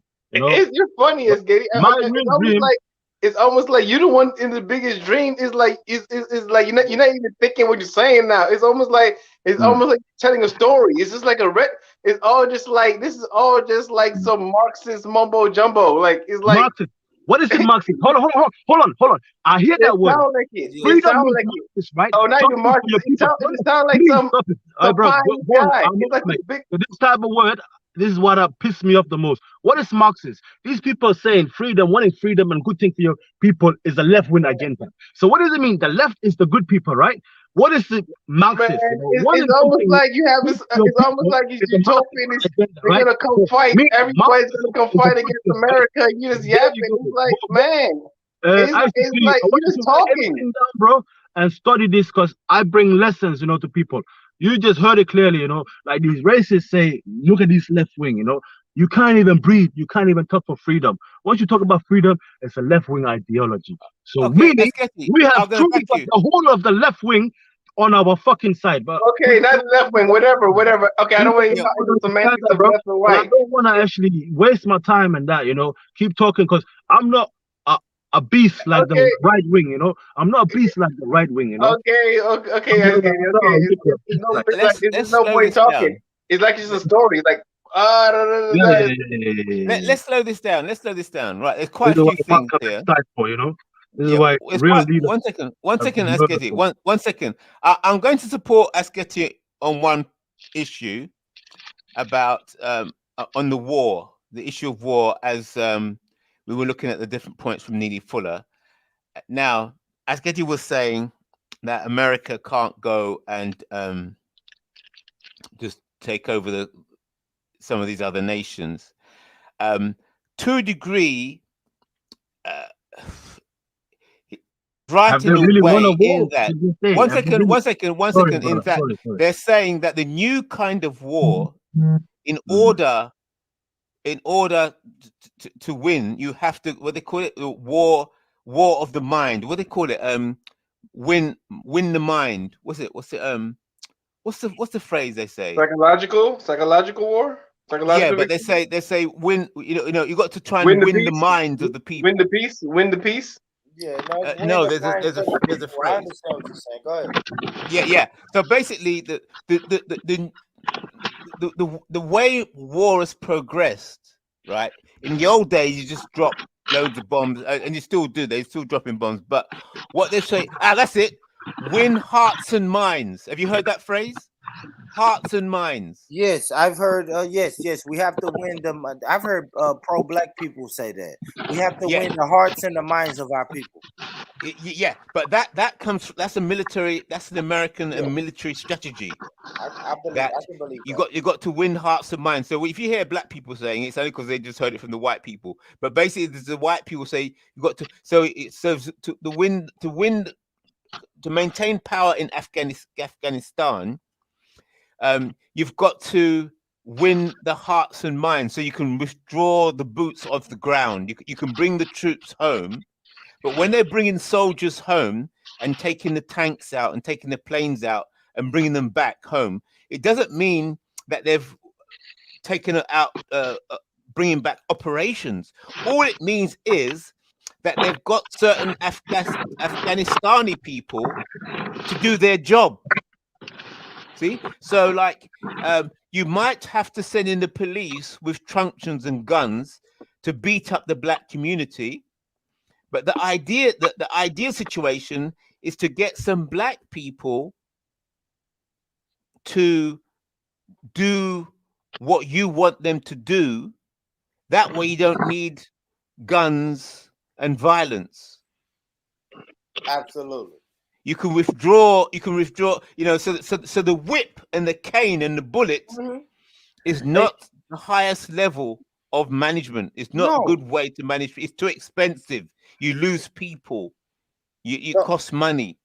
That's a fact. I see three. They dress it up with democracy, right? Yes. If I come to your country, I'm only promoting democracy. I'm not promoting war, violence. I'm going to implement democracy with my military, but I'm gonna call it democracy. Women's rights and all of that. Women's rights and all of that shit. How the shit works.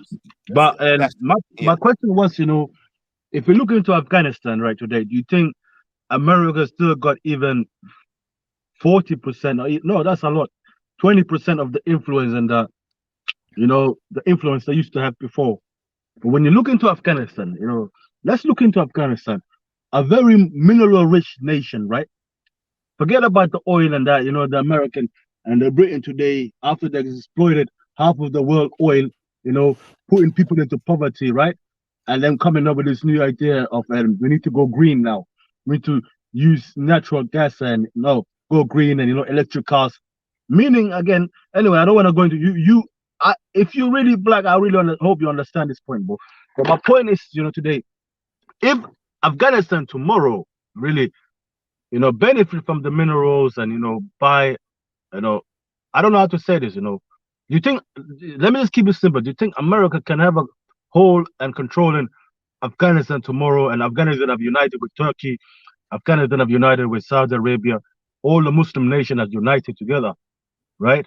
You think America and Britain is to Australia and New Zealand really can really control how people's life should be? Muslim nations uniting together. So, right.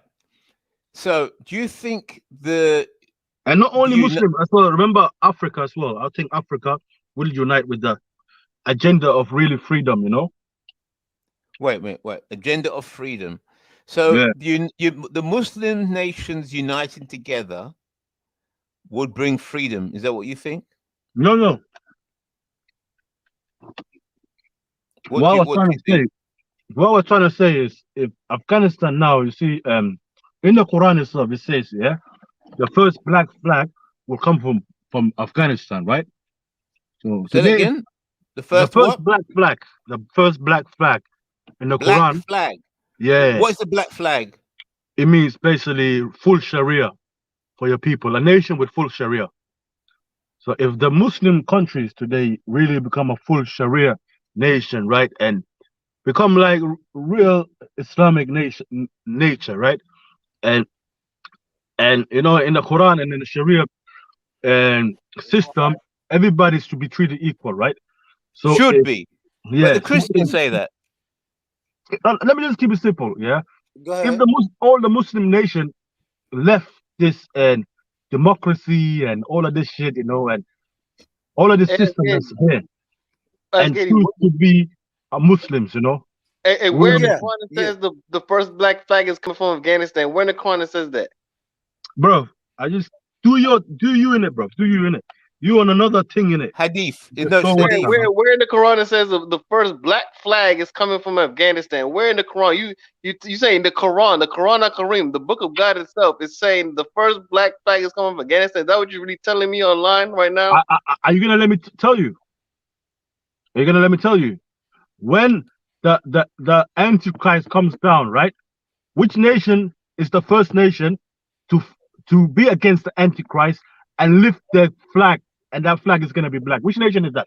I have no idea what you're talking about. Where's that? Then in the you Quran? don't know about the Quran in it. Where Maybe is it you in the read Quran? the That's Quran not the in Quran. English. Tell me where in the Quran that's at. Yeah. Don't worry. No. Ask I the want Muslim. you to swear in the Go Quran. to the Imam. Go to your Imam tomorrow and ask about the end of time. What's gonna happen before the end of the time? No. You said in the Quran. You said in the Quran, Afghanistan is gonna be the first nation with a black flag. That's what you said.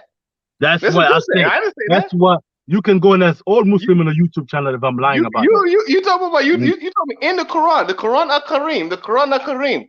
Yeah. You know, you said the Quran al-Karim, the came from God, the book of God was revealed to the Prophet Muhammad through the angel Gabriel, says that the first black flag is going to go from Afghanistan. Is that what you're saying online right now? Does On God. Prophet Is that what Muhammad you're saying talk on God? about Are you saying that at on the God? end of time? Hey, bro, does In God, Prophet you Muhammad saying that? does Prophet Hey Muhammad man, talk about the end I of can't time? believe this, Listen, man. bro, listen. Are you gonna let me talk, bro? This is super cool right now. I never Idiot, heard bro. people say this kind of cool in my life. You said in the But Quran. every time You I said in the speak to Quran you, al-Karim. you're always I protecting never white said some cool. supremacy, I never bro. heard some cool I have in never my life. ever seen you to be on the side of black people, bro.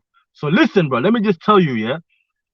In the Quran, does Prophet Muhammad always talk about the end of the time? Right? Does he keep mentioning the end of the time and what's going to happen in the end of the time? Does the Prophet Muhammad mentioning that that's the problem, bro. First black flag is coming from Afghanistan. This in the Quran. That's what you're telling me. You said right here on the thing. Don't watch something. That's Go what you read some said. That's Quran. what I got on Monday. You can rewind what you said. This is what you said. But go read some Quran, innit? Why are you lying on the Quran? Why are you using lying the on the Quran Quran? for your lying? You're lying on God. You're You're lying on lying. God's You're book. lying. You're telling a lie. You're telling You're a lying. lie. You're lying. I never lied on the Quran. Yeah. In my life. Yeah. But you defend white supremacy. You're a liar. Am I right about that, though? You're a liar. You defend lied on white the Quran supremacy. right now in front of everybody You on defend white YouTube, on supremacy. TV. You lied on the Quran. Are you always a black horse for the What is your white supremacy? problem? What is your I'm problem? being honest. I'm telling you the truth. Why don't you I just don't use live in what you America. want to use? I don't read.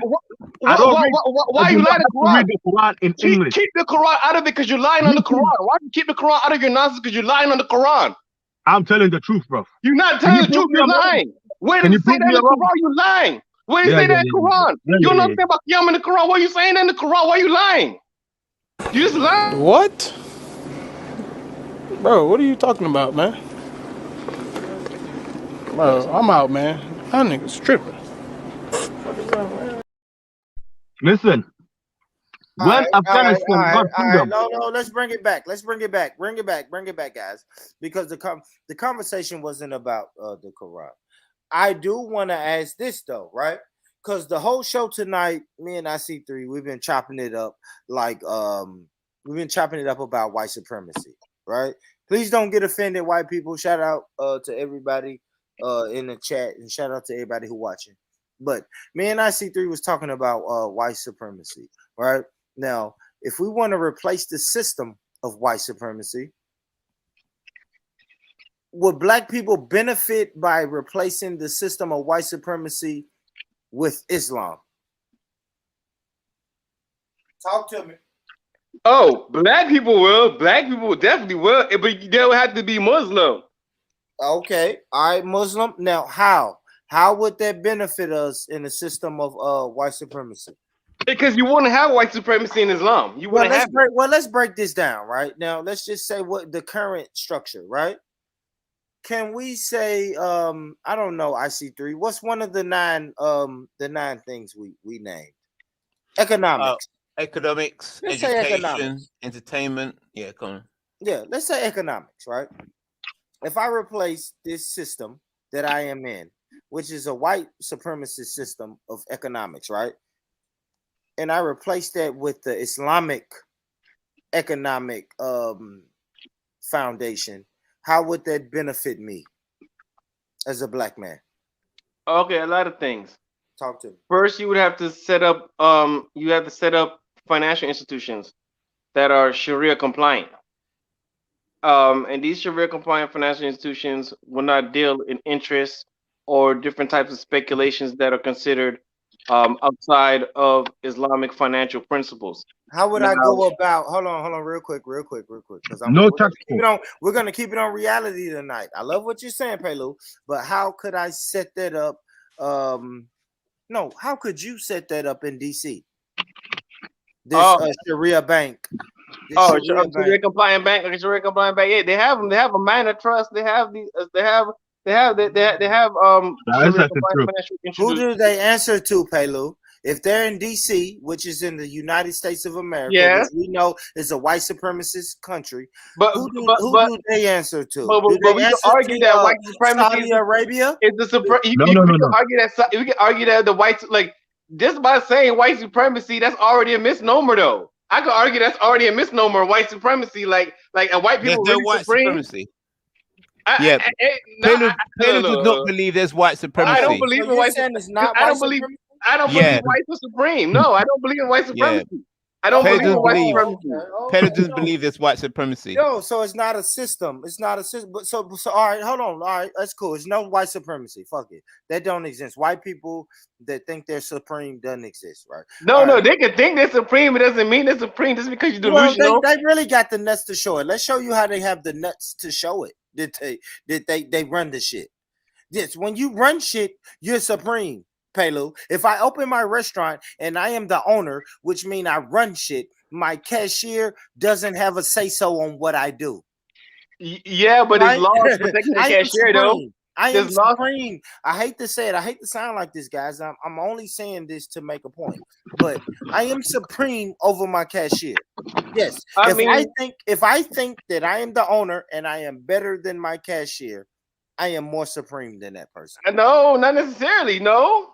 Because they have labor laws. You can't. But I can fire them. Yeah, but that's a job. That's just a job. Like you can fire me all you want. I am more supreme.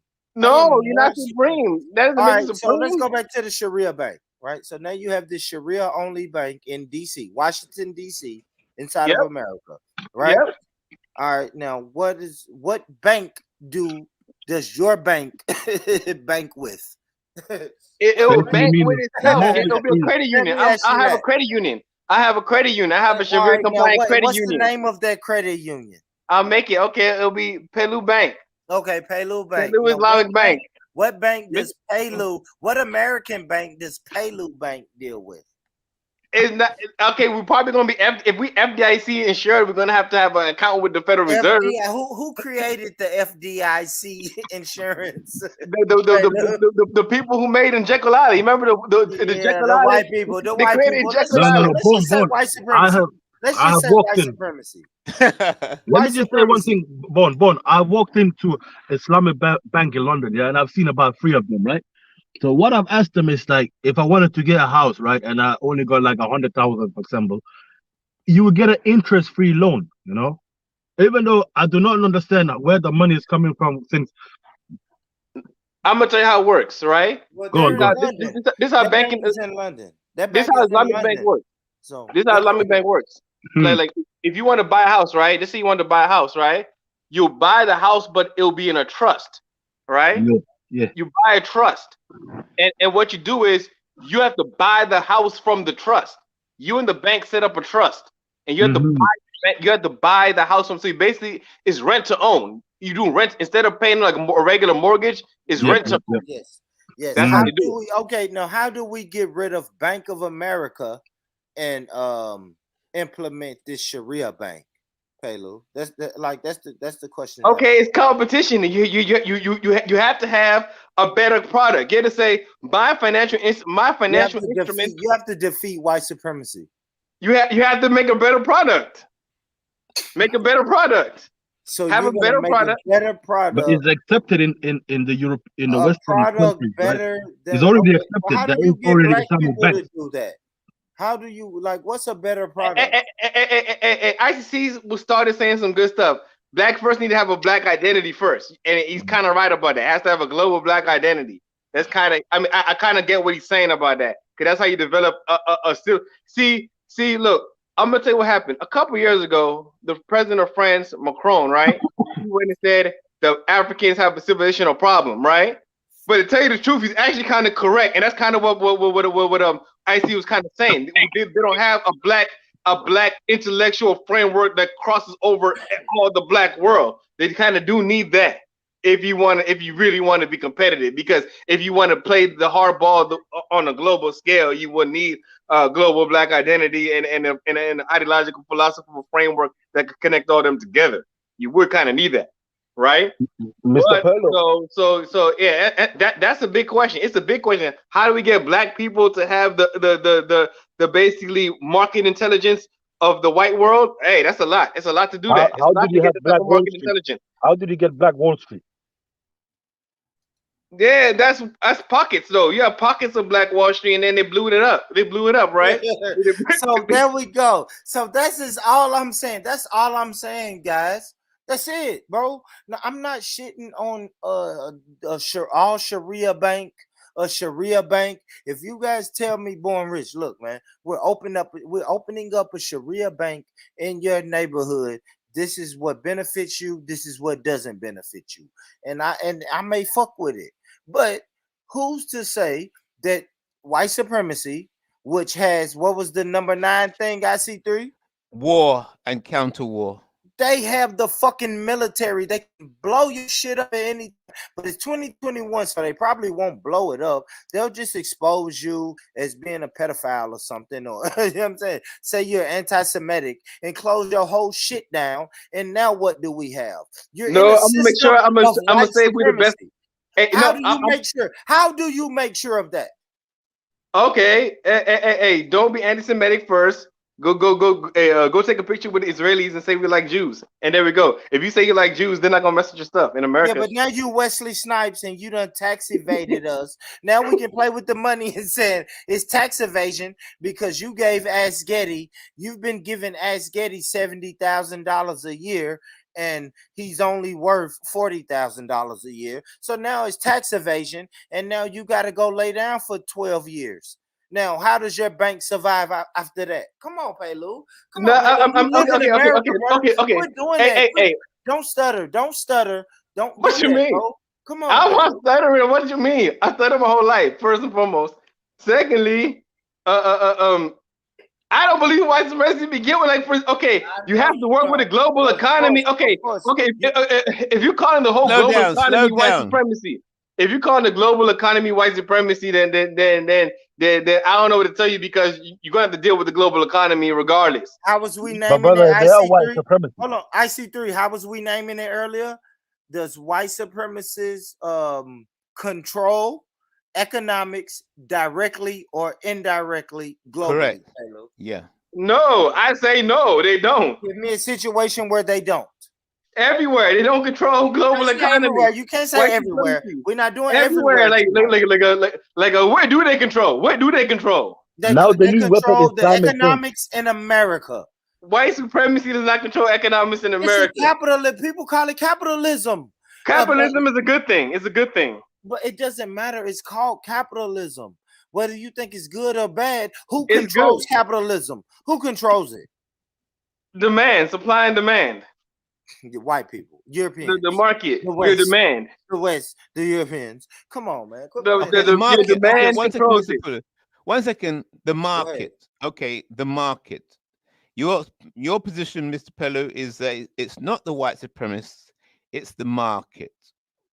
All right. So, how do you understand the market works? By supply and demand. Okay, supply and demand. What is it that drives supply or demand? Production. Okay, supply is by resources. You have to have it right there. You have to have the material. Then you have to have the material. No. Listen carefully. What is it? What? It's supply and demand. Yes. Yeah? So what? Why do people obviously, if they're demanding something, they want it. Yes. So what Okay. is pushing the demand? What is pushing the supply? What? Yeah, Continue. supply has limiting factors. You can some things you don't have a supply of. It's like you supply. Okay, just say rubber. I have a limited supply of rubber, no matter what. Now I might increase the supply, but it's still limited. I might be able to complete it by having certain investments. I can plant a bunch of rubber trees because I know there's a demand for it. So the supply is influenced by demand. Okay, a producer is more likely to produce stuff knowing there's demand for the production for what they're producing. So the demand pushes supply, but also supply pushes demand because the less of something some people want it when it's rare because some people like to take stuff and then it all depends. There's many factors like demand. Okay. All right. Good. Demand is by your desires, your needs, your wants, and then as your income as your income rises, you might want different things. You might want more luxury goods because you have Okay. Good. income for Hold it there. luxury goods. Hold it there. Desires, needs, and wants. So desires, needs, and wants impacts supply and demand. Correct? Yeah, it is by demand, and then by hold it. Demand, is that correct? Is that correct? It's the demand. I would say by demand for the most part. Demand. No, you said desires. Yes, you said supply and demand. I said these things influence demand. Right. So desires and wants impact the market because we talk about the market now. The market is about supply and demand, and they impact demand. Right. Okay. Yes. Good. Right. Okay. That's the market. So, do you think it is possible to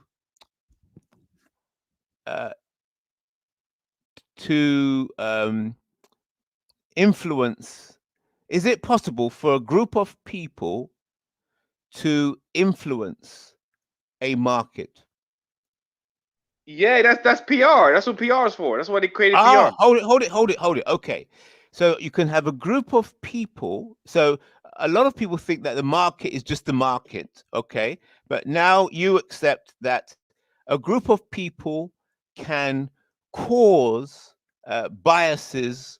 I didn't say cause. You say affect the bias, the thing. I'm saying there's PR. People have PR. Like you're gonna have PR for a product. You want to build a brand. Brand has goodwill. Like goodwill itself is a value. You want to it's brand making, branding. Good. Knowing. All right. Okay. You have hold to. that point there. You have PR. Yeah. Okay. Good point. You made a good point. Right. So the market, PR or marketing and advertising impacts what takes place within a market. Okay, you made a good point. All right. I mean, they want to influence it. Now, the influence is still subject to the consumer. The influence is subject to the consumer. Is what the consumer wants. Because if the consumer if the consumer doesn't consume their PR, their PR has less effect. It depends what the consumer wants to consume too. Good. All right. Good. So you make a good point. Now, PR and advertising and media, I'm sure you would agree, can impact the desires of a people or a community. I mean, if they see a product they like it, that's what they like. If they don't know a product exists, if nobody knows a product exists, there's not going to be demand for that product if they don't know that product exists. Yeah. Okay. So therefore, having control of the media and marketing is a very powerful tool to manage people's desires and demands. It depends if people are consumed by the media. Can not everybody watch TV? Not everybody wants to do that. Like if people just know that you just doing fake propaganda. Yeah, what is the majority? What is the majority of the people tapped into though, Pelu? Like we keep saying this hypothetical world where, man, we wish. We're watching something happen live here in our fucking. Yeah, but that's not white supremacy though. That's black people. Who created this? That's not white supremacy, though.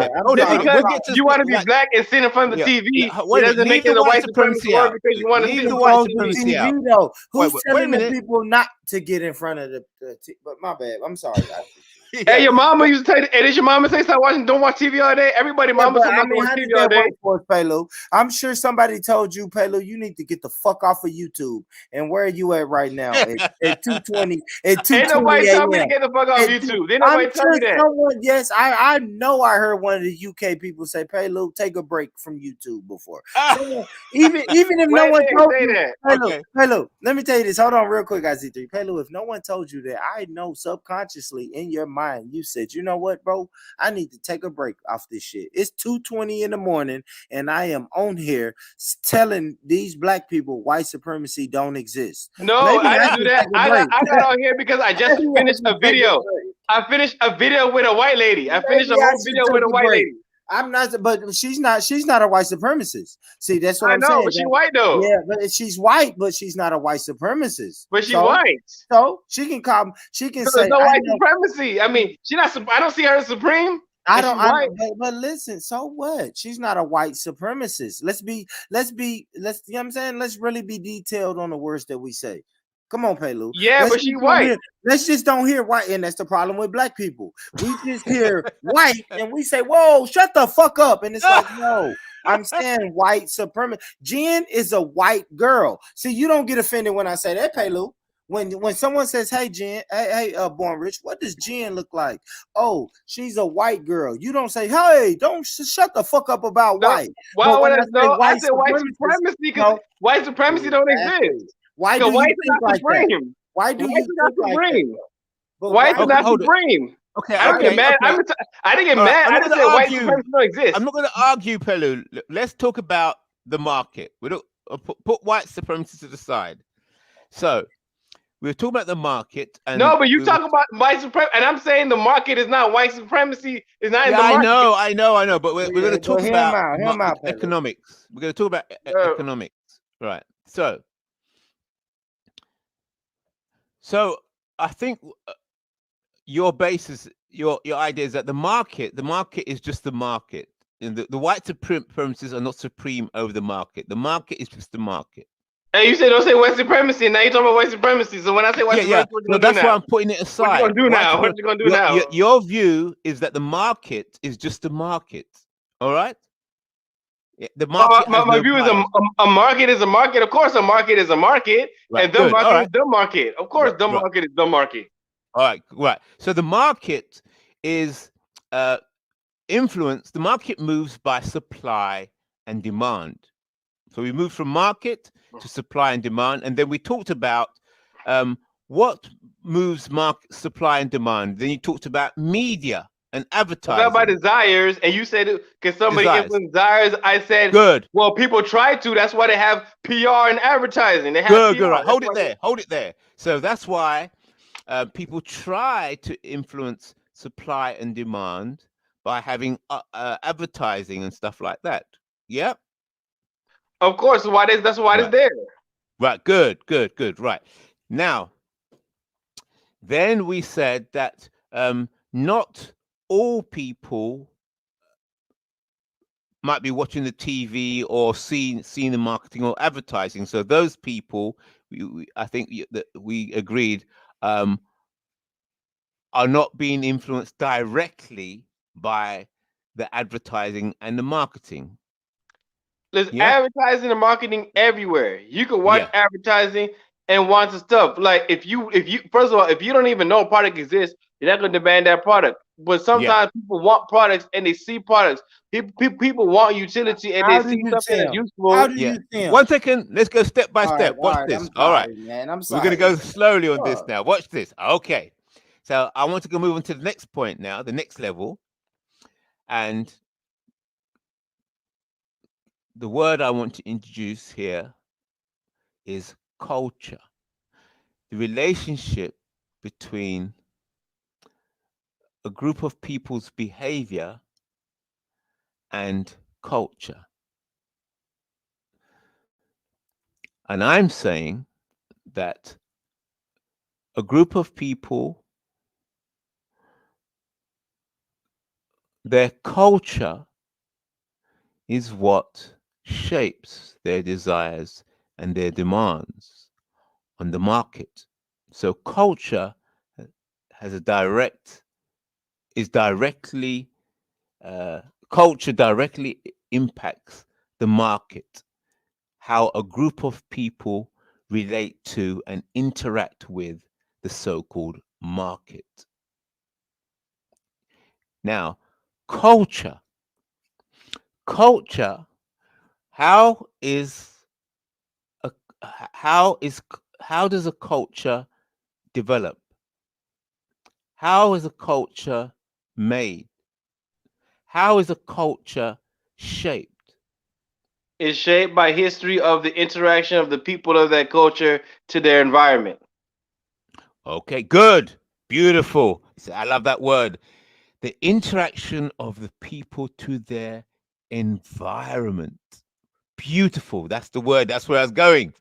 Right. So we see that word environment, culture, the people and the culture. And don't forget, we're under the context, we're discussing the market. So the market, supply and demand, culture, people. Now, then you said environment. So I want to introduce the word sovereign. So a sovereign people, they have control over their environment, their culture. No, they don't. They don't have control of their environment and their culture. No. Hold it. Sovereign. A sovereign people do not have control over their environment. No. A sovereign. No, never. No people have ever had control over their environment. Okay. You're saying a sovereign no nation people does not have control over its environment. Okay. White supremacists do.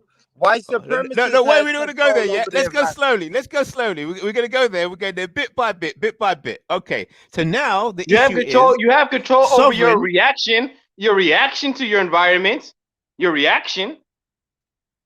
Right. So therefore, let's say a group of people, a group of sovereign people. They have agency. Sovereigns have agency in their reaction to their environment. Yes, you would have agency in your reaction. Agency. Right. Yes. Okay. So you have a sovereign people in the jungle, and they have to have agency over their environment. So they got to see what survives good in this jungle. What plants grow good in this jungle? I'm gonna clear this jungle to build a city now. Should I do this? Should I do that? Yes. So you have the ability to react to your environment, but you're still limited because you might not have the manpower to do what you want to do. You might not have the human capital to do what you want to do. You might not have the education and the engineers to do what you want to do. You might want to build a dam, but you have no engineers in your country, and you can't afford a dam from another country to come build these things because it might be an environmental problem, and it might cause this, that, and the third. So you don't know what you're going to do. So it's not just because you have agency over your strategic planning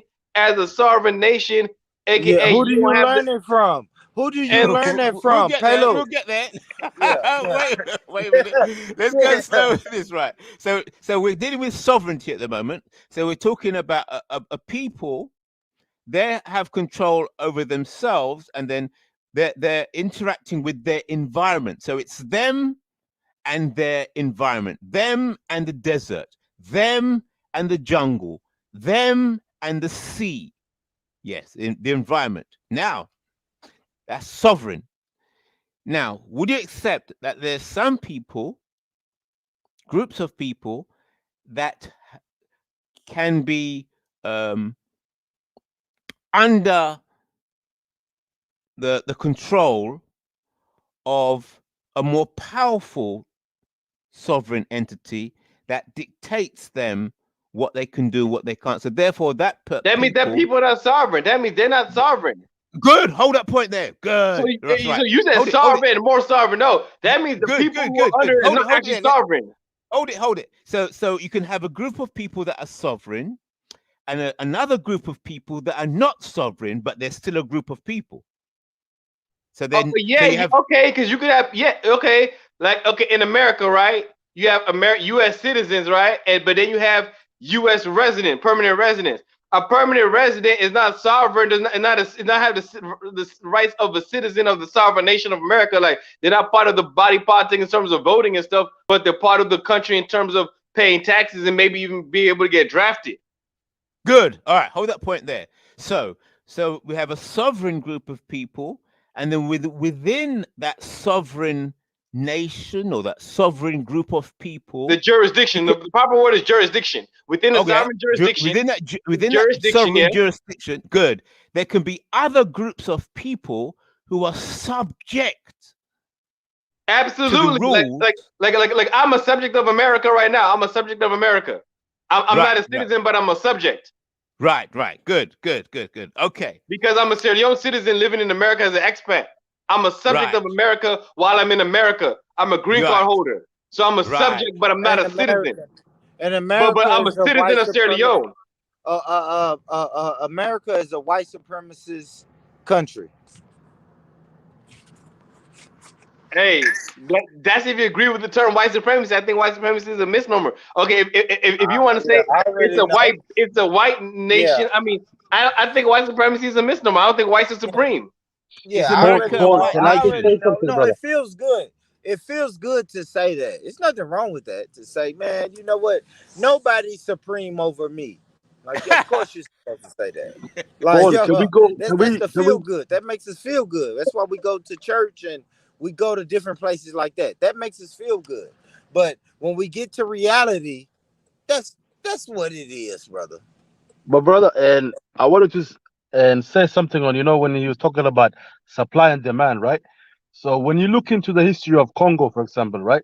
There was this guy called King Leopold from Belgium who came over and had the black people in Congo working for him, right? To make rubber. Why you telling about Congo? I'll see y'all later. I'll see y'all later. Is that supply and demand where if you couldn't work fast Good night, enough, everybody. cut your hands and your legs off? I don't want to hear the communist, another communist race. Right. There's more black people. Why you leaving, Pelo? Why you leaving? I gotta go to bed. It's too late. You've been said it's late. You've been said it's late for me. And I know as Giddy wants to talk, he wants to talk about his communism. So I'm gonna let him talk about his communism. I don't want to hear communism today. Anyway, what's communism? What is that? Hey, whatever as Getty said, okay, whatever the leftism. I don't want to hear the leftism. I mean, it's good, but I gotta go to sleep. I can't hear leftism all night. I don't want to hear leftism all night. Yeah. So I see free. This is what I was talking about. I just hope you don't think that this left thing they're trying to call us, right? Us wanting freedom and talking about the past, and you see, this is a idea that have indoctrinated into people, right? And they're trying to change the mindset of saying this is better to be superior, right? You should be following this white supremacy, this identity they call right wing, So you have to actually look into it when they're calling us the left and the right, Only us wanting freedom and self-determination and these things is a left-wing ideology. So the point we're trying to bring into, right, is the supply and demand. When we talk about supply and demand, especially talking about rubber, right? There was this white supremacy from Belgium who was cutting black people's hand and limbs off for not working fast enough to supply the demand for the white supremacy to supply market, right? So we have to understand it's not like that system have changed, right? It might be they're not doing it openly, but you still have black people earning less than $1 mining for them in these countries, right? But there's still a supply and demand. So this supply and demand is where, it's not a fair game, innit? It's never been fair. This is why they shut down the Black Wall Street. They shut down any African people trying to unite. All of this thing because they don't believe you should have the right to live a normal life. They don't believe in that. They might see you in the street, a black person working in the office, and a head commissioner of the police being black. They might have that right in their systems, but it doesn't mean that system white supremacy and you as a black, should have the same right as we have, And it's not this 1%. It's not 1%. They're talking about when they said it's the 1% and this and that. It's the identity of the right wing ideology, right? So we have to be careful when we speak to even right wing people, right, and try to turn us against the left wing, right? Because there's a lot of things we don't agree with the left wing, but what I strongly believe in is It's the same bird, right wing and left yeah, wing. The yeah, bird has you're two right. wings. But the only reason is the same thing. I see free is that the right wings are pushing the agenda of trying to make these people. Because if the left wing had their rights, right, if there really truly was left wing, this thing won't be happening, you know. So that the right wing is involved with the left wing, like Of it's like course, a bird it's has like two a wings. Watch the security guard, you bird. know. Mm. Watch the bird. If you're watching the eagle, watch out. Definitely. The right wing is the eagle looking down on the left wing, say, you know what, we're going to give you 4 years, but remember, don't go over these boundaries, don't implement these things. You get me? So this is the problem we have, right? So I do believe we could work with this type of people, but What's we the need to solution reform. We now? need to reform them. Solution. Reform, reform and, What?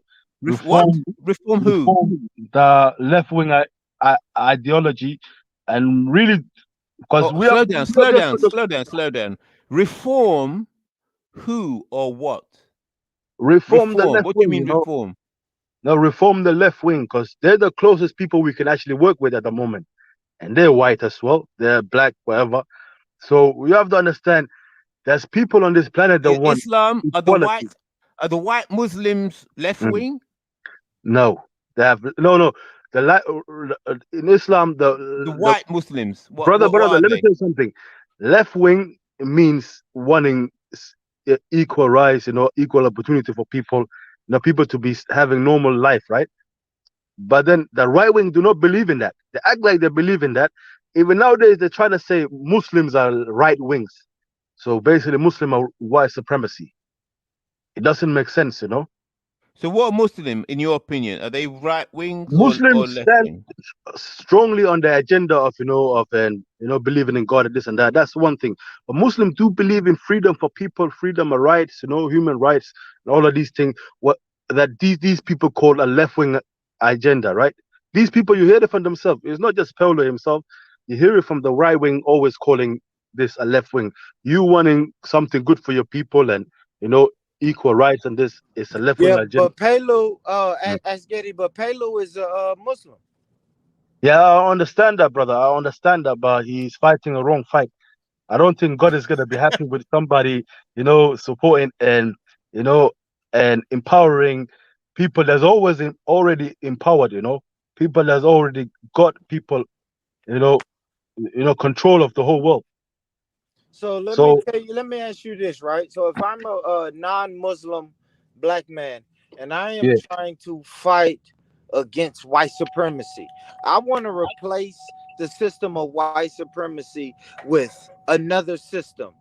You're telling me Islam, but then I have another Islamic brother that's telling me white supremacy don't even exist. The brother, forget about, when he's saying he doesn't exist. Let's leave Islam out of this, right? He's doing it for other reason. He's not backing this up by Islam or or anything to do with this Islamic belief. Yeah, now He's you say that, doing it for his own reason. I don't know what it is. listen, brother, you say that, but he is under the banner. Every time I talk to Pelu, he lets me know that he's a Muslim. Alhamdulillah, brother, it's good for him. I want him. That's a good thing, right? Every time I talk to him, he's like, "Yeah, I am a Muslim. I am a Muslim, brother." You can say that, but you think God is gonna allow you to support white supremacy if you're really a Muslim?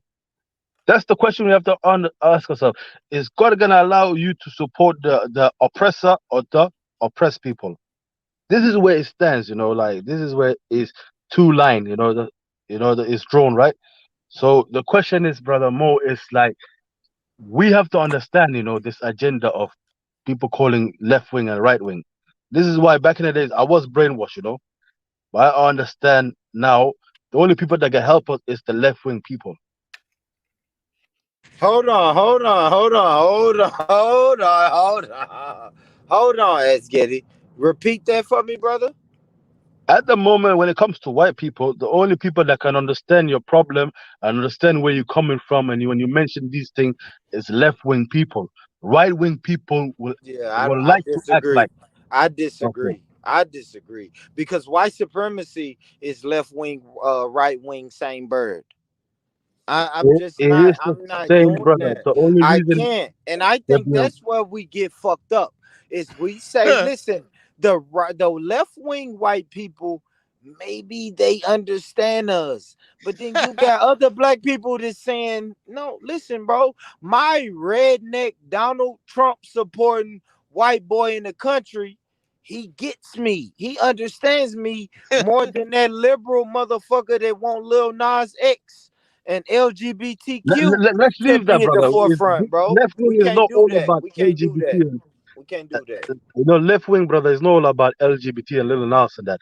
Left wing, yeah, is about Let's go human along to rights. get along. Left Yeah, wing is about go yeah, along. yeah. Listen to me. Left wing is about go along to get along. If we're really the warrior spirit, that redneck that's a Trump supporter that hunts and lives in the woods, he may have more in common with my warrior spirit and my rebel spirit than that left leaning liberal.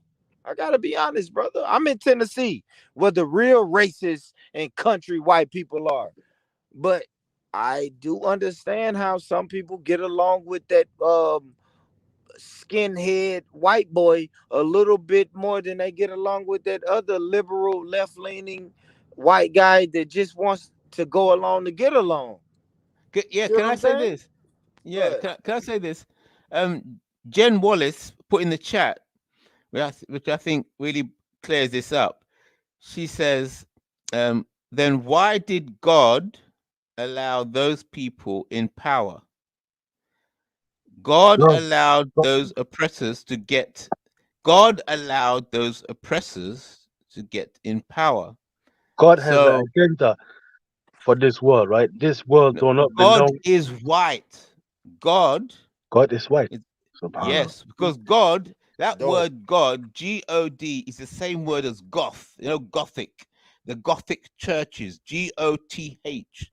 So This is where goth. the Muslims are Hold different. it. They're saying there's only one God. Allah You can is call it. There's only one yeah. God, right? You can call it a God. You can call it whatever, but we believe there's only one God. So let's. No. See, Allah is different from God. No, it's not. It's not different from God, bro. It's not different from God God. is white, That's so why. is Allah white then, is he? No. The Jewish religion and the Muslim religion believe in the same one God. That is Yahweh. not different. The Jewish people and Muslim people believe in the same religion.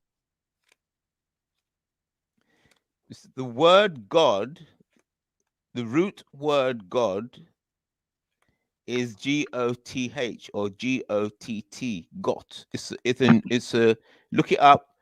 The etymology of the word God. It is Northern European. They created this. They created it saying black people came from the devil and white people came from God. Right. Good. Jesus. So good point. That's the point I'm digging at. You see, the point I'm making is that a group of people, they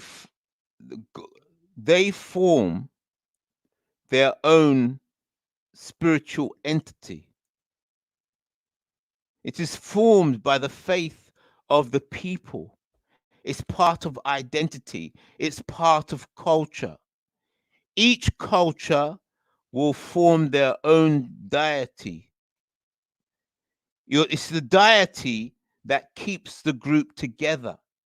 It's the deity that allows the group to prosper. If your God or whatever is weak, then you will lose. It's the battle of the gods. It's a spiritual warfare. So globally, who created the most powerful God? I see. There you go, Born Rich. That's it. You see? Now you're starting to. That's right. So culture, spirituality are one and the same. Guard yourself, guard your identity, guard your people, guard your religion, guard your faith. That's all part of the fortress, all part of the construct. It's all part of your name. It's part of your identity, part of your history. It's a fact. Shout out to my brother Jacob, my brother Daniel, and my brother Matthew. Shout out to them brothers. And Isaiah and Jeremiah. Shout out to them brothers. Yeah. Shout out to what names are in the Quran? Shout out. All right. You know what I mean? Yeah. You know what I mean? Muhammad. Shout out to my brother Hassan. Yeah. Abdul. So, yeah. Shout out to them. Shout out to That's everybody. right. The name is your identity. The culture is your identity. The habits are your identity. Your place, your home, your habits, your spirituality. That's why people say the spirits, my spirit doesn't quite agree with that person. We just feel, I don't know what it is. I don't know what it is, but it's just not, that person just don't feel right. I just don't get on. And energy. So now they try to Energy, dress it that's up the and say word. energy. Energy, That's right. spirit, all of that. Yes, that's So they right. dress That's it right. up. That's right. You can That's take the these realm. spirits and dress them up and make them seem like it's something else, but it's not. It's Yes. not. Yeah, but you can feel it. You can feel when that person's got the wrong vibe, wrong spirit. You just know. Vibe is another word. Yep. Yes, but yes, these are all words to describe that invisible spirit that you know is there and that you can just sense. It's a spirit of culture, spirit of identity. It's a fundamental thing. See, it's that's in the realms where the words cannot, you cannot name it, that entity, that force. You can't capture it in a word. You can't capture it in a name. No, it's there. You just know it's there, and if you can't, you just can't put you can't. It will not be put in a box of. It's just an it. Yes. Yeah. And that's why you they can say. stand on your square and say, I just don't believe in white supremacy. Nobody is supreme. And I'm like, yeah, but it's a little bit more deeper than somebody simply being supreme over you. It's just deeper than that. Yeah. It's a little bit more deeper than that. So you can stand on your soapbox and say, man, nobody's supreme over me. And I'm like, okay, bro, who you pay your taxes to? Right. Oh, well, you know what I'm saying? Then you start stuttering and doing all of that shit. So right. Yeah. That's right. And that's what I'm saying. That's what I'm tired of this. When I say white supremacy, people think it's the boogeyman. Even you, IC3, when you say it, people like, man, shut up, man, because that's the boogeyman. It's not no fucking boogeyman. You know what it is. And when we break it down and put it into words and into simplest form, you still want to fight against it. Come on, man. That man said we should have a Sharia bank. Sharia bank would be the best outcome for black people. And then I said, where are you going to open it at? In DC, in Washington, DC? You're going to open up all Muslim Sharia bank in Washington, DC. And you think that's just going to fly. No one's never going to notice it. And you're just going to be able to funnel money in from Muslims all around the world, and America or white supremacy not have any say so. Get the fuck out of here, man. And I think it goes back to what you were saying earlier. You should be able to break things down to as if you're talking to a 5-year-old. The more talking that you're doing in your explanation, it's the more chance that you're confused and you're dizzy all over the place.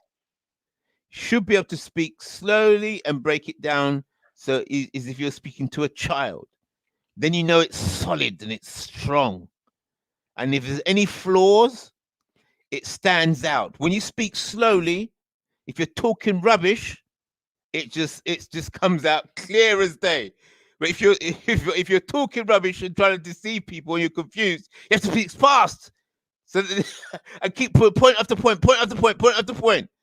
But let's slow down and go step by step.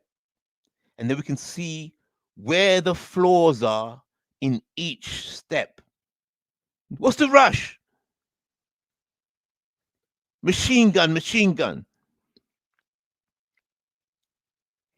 Break down each and every, because we're constructing.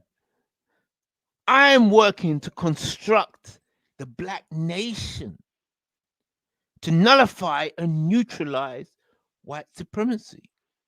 So therefore, people can ask me and question me, how are you going to construct this IC3 black nation?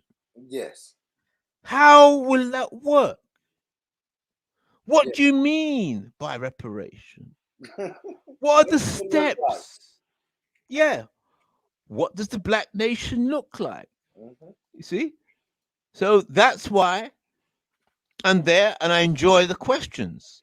The harder the questions, the better, because I'm following a plan, a code, and a plan.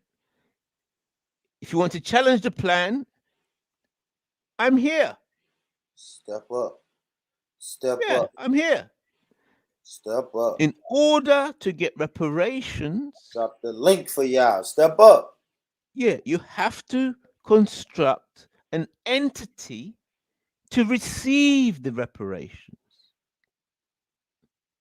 What is the point of getting reparations and you haven't clarified your identity? That's why there's so much nonsense going round in circles.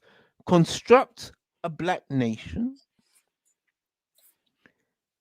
Then I ain't gonna lie, I see three. So when I hear this, I see three. What are you saying, man? What do you think about ADOS? Does ADOS have the right idea by trying to construct? Yes, okay. ADOS is on it. I've told you from the beginning.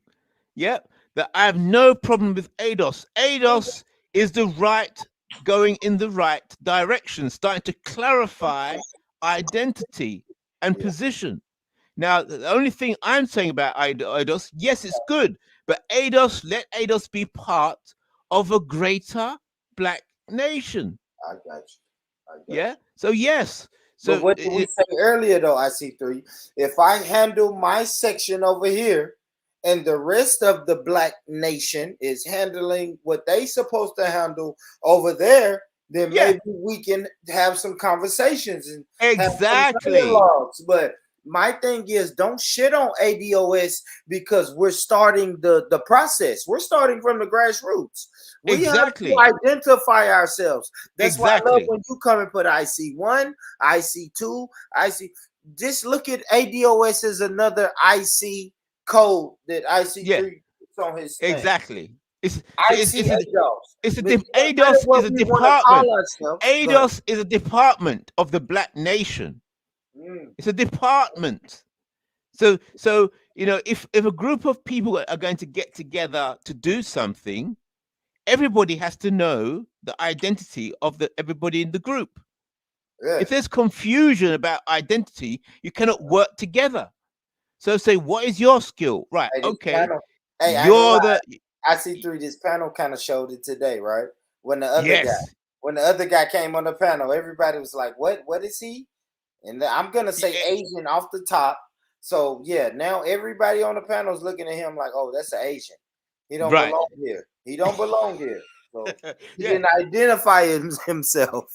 Exactly. You have to identify yourself. Right. So if you're trying to have a conversation and trying to look for solutions, and then somebody's messing about with their identity when it comes to the black, it's confusion. You can't work effectively, and plus you see how his position. You need to be helped. I'm not one of you lot, but you lot need our help. You've got the problem. You lot. Let me help you lot. I'm not one of you. I'm coming to help you. I'm outside of your identity. I'm outside of your culture. I'm outside of your state of mind. I'm outside of your spirituality.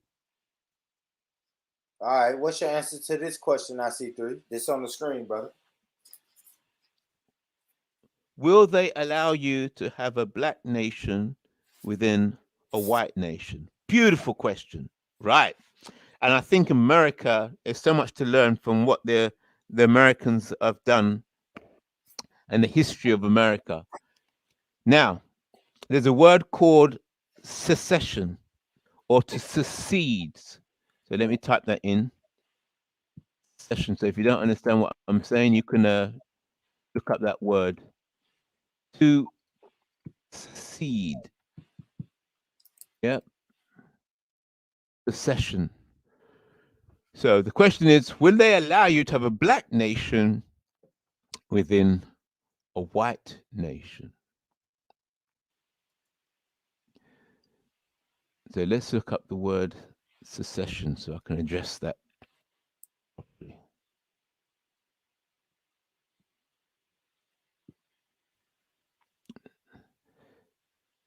Right, secession. Right. The word secession. The action of withdrawing formally from membership of a federation or body, especially a political state. Historical. The withdrawal of 11 southern states from the US Union in 1860, leading to the Civil War. Also, it says, yeah. So the origin, the root of the word secession is to go apart. Yeah, go apart. That's the root of the word. Secession, to go apart. So just to refresh, the action of withdrawing formally from membership of a federation or body, especially a political state. And also historically, it means the withdrawal of 11 southern states from the US Union in 1860, leading to the Civil War. Right, so I am hoping to avoid war with the secession of the black nation. So, yes, you're definitely looking to avoid war. Exactly. Yes. So secession, when a group, if you look up the word secession in more deep, well, I tell you what, look, let's go right into it. This secession possible. No rush. Come on. I see. Exactly. Yeah. That's right. So Under the umbrella of white supremacy, is succession possible? That's what this right. Beautiful. Yeah. So we're going to break this down as if we're talking to a 5-year-old. We understand the question: is the black nation, or the black nation and white nation? How's that going to work? So, yes, a secession. I'm going to read from Wikipedia about secession. Secession is the withdrawal of a group from a larger entity, especially a political entity, but also from any organization, union, or military alliance. White supremacy. That's right. I'm not saying it, I'm saying but, it. but people will see it. That's right. You say. How do we succeed from white supremacy? Right. Okay. Let's go. Secession. Some of the most famous and significant secessions have been the former Soviet republics leaving the Soviet Union, Ireland leaving the United Kingdom, and Algeria leaving France. Threats of secession can be a strategy for achieving more limited goals. The threat of secession can be a strategy for achieving more limited goals. Secession is therefore a process which commences once a group proclaims the act of secession, or e.g., a declaration of independence. A secession attempt might be violent or peaceful, but the goal is the creation of a new state or entity independent from the group or territory it seceded from.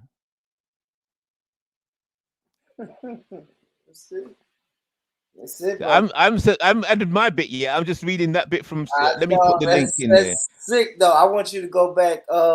Just a couple sentences. Succession may be peaceful or what? Yes, good. Yeah, you're picking it up, Paul Rich. You're on the level. You're on the level. We'll keep going. So we read it again. We're going to read it because don't forget, we're slowing everything down because if I'm a bullshitter, the slower I go, the more exposed I'll be. Yeah. So slow down, just like Paul Rich was saying earlier. Speak as if you're speaking to a 5-year-old. If your position is strong, you can answer the questions point by point, and as if you're speaking to a 5-year-old. So the question is about a black nation. Would the white nation allow the black nation to exist? So in dealing with that issue, I thought let's explore the word secession, because to understand secession, you can start beginning to understand how I'm going to address that question, and hopefully by setting the during the build up to the answer of the question, you'll already have answered the question yourself, and you won't even need me to answer it. So that's why I'm going to explore secession as a foundation to addressing that problem and that question. So secession is the withdrawal of a group from a larger entity, especially a political entity, but also from any organization, union, or military alliance. Secession. Some of the most famous and significant secessions have been the former Soviet republics leaving the Soviet Union, Ireland leaving the United Kingdom, and Algeria leaving France.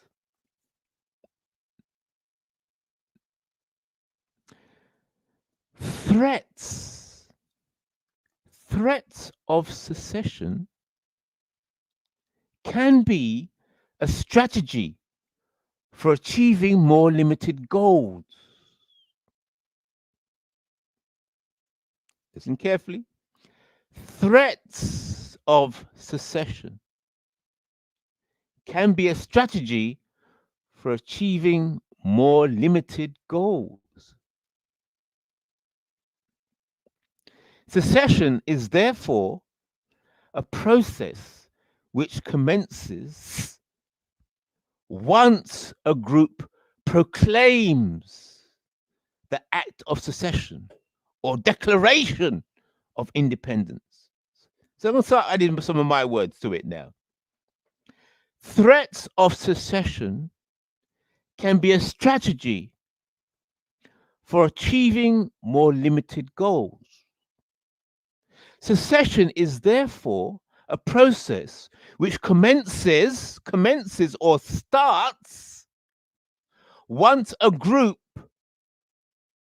like as black people, once a group, see the group has to, see it says a group proclaims. Secession is therefore a process which commences once a group proclaims the act of secession or declaration of independence.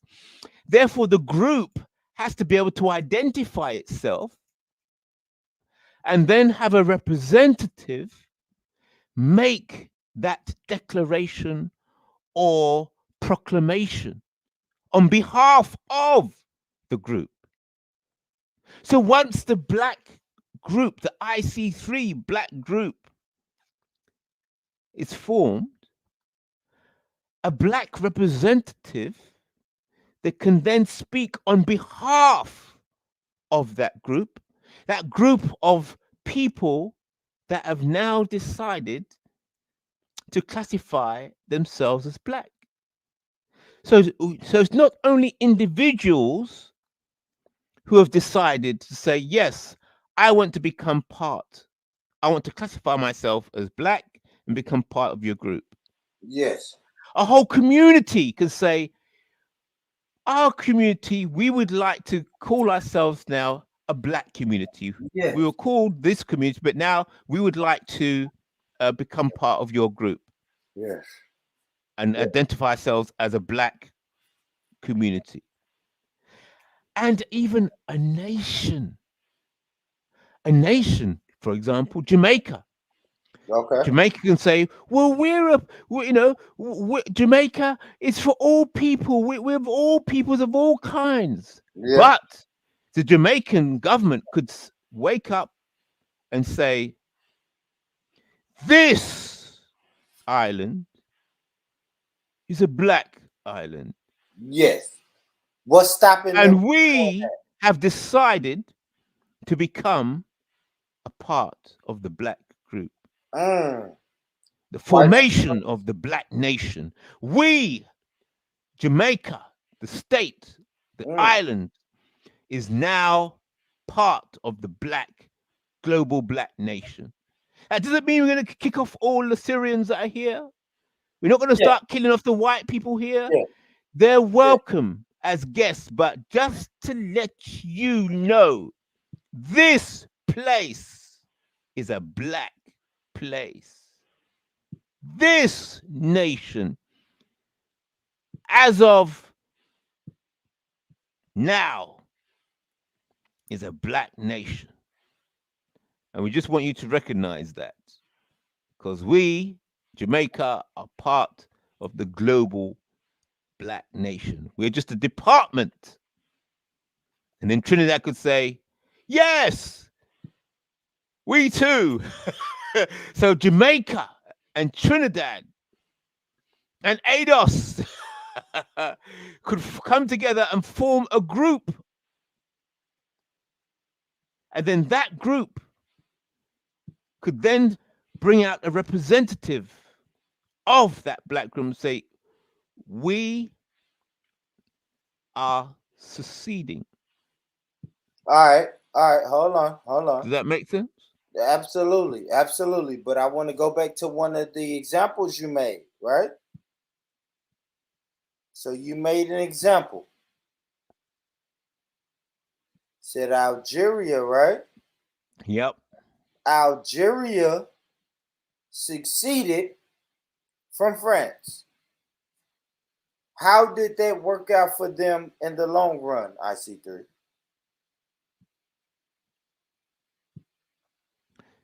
Let's be 100. Yeah. So shall we read about it? I'll read it. Okay. France invaded Algeria to bring the blessings of colonization. The main objective for the French invading Algeria was for economic gain and become known as one of the most superior and dominant nations of Europe. France changed the lives of many Africans, which led to Algerians applying for citizenship in their own country. Wow. Do you see what I'm saying?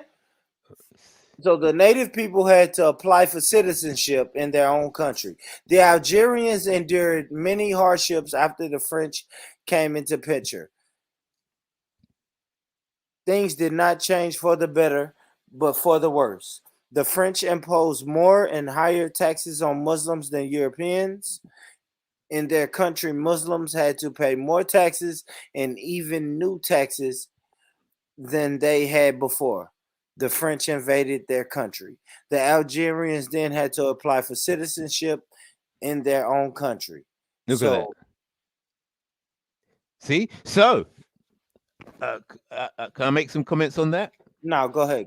I want to find. I want to find out how did that end. You see what I'm saying? But go ahead. Yeah. So therefore, if Jamaica or ADOS or any group identify, if they try to secede by themselves, right, then they can be surrounded, bullied, and run down. But if you have, if you identify the Black nation to include Jamaica, ADOS, Brazil, Nigeria, you know, if all these states and groups and communities and individuals all become part of the nation then becomes an entity that is international, and then it cannot be outflanked. If Jamaica tries to do something like, because Jamaica tried to say, oh, they want to remove the Queen as head of state and so on and so on. You know, these are all little efforts trying to get free, but you can't like that. You'll be surrounded, be crushed. Even Germany, when they were trying to say, look, you know, we want our country back, then Britain, America, Australia, Italy, all these grouped up and crushed them. So if you try and secede without building your group large enough and your network large enough in order to gain that power, then you'll be choked, surrounded, and you know, like a boa constrictor. Let me ask you this though, IC3, just a simple question, brother. Do you have an example of this? Of successful succession? Yes, successful succession. All right, so let's read, see if we can find a successful succession. And you know how so we do it says here. You know it says here.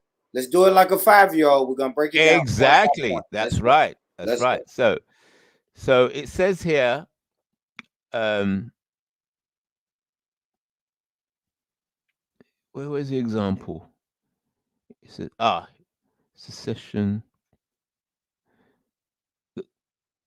Some of the most famous and significant secessions have been the former Soviet republics leaving the Soviet Union, Ireland leaving the United Kingdom. You want to do that one? Yeah, Ireland?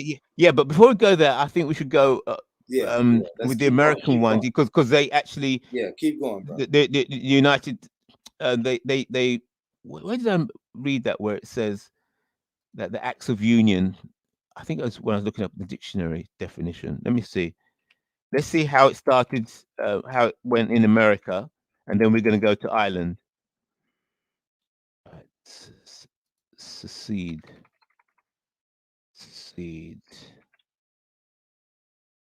Meaning. Where's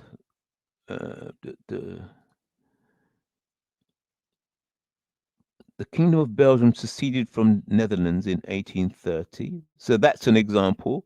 But I wanted to go to the American one.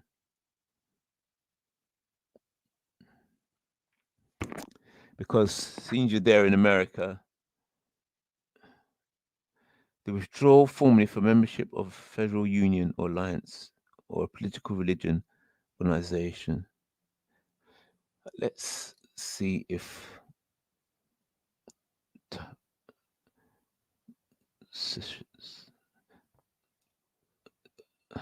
Jesus, quite a lot of secession. There's so many secession movements, but we want to find one successful example.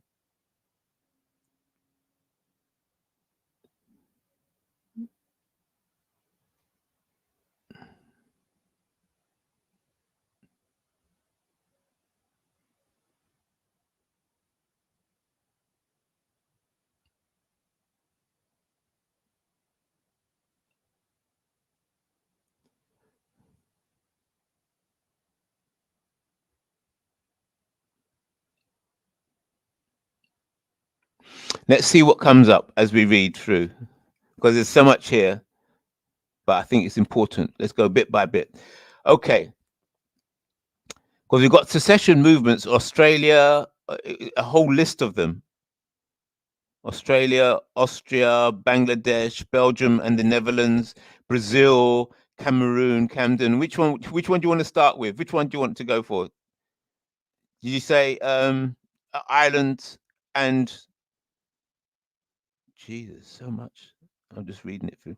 Yeah, I just want to know a successful succession, man. Like none of these to me are successful, right? Because you know me, IC3. I'm looking at the grand scheme of things. Yeah, their efforts. Yes, the efforts. Okay, their efforts. I'll give you that. Now I'll give you that. I'll give you efforts. I'll give you efforts. I ain't gonna lie. Now, me, I do like to see good efforts, but I'm gonna always bring it back. Which one overcame or had the best blueprint for overcoming white supremacy?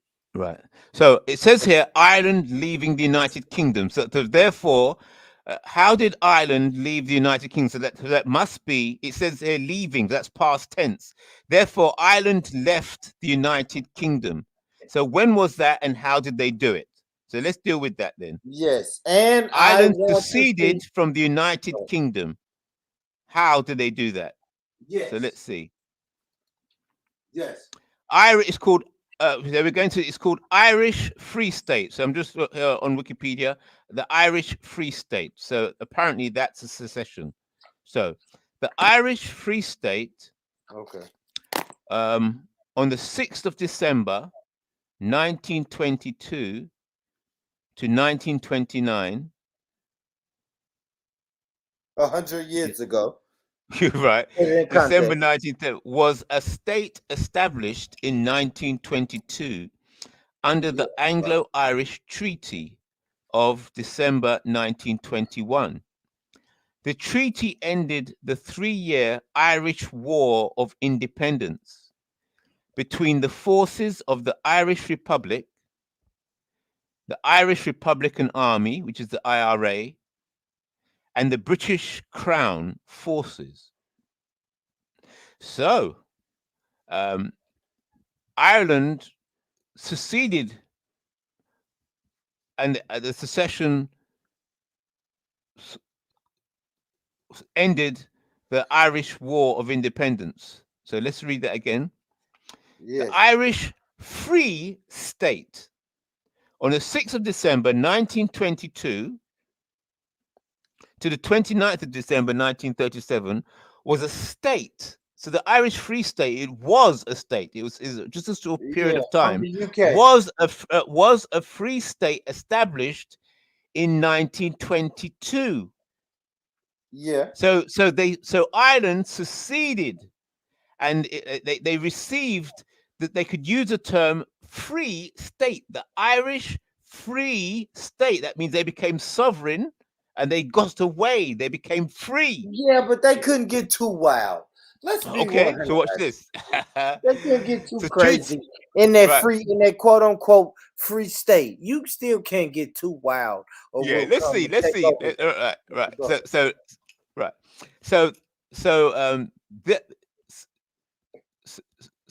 the 6th of December 1922 to the 29th of December 1937 was a state established in 1922 under the Anglo-Irish Treaty of December 1921. So by establishing the treaty, they could then declare that they're a free state. That means they've seceded. Once you're making a treaty, the signing of the treaty or the agreement, at that point, you have seceded because you're a separate entity. So that treaty ended the 3-year Irish War of Independence between the forces of the Irish Republic. Really? But are you really a separate state, right? Like in America, IC3, we have Indian reservations. Right. Which is supposed to be a free state. But hold it. It's a reservation. That's not a state. It's a reservation. But it's still supposed to be like private property. Yeah, but did they secede? Have the Indians seceded? You know, it's like see, let's watch the words very carefully. Let's watch the words very carefully. I don't know if that works in 2021 though. I see. Yeah, I haven't heard the word secede being applied to the American Indians. Well, I mean, you can go ahead, brother. Go ahead. I'm listening. Yeah, but I just don't know. But that word came up. That word came up with the Irish.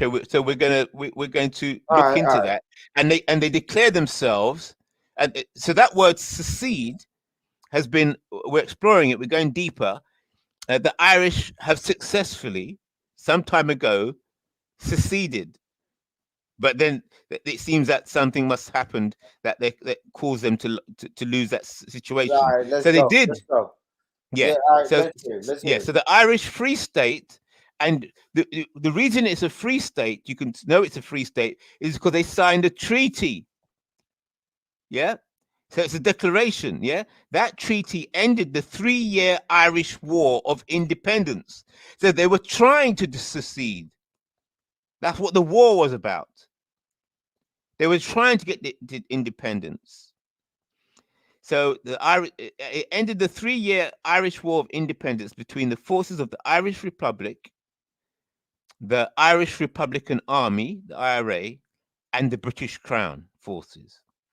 The Free State was established as a dominion of the British Commonwealth of Nations. Interesting.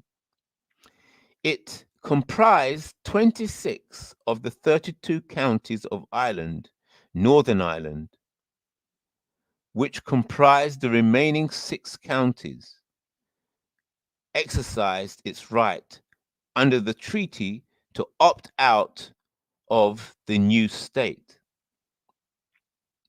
The Free State government consisted of the Governor General, the representative of the King, and the Executive Council Cabinet, which replaced both the revolutionary Dáil government and the provisional government set up under the treaty. W.T. Cosgrave, who had led both of these governments since 1922, became the first president of the Executive Council or Prime Minister or Prime Minister. I can't pronounce this word. The Orators or Legislative Council or Legislature, can't even pronounce it, consisted of Day, Iran, Lower House. See, can you see they even have had their own names now, their own names for identifying for these. Day, I can't pronounce it, Lower House, and Sayyid Iran, also known as the Senate. Members of Dáil were required to take an oath of allegiance to the Constitution of the Free State and declare fidelity to the King. Oh, so they had their own king. So part of the sovereign, they had their own king. Yes. Okay, now let's get to 2021. How does that shit work now in 2021? What is Ireland doing? They're part of the European Union, right? Yeah, hold it there. So what we're going to do, we're going to explore I want to how. One second, we're going to explore how Ireland seceded and they became a free state, and then we're going to look at after that. We're going to look in how they lost it. Yeah. So we know how they got it. They were fighting for it, and then they got declaration, and a treaty was formed, and then they became free, and they had their own state with their own government. They were free. They seceded, but then later on they lost it. Yes. So it's past tense. So what we're going to do, we're going to look at how Ireland seceded, and then we're going to look at how you can lose your freedom. Yes. Even after achieving it. Yes. Yes. So secede. You can achieve it. Secede. So the black nation can secede. Yes. But what what would happen, or what is the process in which you can lose it? No. Yeah, I wouldn't even word it like that. I would word it like, if we're going with the word succession, we're going to look at examples of people succeeding. So now it's only right, if we're doing proper research and we really want to succeed, where did those people before us that succeeded, where did they go wrong?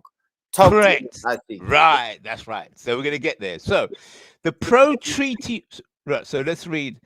So so the state, and to declare fidelity to the king. So all the members of the Irish Free State, they had to swear an oath of allegiance to the constitution of the Free State, and to declare fidelity to the king. So adding my bit there, I would say part of this secession, you could see, is that you have to clarify your identity. You're swearing an oath of allegiance, that you're no longer, you're not, you have no allegiance with any other outside entity. You've seceded, you've come out. Yes? So your fidelity and your alliance is to the state, to the Free State. It is to your people. Your allegiance is to your people, your state, your constitution, and your authorities. Oath of allegiance, identity, clarification. Right. The oath was a key issue for opponents of the treaty, who refused to take the oath and therefore did not take their seats. Whoa! So I'm going to add my bit here and say, listen. Infiltration. Exactly. It's infiltration. Oh, man. yeah, that's right. Say, you're gonna have to find out. You know what black people say? You're gonna have to get rid of the coons, man.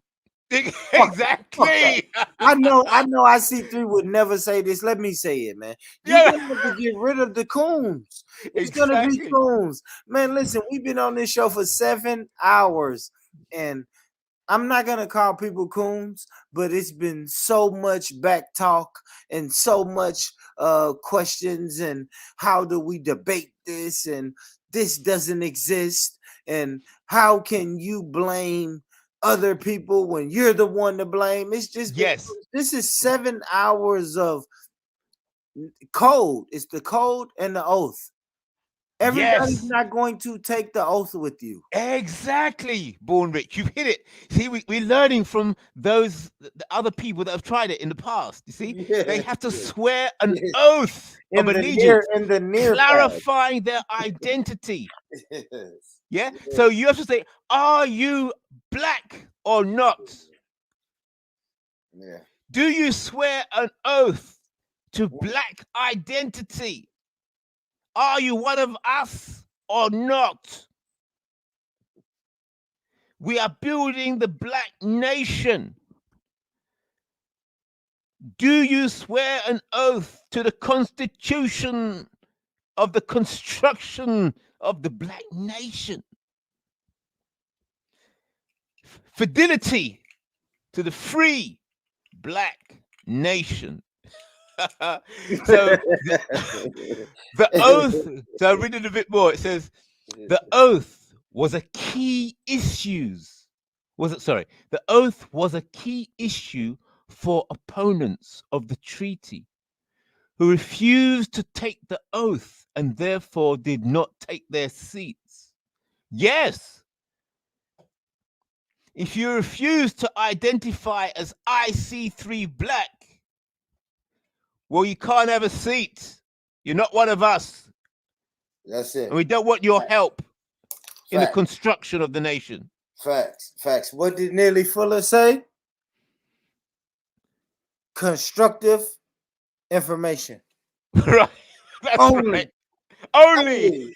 If you're non-black, if you're not a part of this black nation, the only thing you can give me is constructive Constructive information. information. That's That's it. right. I don't want to know what the temperature is. I don't want to know what the time is I in don't want to know the what you UK. like, music you Yeah, like, what you like to yeah. eat. I don't want to I'm know. not I don't want. interested. Yeah, I don't want to know what movies or Netflix show you're watching. Yeah, or who's sleeping Listen, with who's having sex with this thank you. Hollywood. I'm not Do you interested. have constructive information or not? Right. Period. Tight. This is good shit. This is a great show, man. This is a show I'm gonna have to watch back 15 years from now. This is a dope show, man. This is a dope show. I see three. See, and so we can see the problems that happened before us. The oath was a key issue for opponents of the treaty who refused to take the oath and therefore did not take their seats. Opponents of the treaty. Yeah.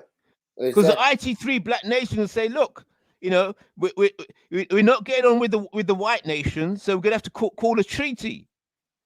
Now, if there's any black people or people who look black who don't want to sign the oath of black identity, be part allegiance to the black nation, then you can't have a seat. We're not interested. Yeah, that's it. We're not interested.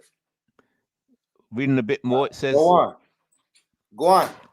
Pro-treaty members who formed, I can't pronounce this word, Kukunum, whatever, yeah, pro-treaty members who formed a group in 1923 held an effective majority in the Dale from 1922 to 1927 and therefore ruled as a minority government until 1932. Pro-treaty members who formed a group, so they formed a group and they held an effective majority, and they held that effective majority from 1922 to 1927, and therefore thereafter ruled as a minority government until 1932.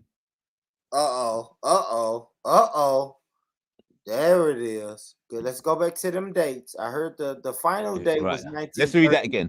Yeah, let's get the pro-treaty members, those that had signed an oath, formed a group in 1923. Okay. They held an effective majority from 1922 to 1927. 5 years. Now we got to get into his IC3. Come on, man. What made that group? Hold it. And thereafter ruled as a minority government until 1932. 10 years. 10 years. All right. Not trying to shit on their 10 years, but 10 years. They had a 10 years. They was what was the word you used? They succeeded. They succeeded for 10 years.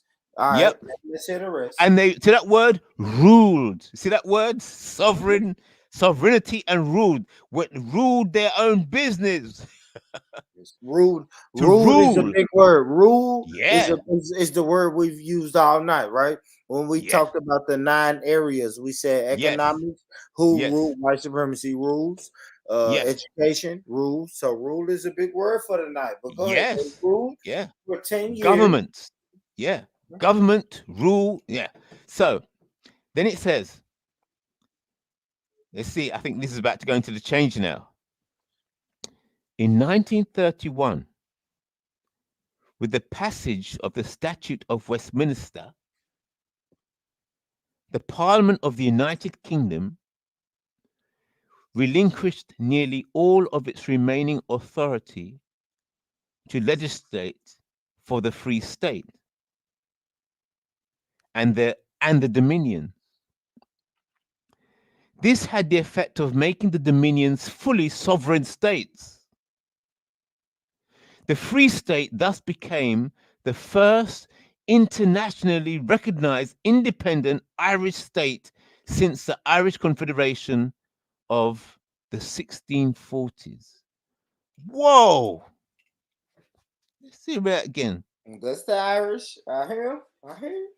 So so in 1931, with the passage of the Statute of Westminster, because don't forget, it's Westminster they're trying to secede from. Yeah. It's Westminster they're trying to get, and the United Kingdom they're trying to get from, and have their own sovereign state and nation. They was fighting since the 20s. Yeah. It was fighting in the 20s. That's right. Yep. To bring about the treaty. So let me read this again. In 1931, with the passage of the Statute of Westminster, the Parliament of the United Kingdom relinquished nearly, that's the old dangerous word there, relinquished nearly all. I missed that bit. It's a little sprinkle. No, that nearly is just a little sprinkle of colonization. No, that's right. Let's read that again. Yeah, I missed that. I missed that last time. No, nearly means just a sprinkle of colonization, not outright colonization. But we're gonna put it nearly. Oh my God, it's dangerous, this stuff. Look, in 1931, with the passage of the State of Westminster, the Parliament of the United Kingdom relinquished nearly all of its remaining authority to legislate for the Free State and the other dominions. This had the effect of making the dominions fully sovereign states. That word fully, I don't know, they put that word fully in there. Fully sovereign states. The Free State thus became the first internationally recognized independent Irish state since the Irish Confederation in 1640. Recognized. You hear that other word? Recognized? Right? Yeah, right. Oh, there's so much going on here. Recognized. Like we can say internationally. Yeah. You see? Then you know that you are free and that you're sovereign and that you succeeded when the state or the power that's over you relinquishes the power authority. Yes. Right? Yeah. And it's internationally recognized. Then you're free. Then you're sovereign. Yes, but watch this. This word is a bit dodgy. This is why I think this is dodgy here. It says in 1931, the passage of the Statute of Westminster, the Parliament of the United Kingdom relinquished nearly all of its remaining authority. That means it didn't get out completely. So when it says this had the effect of making the dominions fully sovereign states, that doesn't make sense to me. Because how can you be fully sovereign if you when you know what I mean? It's dodgy. This is dodgy. That is the little sneaky shit that white supremacy does. You are fully sovereign. And that's why people can come on this platform and say, hey, you are a slave baby in America, but me in my African country, I am fully independent. But a European country nearly has some say so on what you do. And they leave a little bit in there. So we relinquish power. Yes, it's okay. Yes, nearly. Yes, we are leaving. Let's bring it back to 2021. IC3. America is leaving Afghanistan. Right. But we nearly have a presence in Afghanistan. Like what? Wait, what? You know what I'm saying? Like, what are you? Yeah, telling either me you're right getting out of Afghanistan Yeah, completely. we're getting out of. All right, listen, I want to tell America all of our troops are getting out of Afghanistan, but we're only gonna leave 1,100 troops in Afghanistan. Oh But my God. family, we made it. We made it, and we Yeah. should be happy that our troops made it out of Afghanistan. But we're just only gonna leave 1,100 troops in Afghanistan. It's like, what? What are you telling me?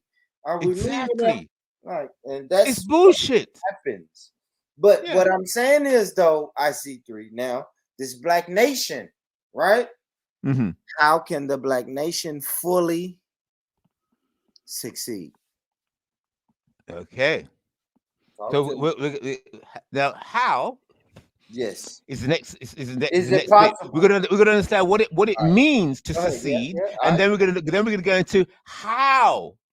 Right. So the way that the Irish did it, they were fighting and fighting and fighting and fighting, and eventually, they were fighting so well that so therefore it has to the fighters who or those who want to secede, they have to make the people who they're seceding from feel, or no, not feel, the people who they're seceding from decide that they must relinquish their authority because it's just not cost effective. Now, It's not cost effective. Now, you read something that said violent or non-violent, right? Yeah, exactly. Okay. All So right. secession can be violent or non-violent.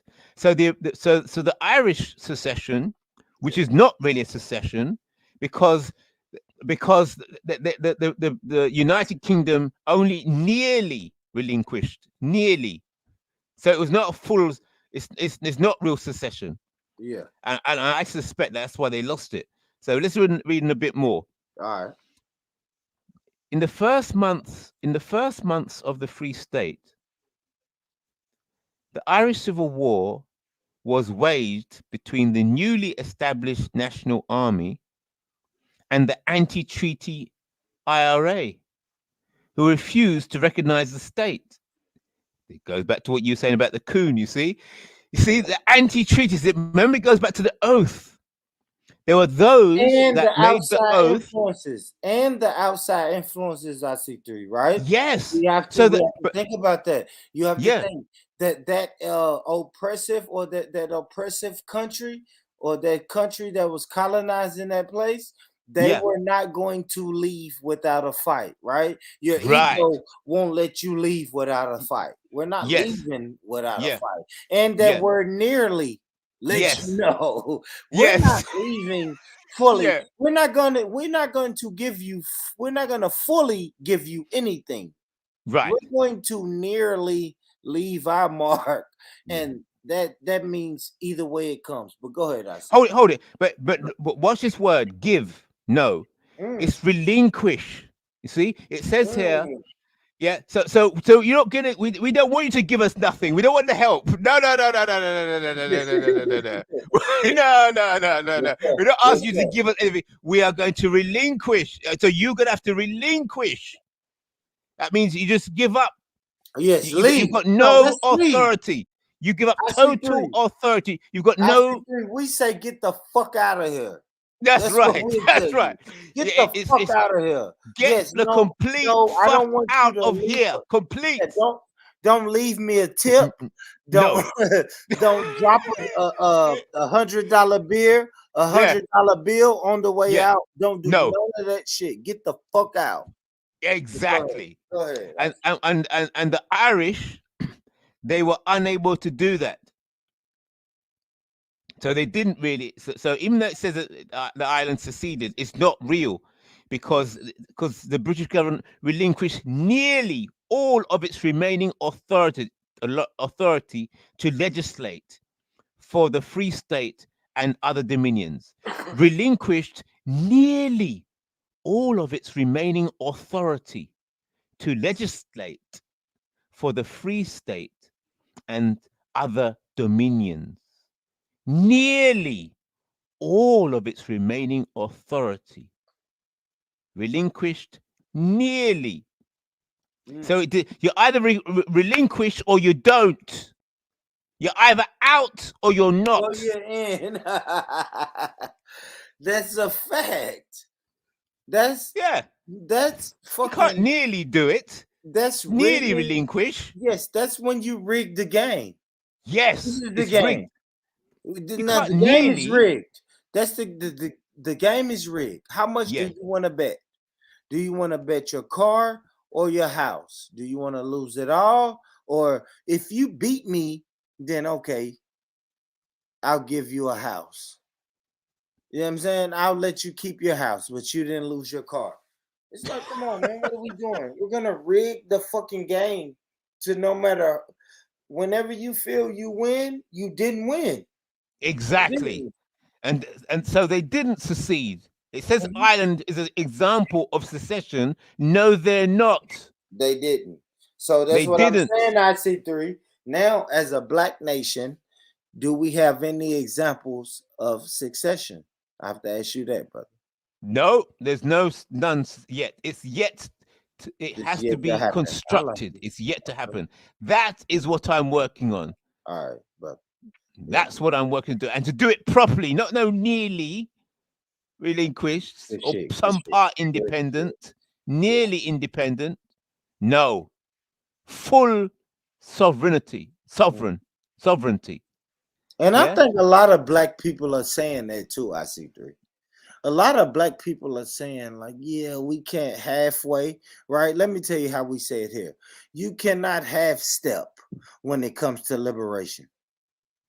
You can't. No. It's non-negotiable. Like, and this is the thing I try to tell black people. Black people have shit in their mentality and in their community that's non-negotiable. You can't negotiate this with me. No, I stand on that. No, I don't want if you're gay, you can't ride in my car every day. No, that's non-negotiable. You know what I'm saying? I see three. But like, we have these things, but we have them only to a limit. Yeah. But that's what messed up the Irish. The Irish messed up because they did, and what it is, the UK, the United Kingdom, so internally the Irish had a problem with the oath takers, right? And externally, the UK government doesn't want to let them go. So they never, if the oath means a separate entity altogether. If you don't take the IC3 black oath, you're not part of the black nation. You're not part of the council, of the government, of the parliament. No. Oath, you're either in or you're out. That's it. Facts. Because the Irish, you got messed up that way. Nearly. So that word nearly. Yeah? Nearly. Yeah, but they didn't do it, and that's why they lost it. Sorry, wrong. The Irish never lost it. They never had it in the first place. No, so that word nearly. It was the facade. It was the facade, right? Facade. Yeah, they thought they seceded. Like, you they thought they were sovereign. And we'll show the world that you have it, but you don't really have it. You don't really have it, right? And oh my gosh, I can go so deep with that. Look at this. It says, look, this had the effect of making the dominions fully sovereign states. Bullshit. And the Free State thus became the first internationally recognized independent Irish state since 1640s. Rubbish. Facts.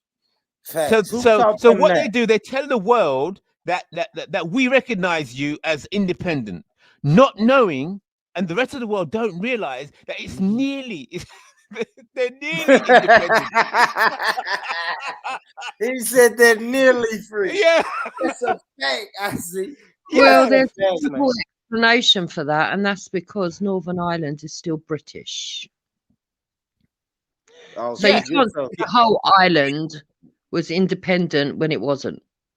Right. So Jupes, you're really saying what we're saying, right? So you're not really free, right? So no, the rest of the people were free to be Irish, but the ones that wanted to remain British. So the whole island wasn't cut free from Britain because Northern Ireland wanted to stay with Britain. Exactly. But it doesn't mean the ones that wanted to be cut free weren't free, because they were cut free. No. Ireland is Ireland. Either Ireland is independent and it's seceded, or it hasn't. You can't have part Irish. You can't. It's not part. No, they're not part Irish. They're British and Irish. So no, you can't be British and Irish. I see three. I want you to no. Listen. So Northern, yes, they are. Listen to her. I see three. I see don't three. seem to understand it. I see three, because you want everything to just segregate. It's quite amazing, really, that you do that. I know, Jupes, but Jupes, don't worry about that. Don't worry about that. Me and IC3 was talking about how Ireland, right? The example IC3, the example that you gave me, that Ireland was under the British authority, and then they were nearly free. They nearly succeeded. Yes. And that's what Jupes is saying. Jupes is saying, listen, they nearly succeeded. Because some of those people are British and Ireland, right? Exactly. So now we'll call y'all African and American. You know what I'm saying? Like, I'll be back in a minute. Put our fucking label on you. You're not free. We'll put our labels on you. That's just, I don't know, Jupes. It's not about putting labels on people. It's about But it is to describe or differentiate between those that wanted to stay with Britain and those that didn't. That's what I'm saying. But Jupes, you can dress it up as much as you want to, but you but listen, you're saying me and IC3 are talking about people who were under the colonization of Britain. They left Britain and wanted to be called Irish, and then you come in, Jupes, as a British lady and say, yeah, but not 100% British Irish. They're British Irish. It's like, what? Yeah, no, not all of them. Not all of them. So it's like, imagine the island had 100 inhabitants. None of them should be called that. And 20% wanted to remain British. You have to give them their rights as well. I believe in the right. I believe in freedom of choice. You know, we don't force people to do it just because some others want to. But do you understand that though? But just to get an Irishman to say he's British is a whole different. That takes some colonization inside of that. Am I tripping? Not really. Not if that's what they want. Not if that's what they. If they want to stay, remaining, being counted as British, they have every right to. Yeah, but I still think that takes a form of. No, not if it's their free choice, and it was their free choice. Yeah, absolutely. No one's forcing them to do it, but situations and colonization, in a way, forced them to do that. Jupes. It's like if they had another referendum tomorrow and they all wanted to be independent, then I'd say, well, yeah, that's their free choice. But if again 20% said no, we want to remain British, I'd say, well, then we can't renege on our agreement with them. We can't just say to them, no, we don't want to. Because 80% of your country rejected us, we're going to reject you. We can't do that. That's wicked. So you go. No. Watch this. This is about identity, right? If Ireland is going to secede from the United Kingdom, Irish identity is a secession of the identity as well. Yes? So no, they can say we're seceding, we're not part British, we're Irish. Yeah, and 80% did say that. And no, 80%. No, not 80%. We're 100% Irish, and that is why back in the day you You're had to talking take an nonsense. oath. You Hold don't it. seem to Take understand an what you're oath. saying. Take an oath. Are you with us or not? Are you Well, in or out? 20% said they weren't with the 80%. It's fucking Right. obvious. Well, the 20% that are not with the 80%, get out. Get back to Britain. No, why Go should they when whatever. they've got Get out. birthright? Why should they when they've got ethnicity and birthright? Don't do that, Jupes. Hold on. Don't do that, Jupes. Because you live in the UK and you would not agree to those 20% people in the UK changing and making laws in the UK. Don't do that, Jupes. Those What do you mean? immigrants, Of course I do. those I believe in 20%. No, you're democracy. not going to go with the I minority. believe in runs the country. democracy. No, So what are that's you talking about? bullshit. That's bullshit, Jupes. If they're legal citizens of Britain, they've got a right to fucking put their vote forward. So you're gonna go. Well, so why are you saying 20% should be the majority? And I didn't say that, did I? You did though. No, I didn't. 80% of the country. IC3 was saying if 20%. But go ahead, Jude. Go ahead. What were you saying? My point is the reason they can't say it's completely free is because there were people in Northern Ireland that voted to stay with British. Now, what percentage and you of have to those people? What percentage? uphold their wishes as much as you do. It's like tomorrow. Okay, look, tomorrow. Say you got repatriations in Britain, right? Say you got reparations, and they said, right, anybody that wants to take the money and leave can leave, yeah. And those that want to stay can stay. You're saying no, that we should turn around and say no, all get out. No, that would be cruel. You can't do that. Listen, look. It's got here that Ireland had a free state, right? And Ireland is an example of a secession. The Irish Free State. Yes. Then, as we was reading it through, we found that, let's see how, I'm just going to do a refresher here. It says here. What up, Sniper? What up, Big up, family. Big up, IC3. Big up, Duke. How you doing? Big up, GOJ. Come on, man. Yeah, It's been a while. Thank you for pulling up. It's been a while, but I do try and tune in when I got time or when I wake up. Thank you, man. I know it's early over there. On, I shouldn't be up, but I'm up. Me and IC3, bro. I know. I'll be listening. Yeah, IC3, man. Y'all got Y'all sleep on IC3, man, but IC3. No, hell no. Let me tell you something, yeah. IC3, yeah, whether he remembers or not, yeah, has flooded my emails.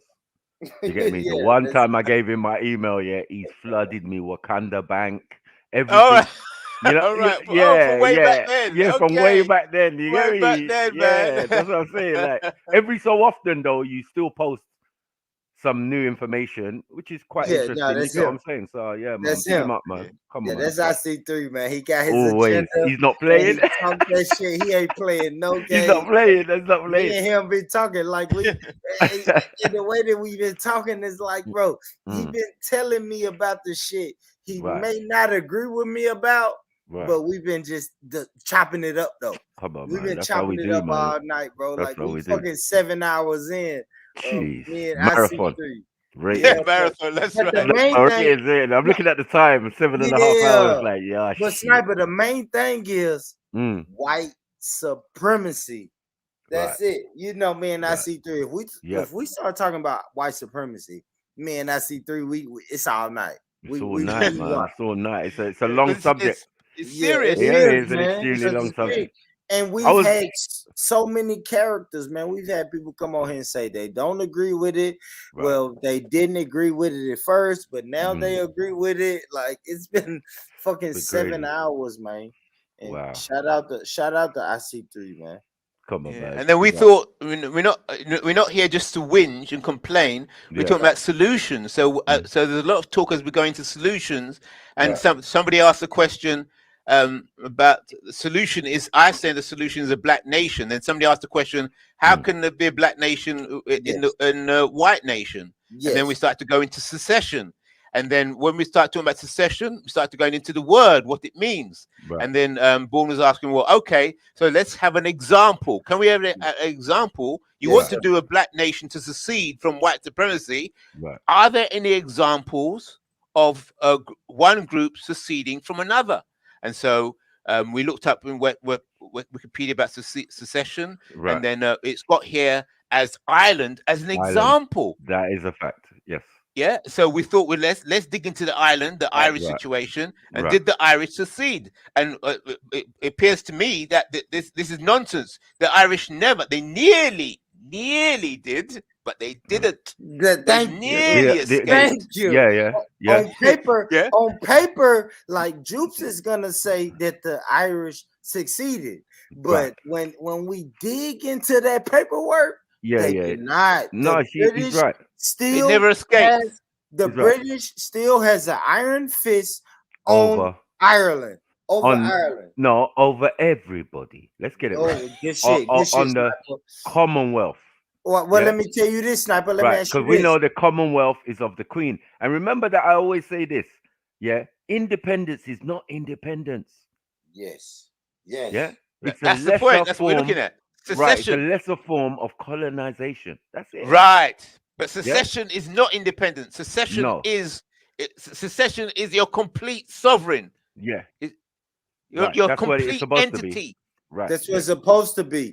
But I want, like I was asking IC3 Sniper, I asked you the same question.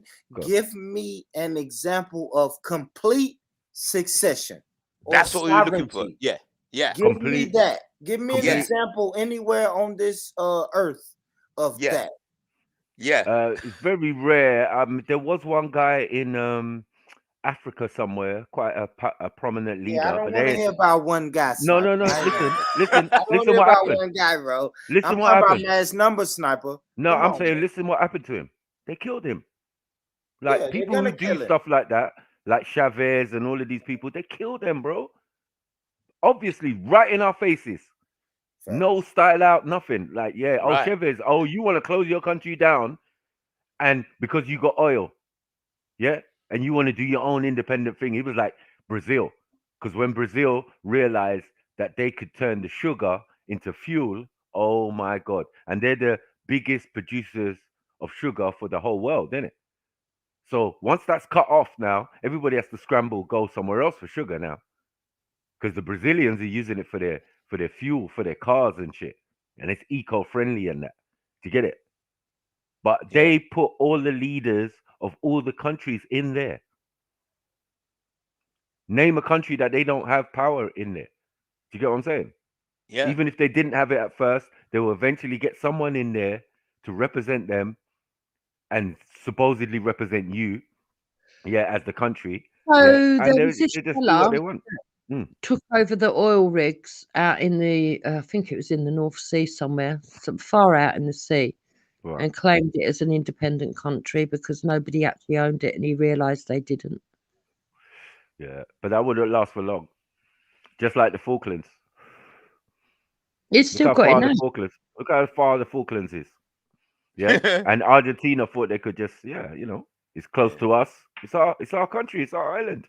Yeah, it's part of us. England said no, and they're so gangster they'll go to war for it and make you know who owns it. Yeah, it's crazy. So secession, we've got to clarify, and so that's why we started to go into Ireland, because Wikipedia claims that they nearly succeeded. So what's the language? It says in 1931, the passage of the State of Westminster, the Parliament of the United Kingdom relinquished nearly all of its remaining authority to legislate for the Free State and the other dominions. You see, the problem with that is, remember that the Irish had their own Magna Carta. This was what scared me when I was looking up the Magna Carta and all of that. And then I found this Irish one. I was like, what's this? You mean they had barons and You get me? Lords and of England in Ireland at a particular point. Yes. You get what I'm saying? So that means they've gone over there, they've settled themselves, and blah blah blah, seeming like they're Irish on both sides. It doesn't even matter if it's the Northern Ireland bit or southern part. They usurped, they built castles and all of these type of stuff within Ireland. And I'm like, raw, did your people build that? They're like, nah. The British came in and did that.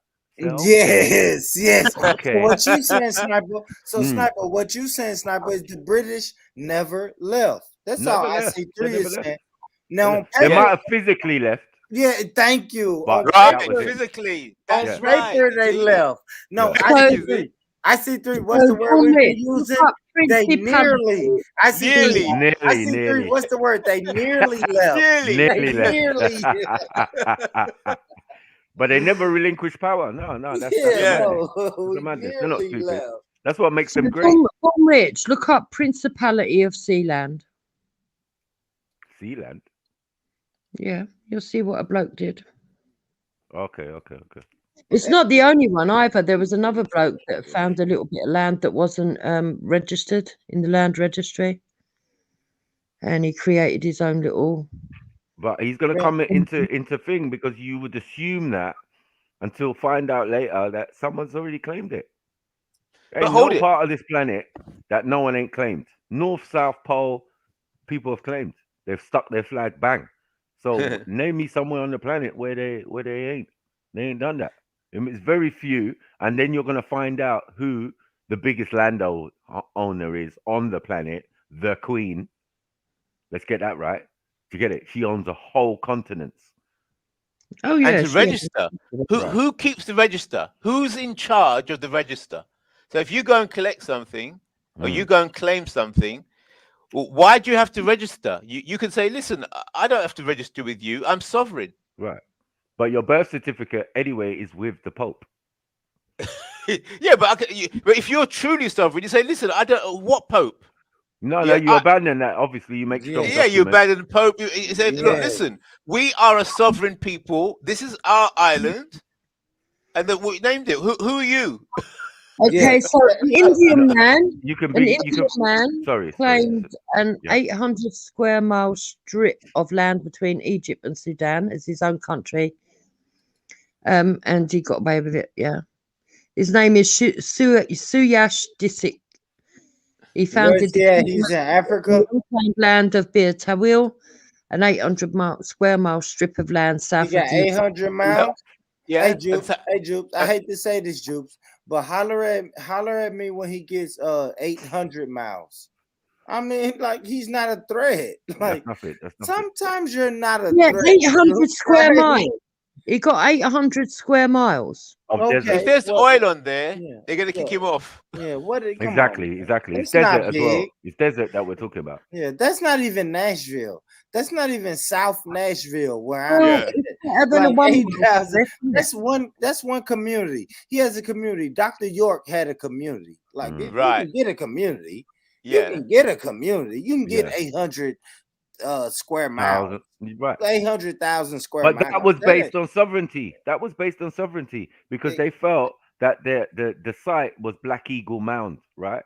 Which is a heritage site, so no one can take it. The American government. Did white supremacy control that at the end of the day? Not really. What happened? Remember that with the eviction. That's what we got to say. What was it? May 8th, 2002 was an eviction. Dr. York had been getting letters or whatever from the local authority because what had happened is he never lived there. You understand? It's meant to be a, what do you call it? Theme park, right? Yeah. An Egyptian theme park, blah, blah, blah. But what's happened is even in them initially going down there, Putnam County, you understand, White Boyville, do you get what I'm saying? They got into trouble with Sheriff Seals on planning permission of building certain buildings, right? Planning permission. Exactly. Eventually, white supremacy. Right. But this is where you see Dr. York in the old days with a picture with his fez on, because he goes Moorish on them, right? So he knows his sovereignty, he knows his thing. He went Moorish on them, won it. Yeah, they don't Went tell you Moorish about. on them. No, they don't tell you that he won all of that. Do you get Right. it? The planning But he's permission and still blah blah right. blah. But they So put him in what's prison. happened now is that so many people are infused and excited about the situation there. They've come from far and wide across the planet to come there, right? And there's no residence for them. So what some of them did, decided to start building small houses and porta cabins and whatever, which was not allowed. You're going to run into problems. Okay, they managed to sort it out where they only paid a minimum amount of taxes for doing that. Taxes. Right. They had to pay taxes because not because of the land, but because the properties they were building on there. Yeah, So but white people own the land that the properties have to get built onto, which has to affect the taxes. well, the That's difference it. is I don't care when you remember, if you're doing it as a theme park, then there should be no residential man, homes you on can there. call it a theme park, you can Call it call what it you a like. community center, Yeah. you You can call it call what it you whatever. like. You can call it a church. You Yeah, can but call you it know a how we do. church, sniper. You know how we Jesus do. Christ. You know how we do. Yeah, we're not exactly. saying No, anyone was wrong for doing that, right? no, We're I'm not just saying he's wrong, sniper. I no. think But the whole what happened was that they never paid that little money. You understand? The money they were meant to pay, he's not out of his pocket. It's got nothing to do with him. He lives in a mansion in Atlanta, yeah, I don't want to just up get the caught road. up Do you on get it? Dr. York. I don't. No, I no, don't no. Yeah, I'm just yeah. saying with the land, the Yeah. kind of thing, and No, no, no. it was Yeah, based on money. No, when you're yeah. sovereign, you print your own money and you put the face of your own king or ruler on the money. Mm. Yeah, Well, you what you print do, money when you're sovereign. of course, There's no you make your own. there's no tax to be paid. Tax, you charge tax. It's Right. your So I space. guess all right. Now, So hold on. So sniper, let me tell yeah. you the main thing man IC3 was talking about. Now IC3 says that, right? He says that when you're sovereign, you print your own money. Sovereign in my mind means you're independent away from white supremacy. Right. Am I tripping from saying for saying that? No, that's Yeah. correct. All right. So now I am asking IC3 and asking you, sniper, Mm-hmm. where on the globe or in the world can you print your own money outside of white supremacy? Talk to me. You could put it anywhere, to be honest. You know, it depends where you are. I mean, a lot of that is going to be based on if you have a trust, which will probably be offshore in another location. Do you get what I'm saying? Who So once runs you've the got a trust, offshore accounts? Is that white supremacy? no, it's Because not. we know Epstein had Epstein ain't putting his money in the African bank, sniper. No, Like, no, no, no, come on, no, bro. no. A Epstein trust. got offshore accounts. But go ahead. Wait. A trust supersedes anything that you own. So Trust in what? anything you own, Wait a yeah, minute. Trust in what? Who holds the trust records in of a you. trust? You Yeah, but are the trust. yeah, but the trust. Trustee. Where does documentation get stored? You have the documentation. What do you mean? You have Does to put anybody people else on have notice. documentation? Does You anybody else could. have document? Huh? No, I mean, you could put them on notice. So you could send it to company's house or whatever if you wanted to. That's your choice. Yeah, but being sovereign, you don't have to tell anyone anything or report to anyone. What you have to Right, do and you can print your own is money. right, but you must make powerful documents also. But So you got who's printing their own money? I don't see that no. anyway. I First, see before you do Europeans that, doing that. sorry, before you do that, yeah, as I said, once you've got a trust, then you can have things like bonds, and then you can make a fiat currency, but your fiat currency must be based on some form of raw material like gold or something. You know what I mean? Who owns the raw materials, sniper? You would have to purchase Who them. has a monopoly on the Purchase? Yeah, Purchase from because who? you could go to. There's many African countries. My friend has a stamp, a gold stamp, and organization for gold in Malawi, for example. He's from England, but he went to Malawi, done some deals or whatever, and he's really tight with them.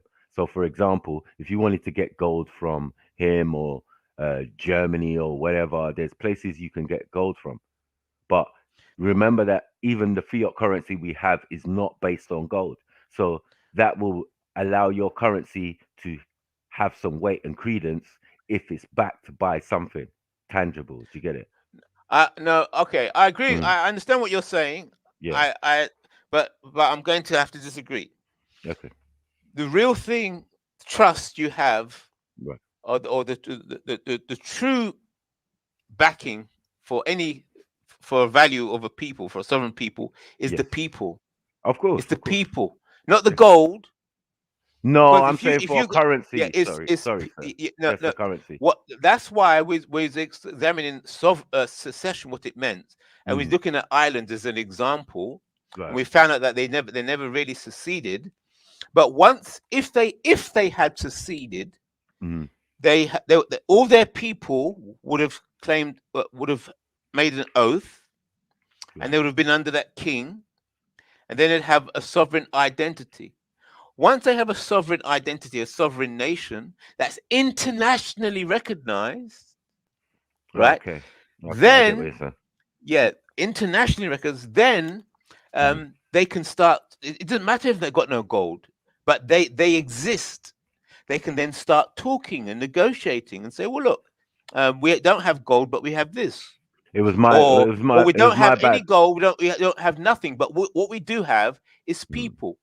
And then we'll let you have some of our people to come and work for you for a while, as a contract, right? And so that's your raw resources, is your material, your people. Your people is your number one raw assets. Yes, of course. But as I said, when it comes to currency, though, fiat currency. That's what I was referring to. And I was also kind of referring to on an individual, as in sovereignty for every single person, not as in sovereign nation. So maybe that was my mistake.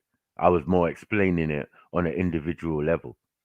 Once we're all sovereign, we can call ourselves a sovereign nation, but within that, we all have to be sovereign and abide by those basic rules that we set up. Yeah, but that the nation sets up. So what we're exploring is how Ireland nearly got sovereignty, and then how they lost it, or I say they never had it. And the reason we're looking at Ireland, because I believe what I'm trying to do, I'm working to build the Black nation. Right. That spans global. That's what I'm doing. So I'm just looking at these examples to see what I can learn. Well, what you can learn. Question. No, and when hold on. When IC3 was saying the objective, one of the most important objectives for the Black nation is to succeed. Right. And I'm like, what does succession look like? And he gave me these examples. And Born Rich, I don't Born Rich. Don't say succeed. It's succeed, because people mix up with succeed and success. I'm country, bro. I'm country. IC3, I'm country. I'm country, man. Yeah, people mix up. They'll get mixed up. They think you're saying succeed. But you're not saying that. That's why I use the word secession, right? Yeah. Succession, right? That's not successful. Or you know what I'm saying? That's succession. Yeah. So that means that is the word I'm looking for. But I don't see any examples in the past that lasted to 2021 of succession.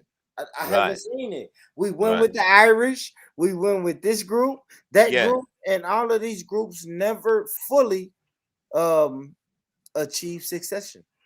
Well, I feel some has in I don't know, as in making themselves independent as a nation, but definitely separating themselves from modern society and creating their own society. I've seen loads of examples of that. How successful they were, it's still to be determined, because You mean they tried? You mean they tried to succeed? They won. Didn't do it. But the first step is to leave the environment that they were in. So they found another environment. Give us some examples. Several groups. Give us some examples. Let's look at say one. Like the Leonard Powell group, for example. Leonard Powell. Yeah. Let's have a look. Wait a minute. Let's look him up. The Rastas. Leonard Powell. Yeah. What's that? He's the father of the Rasta. Where did they go? Ethiopia? Right, they went to Ethiopia. Whether they were successful or not is another story. They went. They got up and But did. I feel that. I they respect that. definitely, I yeah. ain't gonna lie. I ain't gonna lie. There's, I know they. I yeah. don't want to say they failed, but Let's in go my into mind it. they Let's go. failed. Wait a minute. But Let's go damn into it, it. I see what you're saying, Sniper. They Right. left, but I can always come back and say, did they succeed? Did they succeed is another story. I agree to that. But did they succeed? I think that was more to do with having an environment like that. You know, someone give you a whole batch of land and says, "Yeah, that's you. See you later." Yeah, but Sierra Leone's what's that? Liberians, did they succeed? That is not an succession, American. but Nah, the problem with that is that it's a U.S. project. Okay. So the U.S. government set up I got you. the Sierra And you're Leone saying and Leonard Liberia. Powell. You're saying Yeah. Leonard Powell was more for grassroots. Let's get Right. the fuck He's out the of father. He's the father of Rastafarianism. So the Rastas' eventual goal was biblical, based on the Bible, to leave. and based on Ethiopia. Right. Do you get what I'm saying? But Ethiopia has Ethiopia seceded from white supremacy? I don't think so. No, I think it went the other way, where they were free and then they were duped into, what do they call it? They are now protectorate. White supremacy. Protectorate, yeah, white supremacy. But it's called protectorate. They call it protectorate. Whatever you finna say. Protectorate. When you said duped, hey Sniper, when you said duped, I said, that's it. That's why Yeah. But how it works is one set of white supremacists come and attack you, and you need the aid of another. White supremacy. Wait. But look how England do it. Yeah, they help you. They get rid of the supposed enemy, which is a friend of theirs, right? Yeah. And then they say, well, since we did that for you, you owe us. That's right. And since you can't afford to pay, we'll take your country. Right. My nigga, I see through. We would talk about this all night, haven't we, bro? Yeah, that's right. That's right. Talk about that, right? Because somebody said we had a guy come on here earlier and said, "Well, Kenya is not up under white supremacy," and then somebody asked him about the debt that Kenya is in, and that we killed that argument quick. Like you said, bro, it's the debt, and then on paper we will make it look like you're free. Yes. On paper, you look like you're free, but then they did it to white people. They did it to the Irish.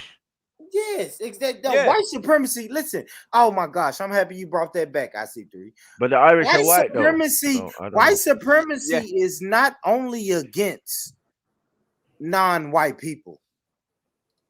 Right. I know that sounds crazy. Yes. Yeah, no, it's true. It True. That's a fact.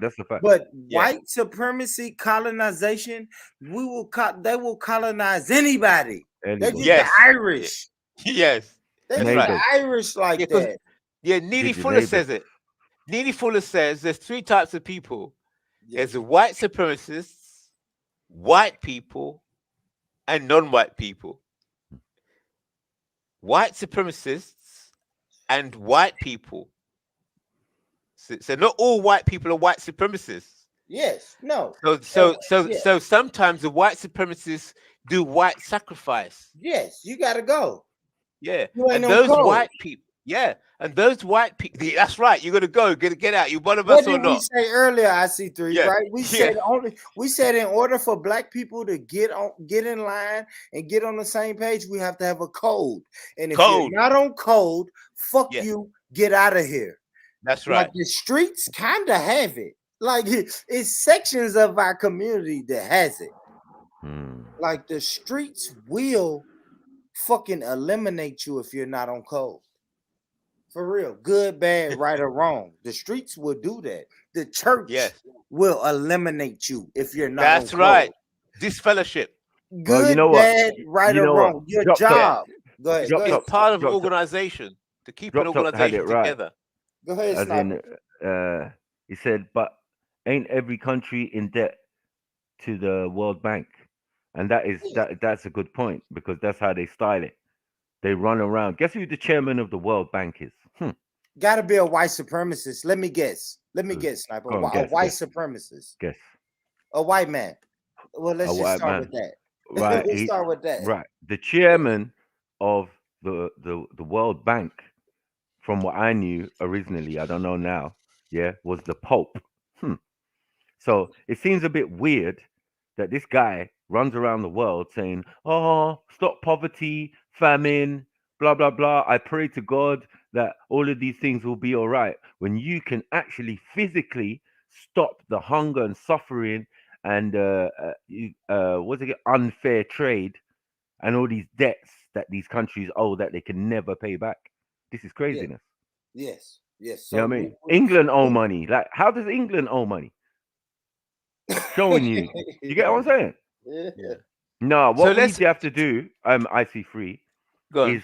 is go one higher. Forget all these English laws and let's go one higher. Let's go international law. Because if we're going to start messing around with sovereignty and all of these type of things as a nation, then you're going to have to appeal to international law rather than some local government, or you know what I mean? Who Of created a law? country. Who created law, Sniper? Who created law? Yes.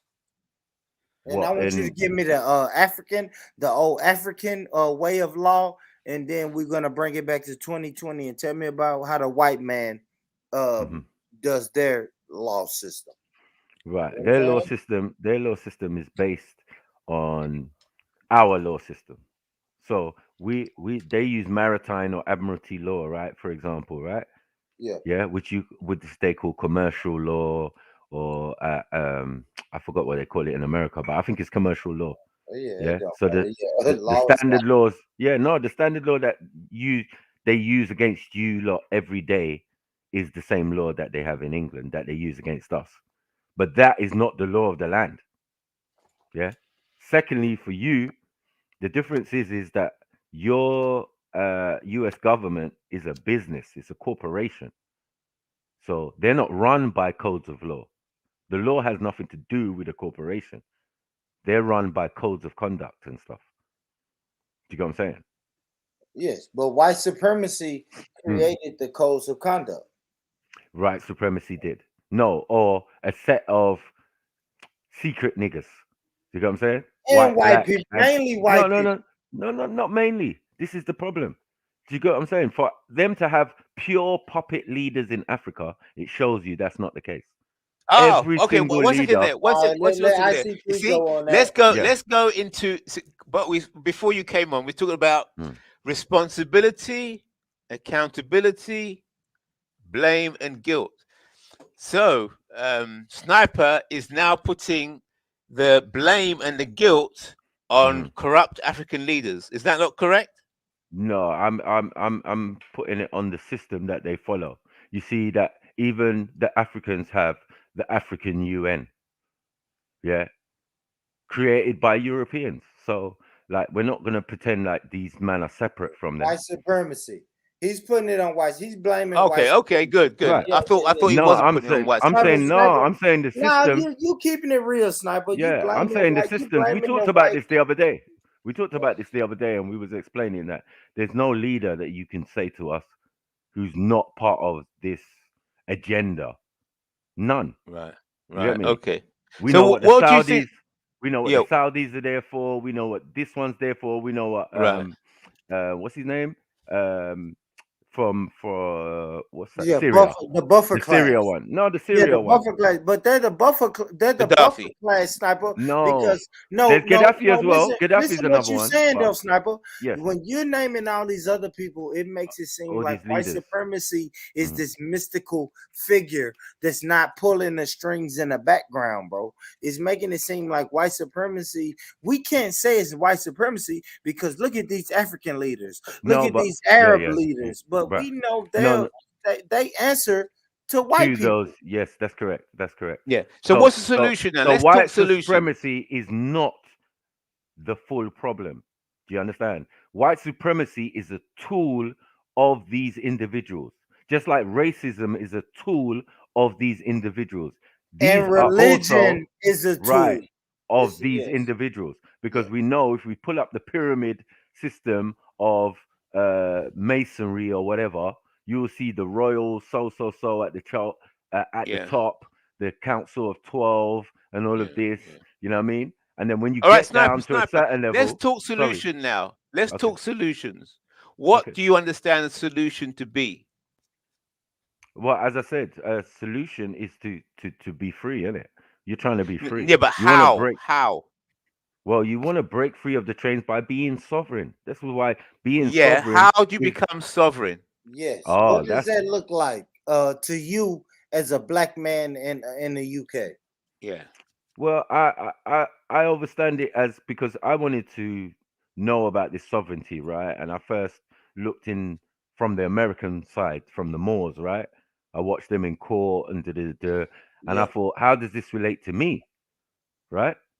So I'm in England. I don't know how I'm going to be able to use these Moorish laws and Then I found out that this maritime law that they use against us is not maritime. It's admiralty or Mauritine. Moors. The Moors use this as the laws of the sea. Right. So that's no good then. So hold on, wait. Throw that away. So when? Yeah, so that hold don't on. help us. So hold on. That don't help. Don't talk about the stuff that's not working. What do you think works? That don't work, Sniper. That's You not don't about try that. what's working. No, I'm not saying what's working. You have to realize what's in place. Yeah, for you No. to avoid something, you have to know what it is. Let's not go down there. Let's talk solutions. There is a solution. There's going to be a solution. Trust me.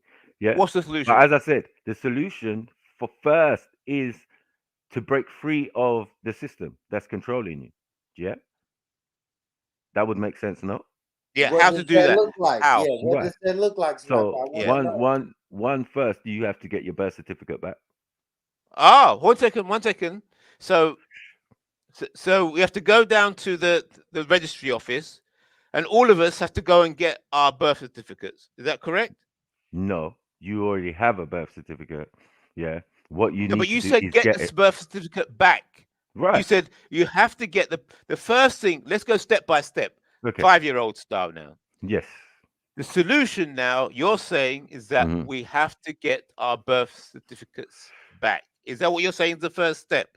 Well, in a sense, like your identity, because that birth certificate is like a certificate of ownership. So whoever owns the birth certificate, the white owns you. supremacists own it. We don't have to say whoever. Right.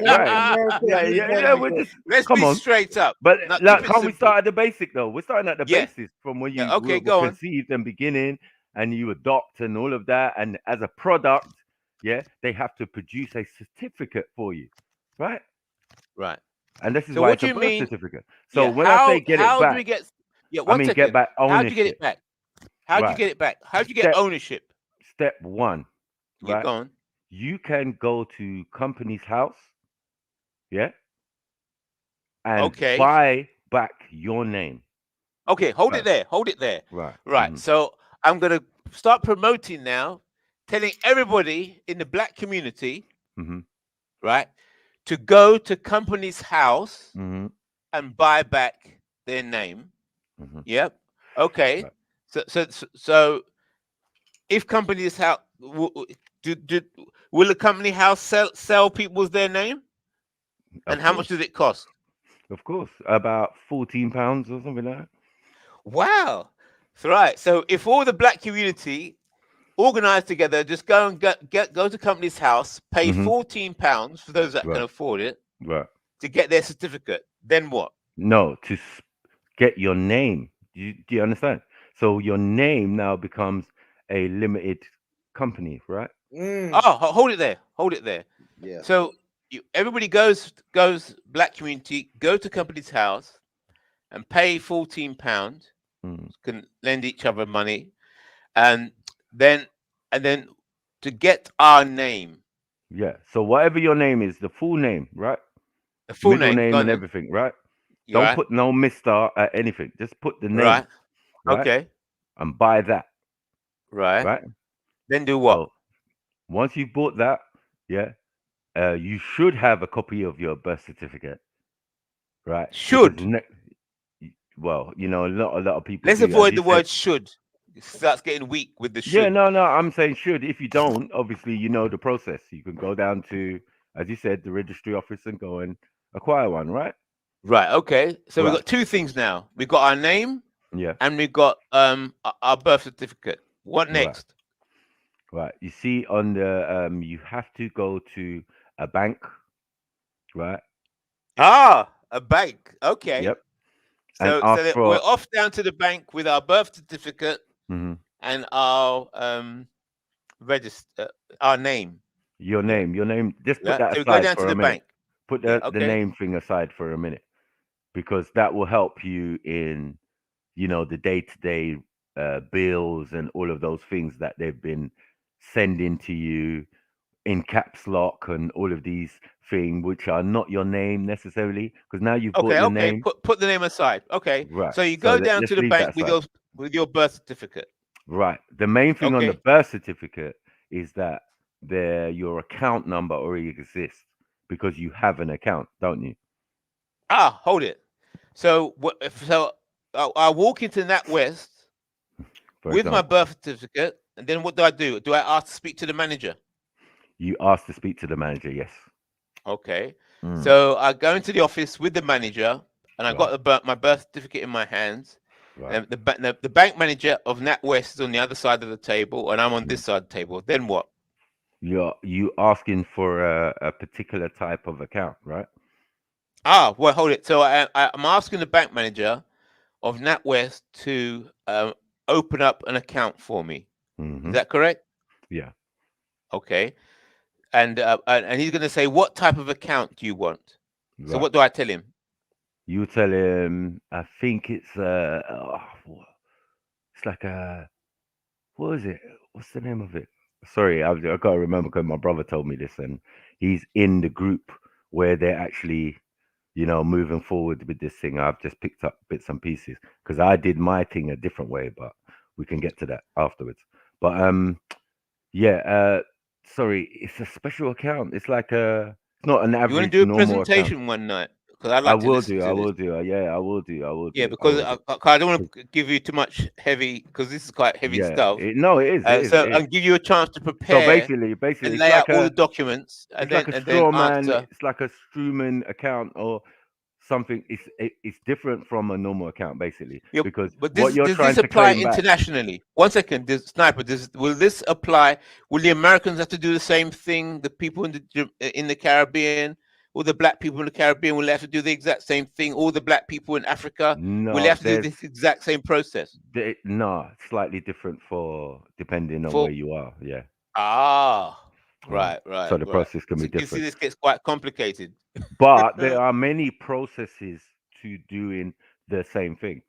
Like as I say, I explained, mine was almost totally different.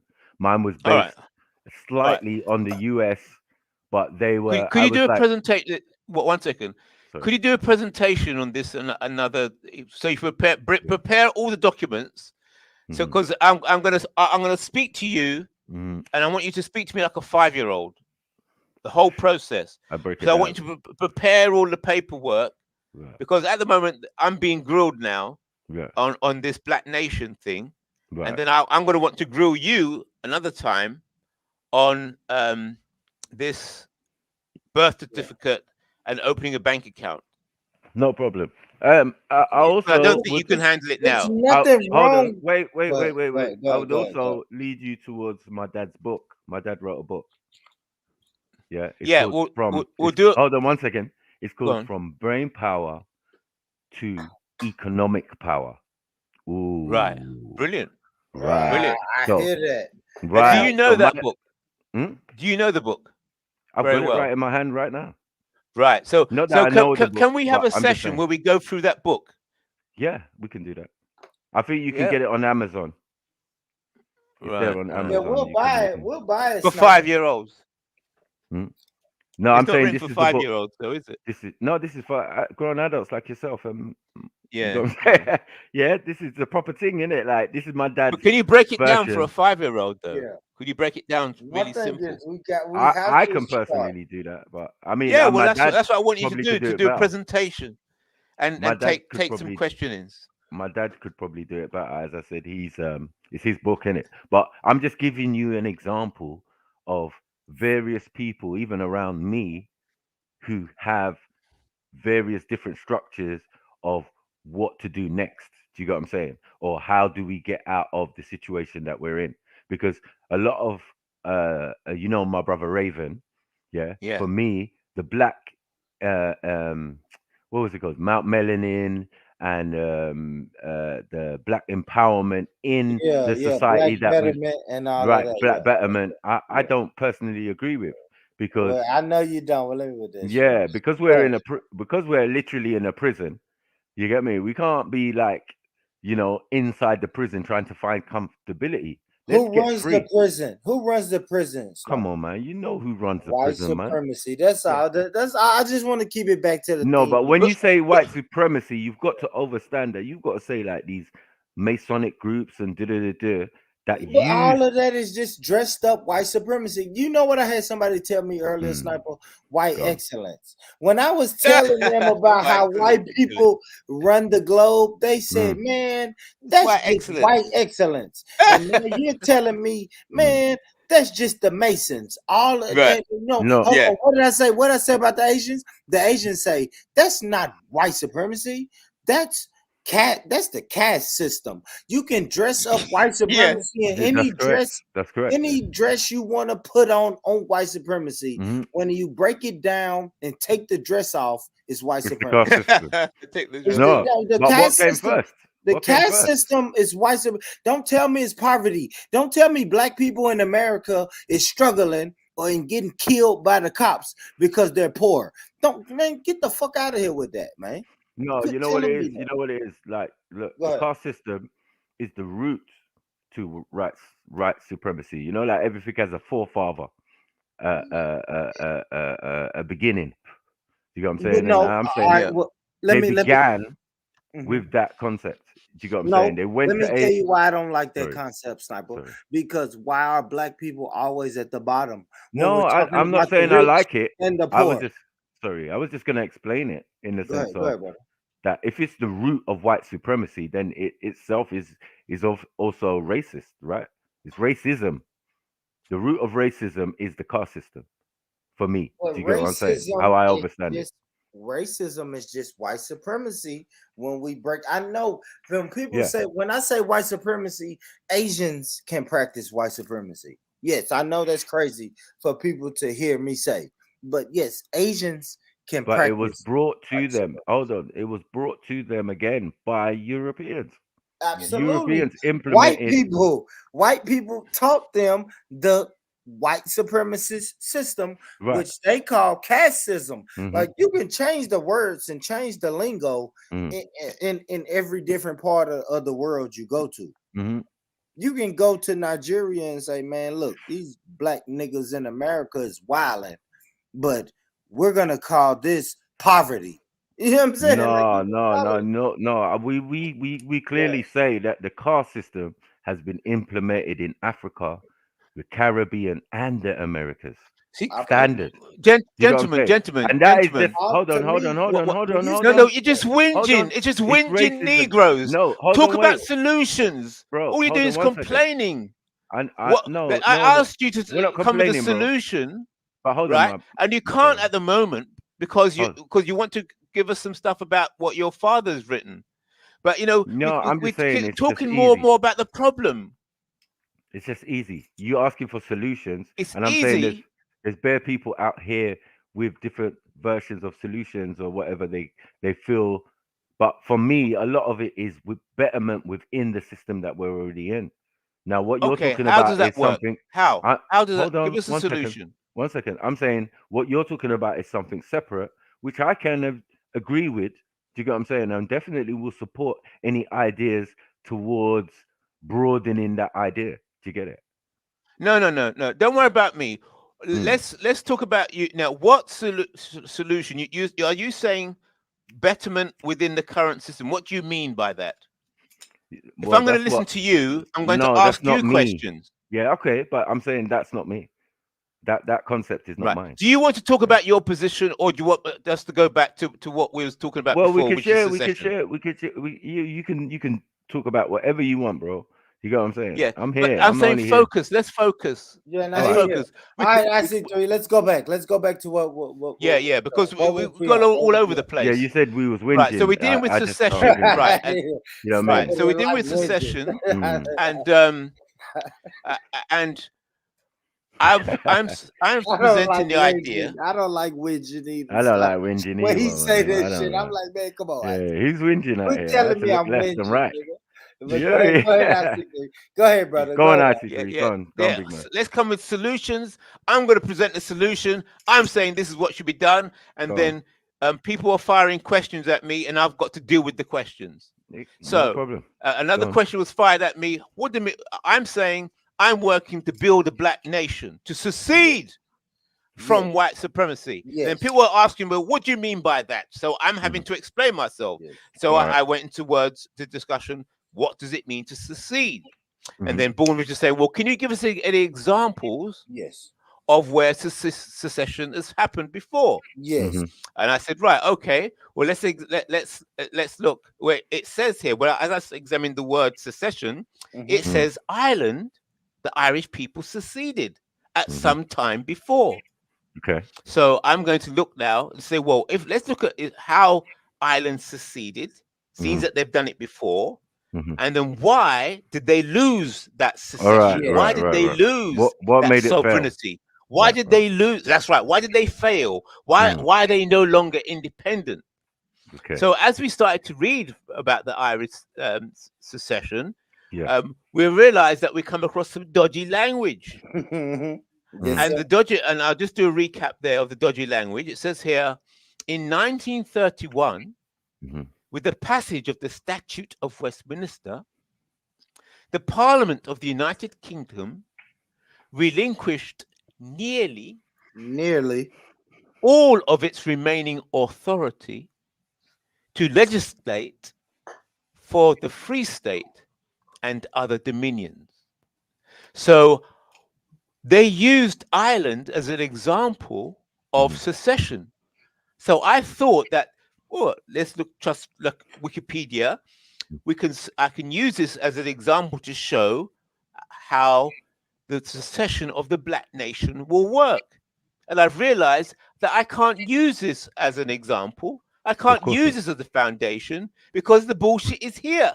Yes. Yeah. But also, Ireland is not free. White supremacy will but always make sure the bullshit is there. It's there, but it's hidden in there. Because look at the twist. This is white supremacy. Watch this. In 1931, the passage of the Statute of Westminster, the Parliament of the United Kingdom relinquished nearly all of its remaining authority to legislate for the Free State and the other dominions. Now, watch this. This had the effect of making the dominions fully sovereign states. They put the word fully in there. So you're going to use nearly and fully. Fully, exactly. This is a twist. This is a mind. This is to mess up your head. Yeah. So you're being fooled. Yeah. So this had the effect. They still telling me this had the effect of making the dominions fully sovereign states. Rubbish. Then it says the Free States thus became the first internationally recognized independent Irish state since the Irish Confederation of 1640. That's on paper. On paper. That's on paper. So that's what they're telling the rest of the world, that we have allowed Ireland to become sovereign, fully sovereign. Yet at the same time, they're putting it nearly, because they have not relinquished all of its remaining. Look, relinquished nearly all. How can you nearly all? That's rubbish. Let me tell you what's dangerous about that. Let me tell you what's dangerous about that, IC3. And this is something that we've been speaking about all day, right? So imagine me, right? A black man in America telling an Irish person, why the fuck are you complaining? Because you're fully succeeded from Britain. And then if they tell me, well, no, we nearly succeeded from Britain, and I argue them and say, "Shut the fuck up." I looked at the Wikipedia. You guys are sovereign. And you know what I'm saying? That's what I'm saying, bro. I would sound like a fucking fool. I would sound like a fool to tell that Irishman that he's fully sovereign from Britain. And then he say, "No, Born, you're wrong." And I say, "Yes, I can look up Wikipedia right now and tell you that you're not sovereign." Like, come on, man. I don't know, man. That's all I'm saying. You see? So see the word all. You see, it's this deception. It's a mind messes up your head. If I relinquish all ownership of your house where you're living, I've relinquished all authority over your house. Not nearly all. How can I nearly relinquish authority over your life? Nearly. Impossible. Nearly all. It's this. You either do it or you don't. You're either free or you're not. Right. You're either independent or you're not. You're either sovereign or you're not. And you're not sovereign until you're sovereign. And you if don't you're try. sovereign, and You if don't you're try to be sovereign. You don't try to be free. Facts. You're not free until you're free. And if you're sovereign, show me where you're sovereign outside of the guise of white supremacy. Exactly. Show it to me. Show it to me, and I'll do 5 shows about it. Every day I'll come on this live and say, "Black people, we need to go here." Yeah. But until then, come on, man. There's no way you're gonna get away from it. There's no way. It is global. It's global. But you heard the clear words being spoken and said. Yeah, this is international. So when we're talking and we're having this conversation, as I said, maritime admiralty law. That's what they run our day to day with, right? But there's laws that supersede all of these rules of laws, treaty, any treaty supersedes any rule of law in any country. Yeah, it can only be dealt with in international law. Right, I'll back you up on that, Sniper. The word treaty, because it says when the Irish signed a treaty, I'll read it because this backs up what you're saying. It says the Free State was established as a dominion of the British Commonwealth of Nations. It comprised 26 of the 32 countries of Ireland.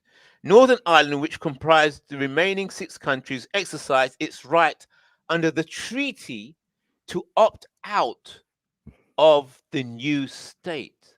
Right. Treaty. So when you sign that treaty, that word, very good word, treaty and sovereignty. Treaty to opt out. So when you sign that treaty, everybody knows the situation. You are no longer a part of this. You're not one of us. Yeah. You are one of them. The treaty is clear, both sides, and everybody else understands it. And going back to what you said again about the international. Yeah. When you do a treaty and it's internationally recognized, that means everybody knows you're free. Yeah. Now, with international law, there's another point that can help you in your quest for freedom, is the rulings made by the Supreme Grand Pontiff, the Pope, yeah, who is involved in international law or whatever, right? He made a decree that people who are indigenous can claim their indigenous rights. Now, if you look up indigenous rights, yeah, you definitely fall under that category, and any nation that you're building falls under that category. Hold that point there. That's a bit heavy. Right. Are you saying that the black nation cannot secede from white supremacy unless the Pope recognizes the black nation? No, I'm saying that to aid in your freedom, right? Because you're going to have to sign up to certain organizations, like the UN. The UN is going to have to recognize your nation. So that's Whoa, another. whoa. Hold it there. Let's break we're that not down. sovereign. You're not sovereign. Come on, Sniper. let's look Hold at on, that. Sniper. You're not sovereign until you come up on the list. That's correct. Yeah, that's what I'm saying, Right. Sniper. So we're You're not gonna have to come up on the list. Yeah, you know, when you We're look not up the truly- UN countries and blah blah blah, your thing will appear. Trust me, your tribe or whatever will appear. That's not good enough.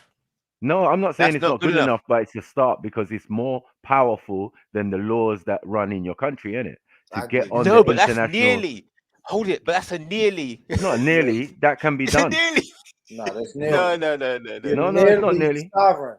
You're nearly sovereign, but No, you're recognized. No, I'm not saying you you're. gotta go get recognized by the white supremacist No, but you have system in your but local area.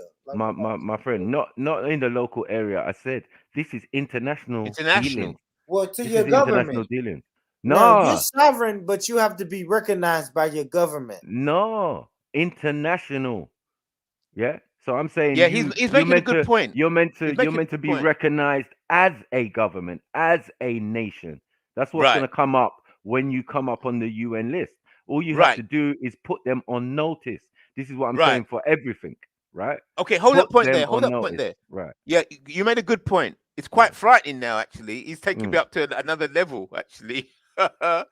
Because it's like saying the formation of a black nation is a formation of a new world completely. Right. Or an old one. It's not just another nation to be a part of other nations. Right. If all of the nations on this planet are recognized internationally by the Pope, right? That means all of these nations form a part of a world. And if that world is white supremacist, and it's run by the Pope, that means the formation of the black nation will be the creation of a new world entirely. Yep. With its own nations, there'll be different nations within that world. Yes, exactly. So it'll be one world talking to another world, not one nation talking to another nation. Well, it's an entire world. Right. As we deal to make a nation is going to be tribes, isn't it? So your tribe, once your tribe is recognized amongst the UN and is probably already recognized, you know what I'm saying? Because you can already say, oh, look, I'm from West Africa originally, blah, blah, blah, wow, probably from this tribe. Yeah. Right. And then you look on the list and you say, oh, my tribe's already there. So when I'm making my nation now and I'm putting them on notice, I'm telling them the tribes within that nation. Do you get it? Right. That have so it's a new world. Rights. Right. Yeah. Wow. So it's a secession from the world.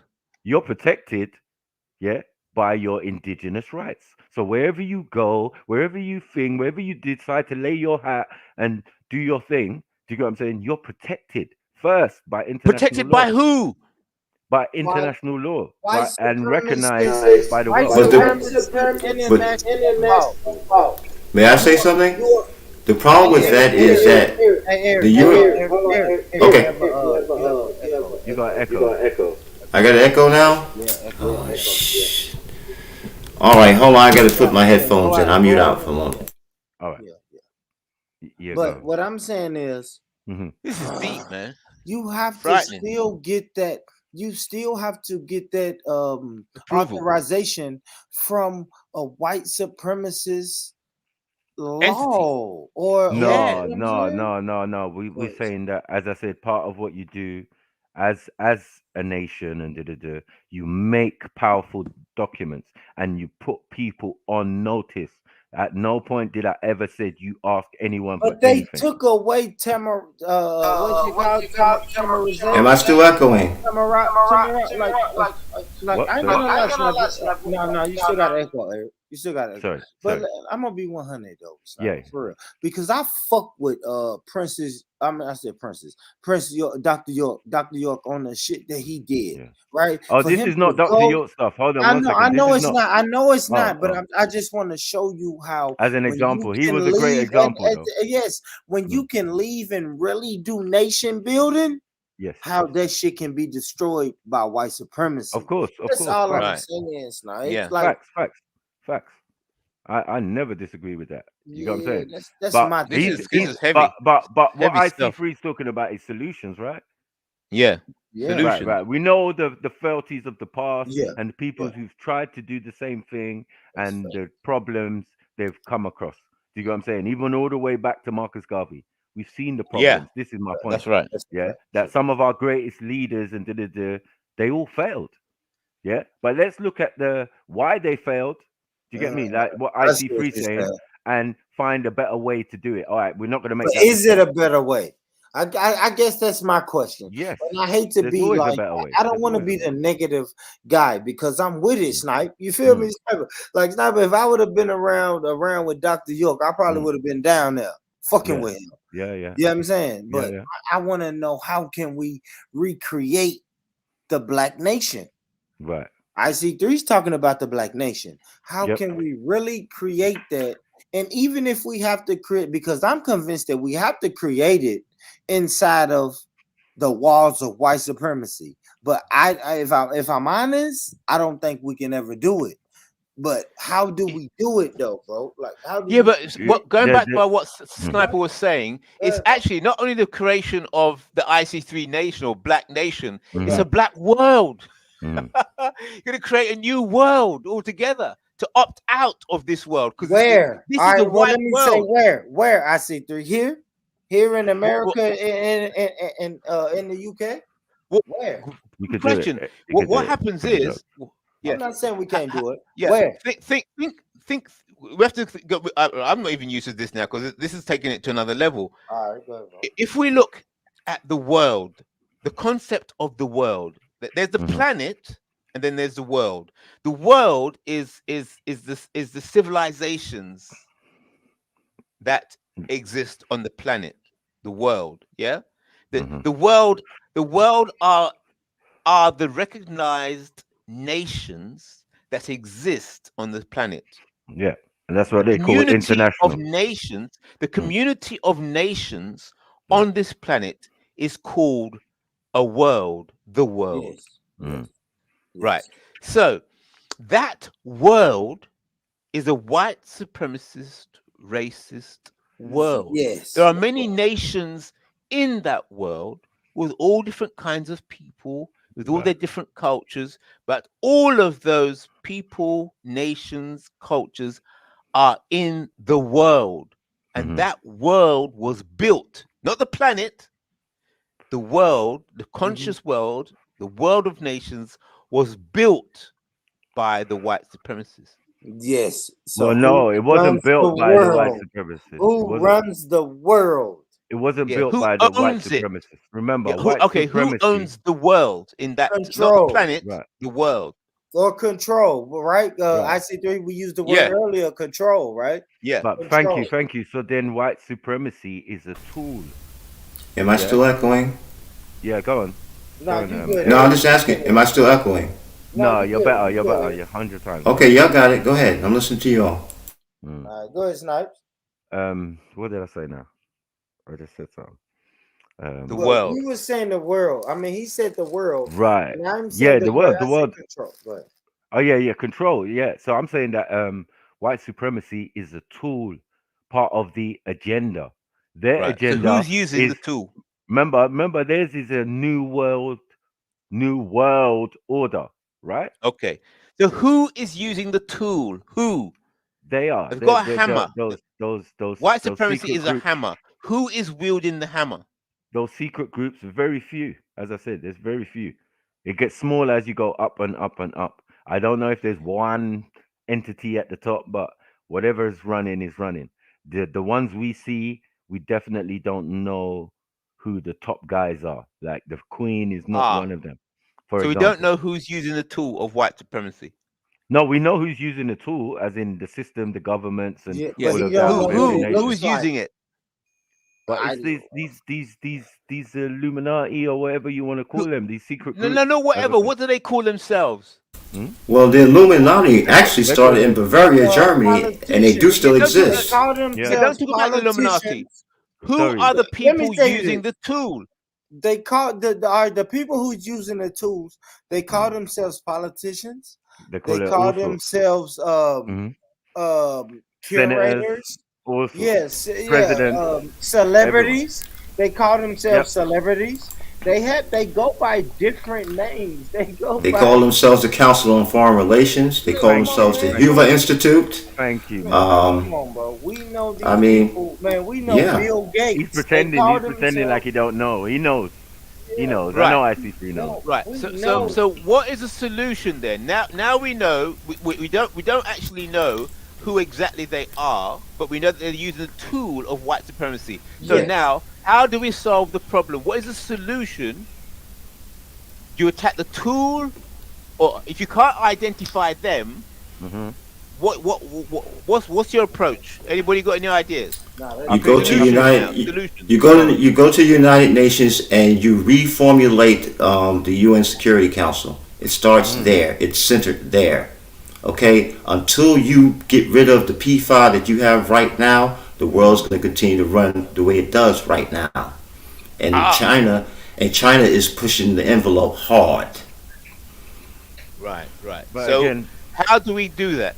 China How? is still part. It's only part. Oh yeah, that's true. Agenda. They're all in league together. I mean, think about the BRICS nations, right? Brazil, Russia, India, China, and South Africa, right? What are they doing? They're reconstructing their old Silk Road because they can, because they're bonded together. Everybody benefits from what they're doing, so everybody's in. Who's doing that, Eric? Eric, who's doing that? Who's doing that? The old Silk Road, the BRICS countries: Brazil, Russia, India, China, and South Africa. Oh, you talking about white supremacy? Yeah. Well, hey, listen, it is what it is. You can even say you can say Asian supremacy for that matter.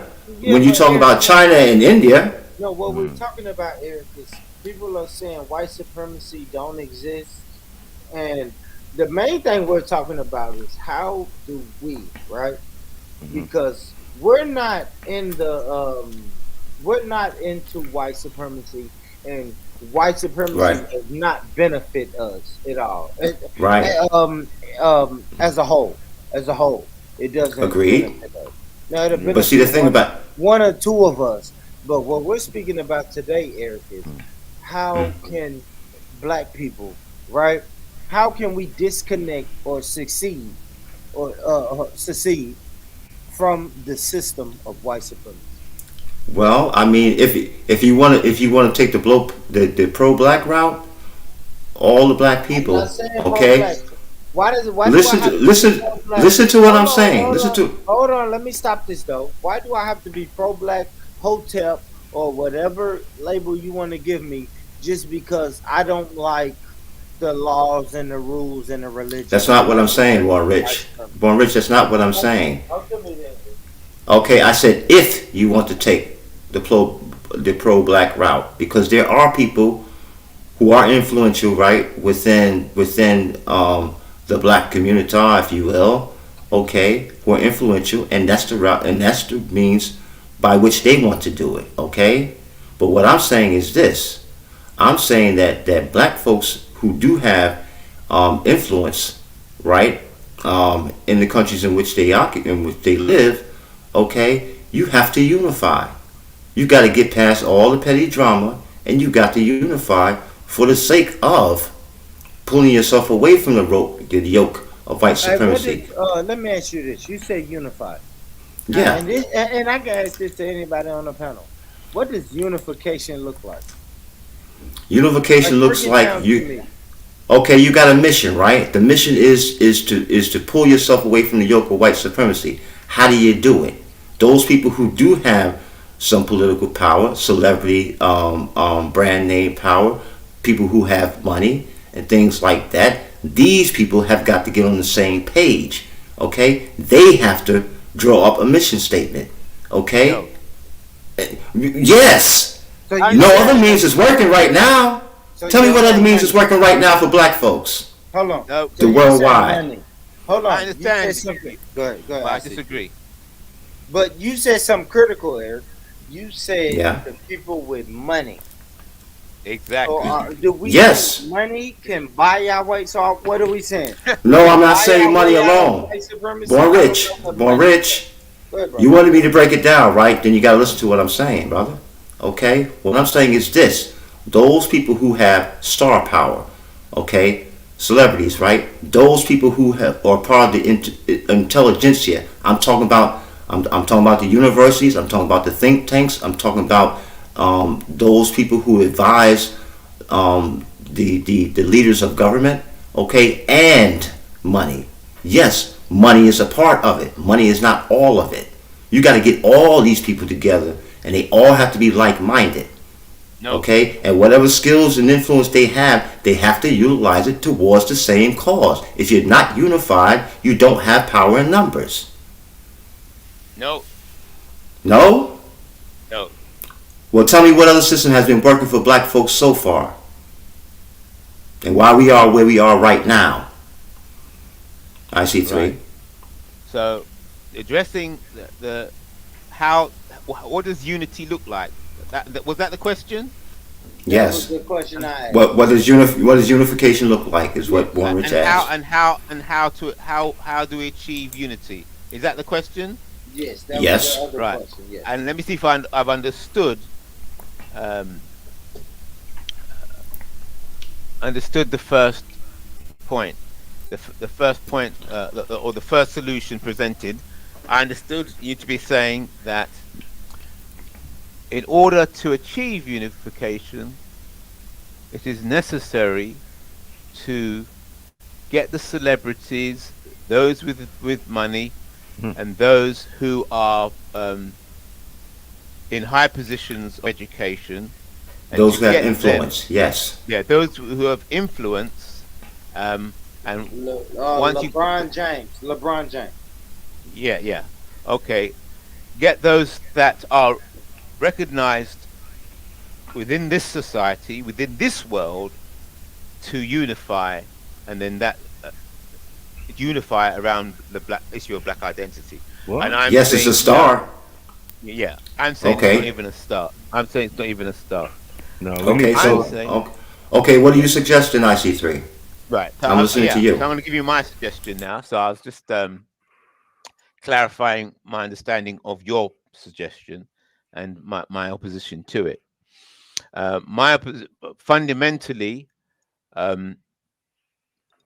those people who are rich, famous, and all that in this world, it's a bit like what Jesus says, the eye of the needle. You know, is easier for a camel to go through an eye of a needle than it is for a rich man to enter the kingdom of heaven. Something like that, anyway. Following Yes, that that's principle, right. yeah. Easier for a camel to go through an eye of a needle than for a rich man to enter the kingdom of heaven. So that is my position. My position is that a new world, not only a new nation, but a new world has to be constructed. And in the construction of a new world, fear of a black nation, fear of a black world, no, fear of a black planet, that's it. Public Enemy. Public Big up Chuck D. That's it, that's right. Fear of a black planet, that's the album. Yeah. Yeah. I grew up through that age. Right, yeah. Well, that is the way. But guess what Chuck D is talking about, though? Chuck D is talking about educating people about their history, particularly in the United States. That's what he's talking about. Learn how the system works, okay, exactly. From the inside, because you're living in that matrix. Exactly. Hold it. Yeah, we're looking at how you've presented your position, and I'm saying no. There has to be the construction of a totally new world. And in the construction of a totally new world, it requires a totally new mindset. So your concepts, those that are constructing the new world, their concepts of shame, their concepts of pride, their cultural values will be totally inverted. Totally inverted. And they will invert Yeah, that's right. Responsibility, accountability, blame, and guilt. That's right. What even the perception of crime and the perception of sanity will become inverted because sanity and crime is all a matter of cultural perspective. So well, in guess a white what? supremacist world, in a white supremacist, so I'm explaining why I'm in opposition to what you said. I understood your position, but I'm trying to explain my position. I'm not very good at it. But you're making my point, though. I see three. I fully You're making understand your point. But you're making my point because I'm not yes, making you are because the Europeans. Guess what they did? No, The Europeans had. Don't tell me what I'm doing. I'm saying you're making my point because the Europeans had a mission, right? Tell me what I'm doing. Don't tell me what I'm doing. Let IC3 finish, Eric. Yeah, let me try and do what I'm trying to do, and then after I finish, then we can criticize it. So understand my position, and don't try and mix my position in with yours, because I've already told you. I'm not mixing your position with mine. Yeah, what I do, I'm not obviously not promoting your point. Obviously, I just told you I disagree with you. So you may be misunderstanding what I'm saying, and I've got to make it clear that people can understand the total different perspectives. Mine is totally different from yours, but I'm not very good at showing the difference. That is why you're making a mistake of thinking that I'm making your point when I'm obviously not. So I'm saying it takes a completely new outlook, completely new mindset, a completely new construction of a new world. How to do that, then we can go into the details. And by saying that, I'll finish off by saying, by trying to impress the famous and great people of this world, that is not a strategy to create a new world. Point taken. The thing about it is this, okay? They're unified in thought. They had a mission. Think about the scramble for Africa in 1865. Who were those leaders? They were sovereigns of European countries, right? And they had what they did, they had a meeting, they had a conference or a consultation, and all those countries decided on what countries on the continent of Africa they wanted to take over, what the natural resources were, how they can profit from it, how they can utilize the people even, okay, the human capital there, the human beings that are living on that continent in the different countries of that continent. And they've done this going back to Caesar. Okay? Now, empires do rise and fall, but the reason why the empires have always fell is because of infighting, envy from inside, jealousy of those people who didn't make it to the top of the ranks, who want to be there but pretend otherwise, pretend that they got skin in the game and they're for the cause.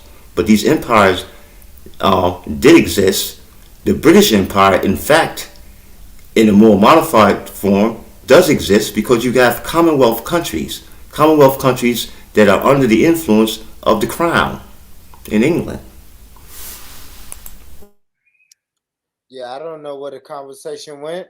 Exactly. What's the point? Yeah, I don't know. Because the point is you got to be unified in your thinking and action, okay, in order to have power and influence. Well, that's Do obvious. you not? Yeah, I mean, that's obvious. Well, that's what I was talking about. IC3, okay, and you said that your thinking was totally different from mine. The question is how. That was a question. Born Rich asked, "How do you unify?"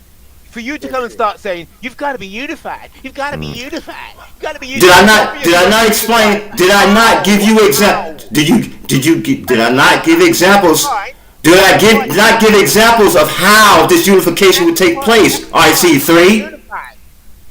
Did I not give examples of it? Did I not give examples of how this unification could take place? IC3.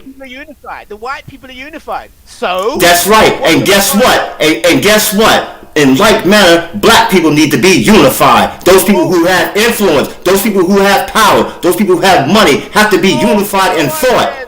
Right? That's what I said. I said that before. Hold on. Let's get unified. Hold on. Now those people in power. Now we gotta break down what is power. So because is LeBron James? Can LeBron James? Should we be looking to LeBron James to tell us how to unify? Like no, no. Why? He is it Nelson Mandela? Okay, like, he could be. Is it? Who should we look for? A sniper? This question is for you too. Like, who should we be looking to for unification? Who's gonna help unify black people? I don't know. I don't know if that's ever been a thing. I don't even know if we've ever been like that. That's not even in our nature. I agree. Some people have their own cultures and have always been that way. Some others choose to live out in the wilderness, and some people choose to live in cities. That's neither here nor there for us. So I don't know about all this unification stuff. Okay, well then, if that's the case, then we're going to constantly be behind complaining about white supremacy, because guess what? White supremacy is based on unity of white thought, right? And them in influence, them having the money, okay, them having access to natural resources to build up technology like they're doing right now with AI, 5G, all that shit. You understand? Mm-hmm. They're like-minded, but they do it in different ways within the same mission statement. All right, now we learned that, right? Now just say I learned that, Eric. My son learns that. You learned that. Your son learns that. Now what? Now what?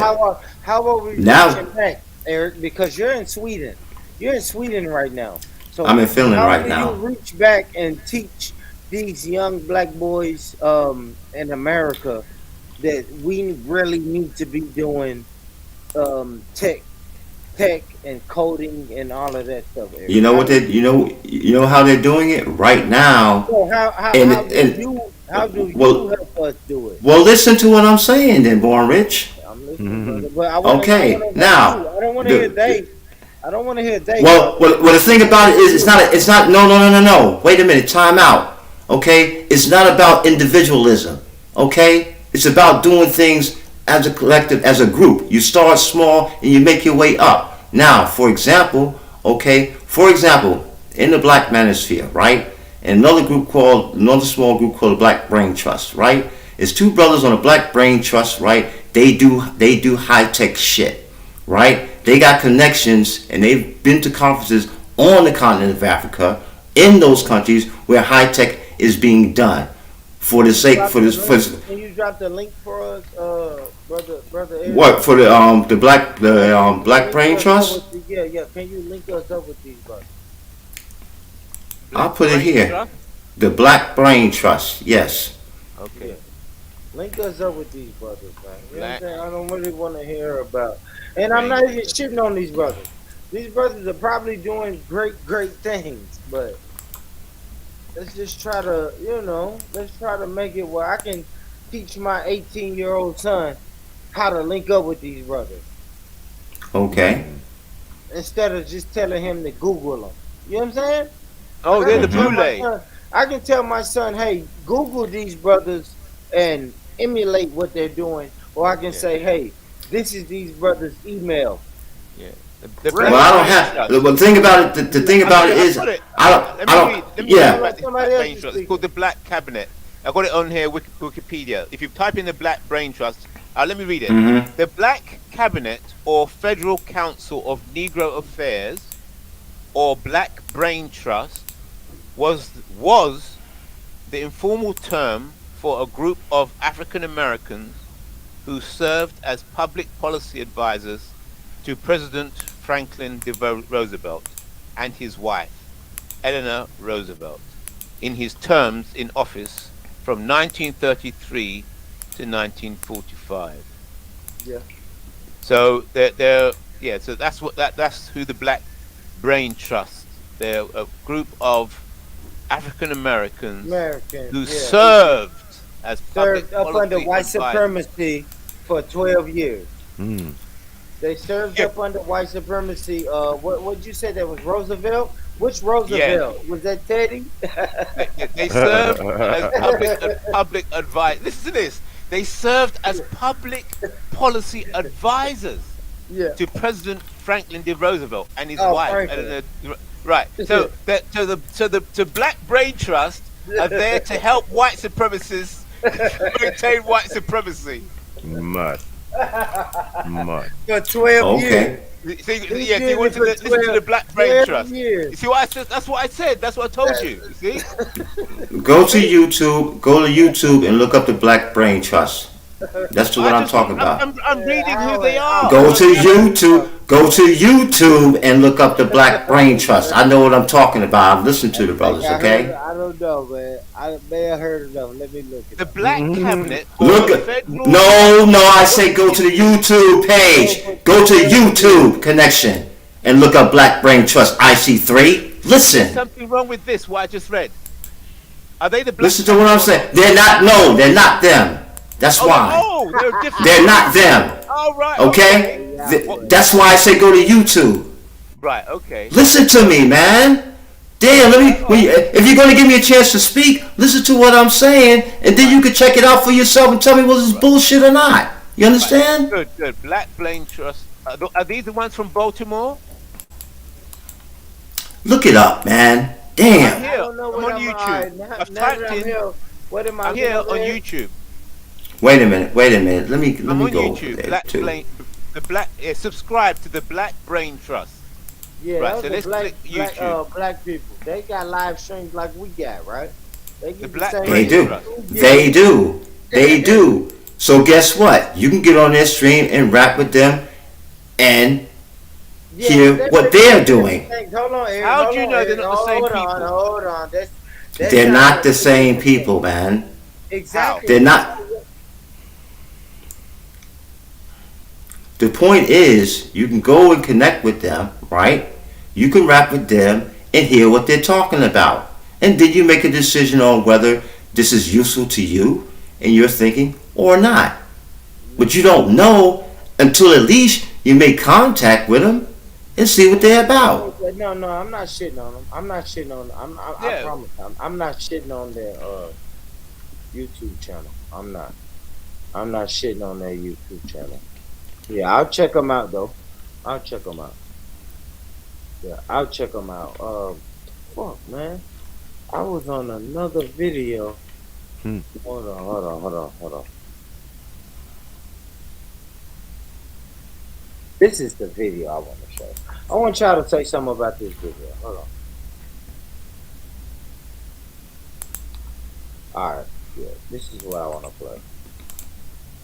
Y'all tell me what's it. Eric, you clicking the mouse, man.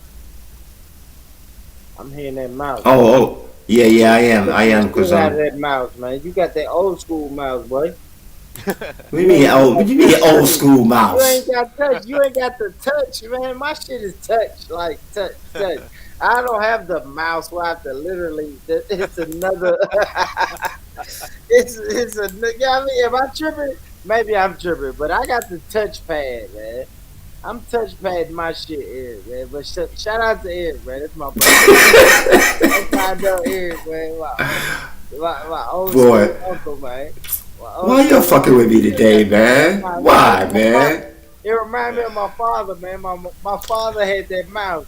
He wasn't gonna let that mouse go. I'm like, Pops, you gotta get rid of that mouse, man. I like my mouse. Damn it, it's functional and it works. My Pops was the my Pops was the one who said, "Fuck that touchscreen phone." He didn't like that shit. He couldn't understand it. Well, I won't say that because I have one, so I won't say that. But at first, you probably didn't like that shit. At first, you probably didn't like that touchscreen phone. Shit, man. Right now, I don't like reading books online. I really don't like that shit. I like holding a book in my hand so I can take notes and shit like that. It's different. You know? It's different out here, Yeah, it is. But guess what? I still got books too that I can hold in my hand. You gotta have them. That's good. You gotta have them though. All right, let's play this though real quick. Let's see what this talking about. All right. Everybody mute up, mute up, mute your mic, mute your mic. Victims of racism.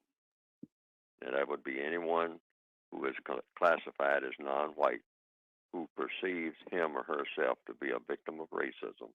Then the book is written for this person in solving the problems that are associated with being a victim of racism. Now, sometimes people might have problems with the word victim. The word victim keeps coming up recently. And people have this term now is almost like something that a person shouldn't ever say, that they're a victim of anything. And there's a new term, I think it's a new term, called victimology that has come up recently in the last few years, where people are now saying that no one should invest in victimology. No one should go around saying that he or she is a victim. Don't look upon yourself as being a victim, because that's something that's a put down. That's a self put down. That's something that no one should ever perceive themselves as being under any circumstance, regardless of what the circumstances are.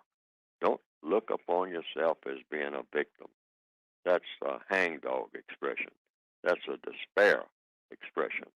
That's an expression of not wanting to solve problems, just giving up, just giving over to your circumstances, whatever it is, like a leaf blowing in the wind. That's the latest view that has come out in the last, I'll say, 10 years. This thing about victimology. Don't invest in it. But the question is raised. Are there some people on this planet, do they exist, people who are really victims of things that are done that shouldn't be done by other people? Is that true or false?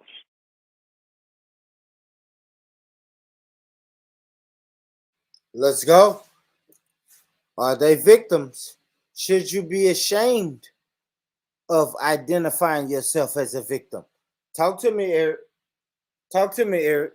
Should you be ashamed of identifying yourself as a victim?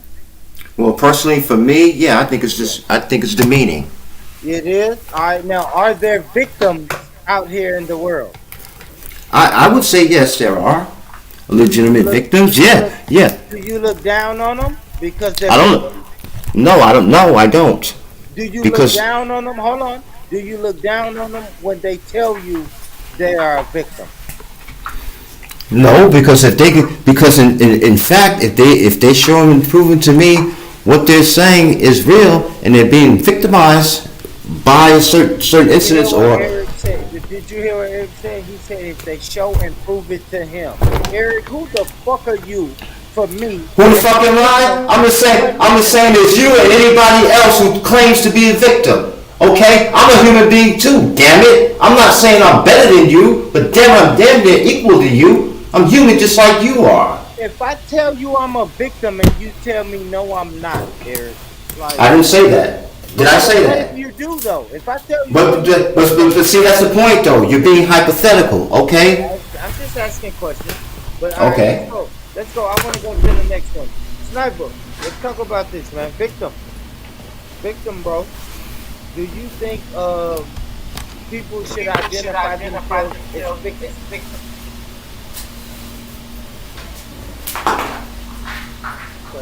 I see three. Hey, hit me. Mute up, Eric. Mute up. I think it's brother. You got an echo. Shit. Do I have echo again? Yeah, you have an echo. Eric, hit the mute button, brother. Okay. Yeah, sorry. Right. Sorry, I'm what did you say? I'm in the kitchen. I'll be back in a minute. I'm in the kitchen. I'll be back in a minute. All right. Let's talk about victims. Okay. Now, victims. Do you agree with people identifying themselves as a victim?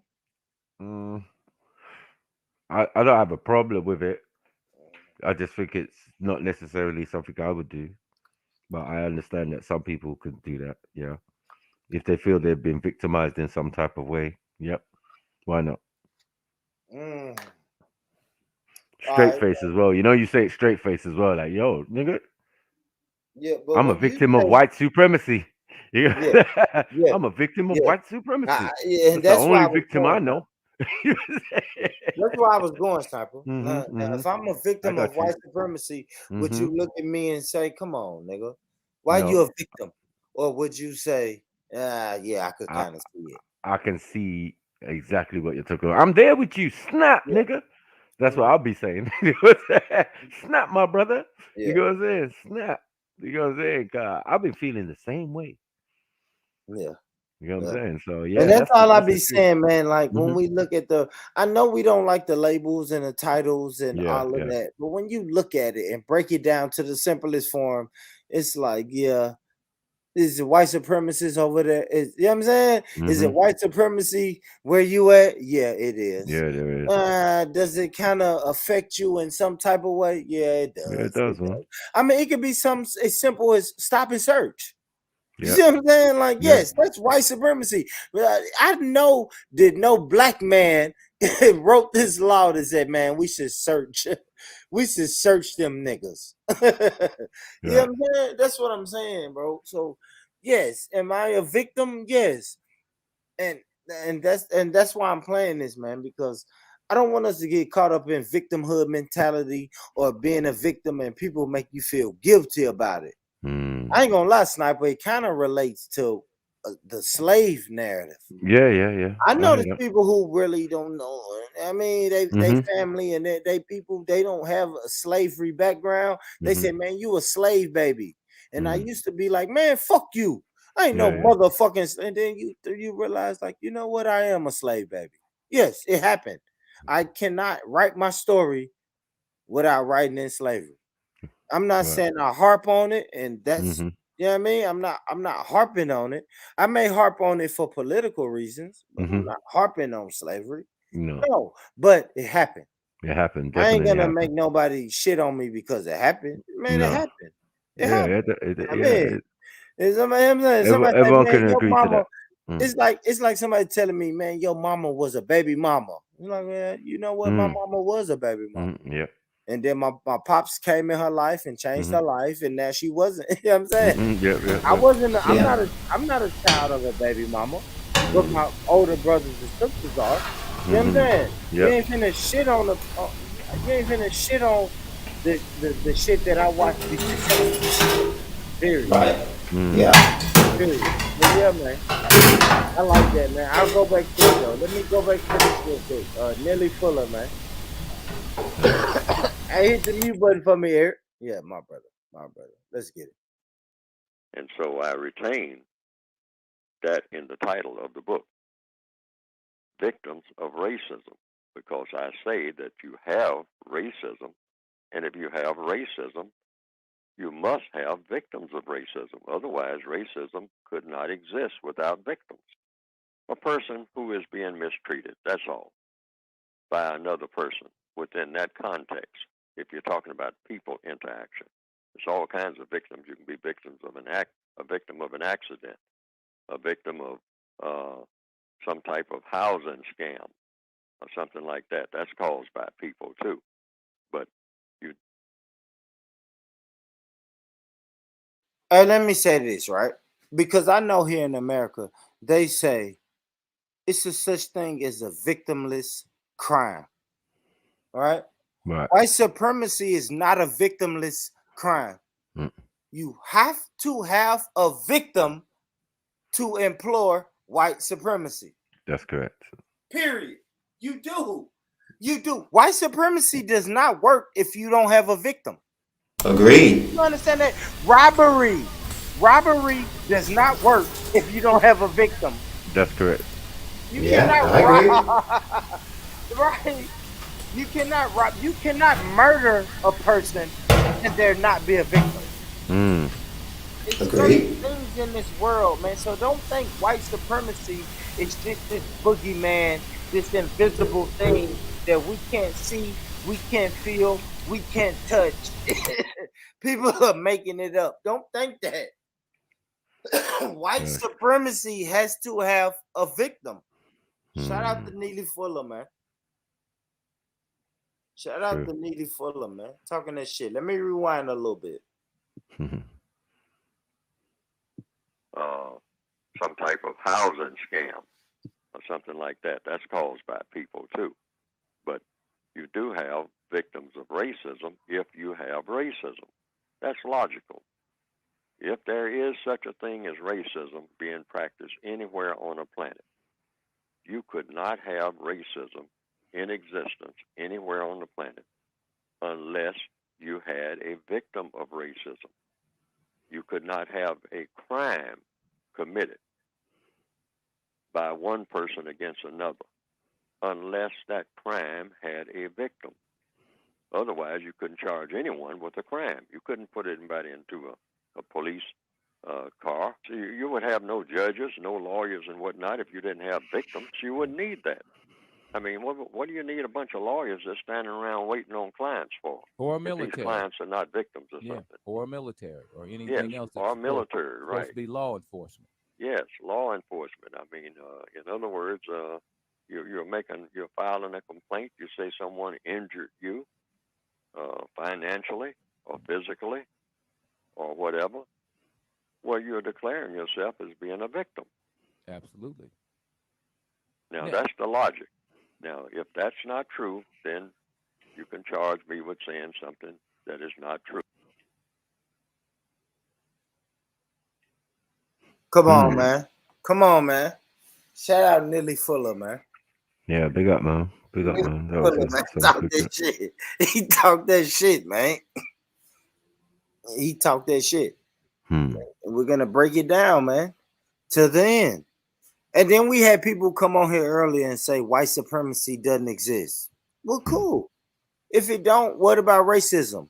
Well, you know, racism, that's just gonna happen. But do you ever support the victims of racism?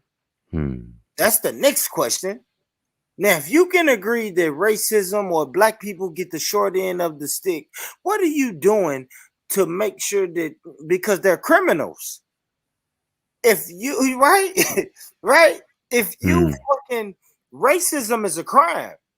That's the question we got to ask non-black people. Do they believe racism is a crime? And if a non-black person tell you racism is a crime, then that means the victims should be looked out for. The victims of racism should receive justice. Right?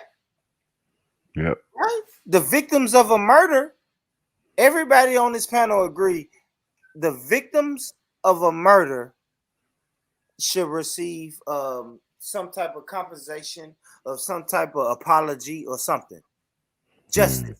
They should receive justice. So victims of racism should receive justice, man. And that's what we got to ask our non-black friends and family. And that's what Nelly Fuller was saying. Nelly Fuller was saying, let me ask y'all this, Sniper and Eric. What do we have to talk to white people about? Or no, let's say not white people, non-black people. What should we be talking to non-black people about if it's not about justice for racism? Yeah, that is something that we should be pushing. But the thing about it is, the more people, the more like-minded people you have pushing at this, I think the more successful you are. They know the detail. Let me ask you this though, Eric. Eric, I don't want to get too. But what if you're having sex? If you're having sex in a relationship? Yes. Hold on, IC3. Hold on, IC3. I know. Hold on, IC3. That's kind of where I'm going, right? Uncle Eric, man. I know you have a non-black partner, right? Yes, I do. What do you guys have in common to talk about that doesn't end up talking about racism, white supremacy? Well, we do have, and it comes down to that because as I've said to other people, my wife is half Roma and half white Finn, right? Roma is what the Europeans call gypsy, okay? Her father was gypsy. okay, straight up and down. Her mom was typical white femme. And she told me about instances in school, for example, when the teachers would pick at her, you know, because they said, oh, you gypsy child, you can't be educated, you have no scruples, this, that, and the other, right? And she told her father about it, and her father went into that classroom and snatched the teacher up by his throat. You hear what I'm saying? So don't think that I'm forgetting about this issue of racism simply because I'm married to a non-black woman. That ain't the deal at all. Do y'all ever talk about racism? Oh yeah, we've talked about it. We've talked about it on several occasions. I remember telling my wife. I said, you know, so we were talking about our children in general, right? And I said, the thing about it is this. I said, our children have to recognize their blackness because they are black children. That's how they're going to be seen. Why? They're brown-skinned children. Even though they're born to a Finnish mother, guess what? The loins of a black man from America is in those children, and it reflects in the color of their skins that are seen. So yeah, we've talked about this. Do you talk about the dangers? Oh yeah. Listen, man, I've had to go to kindergarten and school with my wife, okay, to deal with this type of bullshit. In kindergarten, as a matter of fact, what they did was they took our daughter, right? She was going to one kindergarten. My son was going to a different kindergarten. Okay. Now what happened was, because she's brown like me, okay, they took her out of a group of typical white Finnish kids, right, and put them in the group with what? With a Muslim family, right? Because they assume, because she's the same skin color as them, she assumed not only are they of the same race, if you will, or nationality, if you will, but also of the same faith. They made that assumption. That burned my wife up. It burned me up too, because I'm looking at it this way. Don't fucking assume that, you know, black people are monoliths. We're not.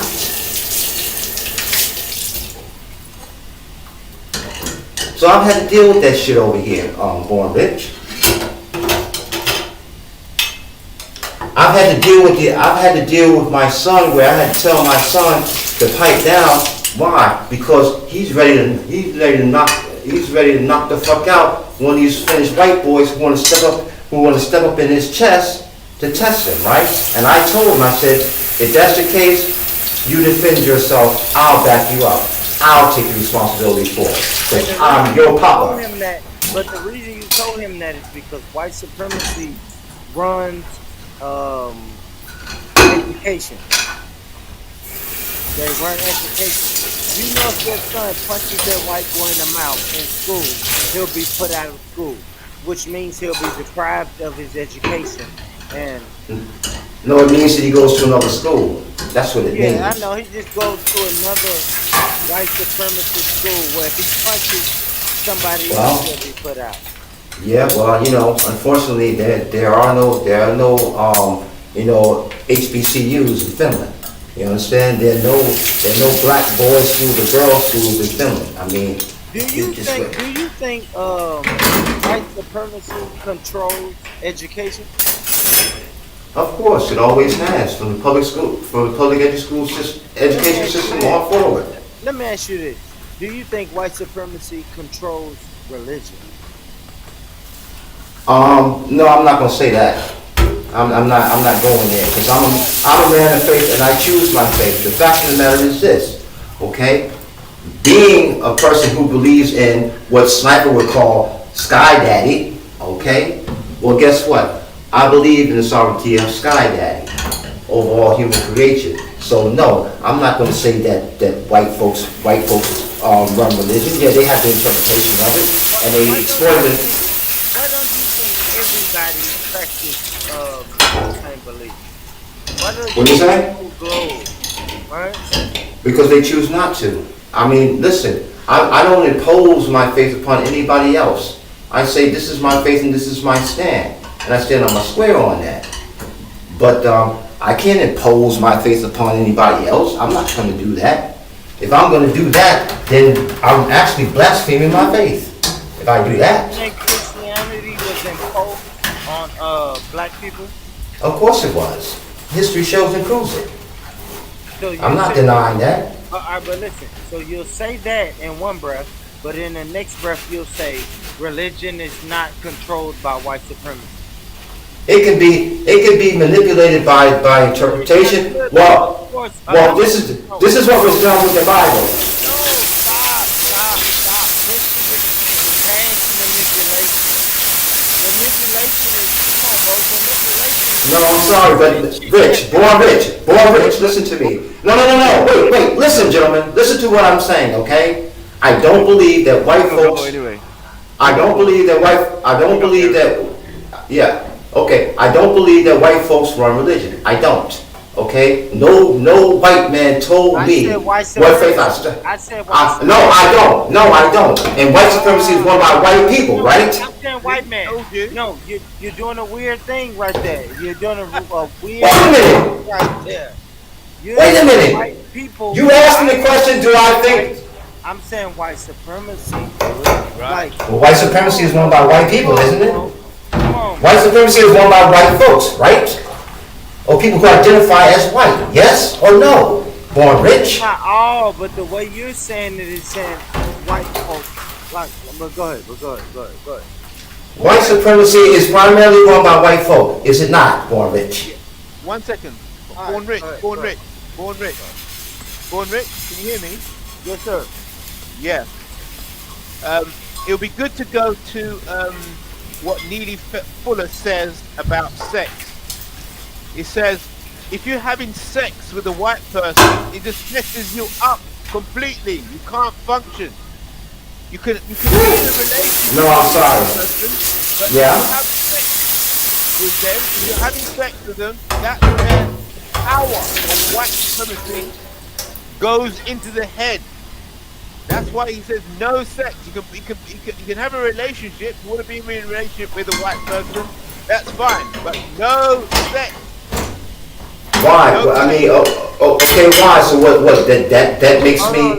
So in other words, that makes me an adherent to white supremacy. Is that what you're saying? Victims.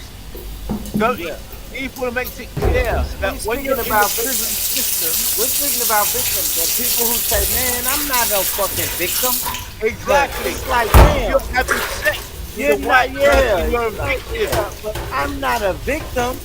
Yeah. Like, maybe I know you don't want to use the word victim, but you can't create your own government if you wanted to. So you are a victim. Agreed. You are a victim of white supremacy.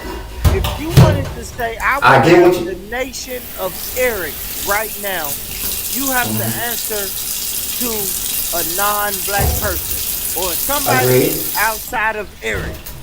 I've never denied that, and I don't deny it now. All right, but hold on. I've never denied that, and I don't deny it now. All right, Eric, go on mute, man. Let me play this. Listen to this, Eric. Okay. Let's play this, man. Hey.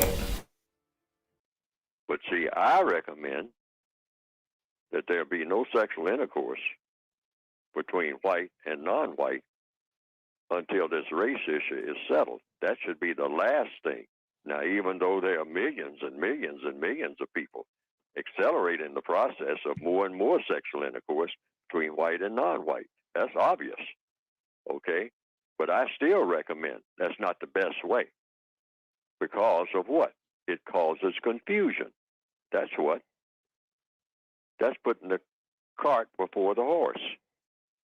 It should be done according to my recommendation. The way it should be done is not going to be done that way. I mean, right now it seems like worldwide. But the best way to do it, as the best way to do everything, is to get the school situation straightened out first. Education is important. Get the money straightened out, the economics. Get that straightened out first. Now, we understand that when it comes to just one-on-one. Now, what I'm saying sounds absurd when I'm talking about millions of people, but the same principle still holds for one-on-one or whether you're talking about millions. Now, we understand it when we're talking about one-on-one. The young lady will say, well, wait a minute. You want to go to bed with me? I mean, who are you? What's your name? What are you going to do for me? What kind of guarantees do I have out of this arrangement that we are going into? I mean, or do we just jump in bed and then sort everything else out later? Now, the average female nowhere on the planet goes about doing business that way. When she meets a fella, she says, wait a minute, before you start putting your hands on me, let's talk. Let's.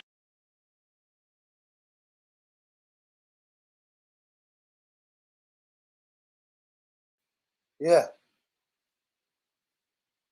Let's talk. No sex with white people. Messes the brain up.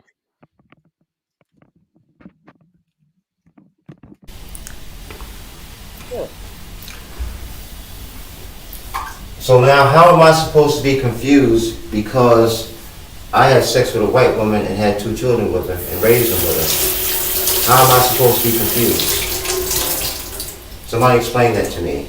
How am I supposed to be confused about how I'm seen, how I'm perceived, okay, by non-black people?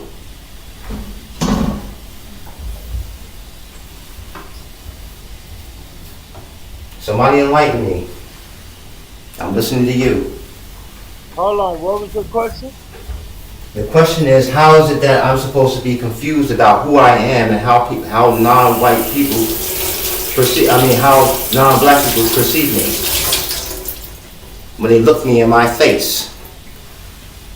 Yeah, I mean, there's no confusion in my mind about that. What's the ultimate goal, though? What's the ultimate goal?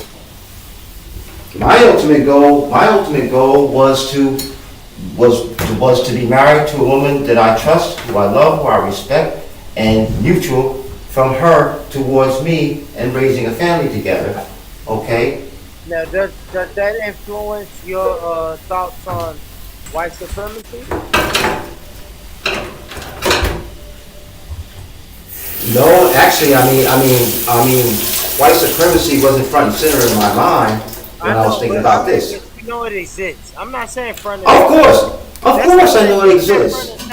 I don't wake up every morning and say, where the fuck is white supremacy at? I'm gonna punch it in the fucking mouth. I don't wake up and do that either. Right. How do we combat it when we encounter it? If we have a non-black partner and non-black kids. Well, the thing about it is that you don't forget who you are. You don't forget your lineage, do you? If you're on the same agenda with other black people. You're saying living. I think you're really saying, brother, it's living, and there's nothing wrong with it. Let's just live inside of white supremacy because we know it's there. It's not going on. No. That's not what I'm saying. But we do live within that matrix. Okay, we made that clear to each other, right? Okay. Now. Why do we? Why? Because that's the reality. That's the reality that we're talking about, Bar Rich. White supremacy is the reality. I want to know, why do we have to dress it up with words like matrix, the matrix? Okay, we're within that system of white supremacy that rules the world. Okay, how about that? Yes, I like that. I don't want to call it the matrix and call it the government and call it the Illuminati. I don't want to call it the Masons. I don't want to call it all of that shit. But see all these groups that you've named, they're part of it. White supremacy it's a mindset. White supremacy is all around you. I don't want to call it Masons. In the bedroom. White supremacy in the bedroom. It's rape. Rape in prison. When a white person has sex with a black person, it's the equivalent of rape in prison. because the system Well, of white. I don't see it that way. If I saw it that way, I wouldn't have been married for the past 30 years. I wouldn't have raised 2 children with my wife if I believed that. Trust. What is marriage? What is marriage? What is marriage? And trust. Well, marriage, I mean, as far as now, if we're talking about the spiritual aspect of it. No, not spiritual, because your wife is not. Well, that's the view we take. No, wait a minute, time out, Born Rich.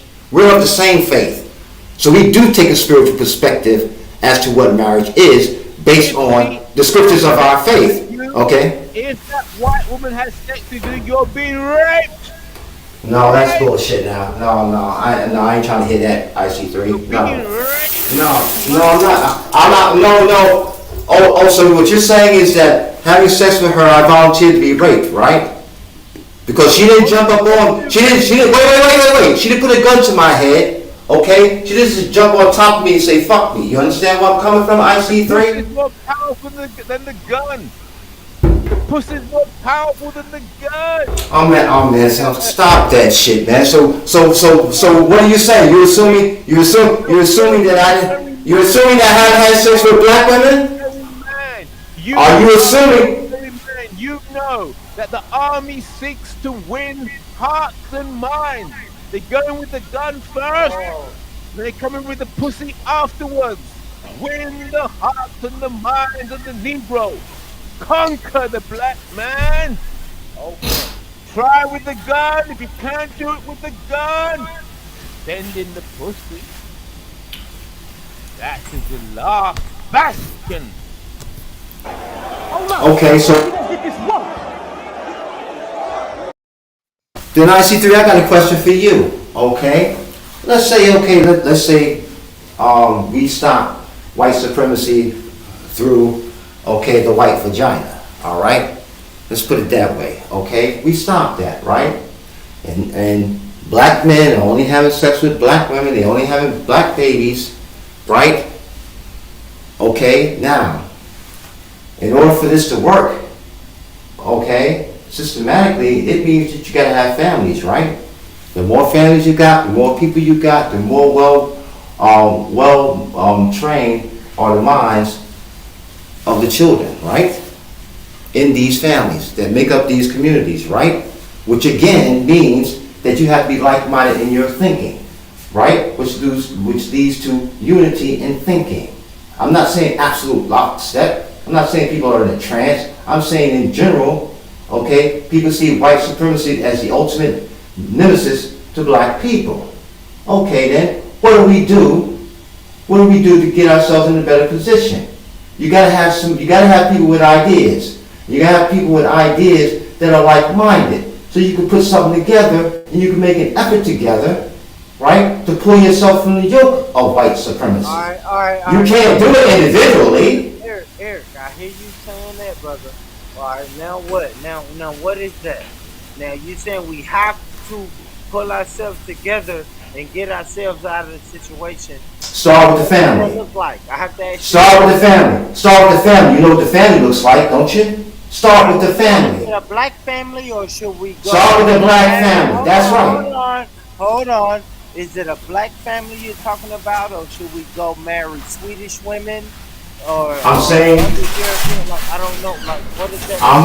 I'm saying if we're talking about following the blame plan of Neely Fuller, we're talking about black men and black women marrying and having families. I said that, Born Rich. Okay. Hearts and minds. Again, I said again. Okay, hearts and minds between black men and black women having black babies. Okay. Military man, you know. Listen to what I'm saying, okay? I'm going by the playbook of Neely Fuller. I'm not going by the playbook of a military man. I'm going by the playbook of Neely Fuller. And what I'm saying is this, okay? There's strength in numbers when you're like-minded in your thinking and your actions, right? Towards attaining a certain goal, right? Or wrong? Yeah, I think you're saying we got different goals. And you got, all right, then fine. Tell me what your goal is. Break it down to me. To have a black family. If I'm going to go with the family goal, I want to have a black family black women, black mother, black father, black child. I said that, didn't I? Black Well, Rich, I did say yeah, that. I mean, I, but you saying it, Eric, but I mean, but all right. well, I'm saying what I'm saying is that people. What I'm saying is people need to do that if they want to within your agenda, they have to do that, right? What I'm saying is, Eric, man, it's easier for us to be the older guys telling the young brothers what they need to do, and we're not doing it. We're not. Okay. Doing it. All right. Guess what? There are a whole lot more black men and black women married and having families than there are black men and white women throughout the world. Take a look. Take a look. Power of the white pussy. Yeah, you know what? The power of the white pussy is the power. Listen. Listen, IC3. The power of the white pussy has got me two healthy adult human beings who manage to live on their own, who manage to have their own jobs. My daughter, okay, she's getting engaged to be married. Okay, so listen. What I'm saying is this. I'm not sticking to any. I'm not sticking to any one person. Wait, IC3. I'm not sticking to. Listen to what I'm saying. I'm not sticking to any one person's agenda fully. I'm not doing it. You know what? Yes, I'm looking at my family, and I've seen how my family works. Okay, that's what works to me. That's what shows and proves success or failure to me. You understand where I'm coming from? I can't speak for everybody else. I cannot. Listen. I cannot impose my ideology, okay, on black men and black women. Okay. They needed your black seed to add strength to the white race, so that your mixed race daughter marries to the white man to get raped again. Well, you know what? My daughter. You know what? First of all, my daughter didn't get raped. No more than I got raped. No more than I got raped. No, that's bullshit. IC3. No, don't. No, I'm sorry. I ain't with that agenda. I'm not with that agenda. So I see how my children live over here. You understand? I live over here with my children. I see how they live. I see how my children live. Hold on, Eric. Right? Did your kids choose black partners? No. No, my daughter hasn't. Right now, my son is not married. Neither is he engaged to be married. Right now, he's working on himself. He's working on. The white man. Yeah, and I ain't got. And you know what? I got no problem with that. I ain't got no problem with that young man that he's trying to marry. I know his, and also my wife and I, we know his family, we know his parents. We see how they interact, okay? We hear about how they interact. We interact with their parents, you understand? Now, listen to this, because this refers to my faith. In order for my daughter, right? In order for my daughter to marry, okay, the man she wants to marry, according to our faith, she has to have our consent, okay? Even though she's not within the faith, right? We have to write letters of consent with our signatures affixed, okay? So too does that young man that my daughter's engaged to. His parents have to write letters of consent with their signatures affixed, approving of this marital arrangement. You understand where I'm coming from? This is why,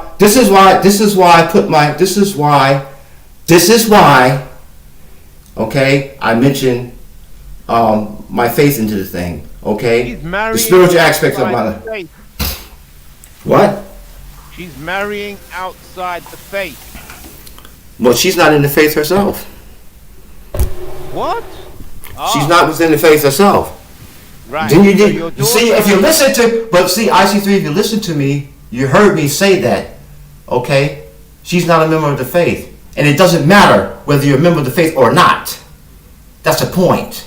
Yeah, I know. That's because sex in prison. It doesn't really matter because white supremacy is the supreme religion, overriding all other religions. Well, okay, well, you say that all you want to, but I'm not with that program. I'm not thinking that way. And do I know you're whatever not. you want to do. That's what white supremacy tells you. Just do what you want to do. And yeah, we don't give a fuck about that. Well, the question, the thing about it is that if I'm going to be a man of my faith, right, then I can't just do what I want to do. There's certain tenets in that faith that I have agreed to adhere to, right? Because I chose to. No, wait. IC3. I chose to become. No, wait. I made the conscious decision to become a Baha'i, right? And if I decide to leave the faith, I'll make a conscious decision to leave the faith. Ain't nobody influencing me on whether I stay or whether I go. Is what I'm saying. Yes, but you're a strong military man. You got good blood, good bones. With you. Damn right. From two black folks. Two black folks. You're a strong black man, and your seed, the Finnish people, the white race, they needed that black seed to strengthen the nation, to strengthen the race, so they can have sex, rape the black man, get that good seed. But does it not? But does not. Strengthen the white race in Finland. Good black seed. They needed it. They needed it. And so your daughter would have married into the white race. And you know what? Spreading the good. You know what? They are whole. Guess what? They are. Listen to what I'm saying. There are a whole lot more black folks here, married to black folks, black men, black women, black babies, than there are of my category. Far more. You understand what I'm saying? I see that here too. I notice things after living here for 30 years. I notice things. I talk with people. Okay? I see things. I see their family lives because they invite me to their homes, to their special occasions, and things like that. You understand? So I see what type of mindset they have, and I understand that. And yes, there are quite a few who have the mindset that you're talking about. There are, on the other hand, there are those who don't have that mindset. And the point that I'm trying to make is this: you can't control how people. Ultimately, you can't control how people think. Now, this system of white supremacy that we're talking about, I'll put it this way: you can only control the way somebody thinks if they allow you to do so. White supremacy functions in economics, education, entertainment, labor, law, politics, religion, I faith, and sex are the 9. Well, white supremacy does not run the Baha'i faith, so that's a lie. White supremacy does not run the Baha'i faith, so that's a lie. You heard what I said. I don't stutter. I don't have a speech impediment. You heard what I said. White supremacy does not run the faith. They need it. Finland need it. Listen. White supremacy. What I'm saying is, cannot be weak in any of those positions. It cannot.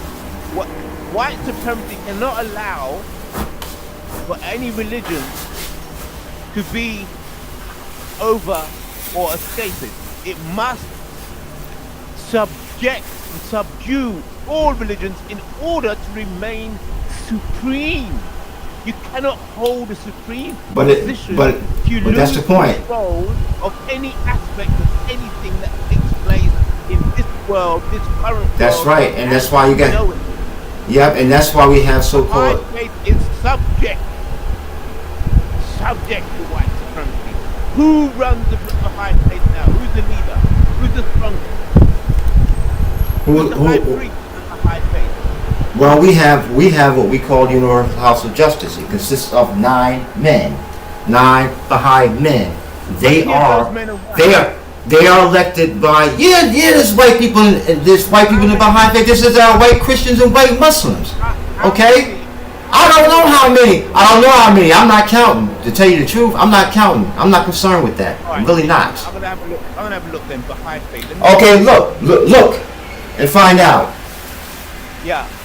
Continue talking. I'm just gonna have a look about the Baha'i state. Continue talking.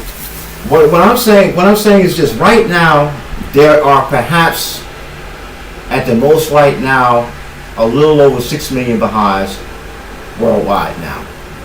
So we're a very small faith-based group in comparison to the Christians, the Israelites, the Jews, or the Muslims, or even Buddhists.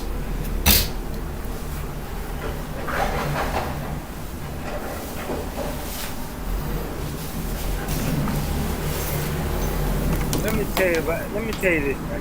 White supremacy is global. No matter where you go. I didn't say it wasn't. Sweden, you can go to fucking Switzerland, you can go to Germany, you can go to France. That shit looks the same. It looks the same everywhere I go. I didn't say it wasn't. I never did. I'm not saying Okay. you did. Okay. All right. White No, I just want to make it clear. I just want to make it clear that I understand that. I want you to understand that I'm clear on that. White supremacy works like white supremacy works. Yes, I agree. Chill, hang out with white people, but as you're doing that, you should be asking questions. Period. And not only white people, all people. If you're around somebody, you should be asking questions. I agree. If not, what else are you talking about? I If agree. it's not constructive, what the fuck are you talking about? Well, what and what did I say? Okay, if we're talking about doing what Neely Fuller is talking about, guess what? We need more black folks, black men and black women to read Neely Fuller's book and talk about it and see how they can make it work in reality rather than words on the page in the book. No, you don't. Yes, we do. What do you mean? What do you mean we don't? You gotta know. We gotta know how this man. We gotta know how. Listen to me. Okay, go ahead. Okay. The more people that you want to talk about it, the less it's effective. Fuck talking about it. Well, guess what? People know. Guess what? Guess what? You gotta plan it before you do it. You gotta plan it before you do it. That's how the white supremacists did it, and they're still doing it successfully. How do we do that from Sweden?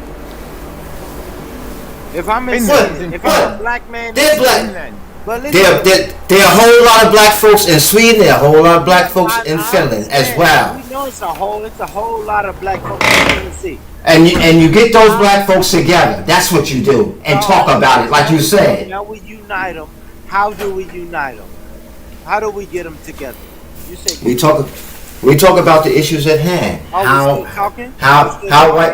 How white supremacy works here in Finland to the detriment of black people living here in Finland. Okay, you're gonna have. What I'm saying is you talk in order to get a plan, then you work the plan. Okay, you don't just do shit just to do it. Come on, you know better than that, boy, Rich. The white supremacists didn't just do shit. They planned it first, and then they did it. Am I lying?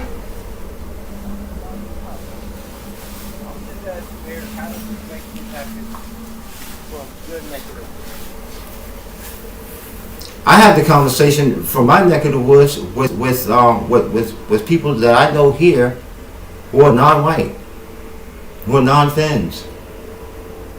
What did they say? And the thing about it is that's the reason why over here, okay, they got their own associations and things like that, right? When they go to school over here, they study over here, and they work over here, you know what they do? A lot of them go home. A lot of them go home at least twice, sometimes 3 times a year, right? To see how they can use the skills that they have acquired here back over there in their home country. Where's home? America? Huh? No. Home is Senegal. Home is Sierra Leone. Home is Ghana. Home is Cameroon. You understand me? I mean, I hear you there. Yeah, I was just wondering. I thought maybe you would have invited some guys from America over there. I mean, the guys over here. There's guys over here from America who played sports. Okay, they try to do it through. Oh, we got to do that. Do the guys from Senegal play sports? But the American black men over here have played basketball over here, and they've played American football over here. They've been living here much longer than I have. Okay, I met up with them, and they tried to form a Christian Democratic Party, right? They tried to form that. The reason why it didn't work, why? Because there was too much disparity in ideas. They couldn't get ideas together that they can agree upon to push this agenda, right? To form this Christian Democratic Party. So people fell off. They all look like white people. The appeals court should overturn unjust sentencing of Baha'i leaders. So I can see 7 Baha'i leaders here, and they all look very white. There's no black people up there. Apparently. Okay. Well, look at the Universal House of Justice. See images of them. Okay. Universal House of Justice. Yes. All right. I'll have a look. Universal House of Justice. Right. Universal House of Justice, Baha'i. Yes.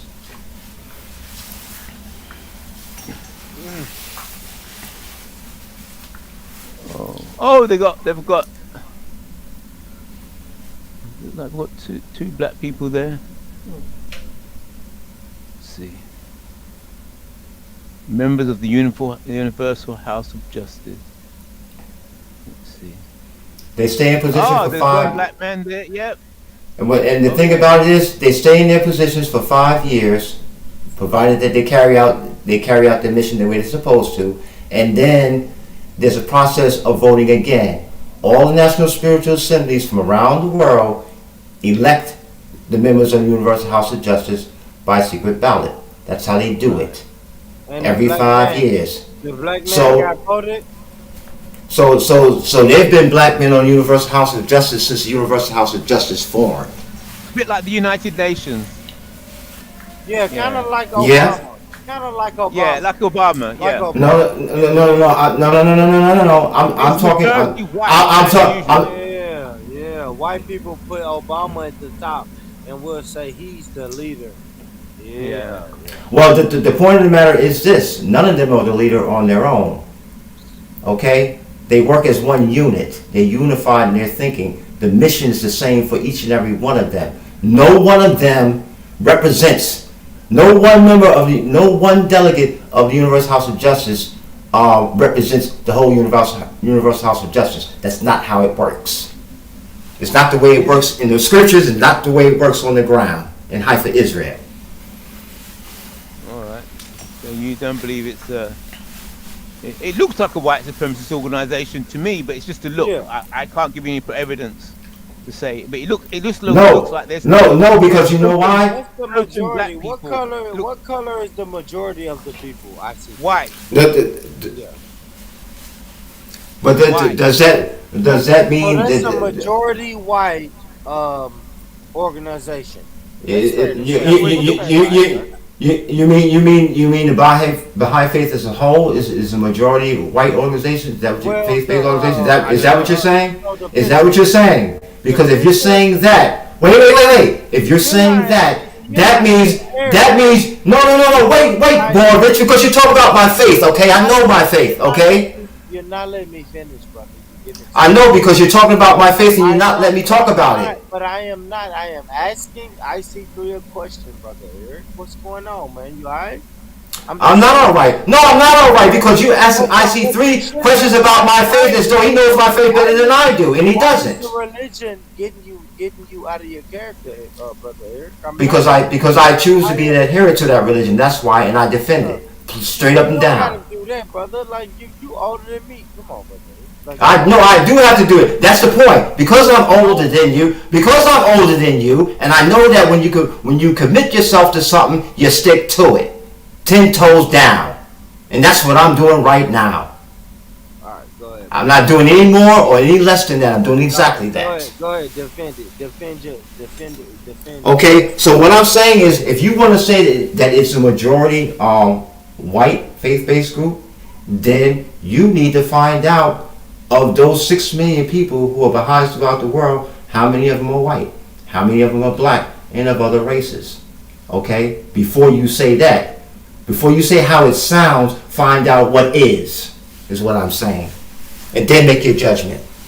I like That's all I'm saying. All right, I see 3. You want to go? You want to go? I see 3. No, I was just asking some questions, looking into it.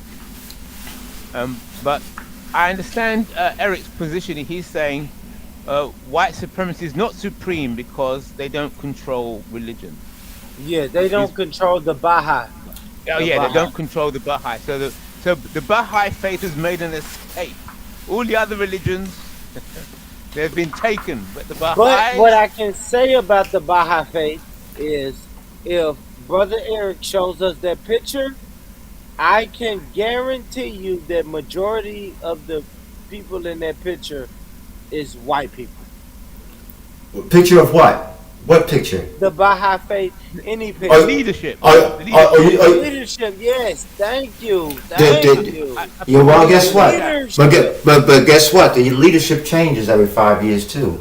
Yeah, but so that's a rotation thing. Well, listen. First of all, no. Listen to what I'm saying. The Baha'i faith is not a black faith. Okay, let's get that. Let's not be twisted on that. Okay, it's not a black faith. Okay, and that's what it sounds like you're pushing at. Talking about whether it's a black faith or white faith. It's not that. Okay, we take inheritance of any people of any race who choose to live by the tenets of the divine revelation of Baha'u'llah. Plain and simple. Right? Listen, Eric, if I ask you a real question, man, and I said, hey, okay, what is the I don't know, the race of the majority of the people that follow the Baha'i faith, what would you tell me? I couldn't tell you that. I have to look it up because I'm really not concerned about it. But I would have to. I'll be willing to look. Okay, I'll look it up now. In your personal life, when you really go to worship and practice your Baha'i faith, what do the people? Well, a lot of them are Persians because the Baha'i faith comes out of what is now the Islamic Republic of Iran, which was then Persia.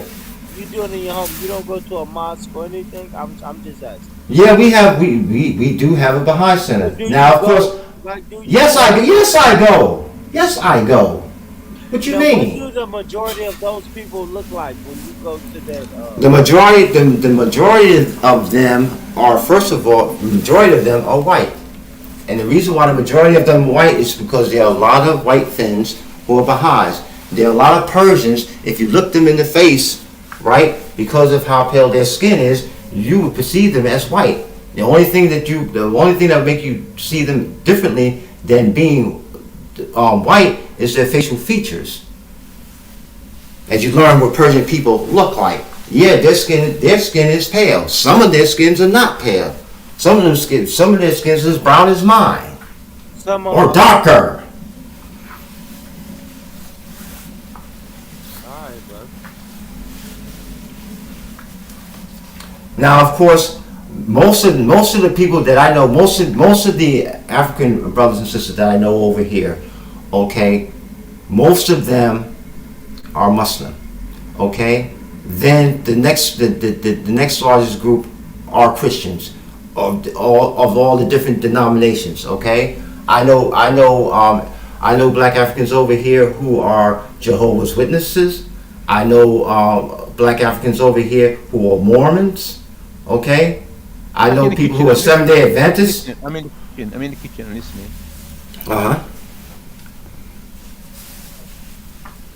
It depends on what faith people choose to adhere to, or whether they choose to adhere to a faith or be an atheist or a Gnostic. They may choose not to follow faith at all.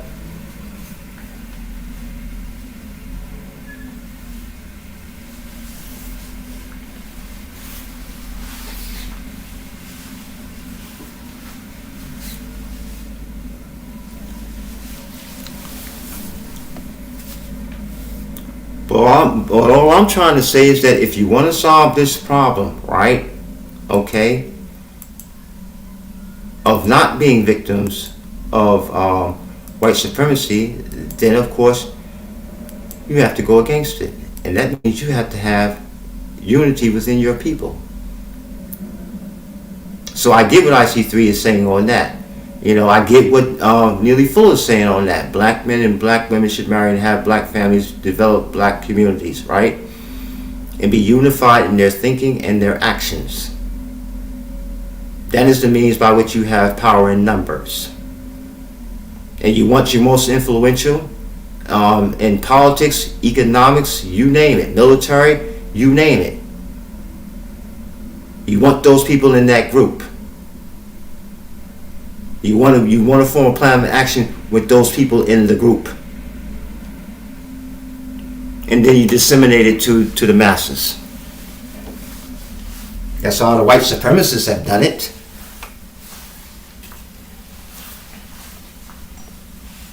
The same white supremacists that we're talking about today, think about 1,000 years ago. Who are they fighting? Each other. Monarchs were fighting against each other. And guess what? They, in that case, what we're talking about, they were all white supremacists. They enslaved their own people.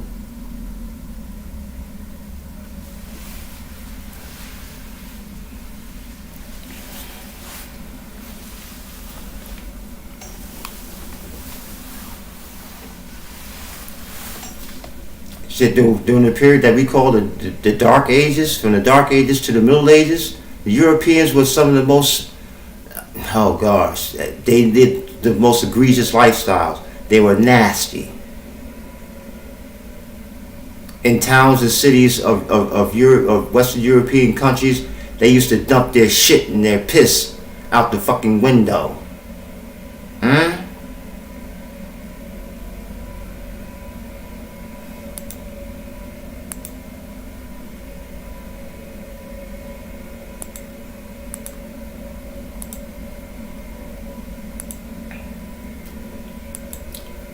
Okay, IC3, what's this link you got up here? Okay, hold on a minute. I'll open it up and see and take a look. I'm jumping in and out of the kitchen. I'm doing some cooking. Oh, okay, cool. What you cooking up, man? IC3, what you cooking? Steamed vegetables and some chicken, and I'm going to do some rice. Oh, it sounds good, man. Wish I was there with you.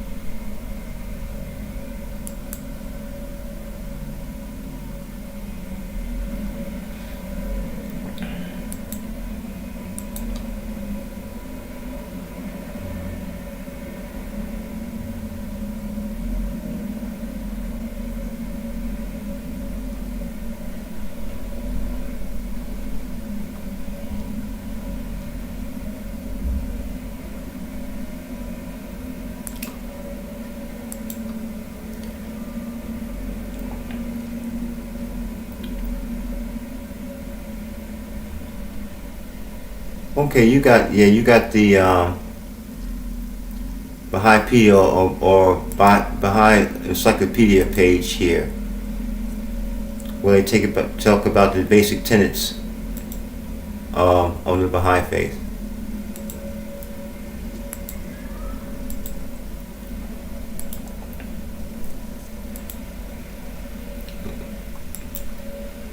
So IC3, if you read that, then you know my stance.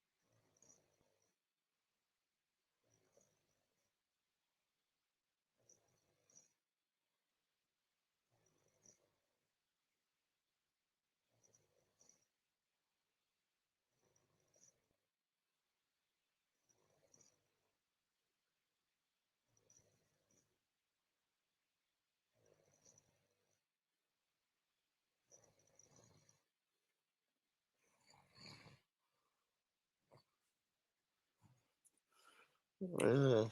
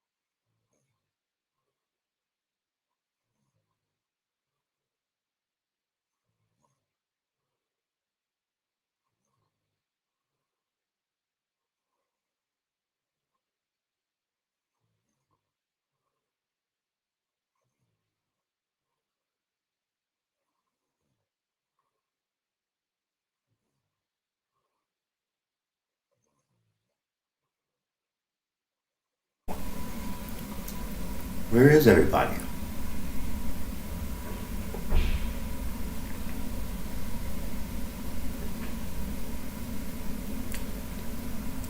Warren Witch, you with us, bro?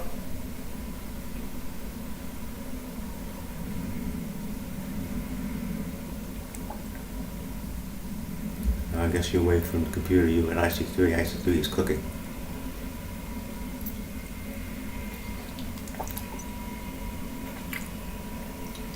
IC3 is chefing up supper.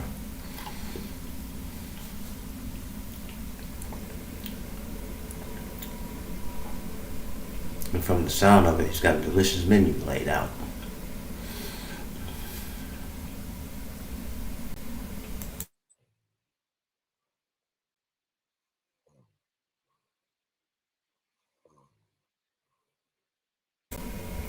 Born Rich, you got, if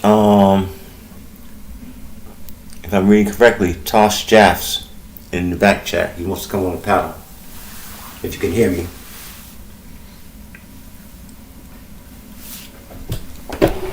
Wait a minute, let me see this.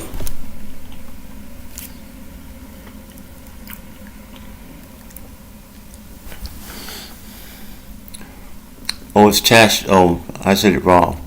Born Rich, Tash Jeffs wants to come on the panel. Tash Jeffs is in the backstage. He wants to come on the panel. If you can hear me.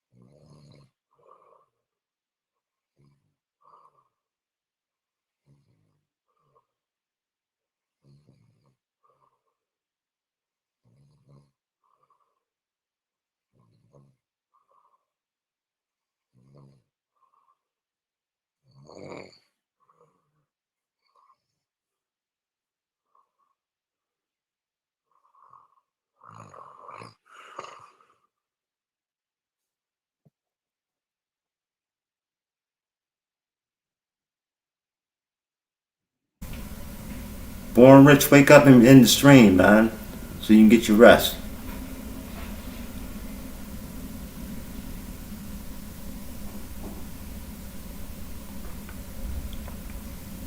Can you hear me, Born Rich?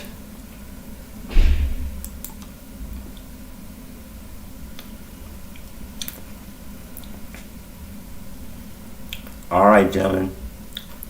Salute, peace, and respect. I'm out.